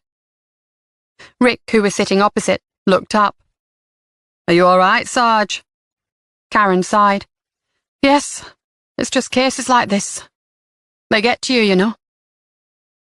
Rick nodded, but said nothing. There wasn't much he could say. All they could do now was wait. A moment later, D.I. Morgan stuck his head out of the office and called Karen over. She stepped into the room and tried to read his expression. He looked intense. Was that good or bad? "Could you shut the door, please, Karen?" She did as she asked. "Do we have a problem?" Panic fluttered in her chest, and she tried to swallow the lump in her throat. Had the search team already uncovered something at Phil Carver's flat? Something she and D.I. Morgan hadn't seen when they'd been there to question him? D.I. Morgan shook his head. "I wanted to ask your opinion on something." Karen was surprised. "Okay, fire away." "I'd like to take the lead on this interview with Phil Carver." Karen hadn't expected anything less, and she shrugged. "Of course." "And I was considering having Sophie in on the interview. What do you think?" Karen couldn't hide her shock. This was an important interview and Sophie was very inexperienced. "I'm not sure she'd be the best person for the job," Karen said carefully. Perhaps she was being unfair. Sophie was hard-working and enthusiastic, and she did need more high-level interview experience to progress to the next level. "I don't want anything to go wrong in the interview, but we've planned the questions." Karen pulled out a chair and sat down. "I don't want to hold her back, but Sophie can be quite idealistic. When something runs contrary to her principles, she has a hard time controlling her emotions." D.I. Morgan leaned back in his chair. "You're right, but it's something she needs to work on. We've prepared the interview strategy. I thought perhaps we could go over it with her now. It's a good opportunity for her. But if you think she's not ready, I trust your opinion." Karen wasn't sure, but it was true that learning from textbooks and case studies was not enough. Nothing beat the experience of being in an interview, face-to-face with a suspect, and having to think on your feet when they surprised you. Was she being too hard on Sophie? But any small mistake could have huge consequences. She worried that Phil Carver might slip through their fingers. "If you think she's ready for it," Karen said, "we could try her out on the preliminary questions. If it looks like she's getting in over her head, then either Rick or I could take over." D.I. Morgan nodded. "Good idea. I'll watch the interview from the viewing room too, and see if I can pick up anything from his behavior." At that moment, a member of D.I. Freeman's team, Farzana Shah, poked her head around the door. "D.I. Morgan, Phil Carver has arrived at the station. He's with the custody sergeant now." D.I. Morgan thanked Farzana, and then turned to Karen. "Ready?" Karen nodded firmly. "Ready." Karen left Rick in the main office and headed down to watch the interview. The viewing room was long and rectangular, with a variety of audio-visual equipment set up on a desk set back against the wall. Karen would be able to watch the interview live on a video screen. It took her a little while to set things up, and then she sat there, staring at the black screen and waiting for the interview to start. The interview room appeared on the screen. Phil Carver was already sitting at the table and taking in his surroundings. The duty solicitor, who'd consulted with his client in private when the cameras and microphones were switched off, now remained silent. A uniformed officer stood by the door. Phil looked a little different from the last time Karen had seen him. He was nervous, constantly biting his fingernails and rubbing a spot on the side of his nose. D.I. Scott Morgan entered the room with D.C. Sophie Jones and introduced himself and Sophie. The officer who'd been standing beside the door left. Karen couldn't help fretting that they'd thrown Sophie in at the deep end a little too early, but D.I. Morgan looked his normal, impenetrable self, and Sophie looked calm and controlled. Karen was pleased Sophie was reacting well under pressure. This was the most testing interview she'd taken part in during her career as a detective so far. D.I. Morgan was an experienced interviewer and kicked things off by asking Phil a few routine questions, trying to get him to loosen up and even develop a bit of a rapport. Sophie asked her questions perfectly, and Karen guessed she had practically memorized the interview strategy. Karen leaned forward, resting her elbows on the table. and stared intently at the screen. At the start of the interview, Phil Carver had been edgy, but now his shoulders had dropped, and he was leaning back in his seat. He was still on his guard, but more relaxed. Karen thought D.I. Morgan had done well so far. "So, Phil," D.I. Morgan said, tapping his pen on the paperwork in front of him. "We've brought you in here today because we found you in possession of illegal material on your laptop and desktop computers. I don't know what you've found, but it's probably been planted," Phil said defensively. "I've done nothing wrong." "You'd recently deleted files containing images on your hard drives, but our technical unit managed to recover them." Phil's face paled, and he licked his lips. "I don't know anything about any images." The solicitor shot Phil a look, and Karen wondered what they'd discussed before the interview. "We were also able to extract all your internet browsing history, Phil," Sophie said. She looked calm and in control, but Karen could hear the waver in her voice. She sat back and waited for Phil to respond. "It's not illegal if I just happen to stumble on some dodgy websites," Phil said. "Remember what we discussed earlier, Mr. Carver," the solicitor said. Phil's face tightened in anger, and he slapped an open hand against the table. "It's just pictures online. What's so bad about that? I'm not doing anything wrong. I'm not hurting anyone by looking at photographs." "What about the poor kids in those photos?" Sophie snapped, going completely off script. "Those children are being hurt, aren't they?" Phil's solicitor advised him not to say anything, and D.I. Morgan swiftly moved on to the next planned interview question. Sophie's cheeks burned pink, and Karen felt sorry for her. She was trying so hard to keep control, and it wasn't easy, not when she had to listen to somebody trying to defend the indefensible. D.I. Morgan wrapped up the preliminary questions, and the solicitor requested some time alone with his client. They stopped the recording to take a break. Karen jumped up from her seat, left the viewing room, and headed down the corridor to find them. She caught D.I. Morgan walking back to the office. "Did that look as bad as it felt inside the interview room?" D.I. Morgan asked. Karen pulled her face. It wasn't a complete success. Still, it's early days. "It's bloody annoying it takes so long," D.I. Morgan said with conviction. Karen looked up at him. Of course, she knew it bothered him. A case like this would bother anyone, but D.I. Morgan didn't often show his feelings. "We'll get there in the end, sir. We just have to make sure we do everything by the book." They walked into the main office area, and D.I. Morgan headed straight to his office. Sophie was standing beside Rick's desk. She looked up and saw Karen, and then looked down at the floor. "I'm sorry, Sarge." Karen put a hand on her shoulder. "It's not an easy job, Sophie. It was probably a bit too soon to put you in." Sophie shook her head, her brown curls bouncing. "I don't understand how D.I. Morgan can bear to talk to him.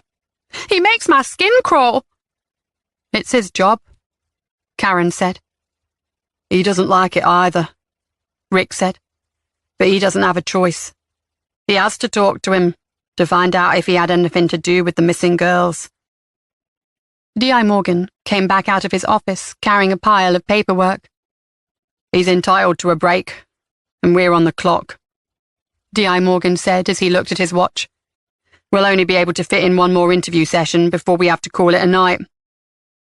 Sophie looked horrified. "Call it a night? How can we just stop when he might know where Emily and Sean are?" Rick winced as though he expected D.I. Morgan to reprimand Sophie for being so naive. Instead, D.I. Morgan patiently explained. "Come on, Sophie. You know all about the PACE Act. We can't question him all night, even though I'd like to. He has rights." Sophie screwed up her face in contempt. "Someone like that doesn't deserve any rights." Chapter 33. Jenny Dean's mother, Louise Jennings, heard the news that Phil Carver had been arrested when she was in the spa. She'd been carefully filling her shopping basket with a variety of items to tempt Jenny's appetite. The poor girl hadn't eaten anything since Emily had gone missing. So far, she'd picked up chocolate biscuits and chicken soup. She smiled as she spotted the jammy Dodgers. They'd always been Jenny's favourite. She put a packet in her basket and turned into the next aisle. She was about to pick up some eggs when Mrs. Harris, a short, round woman, approached her. "Oh, you poor dear soul," Mrs. Harris said, looking at Louise with pity. Mrs. Harris considered herself a Christian and attended church every Sunday without fail. She may have looked to be kindness itself, but Louise detected a gleam in the woman's eye. She was hungry for gossip. "You must tell me if there's anything you need. I've been praying for you and your family." "Thank you very much," Louise said stiffly, and tried to move past the nosy woman. "It must have been such a shock for you all." Louise felt a wave of dislike for Mrs. Harris. Of course it was a shock. Talk about stating the obvious. She was very tempted to tell the woman to mind her own business, but she managed to bite her tongue and leaned down to pick up some salt and vinegar crisps. Jenny had always liked those.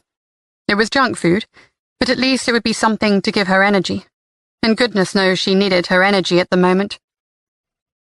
But Mrs. Harris wasn't that easily pushed aside. Determined not to be ignored, she continued, "Of course. Now Jenny's new boyfriend has been arrested. I suppose it's only a matter of time before they find the girls." It took a few moments for Mrs. Harris's words to sink in.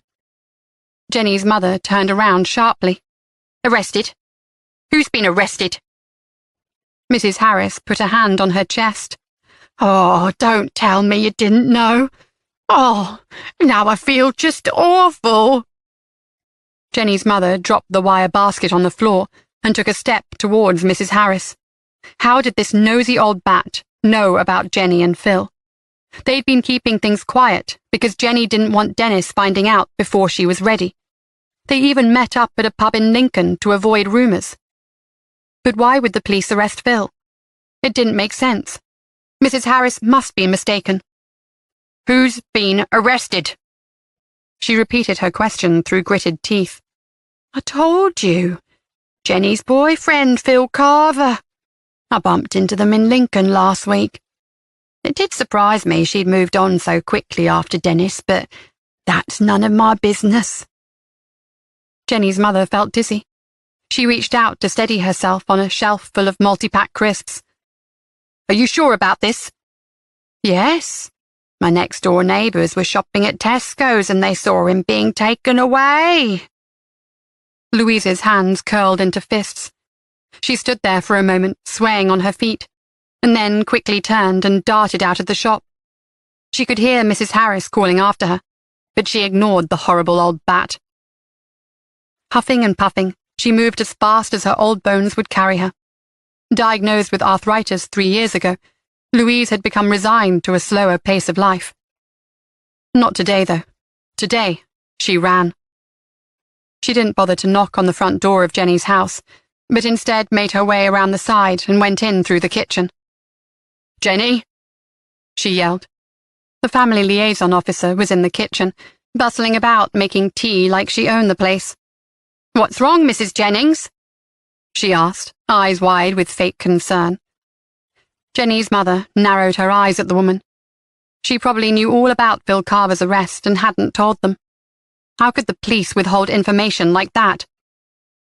Instead of answering the woman, Jenny's mother just shouted again for her daughter. Jenny appeared in the kitchen, her long dark hair tangled around her pale face.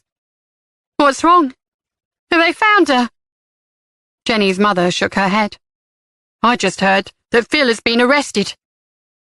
Jenny Dean's hands flew up to cover her mouth. "Dear God!" Jenny's mother turned to the officer, who had the decency to look a little sheepish. "You knew about this, I suppose?" "I've got to go to the police station," Jenny muttered. "I need to know what's going on. Do they think he's Emily?" The family liaison officer reached out and put a hand on Jenny's shoulder. "There has been an arrest, but there's no other news yet. If you wait here, I'll be able to update you soon." This is unbelievable, Jenny's mother said. Why should we trust you to do that?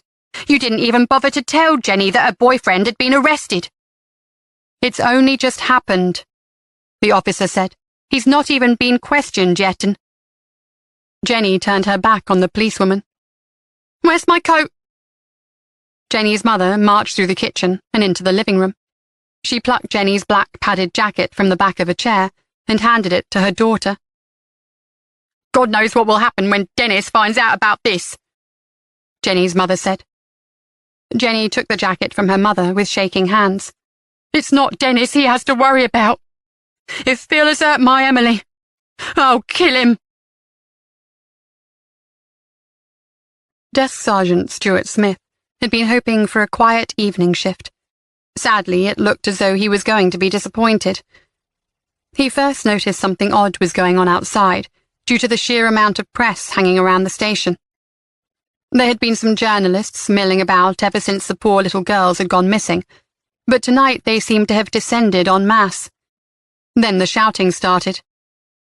He wasn't supposed to leave his post at the desk, so he couldn't go and investigate. However, curiosity got the better of him, and he picked up the phone and asked a favour from PC Clive Trees. Clive arrived at the desk, looking a little grumpy at being called away while on his break. I've had to leave my tea, he grumbled. Never mind your tea, the desk sergeant said. I want you to go out there and find out what all that racket's about. And while you're at it, try to calm things down a little. Muttering under his breath, PC Trees did as he was told. When he came back a few moments later, his face was pale. Sorry, Stuart, but I think we're going to need a couple of more officers out there. Before he could explain further, Jenny and Dennis Dean entered the station's reception area together. The duty sergeant's immediate reaction was sympathy. He had a daughter of a similar age to Emily and Sean, and his heart went out to the couple. But Jenny and Dennis weren't interested in his pity. They were there to demand answers. Unfortunately, the desk sergeant didn't have any information to give them.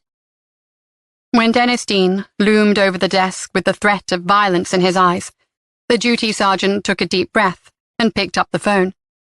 He had a feeling it was going to be a very long night. Chapter 34. Karen was bone-weary. She'd spent the last half an hour trying to calm Jenny and Dennis Dean and persuade them to go home and wait for news. It hadn't been easy. The worst part was, she didn't have any news to give them, good or bad. How did you explain that to a parent out of their mind with worry? She was walking back upstairs when her phone beeped. A message from Christine displayed on the screen. I've made enough lasagna to feed a small army. Shall I pop over and leave some in your fridge? Karen smiled and typed, Yes, you're an angel. Thanks. Smiley face. No problem. Someone has to make sure you eat properly. As she walked past the cubicles in the office, Karen looked in through the glass panel on D.I. Morgan's office door. He was on the phone. He'd been talking to the family liaison officers, trying to fill them in on developments. But apart from telling the officers they'd made an arrest, he didn't have much more information to deliver. It was frustrating, and Karen understood Sophie's point completely. In her black and white view, Phil Carver was one of the bad guys, and as such, they should be entitled to question him all night if they wanted. The trouble with that was they didn't know for sure that Phil Carver had abducted Sean and Emily, and any information they received after questioning a sleep-deprived Phil Carver overnight would be inadmissible. They would jeopardize the whole case, and they couldn't allow that to happen. After a further fruitless round of questions, the custody sergeant had placed Phil in a holding cell overnight, and they would have to resume questioning first thing tomorrow morning. Phoebe Goodman had called into the station after she finished work and spoken to Sophie. She reiterated what she'd said on the phone. She'd had a relationship with Nick Gibson, and there had been no coercion on his part to get her to pose for the photographs. Another dead end. Rick and Sophie's desks were empty. D.I. Morgan must have persuaded them to go home while Karen was downstairs talking to the deans. Karen knew she should get home too. They had a busy day ahead of them tomorrow, and she'd need to be at the top of her game if they were going to get the truth out of Phil Carver. D.I. Freeman's team were already at their desks, shuffling through paperwork, preparing to carry on overnight. Karen stifled a yawn, sat down at her desk, and moved the mouse so her computer monitor woke up. After Phil discovered what they'd unearthed on his computer, he'd quickly decided to dump the duty solicitor and bring in a private one. Karen hadn't seen her before, but she knew her stuff. She objected to almost every point they raised, and generally made a complete nuisance of herself. Rick put it best when he described her as a pain in the arse. From the state of his flat, Karen had guessed Phil Carver didn't have much money, but he clearly had enough to employ an expensive legal advisor. Maybe playing games on the internet paid better than they'd suspected. Although Phil Carver had some incriminating evidence against him, and he was undoubtedly a sick individual, Karen was still not wholly convinced he'd snatched the girls. After their second session with Phil in the interview room, his solicitor had been very keen to point out he was playing his Xbox online, competing against others, when the girls disappeared. There were records they could check, but the solicitor was savvy enough to know not to offer that as evidence unless she thought it would provide a good alibi for her client. Sophie had been quick to point out that it could have been anyone using the console in Phil's flat. But if Phil was as good as he said he was, he wouldn't have been able to get just anyone to cover for him. He'd have needed someone the same level as him to fill his shoes in the game. How many Xbox experts could there be in the area? First thing tomorrow morning, they would get their hands on the CCTV from the back of the Tesco Express. The camera pointed directly at the stairwell, so they'd have a clear view of anyone entering or leaving the flats. He swore he hadn't left the flat for over 24 hours on the day the girls disappeared. Karen could tell from the smirk on Phil Carver's face he was confident that his internet records would back him up. The same records that provided evidence against him would give him an alibi. With a sigh, Karen logged onto the system and pulled up a map of the school and the surrounding area. The girls had simply disappeared, and Karen couldn't understand how that was possible.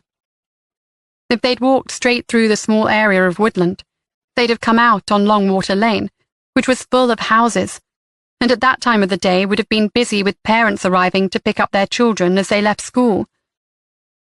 2 mothers had been helping with the costumes for the play, and both women had parked on Longwater Lane, but neither had seen Sian or Emily. The girls had been seen at the end of the dress rehearsal, and according to young Danny Saunders, they had entered the woods shortly afterwards. If the girls had walked on to Longwater Lane, they would have been seen, but no one saw them.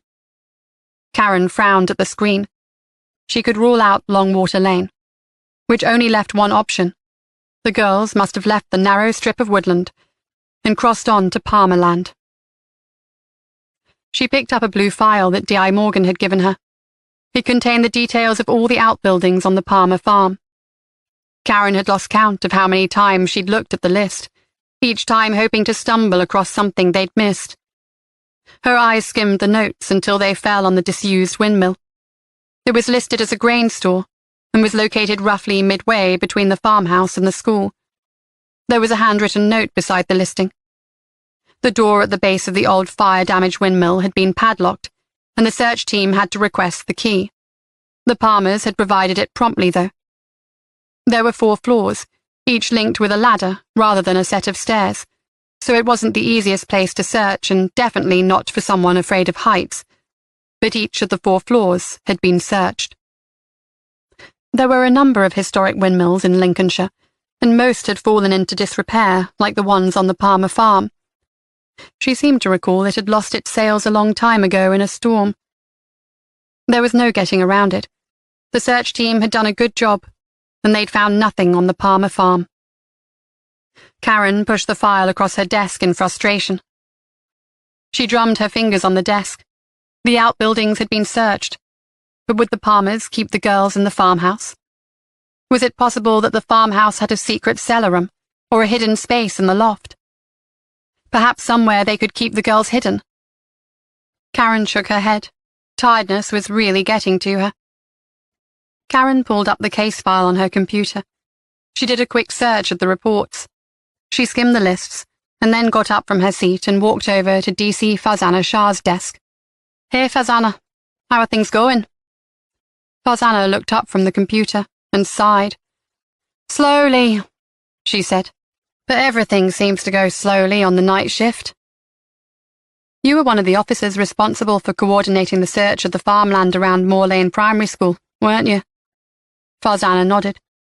"Yes, we searched every inch of that place, and all we got for our troubles was a glove, and even that was found by Jasper Palmer." "What about the farmhouse itself?" Karen asked. "Yes, that was searched too. Nigel Palmer was perfectly happy to accommodate our request, believe it or not." Karen frowned. "Really? That doesn't sound like him." Farzana picked up the cup of coffee on her desk and took a sip. "I know. He's not a pleasant man. I was there when DC Linden asked his permission to start searching the house. He smiled." She shivered. It was a creepy, smug smile, like he knew we wouldn't find anything and enjoyed watching us waste our time. "And it was a comprehensive search?" "Yes, all the rooms, cupboards, even the loft. We looked all over the farmhouse." Karen nodded thoughtfully. "What about a cellar? An old building like that might have a cellar." "We looked for a door to a basement or cellar, but didn't find one. Nigel Palmer swore blind that the property didn't have one." "Right. Thanks." Farzana looked at her watch. "Isn't it time for you to go home? You'll be shattered tomorrow." "Yes, I'm going to leave soon. I just have to check something out, then I'm off." Back at her desk, Karen did a quick search using the land registry records, but the search came up blank for the farmhouse, which was not surprising, really. The property had always been in the Palmer family, but there had to be plans somewhere. She did another online search, hoping the Palmers had applied for planning permission recently. This could take longer than 5 minutes, Karen thought, and reached for the empty mug on her desk. As she got up to recaffeinate, the screen filled with the search records. The Palmers hadn't applied for planning permission for the farmhouse, but they had applied to restore the old windmill and to convert the barn into artist studios. Karen vaguely remembered a campaign launched a couple of years ago by a local historian who was interested in restoring the windmill to its former glory. As the campaign had begun to gather steam, Nigel Palmer had stubbornly resisted. She wasn't sure anything had come of it. Was there a reason he was so resistant? He was an insular man, but he was also penny-pinching and miserly. One of the main ideas behind the campaign had been to use the windmill as a tourist attraction. That would have generated income, and Karen couldn't see Nigel Palmer turning down the opportunity to make money. Unless there was a reason he didn't want anyone poking around. Did he treasure his privacy to the extent he'd turned down converting the windmill into a revenue generator? Karen couldn't remember anything else, so decided to Google the Palmer windmill. There was a fair amount of information detailing the campaign online, even though it since had fallen by the wayside. She found contact details for Terry Masters, the local historian who'd spearheaded the campaign, in an article from the Sheepwash Times. Karen made a note of his name on the pad beside her computer, before beginning to read. Chapter 35. After a little more digging, Karen found a website dedicated to the campaign, which had been set up by Terry Masters and provided plenty of information. The windmill dated back to the 19th century. There was a brief description of the construction materials that would have to be used, and a picture of the type of sails it would most likely have been fitted with in those days. There was also a short section describing the fire that had devastated the windmill. At the bottom of the page, the historian's email address and contact phone number were listed. Karen was tempted to call, but it was late, almost 11 p.m. She hesitated for a moment, before reaching for the phone and dialing the historian's number. When he answered, his voice sounded thick with sleep. "I'm sorry to call so late, Mr. Masters," she said, and introduced herself before explaining the purpose of her call. "Not at all, dear's heart. You did me a favor. I dozed off in front of the fire. She asked him about the windmill, and his voice brightened immediately, becoming far more animated. He didn't seem in the least bit perturbed at being questioned about the building so late at night, and Karen guessed it was one of his pet topics. He enthusiastically explained the layout and told her why it was such a remarkable historical specimen. "We actually believe there were 8 sails at one point," the historian explained. "That's highly unusual and of important historical interest." "But Nigel Palmer wasn't interested in the restoration project?" Karen asked. "No, unfortunately not. He was a funny man. At first he seemed very eager to renovate, but then he reneged on various surveys and the process was very drawn out. I heard whispers that he was planning to restore it himself and then charge a fee for entry. I doubt he got very far. It's a specialist project and requires workmen with expert knowledge." "How extensive was the fire damage?" "That was a long time ago. The windmill has endured years of misfortune. Some superstitious locals believe it's unlucky. It lost its sails in a gale back in the late 1800s, and the fire in the 50s wiped out most of the inside floors. They were made of wood, you see. The brick surrounds were undamaged, but the inside needed a complete refit." Karen frowned. "Do you think it's possible Nigel Palmer attempted the restoration on his own? Because we searched the building, and our officers have reported 4 floors, each linked by a ladder. If there was fire damage, or it looked unsafe, a risk report would have been carried out, and I can't find anything mentioning one." "How interesting," the historian said. "Can you leave it with me? There are a few people I can ring around and ask. I'll find out if anyone took this project on for Nigel Palmer. It's not something he could do himself." "No, definitely not. I don't know when you last saw Nigel Palmer, but he's become quite ill with emphysema. His son Jasper's fit and healthy, though. He could have carried out some of the work." "Perhaps, but I really think they'd have needed expert advice." "Right. I'll give you my mobile number, and if you manage to find out who helped him with the internal refit, I'd be very grateful." "Leave it with me," the historian said cheerfully. Karen hung up. Why was she wasting her time with this? Even if the windmill had been restored, how would that make any difference to the case?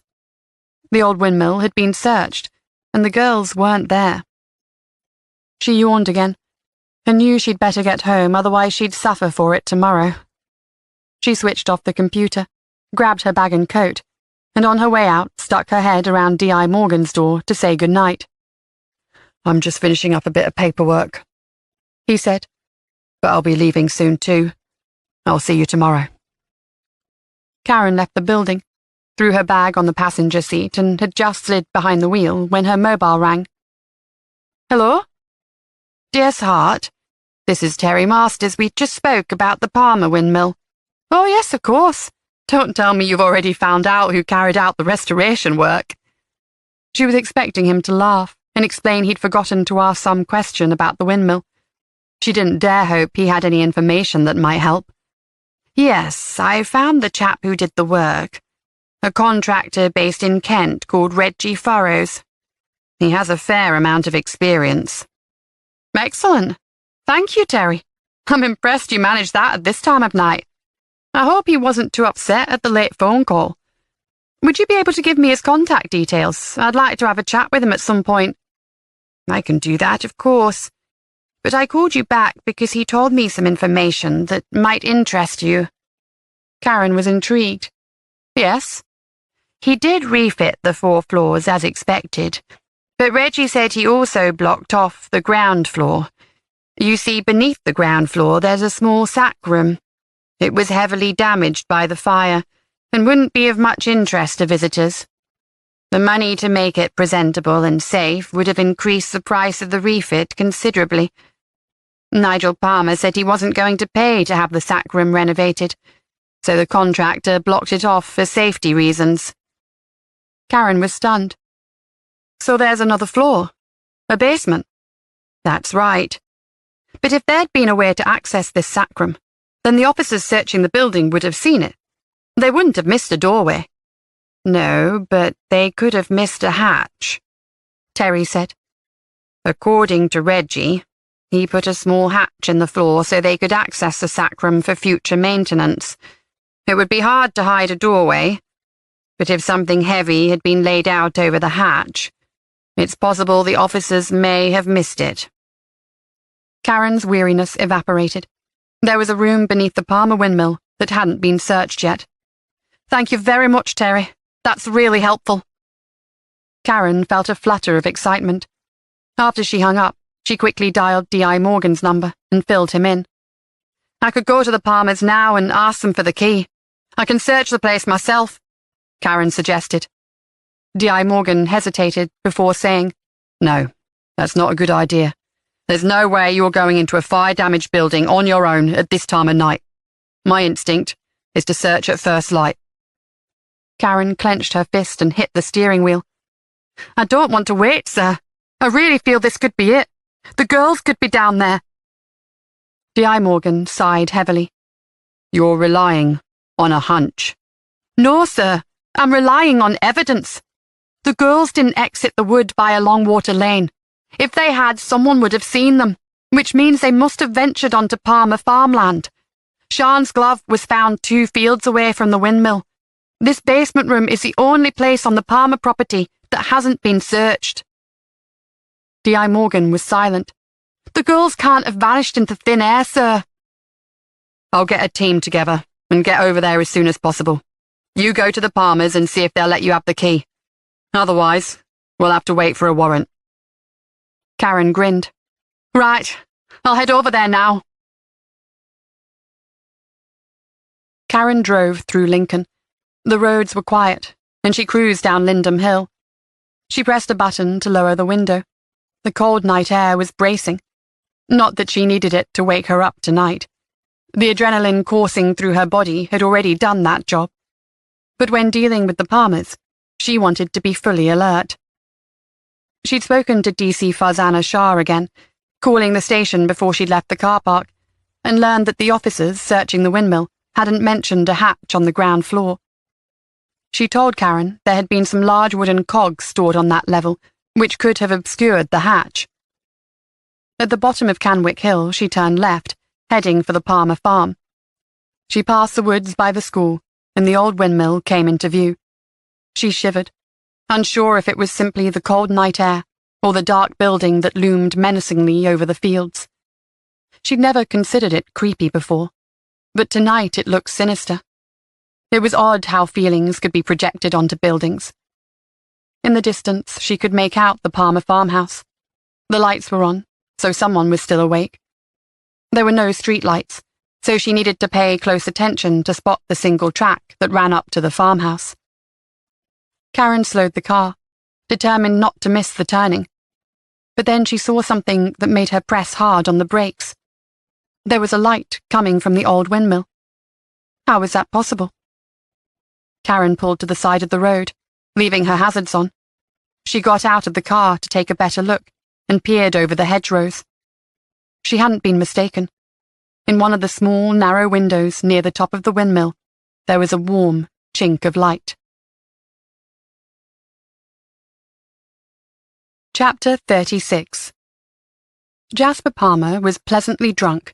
He'd spent the evening at the pub with some of the local lads, and he'd enjoyed his time there until somebody brought up the subject of those missing girls. He wasn't stupid. He saw the way people looked at him around here.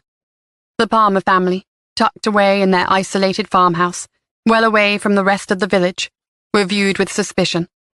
Some of the women looked at him with open hostility. He knew how to turn on the charm, though. He could have those stupid women eating out of the palm of his hand if he'd spared the time. But tonight, he hadn't felt like making the effort. Jasper trudged up the single-track road, expertly avoiding the dips and muddy puddles, even though he was worse for wear. He'd have to get up early tomorrow, and once again he'd have a terrible hangover. He wasn't cut out for farm work.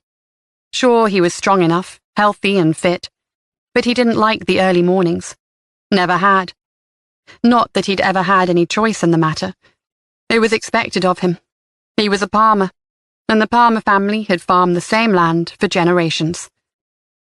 As he got closer to the farmhouse, he was surprised to see one of the lights was still on in Kathy's bedroom. She normally went to bed early because she had to be up to attend to their father.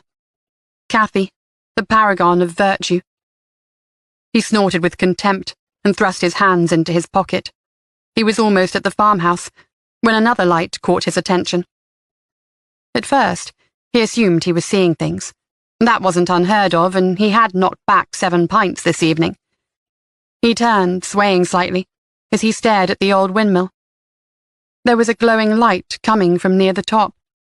His initial thought was that the building must be on fire, but there was no visible smoke. He took a deep breath. The night air was clear, and there was no smell of burning either. He narrowed his eyes. No doubt some local kids had broken in and decided to use it for shelter while they smoked pot or something. Bloody kids. Jasper would give them the fright of their lives. He jogged the rest of the way to the farmhouse. Whenever he visited the pub, he took only his front door key and his wallet. Around the farm, he carried a heavy ring weighed down with keys for various outbuildings, tractors and machinery. His father had a similar set. Jasper didn't want to cart them around with him all night, but he needed his main keyring now to get into the windmill. He frowned, wondering how the kids had managed to get inside.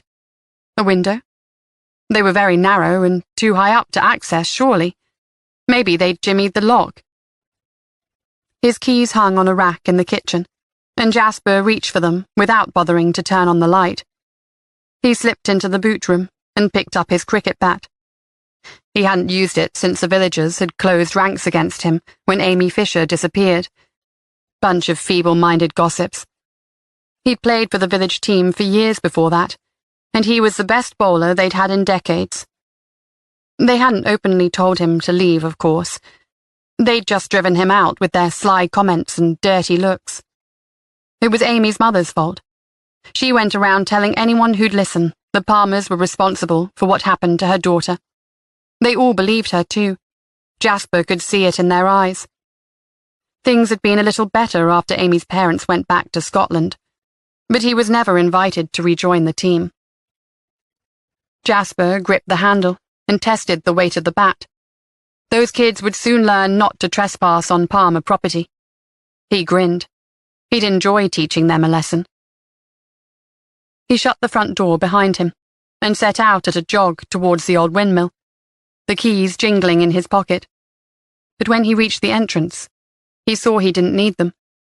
The door to the windmill was slightly ajar. He examined the lock, expecting to see it bent and battered, but there was no sign of any damage. When he stepped inside and heard voices, he frowned, wishing he hadn't had so much to drink. Then he headed for the spindly ladder that led to the next floor. Tightly gripping the rungs, he began to climb. Karen called D.I. Morgan as she headed across the field towards the windmill. The mobile signal was patchy, but she managed to convey her point after repeating herself a couple of times. D.I. Morgan was adamant in his reply. "Do not go in there alone, Karen. I'll direct backup units to go straight to the windmill, but wait for us there." "Of course," Karen said. "I just want to get a bit closer so I can see what's going on." "Just don't go inside alone. The place could be on fire. Maybe somebody's up there trying to destroy evidence." "It doesn't look like a fire to me. There's no smoke and the light isn't flickering as you would expect from a fire." "Just be careful, I'm on my way," D.I. Morgan said, and then hung up. Karen hesitated when she reached the base of the windmill and saw the door was open. She was sure someone was inside. The light filtered out from the narrow windows onto the field. Karen's shoes were muddy and damp, and the long wet grass had soaked the bottom of her trousers. She looked back over her shoulder towards the car. She was a long way from the road now. Why was backup taking so long? The logical thing to do was remain outside and keep a close watch in case anyone left the building. She needed to keep out of sight and keep her eyes and ears open. But as the door was already unlocked, surely it couldn't hurt to take a quick look. She moved silently towards the door and carefully pulled it wide open. She held her breath, waiting for the hinges to creak. But the door moved smoothly, and Karen slipped inside. The light was coming from one of the upper levels, but it filtered through to the ground floor so that Karen could see the boarding. There were no scorch marks or dark wood. The only signs there'd been a fire here decades ago were the dark, sooty scars on the bricks. The wood looked new and fresh, recently replaced. She heard a sound above her and took a step back, pushing herself against the curved brick wall. Someone was in the windmill, and they were moving fast. She remained in that position, pushed back against the wall in the shadows, and tried to get her bearings. Karen couldn't see any hatches in the wooden floor, or visible openings that could lead to a basement room, although the light wasn't great. Above her, the gearing system for the windmill mechanism was partially assembled. There was a round grinding stone and large wooden cogs beside it on the floor. She guessed they were replicas. Was it possible that the stone or cogs concealed the hatch? It was the only way the search team could have missed it. The grinding stone would be too heavy to shift, but a wooden cog could be shoved across the floor with some effort, although it would be virtually impossible to force the hatch open from below with the weight of the cog sitting on top. Deciding to test her theory, Karen crept forward, looking for scratch marks to indicate the cogs had been moved recently. To her surprise, not only was there a hatch clearly visible behind the wooden cog closest to her, but it was propped open. She stared down into the darkness. She could just about make out the first 2 rungs of a ladder, and beyond there was just black. Karen shuddered. She was about to get down on her hands and knees and try to get a better look into the basement, when she heard something from one of the higher levels. She froze. She could hear a low, rumbling voice, but it wasn't clear enough for her to identify. One thing she knew for sure: it wasn't a child's voice. Were the children here? Or was something else going on here tonight, completely unrelated to the missing girls? The last thing she needed was to be caught trespassing by Jasper Palmer. "You're an idiot!" the voice shouted. Karen held her breath. Now that was definitely a male voice, and it sounded a lot like Jasper Palmer. But who was he talking to? She moved away from the hatch to the basement room and tiptoed across the floorboards towards the ladder. But she didn't dare go any closer. Instead, she waited and listened. "What the hell have you done?" the male voice demanded. Karen heard a murmured response, the voice of a woman, or maybe a child. She put her foot on the first rung of the ladder, straining to hear more. "I had to do it. She was hurt, and I couldn't see properly in the dark," the female voice said. "You're a fool," the man growled. "You may as well have lit a beacon. I could see the light from the farmhouse." Karen felt her pulse spike and heard the blood rush in her ears. That was definitely Jasper Palmer. But who was the woman? Kathy? "The girls were freezing," the woman said. "I was worried because it's damp down there and it's so cold tonight." "Well, they're not going to have to worry about the cold for much longer. There's nothing else for it. We have to get rid of the evidence, including the children." Chapter 37. Karen had been holding her breath, but adrenaline flooded her system on hearing Jasper's words. She couldn't hide down here if the children's lives were in danger. But where were they? Karen hadn't heard a peep out of them. "No, you mustn't touch them," the woman pleaded. "Get out of my way, Kathy. It doesn't look like it's going to be difficult. They're out of it. What did you give them?" Karen tightened her grip on the ladder and began to climb. It was no good. She couldn't just wait down there. She needed to see if the children were up there. She had to. Kathy said, "Medicine. I just gave them medicine." Karen paused at the top of the ladder. There was a hole in the boards, and from her position she could see straight up to the next level. The windmill went on for another 2 floors, but it looked as though both Jasper and Kathy were on the floor above her. She strained forward a little and saw two small figures huddled together on the floor. Emily and Sean. They weren't moving. I can't believe, after all this time, you were the one who did it, Jasper said. He laughed, tottered a little, and then leaned heavily on the wall. I would never have thought you had it in you. Please, don't hurt them, Jasper, Kathy whispered. Karen took one more step, trying desperately to see if the girls were okay. She had a better view, but unfortunately she was more exposed. Jasper turned and saw her before Karen could duck back down out of sight. What the? Jasper strode over to the ladder, and before Karen could scramble to safety, he grabbed hold of her. She fought him as he pulled her from the ladder and dumped her onto the wooden floorboards. She got to her feet quickly. Police? Karen said, not for Jasper's benefit, because it was clear he'd recognized her, but for the little girls if they could hear her. Backup is on the way. I suggest you leave the building and wait outside. Karen tried to sound confident and in control, but the look on Jasper's face sent a chill up her spine. Hardly daring to take her eyes off Jasper, her gaze flickered over to Kathy briefly. You were involved in this, Kathy? No, I was trying to help them, to save them. She's lost it. She needs to go to the funny farm, Jasper shouted. Karen ignored Jasper's outburst. Who are you saving them from? Kathy shook her head, and her eyes filled with tears. They needed my help. How could you be so stupid? Jasper leaned towards Kathy and muttered something in her ear. Kathy paled and shook her head.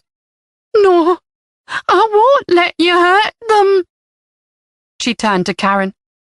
Quick, get out of here. But Karen couldn't do that, not when there were two helpless children lying on the floor only a few feet away. Jasper lifted an object from the floor and swung it from hand to hand. He had a cricket bat. Karen backed away. Where on earth had that come from? She didn't have time to dwell on that for long, because he took another step towards her. What are you planning to do? Karen asked, trying to keep the fear from her voice. Are you hoping to get rid of us all before the police get here? It's not going to work, Jasper. You may as well give up now, before anyone gets seriously hurt. She shot a glance at the children, wondering if they were still alive. Jasper didn't reply. He merely gave her a wolf-like smile. Police backup will be here at any moment. You're never going to get away with it. His smile widened, and he took another step forward. Oh, I don't know about that. They say fire can hide a multitude of sins, don't they? This place went up in flames once. He shrugged. Maybe it'll happen again. He raised the cricket bat, ready to take a swing at Karen. Karen crouched, ready to dart in the opposite direction. But out of nowhere, Kathy flung herself towards her brother, pushing him so hard he lost his footing and stumbled. As Jasper fell, his head hit the side of the hatch with a sickening crack. Then his body fell like a sack of flour, missing the ladder and falling onto the floor below. He landed with a thud. Karen rushed to the hatch. He wasn't moving, and his neck was bent at an unnatural angle. Kathy let out a high-pitched wail and put her hands over her face. Karen rushed past her to the children huddled beside the wall. They were unresponsive, and their skin was cold. But both girls had a pulse. She lifted Emily's eyelid and saw the pupil retract. They're alive. She's kept them drugged up. Some weird combination of cough medicine and something else.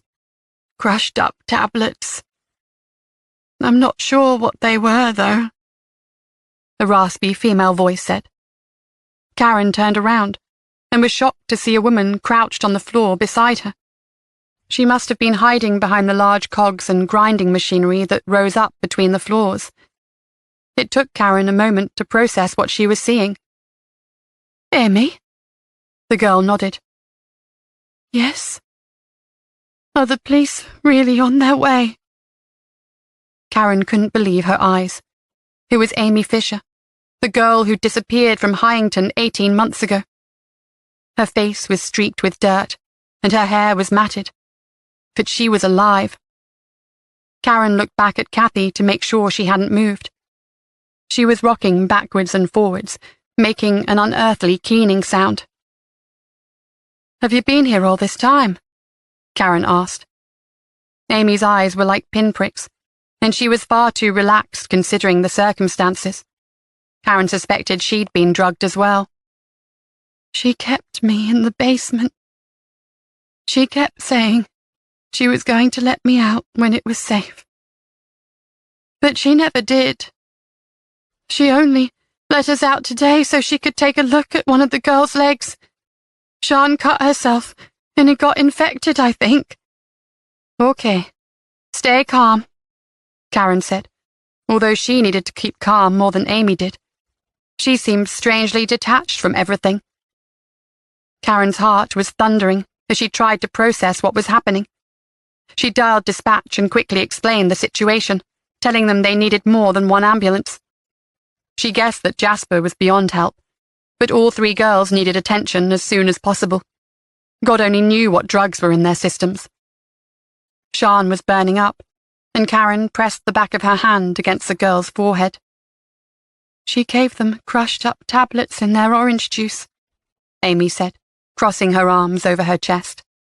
But I think the girls were too small to cope with whatever was in them. They've been out of it most of the time. What did she give you, Amy? Amy let her arms drop to her sides, then pulled up one of her sleeves, displaying puncture marks. She let me have something a little stronger. Karen winced, wondering where the drugs had come from. After putting both girls in the recovery position, Karen called out to Kathy, "Can you check on your brother and see if he's still breathing?" Kathy turned to Karen, looking horrified. Her eyes widened as she shook her head. "I don't think I can," Kathy said. "I'm sorry. I only wanted to help." "That's what she always said," Amy whispered. "Every time I begged to leave, she said she was helping me." Karen stared at Amy as the young woman's eyes struggled to focus. Amy put her hands flat on the floor and took a deep breath, as though talking had worn her out. "It wasn't Jasper who took you?" Karen asked. Amy shook her head. "No. I never saw Jasper here until tonight. I think he just found us the same way you did. I only ever saw her." Amy pointed at Kathy, who was starting to enter the hatch and climb down to the next level. "Kathy," Karen said sharply, "did you take the girls? Or were you helping Jasper?" "I was saving the girls, like I saved Amy from Jasper." Karen's mind was racing. All this time she'd thought it was Nigel or Jasper behind it all. "Did your father know about this?" Kathy shook her head. "No, I would never have told him. The girls wouldn't have been safe if I'd told him." "Kathy, you're going to have to explain. Tell me why you were keeping them safe." "Emily was scared. She needed my help. She liked the horses and she trusted me. Her mother had a new boyfriend." "Did Emily tell you about him?" Kathy nodded solemnly. "He was a bad man." "Did he do anything to Emily?" "He scared her. She didn't like him." "Is that why you brought her here?" "I wanted her to be safe." "What about Sian?" Kathy's face crumpled, and she leaned heavily on the ladder. "I didn't mean to take Sian, but she came with Emily and I didn't have a choice. If I'd left her behind, she'd have told people, and then Emily wouldn't be safe." "Why did you take Amy Fisher? I asked you about her when she went missing, Kathy, and you lied to me." Kathy started to cry. Karen wanted answers, but the harder she tried to get Kathy to talk, the harder the woman cried. Chapter 38. The accident and emergency department at the hospital was packed as Karen made her way through to reception. Emily Dean, Sean Gibson, and Amy Fisher had been brought to the hospital by ambulance, and Karen desperately hoped they had got there in time for the antibiotics to clear Sean's infection. The paramedics couldn't do anything for Jasper Palmer. He was dead by the time they arrived, and Karen suspected he'd died soon after he'd hit the floor. The paramedics said it looked as though he'd broken his neck in the fall. Karen was unhurt, but had decided to travel to the hospital with D.I. Morgan, rather than drive herself. She was still shivering. "It's ridiculous," she muttered, shoving her hands in her pockets. "What is?" D.I. Morgan asked as they waited in line at the reception desk. Karen held out a trembling hand. "I'm still shaking." "It's hardly surprising. You've been through a very traumatic event." Karen put her hand back in her pocket, and they shuffled a little closer to the desk as one person in the queue ahead of them left to sit down on a plastic chair in the waiting area. A drunk young man was singing to himself on the opposite side of the room.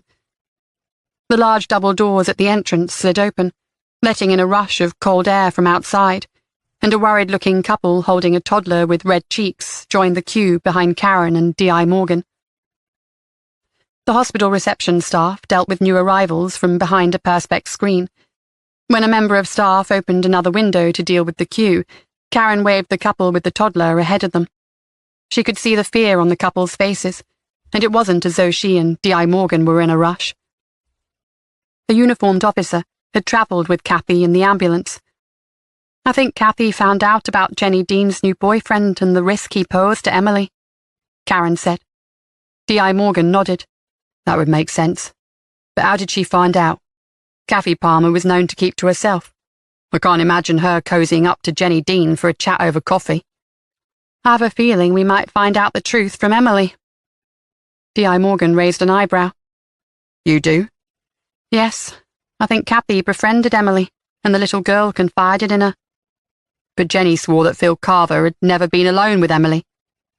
"Let's hope Jenny's right. But if she left the room when he visited, even just to make a cup of tea, that could have been enough time to make Emily uncomfortable or scared."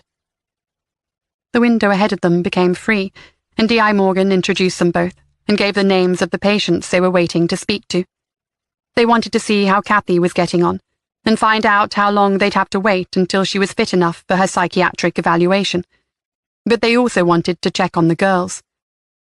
Amy Fisher had been drugged for a long period of time. Karen could only presume that was how Kathy was able to keep her presence in the windmill secret for so long. The property had been searched on 2 occasions, and there was no soundproofing. So if Amy had been conscious, she'd have been able to call for help. Karen could only guess that Kathy had decided also to drug Emily and Sean after she had taken them. The reception staff were able to give them the locations of the 4 patients. Sean Gibson was in ICU, Emily was on the pediatric ward, and both Amy Fisher and Kathy Palmer had been given separate rooms on Lister ward. Following the directions, D.I. Morgan and Karen set off to find them all. D.C. Farzana Shah had been assigned the unenviable task of informing Nigel Palmer that his daughter had pushed his son to his death. Emily and Sean's parents were on their way to the hospital after Rick had phoned and told them the girls had been found. Amy Fisher's parents had moved back to the Scottish Highlands, so it would be some hours before they made it down to Lincoln. Sophie had called to give them the extraordinary news, perhaps one of the few instances when a late-night phone call would be gratefully received. Karen could only imagine the joy they must have felt at hearing their daughter was still alive. After 18 months, had they given up hope? Or had they somehow known deep down that she was still alive? Karen and D.I. Morgan decided to talk to Amy Fisher first. Sean was in intensive care, and Emily was still heavily sedated. It would be a while until they could speak to the children. The doctors were not happy with them talking to Kathy Palmer until after she had had her psychiatric evaluation. Under other circumstances, D.I. Morgan would have pushed this, but on this occasion, now that the girls were safe, There was no immediate sense of urgency, and he knew that any information they got from Kathy Palmer now would be inadmissible. Amy was in a private room, and they managed to locate her doctor to have a quick chat before they spoke to her. He was a tall man, in his mid-50s with grey hair and a kind face. "I'm Dr. Johnson," he said, introducing himself. "I think Amy should be able to talk to you now. We've done some preliminary tests and are awaiting the results, but I'd guess she's been taking heroin." Karen had suspected as much, but the news still left a bitter taste. She wondered where on earth Kathy had been getting the heroin. They'd thought she'd led a very sheltered life. "Amy will be in some pain and discomfort.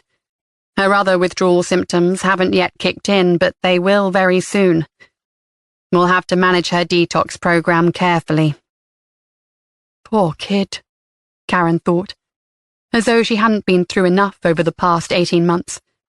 Her blood would now need to be screened for HIV and Hep C, and she'd go through hell during heroin withdrawal.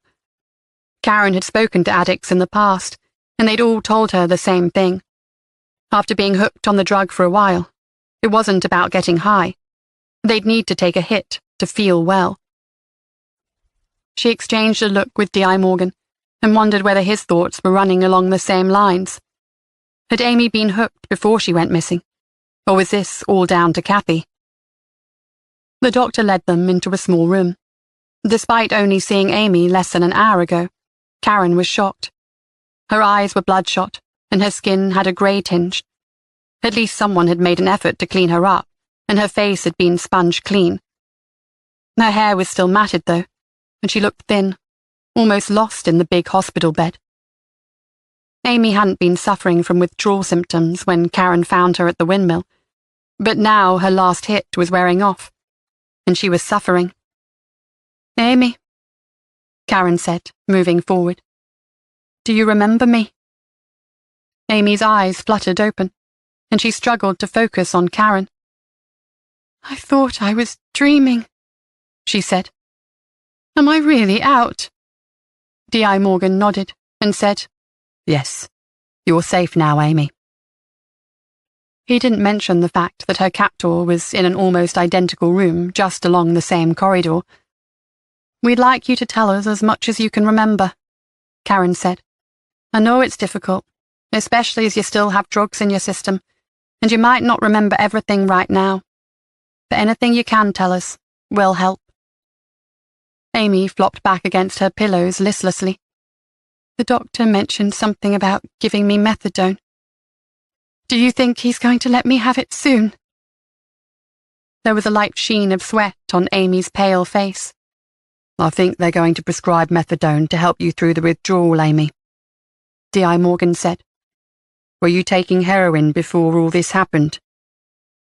Amy looked guarded, and her gaze flickered between D.I. Morgan and Karen. "It's okay, Amy," D.I. Morgan said. "You're not in any trouble." Amy's body seemed to sag, either with relief or weariness. Karen wasn't sure. "Not heroin. I dabbled in some stuff, took some coke at weekends. But I wasn't an addict or anything." If Karen had £1 for every time she'd heard that, she'd be a very rich woman. She waited for Amy to continue. "I shouldn't have ever started. But I just wanted to try it, you know." "Who was your supplier?" D.I. Morgan asked, and Karen was surprised.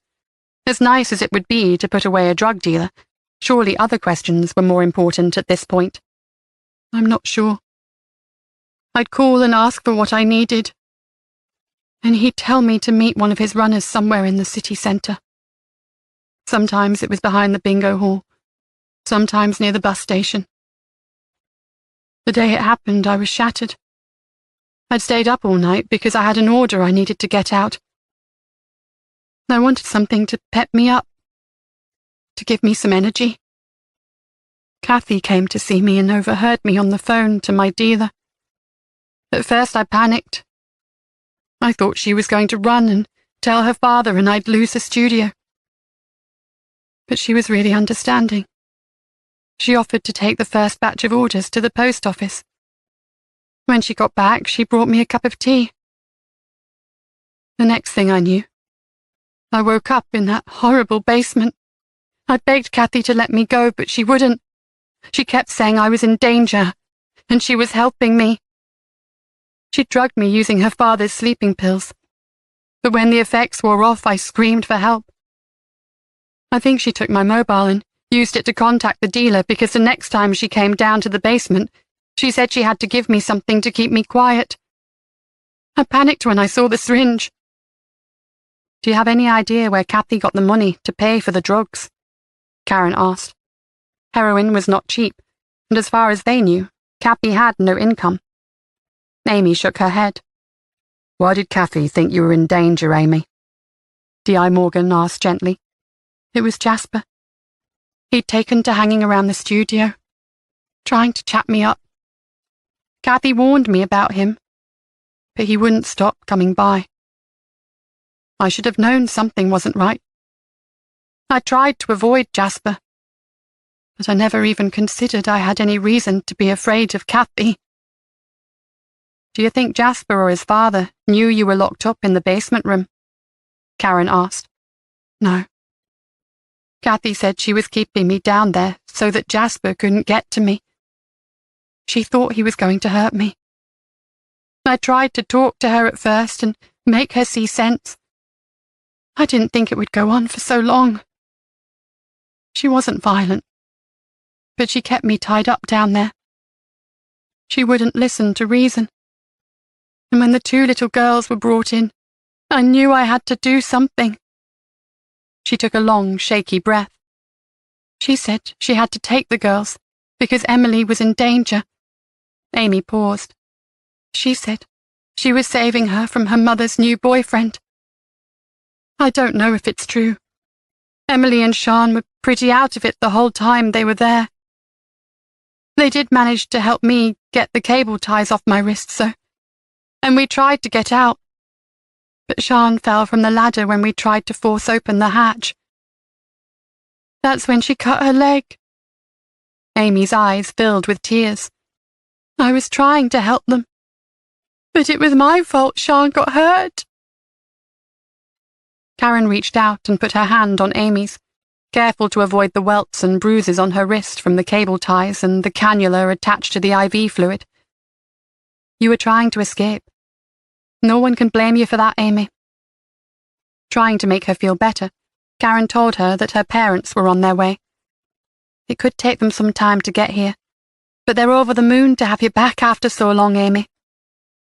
For the first time, a trace of a smile appeared on Amy's face.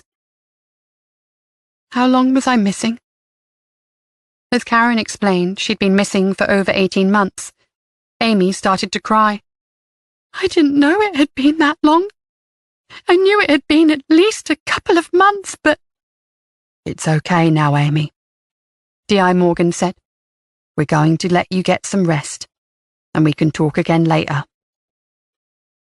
D.I. Morgan left the room, but Karen sat next to Amy's bed until the young woman had worn herself out from crying, waiting until she was sure Amy was asleep before she got up to leave the room. Chapter 39. When Karen left Amy's bedside, there was no sign of D.I. Morgan in the corridor, so she guessed he must have gone to phone the station for an update. She checked her watch. It was after 1 a.m. They'd been at the hospital for over an hour, and Karen wondered whether there'd been any improvements in Sean's condition. She hoped they hadn't been too late. She made her way to ICU, used the alcohol sanitizer by the door, and then pressed the green button and waited. A moment later, a nurse appeared and let her in. Over the sound of the beeping machinery, Karen explained who she was before asking for a quick report on Sean's condition. Beyond the nurse, Karen saw the Gibsons crowded around the bed. Sean looked tiny in the adult-sized ICU bed. We didn't have any space in the children's unit, the nurse explained, but she's in good hands here. The infection is raging through her body and it's taken hold quickly, but her organs seem to be coping, which is the important thing. She's on IV antibiotics and will be for the next few days. There's not much to do now but wait and hope the antibiotics do their job and get rid of the infection." Karen's throat felt dry. Will she lose her leg? "The doctors haven't made a decision on that yet. They want to see how she responds to treatment over the next few hours. If the antibiotics don't do the trick, it could be the only way to save her life. In which case, she'll need an operation to amputate her leg below the knee." "I see. Thank you." "Do you need to speak to her parents?" the nurse asked, turning and gesturing to them. Karen shook her head. The last things the Gibsons needed at the moment was her invading their anguish. Thomas Gibson stood close to his wife, his arm around her shoulder, and Leanne leaned into him for comfort. She wondered whether Leanne had come clean about her fling with Matthew Saunders. She hoped the couple would be able to put it behind them. They looked so close, and they'd need to support each other, now more than ever. Karen left the ICU with a lump in her throat and headed towards the children's ward. She bumped into D.I. Morgan on the way. "I've just taken a call from the superintendent," he said. "She's full of praise for you." Karen shrugged and felt uncomfortable. If only we'd tracked them down a little earlier. I just spoke to the nurse in the ICU, and she said Sian could lose her leg. D.I. Morgan closed his eyes. "Poor little mite. It's not bloody fair. Let's just hope the antibiotics kick in time. Do you want to go and speak to the deans? I'm not sure whether Emily will be fully awake yet, but we could try." D.I. Morgan agreed, and they made their way to the children's ward in silence. Pausing before he pushed the green button to request entry, D.I. Morgan stopped and turned to Karen. "Looks like you were right about that hunch." His face was deadpan, but his eyes twinkled, and she knew he was teasing. "Yes, you'll come to realize I'm usually right once you've worked with me a little longer," she said. D.I. Morgan smiled. "I should have guessed you'd say that." They were pleased to see that Emily was already sitting up in bed, taking sips from a paper cup filled with water. Her parents stood over her bedside, and Jenny was stroking Emily's dark, tangled hair back from her face. Dennis stood ramrod straight beside his daughter's bed, like a man on guard. All three looked up as D.I. Morgan and Karen approached. "I know this probably isn't the best time, but we were hoping Emily could tell us what she remembers," Karen said, and her gaze drifted to Dennis Dean. He towered over the bed, glowering at everyone and everything. But when Karen glanced down, she saw he was holding Emily's small hand in his huge one. "She's still a bit tired," Jenny said. "She was given some sort of tranquilizer and it knocked her out." "Is Sian all right?" Emily asked, and from the look of stricken panic on both Dennis and Jenny's faces, Karen quickly surmised that they hadn't yet told her quite how ill Sian was. "The doctors are treating her now, Emily," Karen said. "They're giving her some special antibiotics. They're very strong, and hopefully they'll get rid of the infection." Emily nodded, but still looked anxious. "Can you tell me what happened the day you disappeared?" Karen asked, moving a little closer to the bed. They had most of the answers. At least they thought that they did. They knew Kathy had been behind the abduction, and it appeared she'd acted alone. It was just so hard to imagine why Kathy, such a seemingly placid, meek person, could do something so out of character. Emily handed her cup of water to her mother, who put it on the nightstand. "I wanted to see the ponies. I'd gone a couple of times to the field just to watch them. I wasn't doing anything wrong." She shot a nervous glance at her father, who nodded encouragingly. "I saw a lady there one day, and she said her name was Kathy and that she owned a couple of horses. She seemed nice, and I spoke to her a couple of times. Once I was quite upset, and I went to visit the horses to see if it would cheer me up. She was there and told me not to worry, and that she could help me. She said she'd helped somebody in the past who was just like me. She promised everything would be all right." Even though Karen stood on the opposite side of the bed to Jenny Dean, She could hear the woman's harsh breathing. This had to be extremely difficult for her to hear. "Were you going to meet her when you left school?" Karen asked. Emily nodded. "She said she'd let me ride one of the ponies, and I was really excited. I told Sian about it and she wanted to come too, and then we met Kathy in the woods like she told me. But Kathy seemed different. She was angry with me for bringing Sian. And then she took us into one of the fields and told us we were having a picnic before we went riding. She gave us a bottle of juice to share and sandwiches and crisps. And I thought she was being nice again. I don't remember what happened after that. But when we woke up, it was all dark and cold. She left us juice and food. There was another lady there called Amy, and she tried to help us.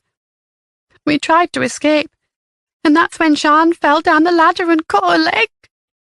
Emily's eyes filled with tears. "I know it's really difficult, Emily, but you're safe now. Can you tell me why you were upset that day?" Karen asked. "Why did you need Kathy to help you?" Emily's whole body tensed, and she turned a fraction to look at her mother before quickly looking back down at the bedsheet covering her legs. She shook her head.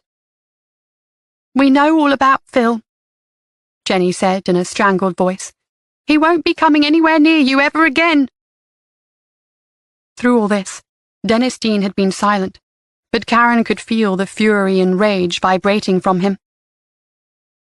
"What did Phil do to you, Emily?" Jenny asked. Emily shrugged. "I just didn't like him. I didn't want him in our house. It was his fault Dad didn't come back." The words left Emily's mouth in a rush as she explained. It seemed that Phil had never gone any further than making Emily feel uncomfortable. She told them he'd given her chocolates and other small gifts, but she still didn't like him. To Karen, it sounded very much as though Phil had been grooming Emily, but she hadn't been molested. She was thankful Emily hadn't been exposed to Phil Carver long enough for him to begin a campaign of abuse. But Karen found listening to Emily describe his little gifts and grooming tricks difficult. It must have been torture for her parents. When Emily had finished talking, Jenny said, "Can you believe she gave them an adult dose of tranquilizers? She could have killed them. The doctor says Emily shouldn't have any long-term damage. But how could she do that to children?" Karen couldn't answer that. D.I. Morgan moved away from Emily's bedside and said, "Excuse me, I need to take a call. Thank you, Emily. You've been very brave." Karen spoke to the Deans for a little while, trying to gather as much information as she could, but didn't keep them long, knowing they needed time alone as a family. When she left them and had almost exited the ward, she heard heavy footsteps behind her, and turned to see Dennis Dean's tense and angry face. Karen braced herself. After everything that had happened, the idea of another confrontation with Dennis Dean made her want to curl up into a ball. Dennis reached for her, and Karen stepped back so fast she stumbled. She was surprised when he grabbed her hand and squeezed it tightly. "Thank you," he said gruffly. "I mean it. Thank you for bringing my little girl back. If there's anything ever I can do to repay the favour, you only have to ask." Karen extracted her hand, but managed to smile. "You don't owe me anything, Dennis. I'm just glad Emily's safe." Chapter 40. Outside the ward, she found D.I. Morgan. He ended the call on his mobile and said, "I think it's time to go home, don't you?" Karen nodded. She didn't even want to think about the amount of paperwork they'd have to get through in the coming days. "I've just spoken to Rick and Sophie," D.I. Morgan said. "They're both pleased with the outcome and relieved you're okay. If Sian Gibson pulls through, it's going to be a better result than I dared hope for." "Yes, I wonder how the Gibsons are coping," Karen said. "Has Thomas found out about his wife's affair with Matthew Saunders? I suppose it pales into insignificance after what's happened to Sian." "I don't think Leanne has told her husband, and it's the least of their worries right now. It has no relevance to the case, so there's no reason for it to come out. but that kind of thing has a way of bubbling to the surface eventually. I wish we could talk to Kathy tonight, Karen said, smothering a yawn. There's so much I want to ask. D.I. Morgan walked ahead, pushing open a blue swing door and holding it to allow Karen to pass through first. I don't think we're going to get all the answers on this case. I think we might have to come to terms with the fact that we'll never know what made Kathy act the way she did. Maybe the way she was treated by her father and brother triggered her behaviour. Perhaps she wanted to save Amy, Sian and Emily from going through what she did. Well, from what you told me, it sounds like Sian was an accidental victim. If Emily told Kathy she was unhappy with her mother's new boyfriend, then Kathy may have thought she was saving the child in some strange way. And she was obviously concerned about her brother's interest in Amy Fisher. True. I can't help thinking there was something else driving Kathy. Something that she hasn't told us yet. They stepped outside the hospital's main entrance, past a man in a dressing gown puffing on a cigarette, and were immediately subjected to shouting and camera flashes from press photographers. Are you the police? Have the girls from Moor Lane been found? Can you tell us about it? Someone called out. How did they know they were detectives? It wasn't as though they were well known locally. Perhaps she and D.I. Morgan just looked like police officers. Maybe it was the clothes, Karen thought dryly, looking down at her crumpled shirt, creased jacket and grey trousers, which were still muddy around the hems. It was time for a new look. Is it true? Another of the reporters called out as a flash from a camera went off in Karen's face. She put her hand up to shade her eyes. Has Amy Fisher been found with the 2 missing girls from Hyington? D.I. Morgan put an arm around Karen, leading her away from the barrage of press, and called over his shoulder. An official police statement will be presented soon by Superintendent Michelle Murray. That's all we've got to say at the moment. They sped up, running away from the journalists and heading towards the car park on the opposite side of the road. I think we lost them, Karen said, laughing, as they made it to D.I. Morgan's car. D.I. Morgan rubbed his side. I need to get to the gym more often. I think I've got a stitch. Blame it on the cold night air. I would. They got into the car, and D.I. Morgan turned the heater up. Karen felt herself relax. All things considered, today's result was a good one, don't you think? Karen asked as she fastened her seatbelt. I do. You did well today, he said as he reversed out of the parking space. Although I can't say I was too happy when I arrived at the windmill to find you were already inside. That was a big risk.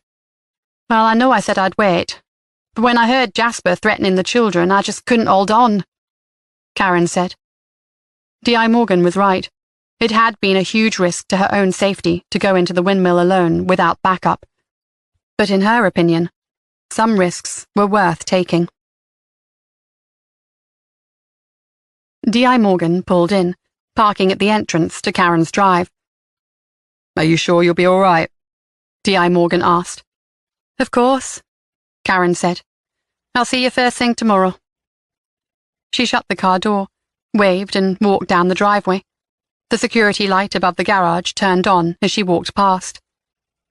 She turned to see that D.I. Morgan hadn't driven off. He was waiting until she got safely inside. When she turned back, she was face to face with a woman. Christ! Karen exclaimed and put her hand on her chest. Where did you spring from? It was Mary. Karen's stomach tightened when she saw fresh bruises on Mary's face. Is everything all right, Karen? D.I. Morgan called out. He'd got out of the car after seeing someone else in the driveway. She turned and waved him off.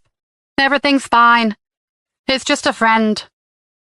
She bustled Mary towards the front door as D.I. Morgan finally drove away. Once inside, Mary stood sheepishly at the foot of the stairs. She looked even worse when Karen switched on the light. Her lip was cut, and although it was no longer bleeding, crusted blood had dried along Mary's chin. Karen opened her mouth to once again tell Mary she was a fool to stay with a man who did this to her. But at the last moment, she remembered the advice her neighbour, Christine, had given her. Sometimes things can't be fixed. Sometimes all you can do is listen. Come into the kitchen, Mary, Karen said, and locked the front door behind them. She switched on the kettle and noticed a note stuck to the front of the refrigerator. She peeled it off. It was from Christine, telling her she'd left the homemade lasagna in the fridge with a bag of mixed salad. She'd even left reheating instructions. Karen smiled. She was lucky to have such a good friend. She turned on the oven, set it at the appropriate temperature, and then turned to Mary. You're in luck. We've got a proper meal tonight. How long have you been waiting out there? Mary dropped her bag on the floor and wrapped her arms around her midsection, wincing slightly. A while. It's all right, though. This coat's quite warm. Karen removed the lasagna from the fridge and popped it in the oven. Do you want a cup of tea? A look of confusion crossed Mary's face. She was wondering when the lecture would start. A cuppa would be nice. Thanks. Karen made the tea in silence and then carried it over to the kitchen table. So what happened? Mary shrugged. Same old thing. Karen pushed the steaming mug across the table towards Mary. That should warm you up a bit. Actually, I think I've got a bottle of brandy about somewhere if you fancy a proper drink. Tea's fine for me. Thanks.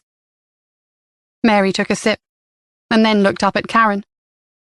Are you not going to tell me what an idiot I am? I've been here at least 5 minutes and you've not mentioned the women's shelter once. Karen smiled. You know what I think, Mary? No. What? I think you know you need to make some changes, but you're not ready to make them yet. So in that case, I'm not going to judge you. I'm not going to tell you what to do again. I'm just going to listen. Mary looked at Karen suspiciously, but started to talk. Haltingly at first, then she began to open up. She carried on talking as they ate the lasagna, and finally Mary narrowed her eyes. I know what you're doing. Oh yes, what's that? It's that reverse psychology thing. You think if you don't tell me to go to the shelter, then I'll go on my own. Karen laughed. I really am trying to help, Mary. If you just need someone to listen, then that's what I'll do. Mary sighed heavily. I know I'm not supposed to come to your home. You're someone who's tried to help me and I'm taking advantage. I just don't feel safe anywhere else. Karen reached out and patted Mary's hand. Well, you're safe here, Mary, but it's late and I'm shattered, so I'm going to have a nice hot shower and then get into bed. Karen stood up and gathered their empty plates. You know where everything is, don't you? Chapter 41. A week passed before Kathy Palmer was ready to talk to the police. Her solicitor would plead diminished responsibility if Kathy was prosecuted for Jasper's murder, and it was unlikely a murder charge would stick. Kathy may have intended to harm or injure her brother, but she couldn't have predicted he'd fall and break his neck. The best they could hope for was a charge of manslaughter. Charges of abduction and child endangerment would be brought against her, but Kathy would likely end up in a mental health facility. It was hard not to feel a sense of futility as they wrapped up the investigation and ploughed through the mountain of paperwork. Whatever role Jasper had played, he was dead and would never see the inside of a courtroom. There was nothing to indicate Nigel Palmer had been involved in the abductions. He may have been the catalyst that sparked Kathy's actions, but in the eyes of the law, he was not responsible. He was in the clear, with no ties to Amy Fisher's abduction and no links to the 2 girls from Moor Lane Primary School. The only person left to answer for the crimes was Kathy Palmer. Kathy sat opposite Karen and D.I. Morgan in interview room 3, looking like a whipped puppy and shooting nervous glances towards her solicitor. Kathy wanted to talk to you, the solicitor said. I did advise her against it, but she's been quite insistent. I will, however, stop the interview if I feel the proceedings are detrimental to my client. Karen nodded. Kathy Palmer was a tall woman, but she hunched over the desk, trying to take up as little space as possible. I'm glad you're here, Kathy, Karen said. Are you ready to talk now? Kathy straightened, tucked her hair behind her ears, and nodded meekly. Yes, she said in a voice barely above a whisper. I'm ready to tell you everything. The solicitor shifted uncomfortably in her seat, and Karen suspected that statement was probably one she didn't like to hear from a client. But if the courts ever did hear the case against Kathy, they could be more lenient if she was repentant and cooperative. How are the girls? She asked. Good. Sian is recovering well. All three should recover full fitness in time, Karen said. The fact that it looked as though Sian would recover without any permanent injuries seemed to comfort Kathy. Her charges would have been a lot more serious if one of the girls had died. Kathy's eyes filled with tears. I'm so glad she's going to be okay. I don't think I could cope with any more death. Are you going to charge me with the murder? We've discussed this, Kathy, the solicitor said with thinly disguised irritation. You won't be charged with Jasper's murder, Kathy, but it's likely you'll be charged with abducting the girls, Karen explained. But what about the other murder? What other murder, Kathy? The girls are home and recovering. No one else died. Only Jasper. Kathy looked up, glancing at D.I. Morgan, and then looking back at Karen. But someone else did die.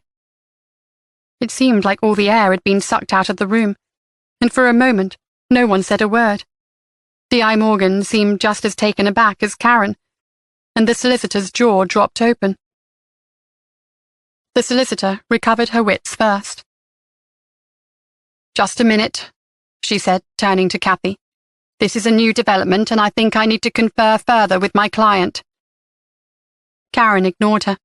No one else died, Kathy. Amy's doing well. She's going to be moving back to Scotland with her parents. Sian will be going home soon, and Emily's safely back with her parents. Karen met Kathy's gaze, and it hit her. Of course. Why hadn't she guessed? She turned to D.I. Morgan as the final piece of the puzzle fell into place. I think Kathy should tell us a story from the beginning.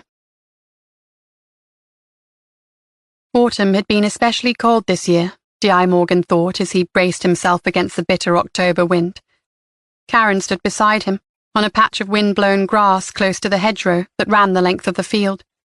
They were less than 500 metres from the Palmer farmhouse.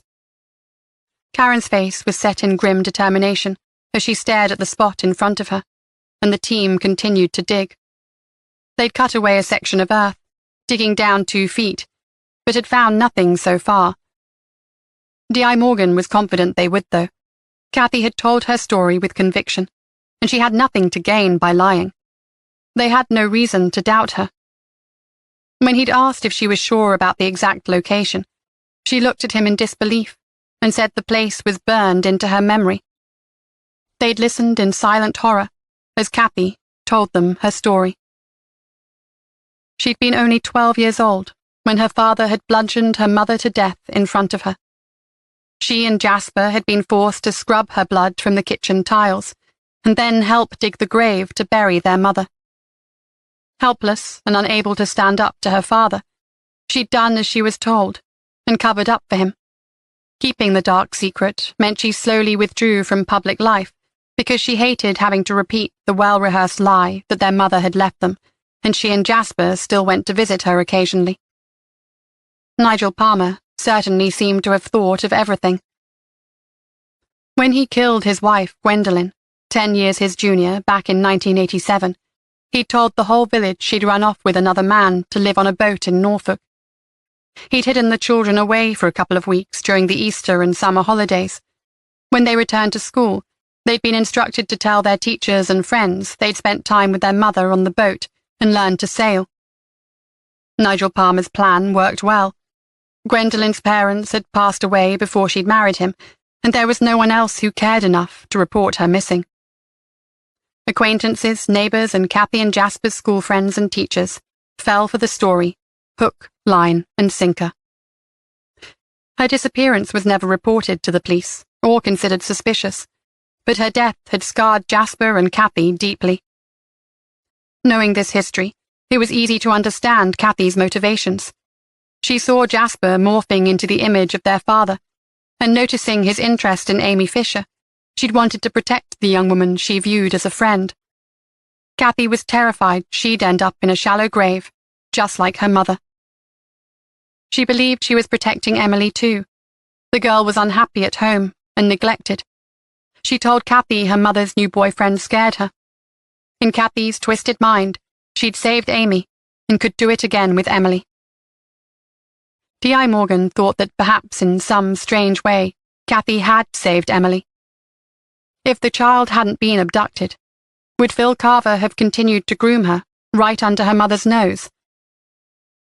A call from the digging team pulled D.I. Morgan back to the present. From where he stood, he could see material and a pattern of what looked like an old carpet. He heard Karen's sharp intake of breath as the team worked to clear the dirt away. A short time later, Gwendolyn Palmer's body was removed from the soil. Seated at her desk at Nettleton Station, Karen stifled a yawn. It had been a long, tiring, and very sad day. Watching the exhumation of Gwendolyn Palmer's body had been more emotional than Karen had expected. She felt desperately sorry for the woman. She'd died in such a violent manner, and then to add salt to the wound, nobody had ever reported her missing. Karen stretched, trying to release the ache between her shoulder blades. "What d'you say to an evening at the pub?" She turned to face Sophie and Rick, who were busily typing away on their computers. "That sounds like a great idea to me," Sophie said. Rick looked up but didn't reply, and then D.I. Morgan strolled up to Karen's desk. "How are things going?" "Slowly," Karen said. "It's always the way with paperwork. I thought we could all do with a night out. What d'you say?" D.I. Morgan looked a little surprised at the invitation, but nodded. "I think that's a good idea." Karen logged off her computer and grinned at D.I. Morgan. "It's pie night at the Wagon and Horses in Branston," she said. "They make a fantastic steak pie." "Is it really that good?" he asked. "The best I've ever tasted." He returned her smile. "All right, sold. Sophie?" "Absolutely," Sophie said, getting to her feet and turning off the monitor. "I'll just put some lipstick on and get my coat." D.I. Morgan turned to Rick. "Fancy a night out at Karen's local?" Rick flushed pink, which was unusual for him.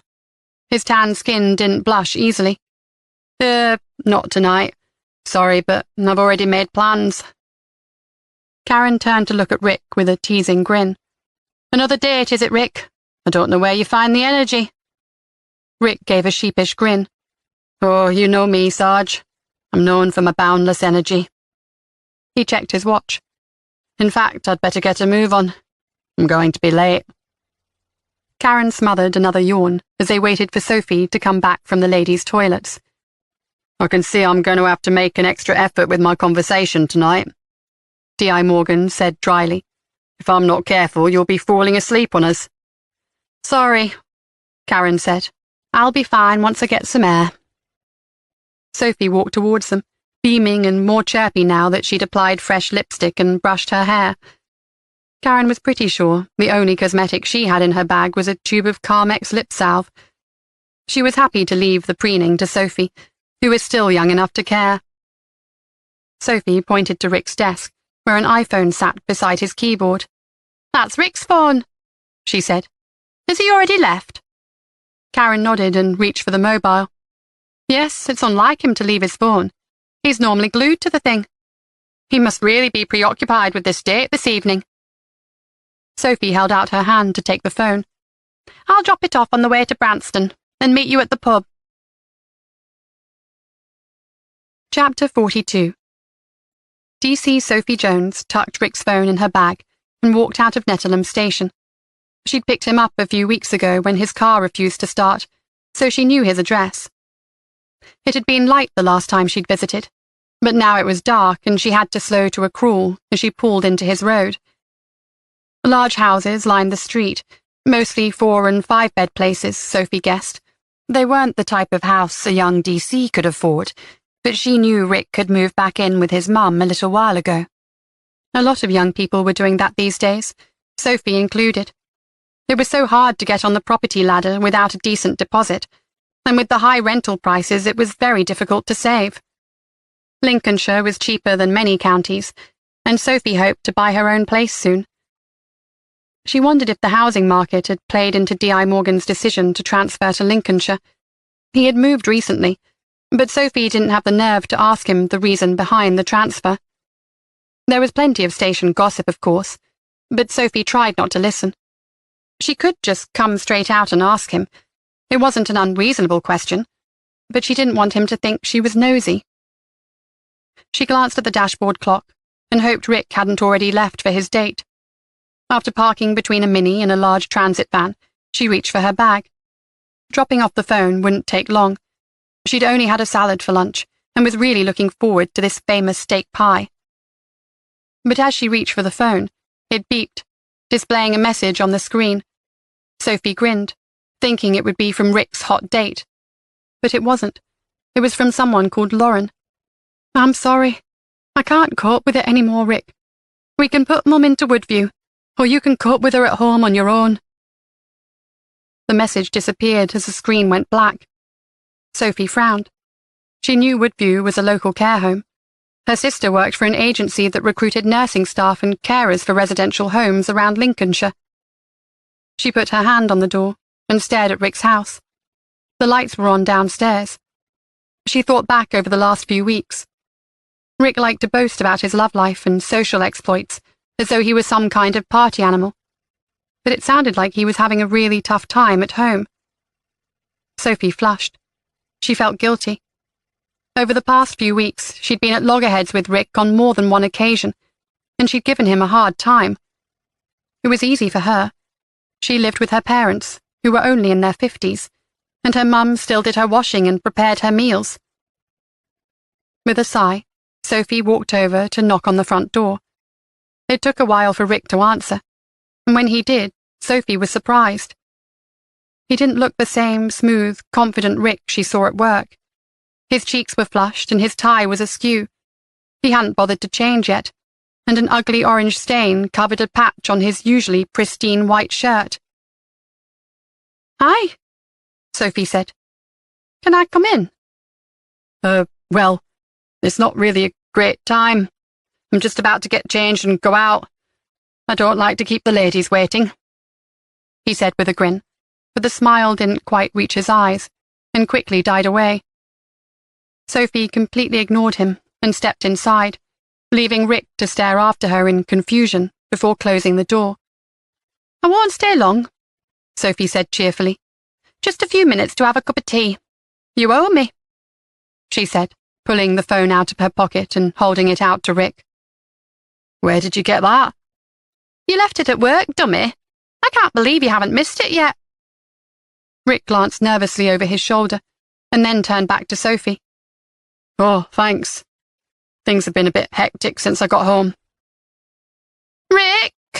Who's that?" A woman's voice called from further inside the house. "Is that your mum?" Sophie asked. "I'd love to meet her." She stepped around Rick and walked along the hallway, glancing into the room she passed until she found Rick's mother in the kitchen.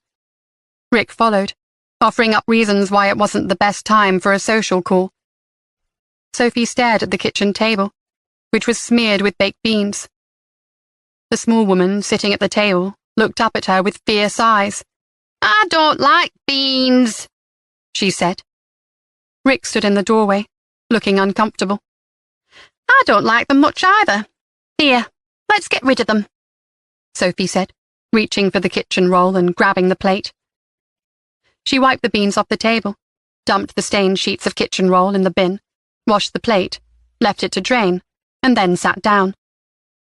Rick watched with a bemused expression on his face.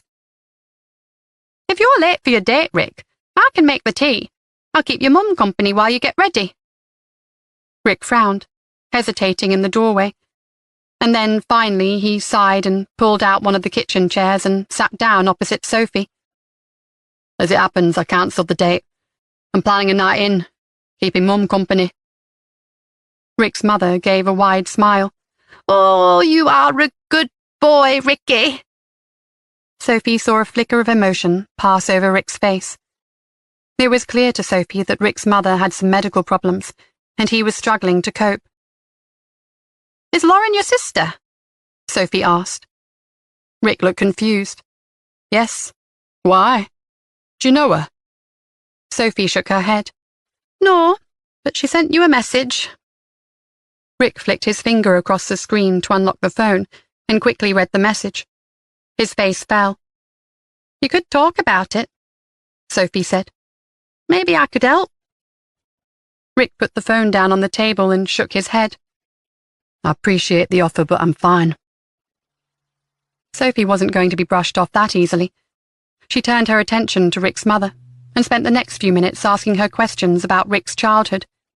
When his mum launched into an embarrassing yarn about Rick getting his head caught in the railings at a local park when he was 7, Rick finally had enough. I just need to have a quick word with Sophie about work, Mum. It won't be long. He hurried Sophie out of the room. In the living room, he turned to her. I don't know how she remembers stories like that from 20 years ago, yet can't remember what she did this morning. Sophie smiled. I think she was just getting to the good part. Rick folded his arms across his chest. Maybe she was. But you're not going to hear the rest of that particular little tale. Spoil sport. Now I'm really intrigued. Rick sat down on the sofa, and Sophie took the chair opposite. It's clear you're struggling, Rick, and I want to help. My sister works for an agency. She handles home help placements as well as staff for care homes and social services. You don't have to cope with this alone, Rick. Rick exhaled a long breath and looked away, staring at the wall. Sophie figured she was close to cracking the front he'd been putting on ever since she met him. There's nothing to be ashamed of, and admitting you need help isn't a sign of weakness. I'm not putting her in an home, Rick whispered, his voice shaking with emotion. Sophie shook her head. You don't have to, but you can get help. Perhaps someone to come in during the day. It'll be expensive to get someone qualified, but there are grants you can get from the local council, schemes and plans designed to help people in your position. Rick looked at her. You really think it's an option? Sophie nodded. Absolutely. I'll have a word with my sister for you and we'll see what we can figure out. She reached over and patted Rick on the hand. You're not alone, you know. When things get difficult, you can mouth off to me. I'm a good listener. Rick smiled, and it looked as though a weight had been lifted from his shoulders. I'm hungry. Can I have a chocolate biscuit? Rick's mother called from the kitchen, breaking the tension. Rick grinned as he got up, and they walked into the kitchen. I don't see why not, Mum. Let's all have one. He made a pot of tea as Sophie chatted to his mum about EastEnders. She muddled up a few of the characters, but Sophie avidly watched the soaps and enjoyed the conversation. Rick put 3 mugs of tea on the table and sat down. So the Jack the Lad act is all a front, is it? Sophie teased. I should have guessed. Rick looked aghast. It's not an act, he grinned. I can't help it if the ladies find me irresistible, Sophie. If you say so, mate, Sophie said, laughing, pleased to see that Rick was almost back to his normal, assured self. D.I. Morgan and Karen sat at a table in the Wagon and Horses next to the large log burner, which was flaming furiously. Karen stretched out in her chair, feeling sleepy and relaxed. D.I. Morgan took a sip of his pint of Timmy Taylor Landlord and closed his eyes. That's perfect, he said. I needed that. Karen raised her gin and tonic and was about to take a sip when her phone rang. She delved into her bag and pulled out her mobile. It was Sophie. She said she'd be along later, but she needs to help Rick with a few things first. D.I. Morgan took another sip of his pint. I hope that means they're getting along better. So do I. Karen got to her feet. I'll go and order. Steak pie. D.I. Morgan shook his head and pulled out his wallet. I'll get it. No, you won't. Detective Sergeant salaries aren't as high as I might like, but I can afford to treat you to a steak pie. She made her way to the bar. The way the Wagon and Horses was set out meant one side of the pub was a dedicated dining area, and the other half of the pub was fitted out as a traditional bar. They were sitting in the cosy dining area, as Karen usually did. She often walked down to the pub alone, or sometimes with Christine, to have a chat and good-natured gossip with some of the locals. She placed the order and then went to sit back at the table. "It's not bad, is it? We got 3 girls home safe, and we were only expecting 2, Karen said. D.I. Morgan nodded. "All things considered, it's an excellent result. I'd started to think we would never find them." "I still find it hard to believe Nigel Palmer managed to hide his wife's murder for so long." "Poor Gwendolen," Karen said, feeling melancholy as she took another sip of her gin and tonic. "She's finally about to get justice," D.I. Morgan said. "I'll see Nigel Palmer is punished for her murder if it's the last thing I do." Karen gave a half-hearted smile. She appreciated the sentiment, but due to his advanced emphysema, doctors had advised them that Nigel Palmer would probably not make it to his own trial. Any time he had left would be spent in prison, though, so she supposed that must be some consolation. Plus, finding the money to pay for his legal defense wouldn't have been easy. They'd found out where Kathy had got the money to supply Amy Foster with drugs. She'd been withdrawing funds from her father's account. Karen would have loved to have been a fly on the wall when Nigel Palmer was told that he was almost broke. "And the case against Phil Carver looks strong," D.I. Morgan said, keeping his voice low so no locals would overhear him. Karen nodded. She wanted Phil Carver to go away for a long time. In the end, he'd had nothing to do with the girl's disappearance, but Karen believed he'd been in the early stages of grooming Emily Dean when she went missing. The images on his computer were a good basis for prosecution, and another team at Lincoln Central were focusing on the forums and groups Phil Carver had visited online. With a bit of luck, that investigation would track down a few more visitors to those sites and bring them to justice. "It was our first big case working as a team," D.I. Morgan said. "Do you see any ways we can improve? Perhaps at a communication level. I've been reading up about a new tiered system for reports. It's very interesting. We might be able to incorporate it into our current workflow." Karen rolled her eyes. She didn't think it sounded interesting at all. "I don't know about all that technical reporting stuff, but I thought we all worked together pretty well. Of course, I still have to persuade you to listen to my hunches." D.I. Morgan laughed. "Maybe one day. But for now I think I'll rely on good old-fashioned police work, thanks." A couple came up and said hello to Karen, and when she introduced D.I. Morgan and mentioned he had only moved to Lincolnshire a few months ago, they warmly welcomed him to the area. When the couple went to find a table, D.I. Morgan said, "Friendly locals around here. I'm glad I moved. I can see myself settling in quite well." Karen leaned forward, resting an elbow on the dark wood table. "Why did you move here? You know you're the talk of the station." D.I. Morgan looked down at his pint. "I know you think there's some big secret behind my transfer, but there isn't. I'm really very boring." Karen narrowed her eyes and decided to let him off for tonight. She should have known better than to expect he'd open up just like that. "We'll have to make up an interesting backstory for you. One that'll really get tongues wagging." "I'm not sure I like that idea." One of the girls from the kitchen brought out their plates, then ducked back to get them some gravy. D.I. Morgan looked down at the huge slice of steak pie, and his eyes widened. "Well, it certainly looks good." "Wait until you taste it," Karen said, reaching for her knife and fork. They made short work of the pie, chips, and fresh vegetables, pausing only briefly to comment on how delicious it was. Stuffed to the point of bursting, Karen leaned back in her chair and sipped her drink. She looked around the pub full of happy locals, feeling content. D.I. Morgan was a good boss, and despite their differences, they worked well together.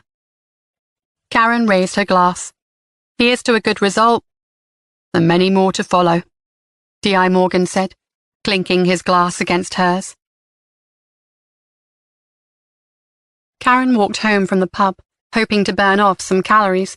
The bitter westerly wind whipped at her short hair and made her eyes water, so she walked with her hands buried deep in her pockets, her chin tucked into her chest and her scarf covering the bottom half of her face. It was only when she was level with Christine's house that she noticed the security light above her garage was on. As she approached the drive, she scanned the front garden and saw Mary pacing back and forth. A small suitcase sat beside the garage door. This was getting to be a habit. She called out as she walked towards Mary, scanning the woman's face for new injuries.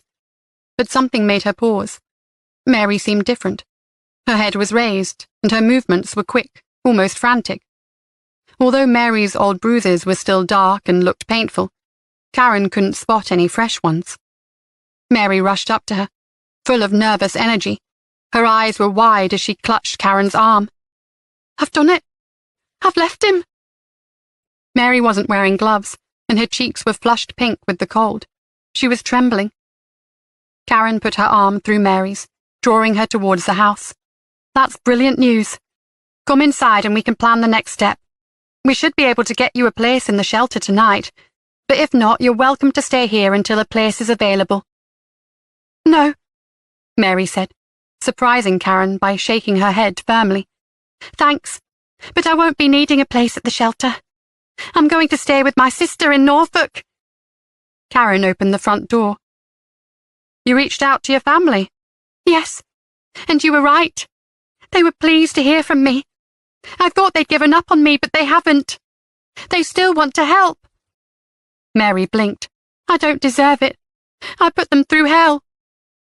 "How are you getting to your sister's?" She waited for Mary to step inside before closing the door behind them. It was a relief to be out of the biting wind. Mary propped her suitcase against the wall.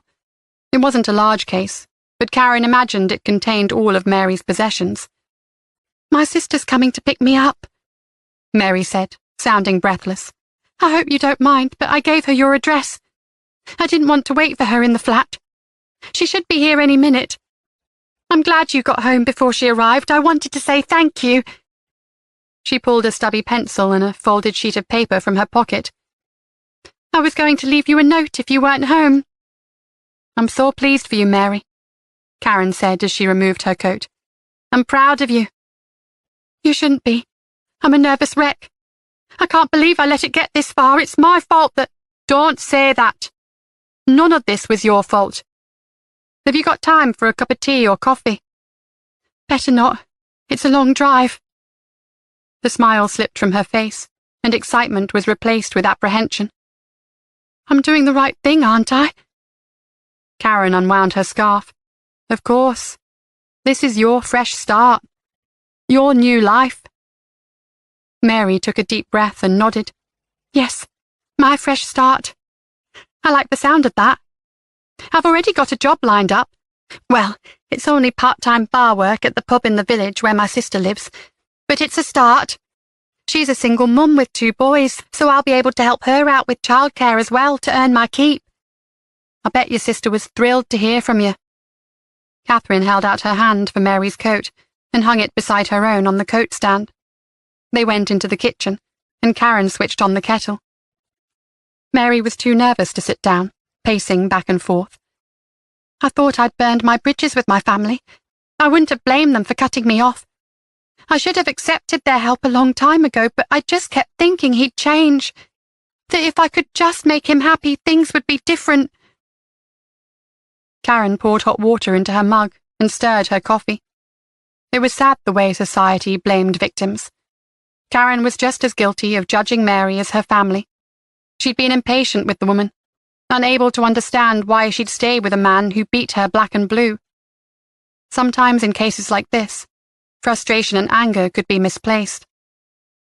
The only person in this situation deserving of anyone's anger was Mary's ex-partner. There was nothing you could have done differently, Mary. He was responsible for his behavior, not you. Mary nodded. "You're right. I know you're right. He made me doubt everything about myself. You wouldn't believe how different I used to be. I was strong once. I had plans and dreams. I was going to travel. But I lost that part of myself. I couldn't stand up to him. My family were furious. They couldn't understand why I let him walk over me. And to be honest, I don't really understand it either. The car pulled into the drive, and Mary smiled again. That must be her. Karen put her coffee down on the kitchen table and followed Mary into the hall. Mary couldn't get her coat on fast enough. It was good to see her so eager to embark on the next stage of her life. She helped Mary with her suitcase and waved to Mary's sister, who was attempting a 3-point turn in the driveway. Thank you for not giving up on me and for listening even though I probably bored you to tears. Mary reached out and surprised Karen by pulling her in for a hug. Be happy, Karen said, and then waved at the 2 little boys sitting in the back seat. Your nephews. Mary smiled proudly. Yes, aren't they gorgeous? Karen helped Mary put her case in the boot and then waved them off, hoping this really would be the turning point and the fresh start Mary needed. No one had a guarantee of happiness, but Mary had a fighting chance now. She'd let go of the unhealthy, damaging relationship that had been holding her back. She took a deep breath and walked back inside. Like Mary, Karen needed to face something unhealthy and damaging in her own life. It had been a long time coming, but she was finally ready. She walked into the small room off the kitchen that had once been Tilly's playroom. From the bottom drawer of the desk, she pulled out the blue folder and noticed that for once, her hands weren't shaking. Tucking the folder under her arm, she walked back into the kitchen and grabbed some matches. She left the house by the conservatory doors and strode down to the bottom of the garden, towards the old steel bin that had been used for bonfires in the past. It was a damp, misty night, but the paper would burn easily. She tore the first printed page, a copy of the accident report, from the folder, and watched as the flame took hold, spreading across the paper. Slowly and methodically, Karen burned every page in the folder. It was time to let go of her obsession with the accident. She didn't want to remember Josh and Tilly in that way. She didn't need to hold on to the memory of that awful period in her life. She needed to remember all the happy times. Just like Mary, Karen needed a new start. She waited until the last of the smoke died away and only charred fragments remained. Then she turned and walked back to the house. It was time to move on.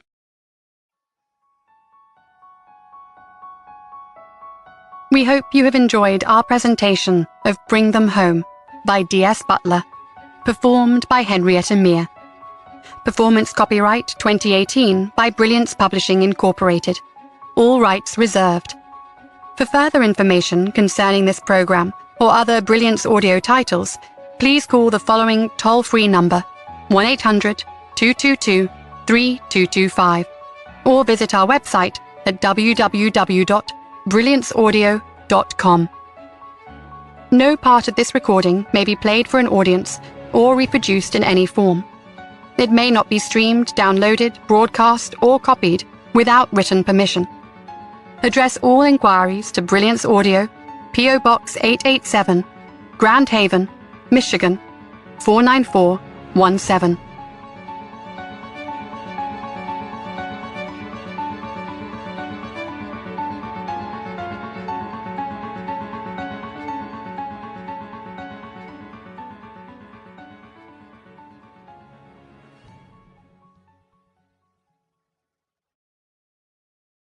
Audible hopes you have enjoyed this program.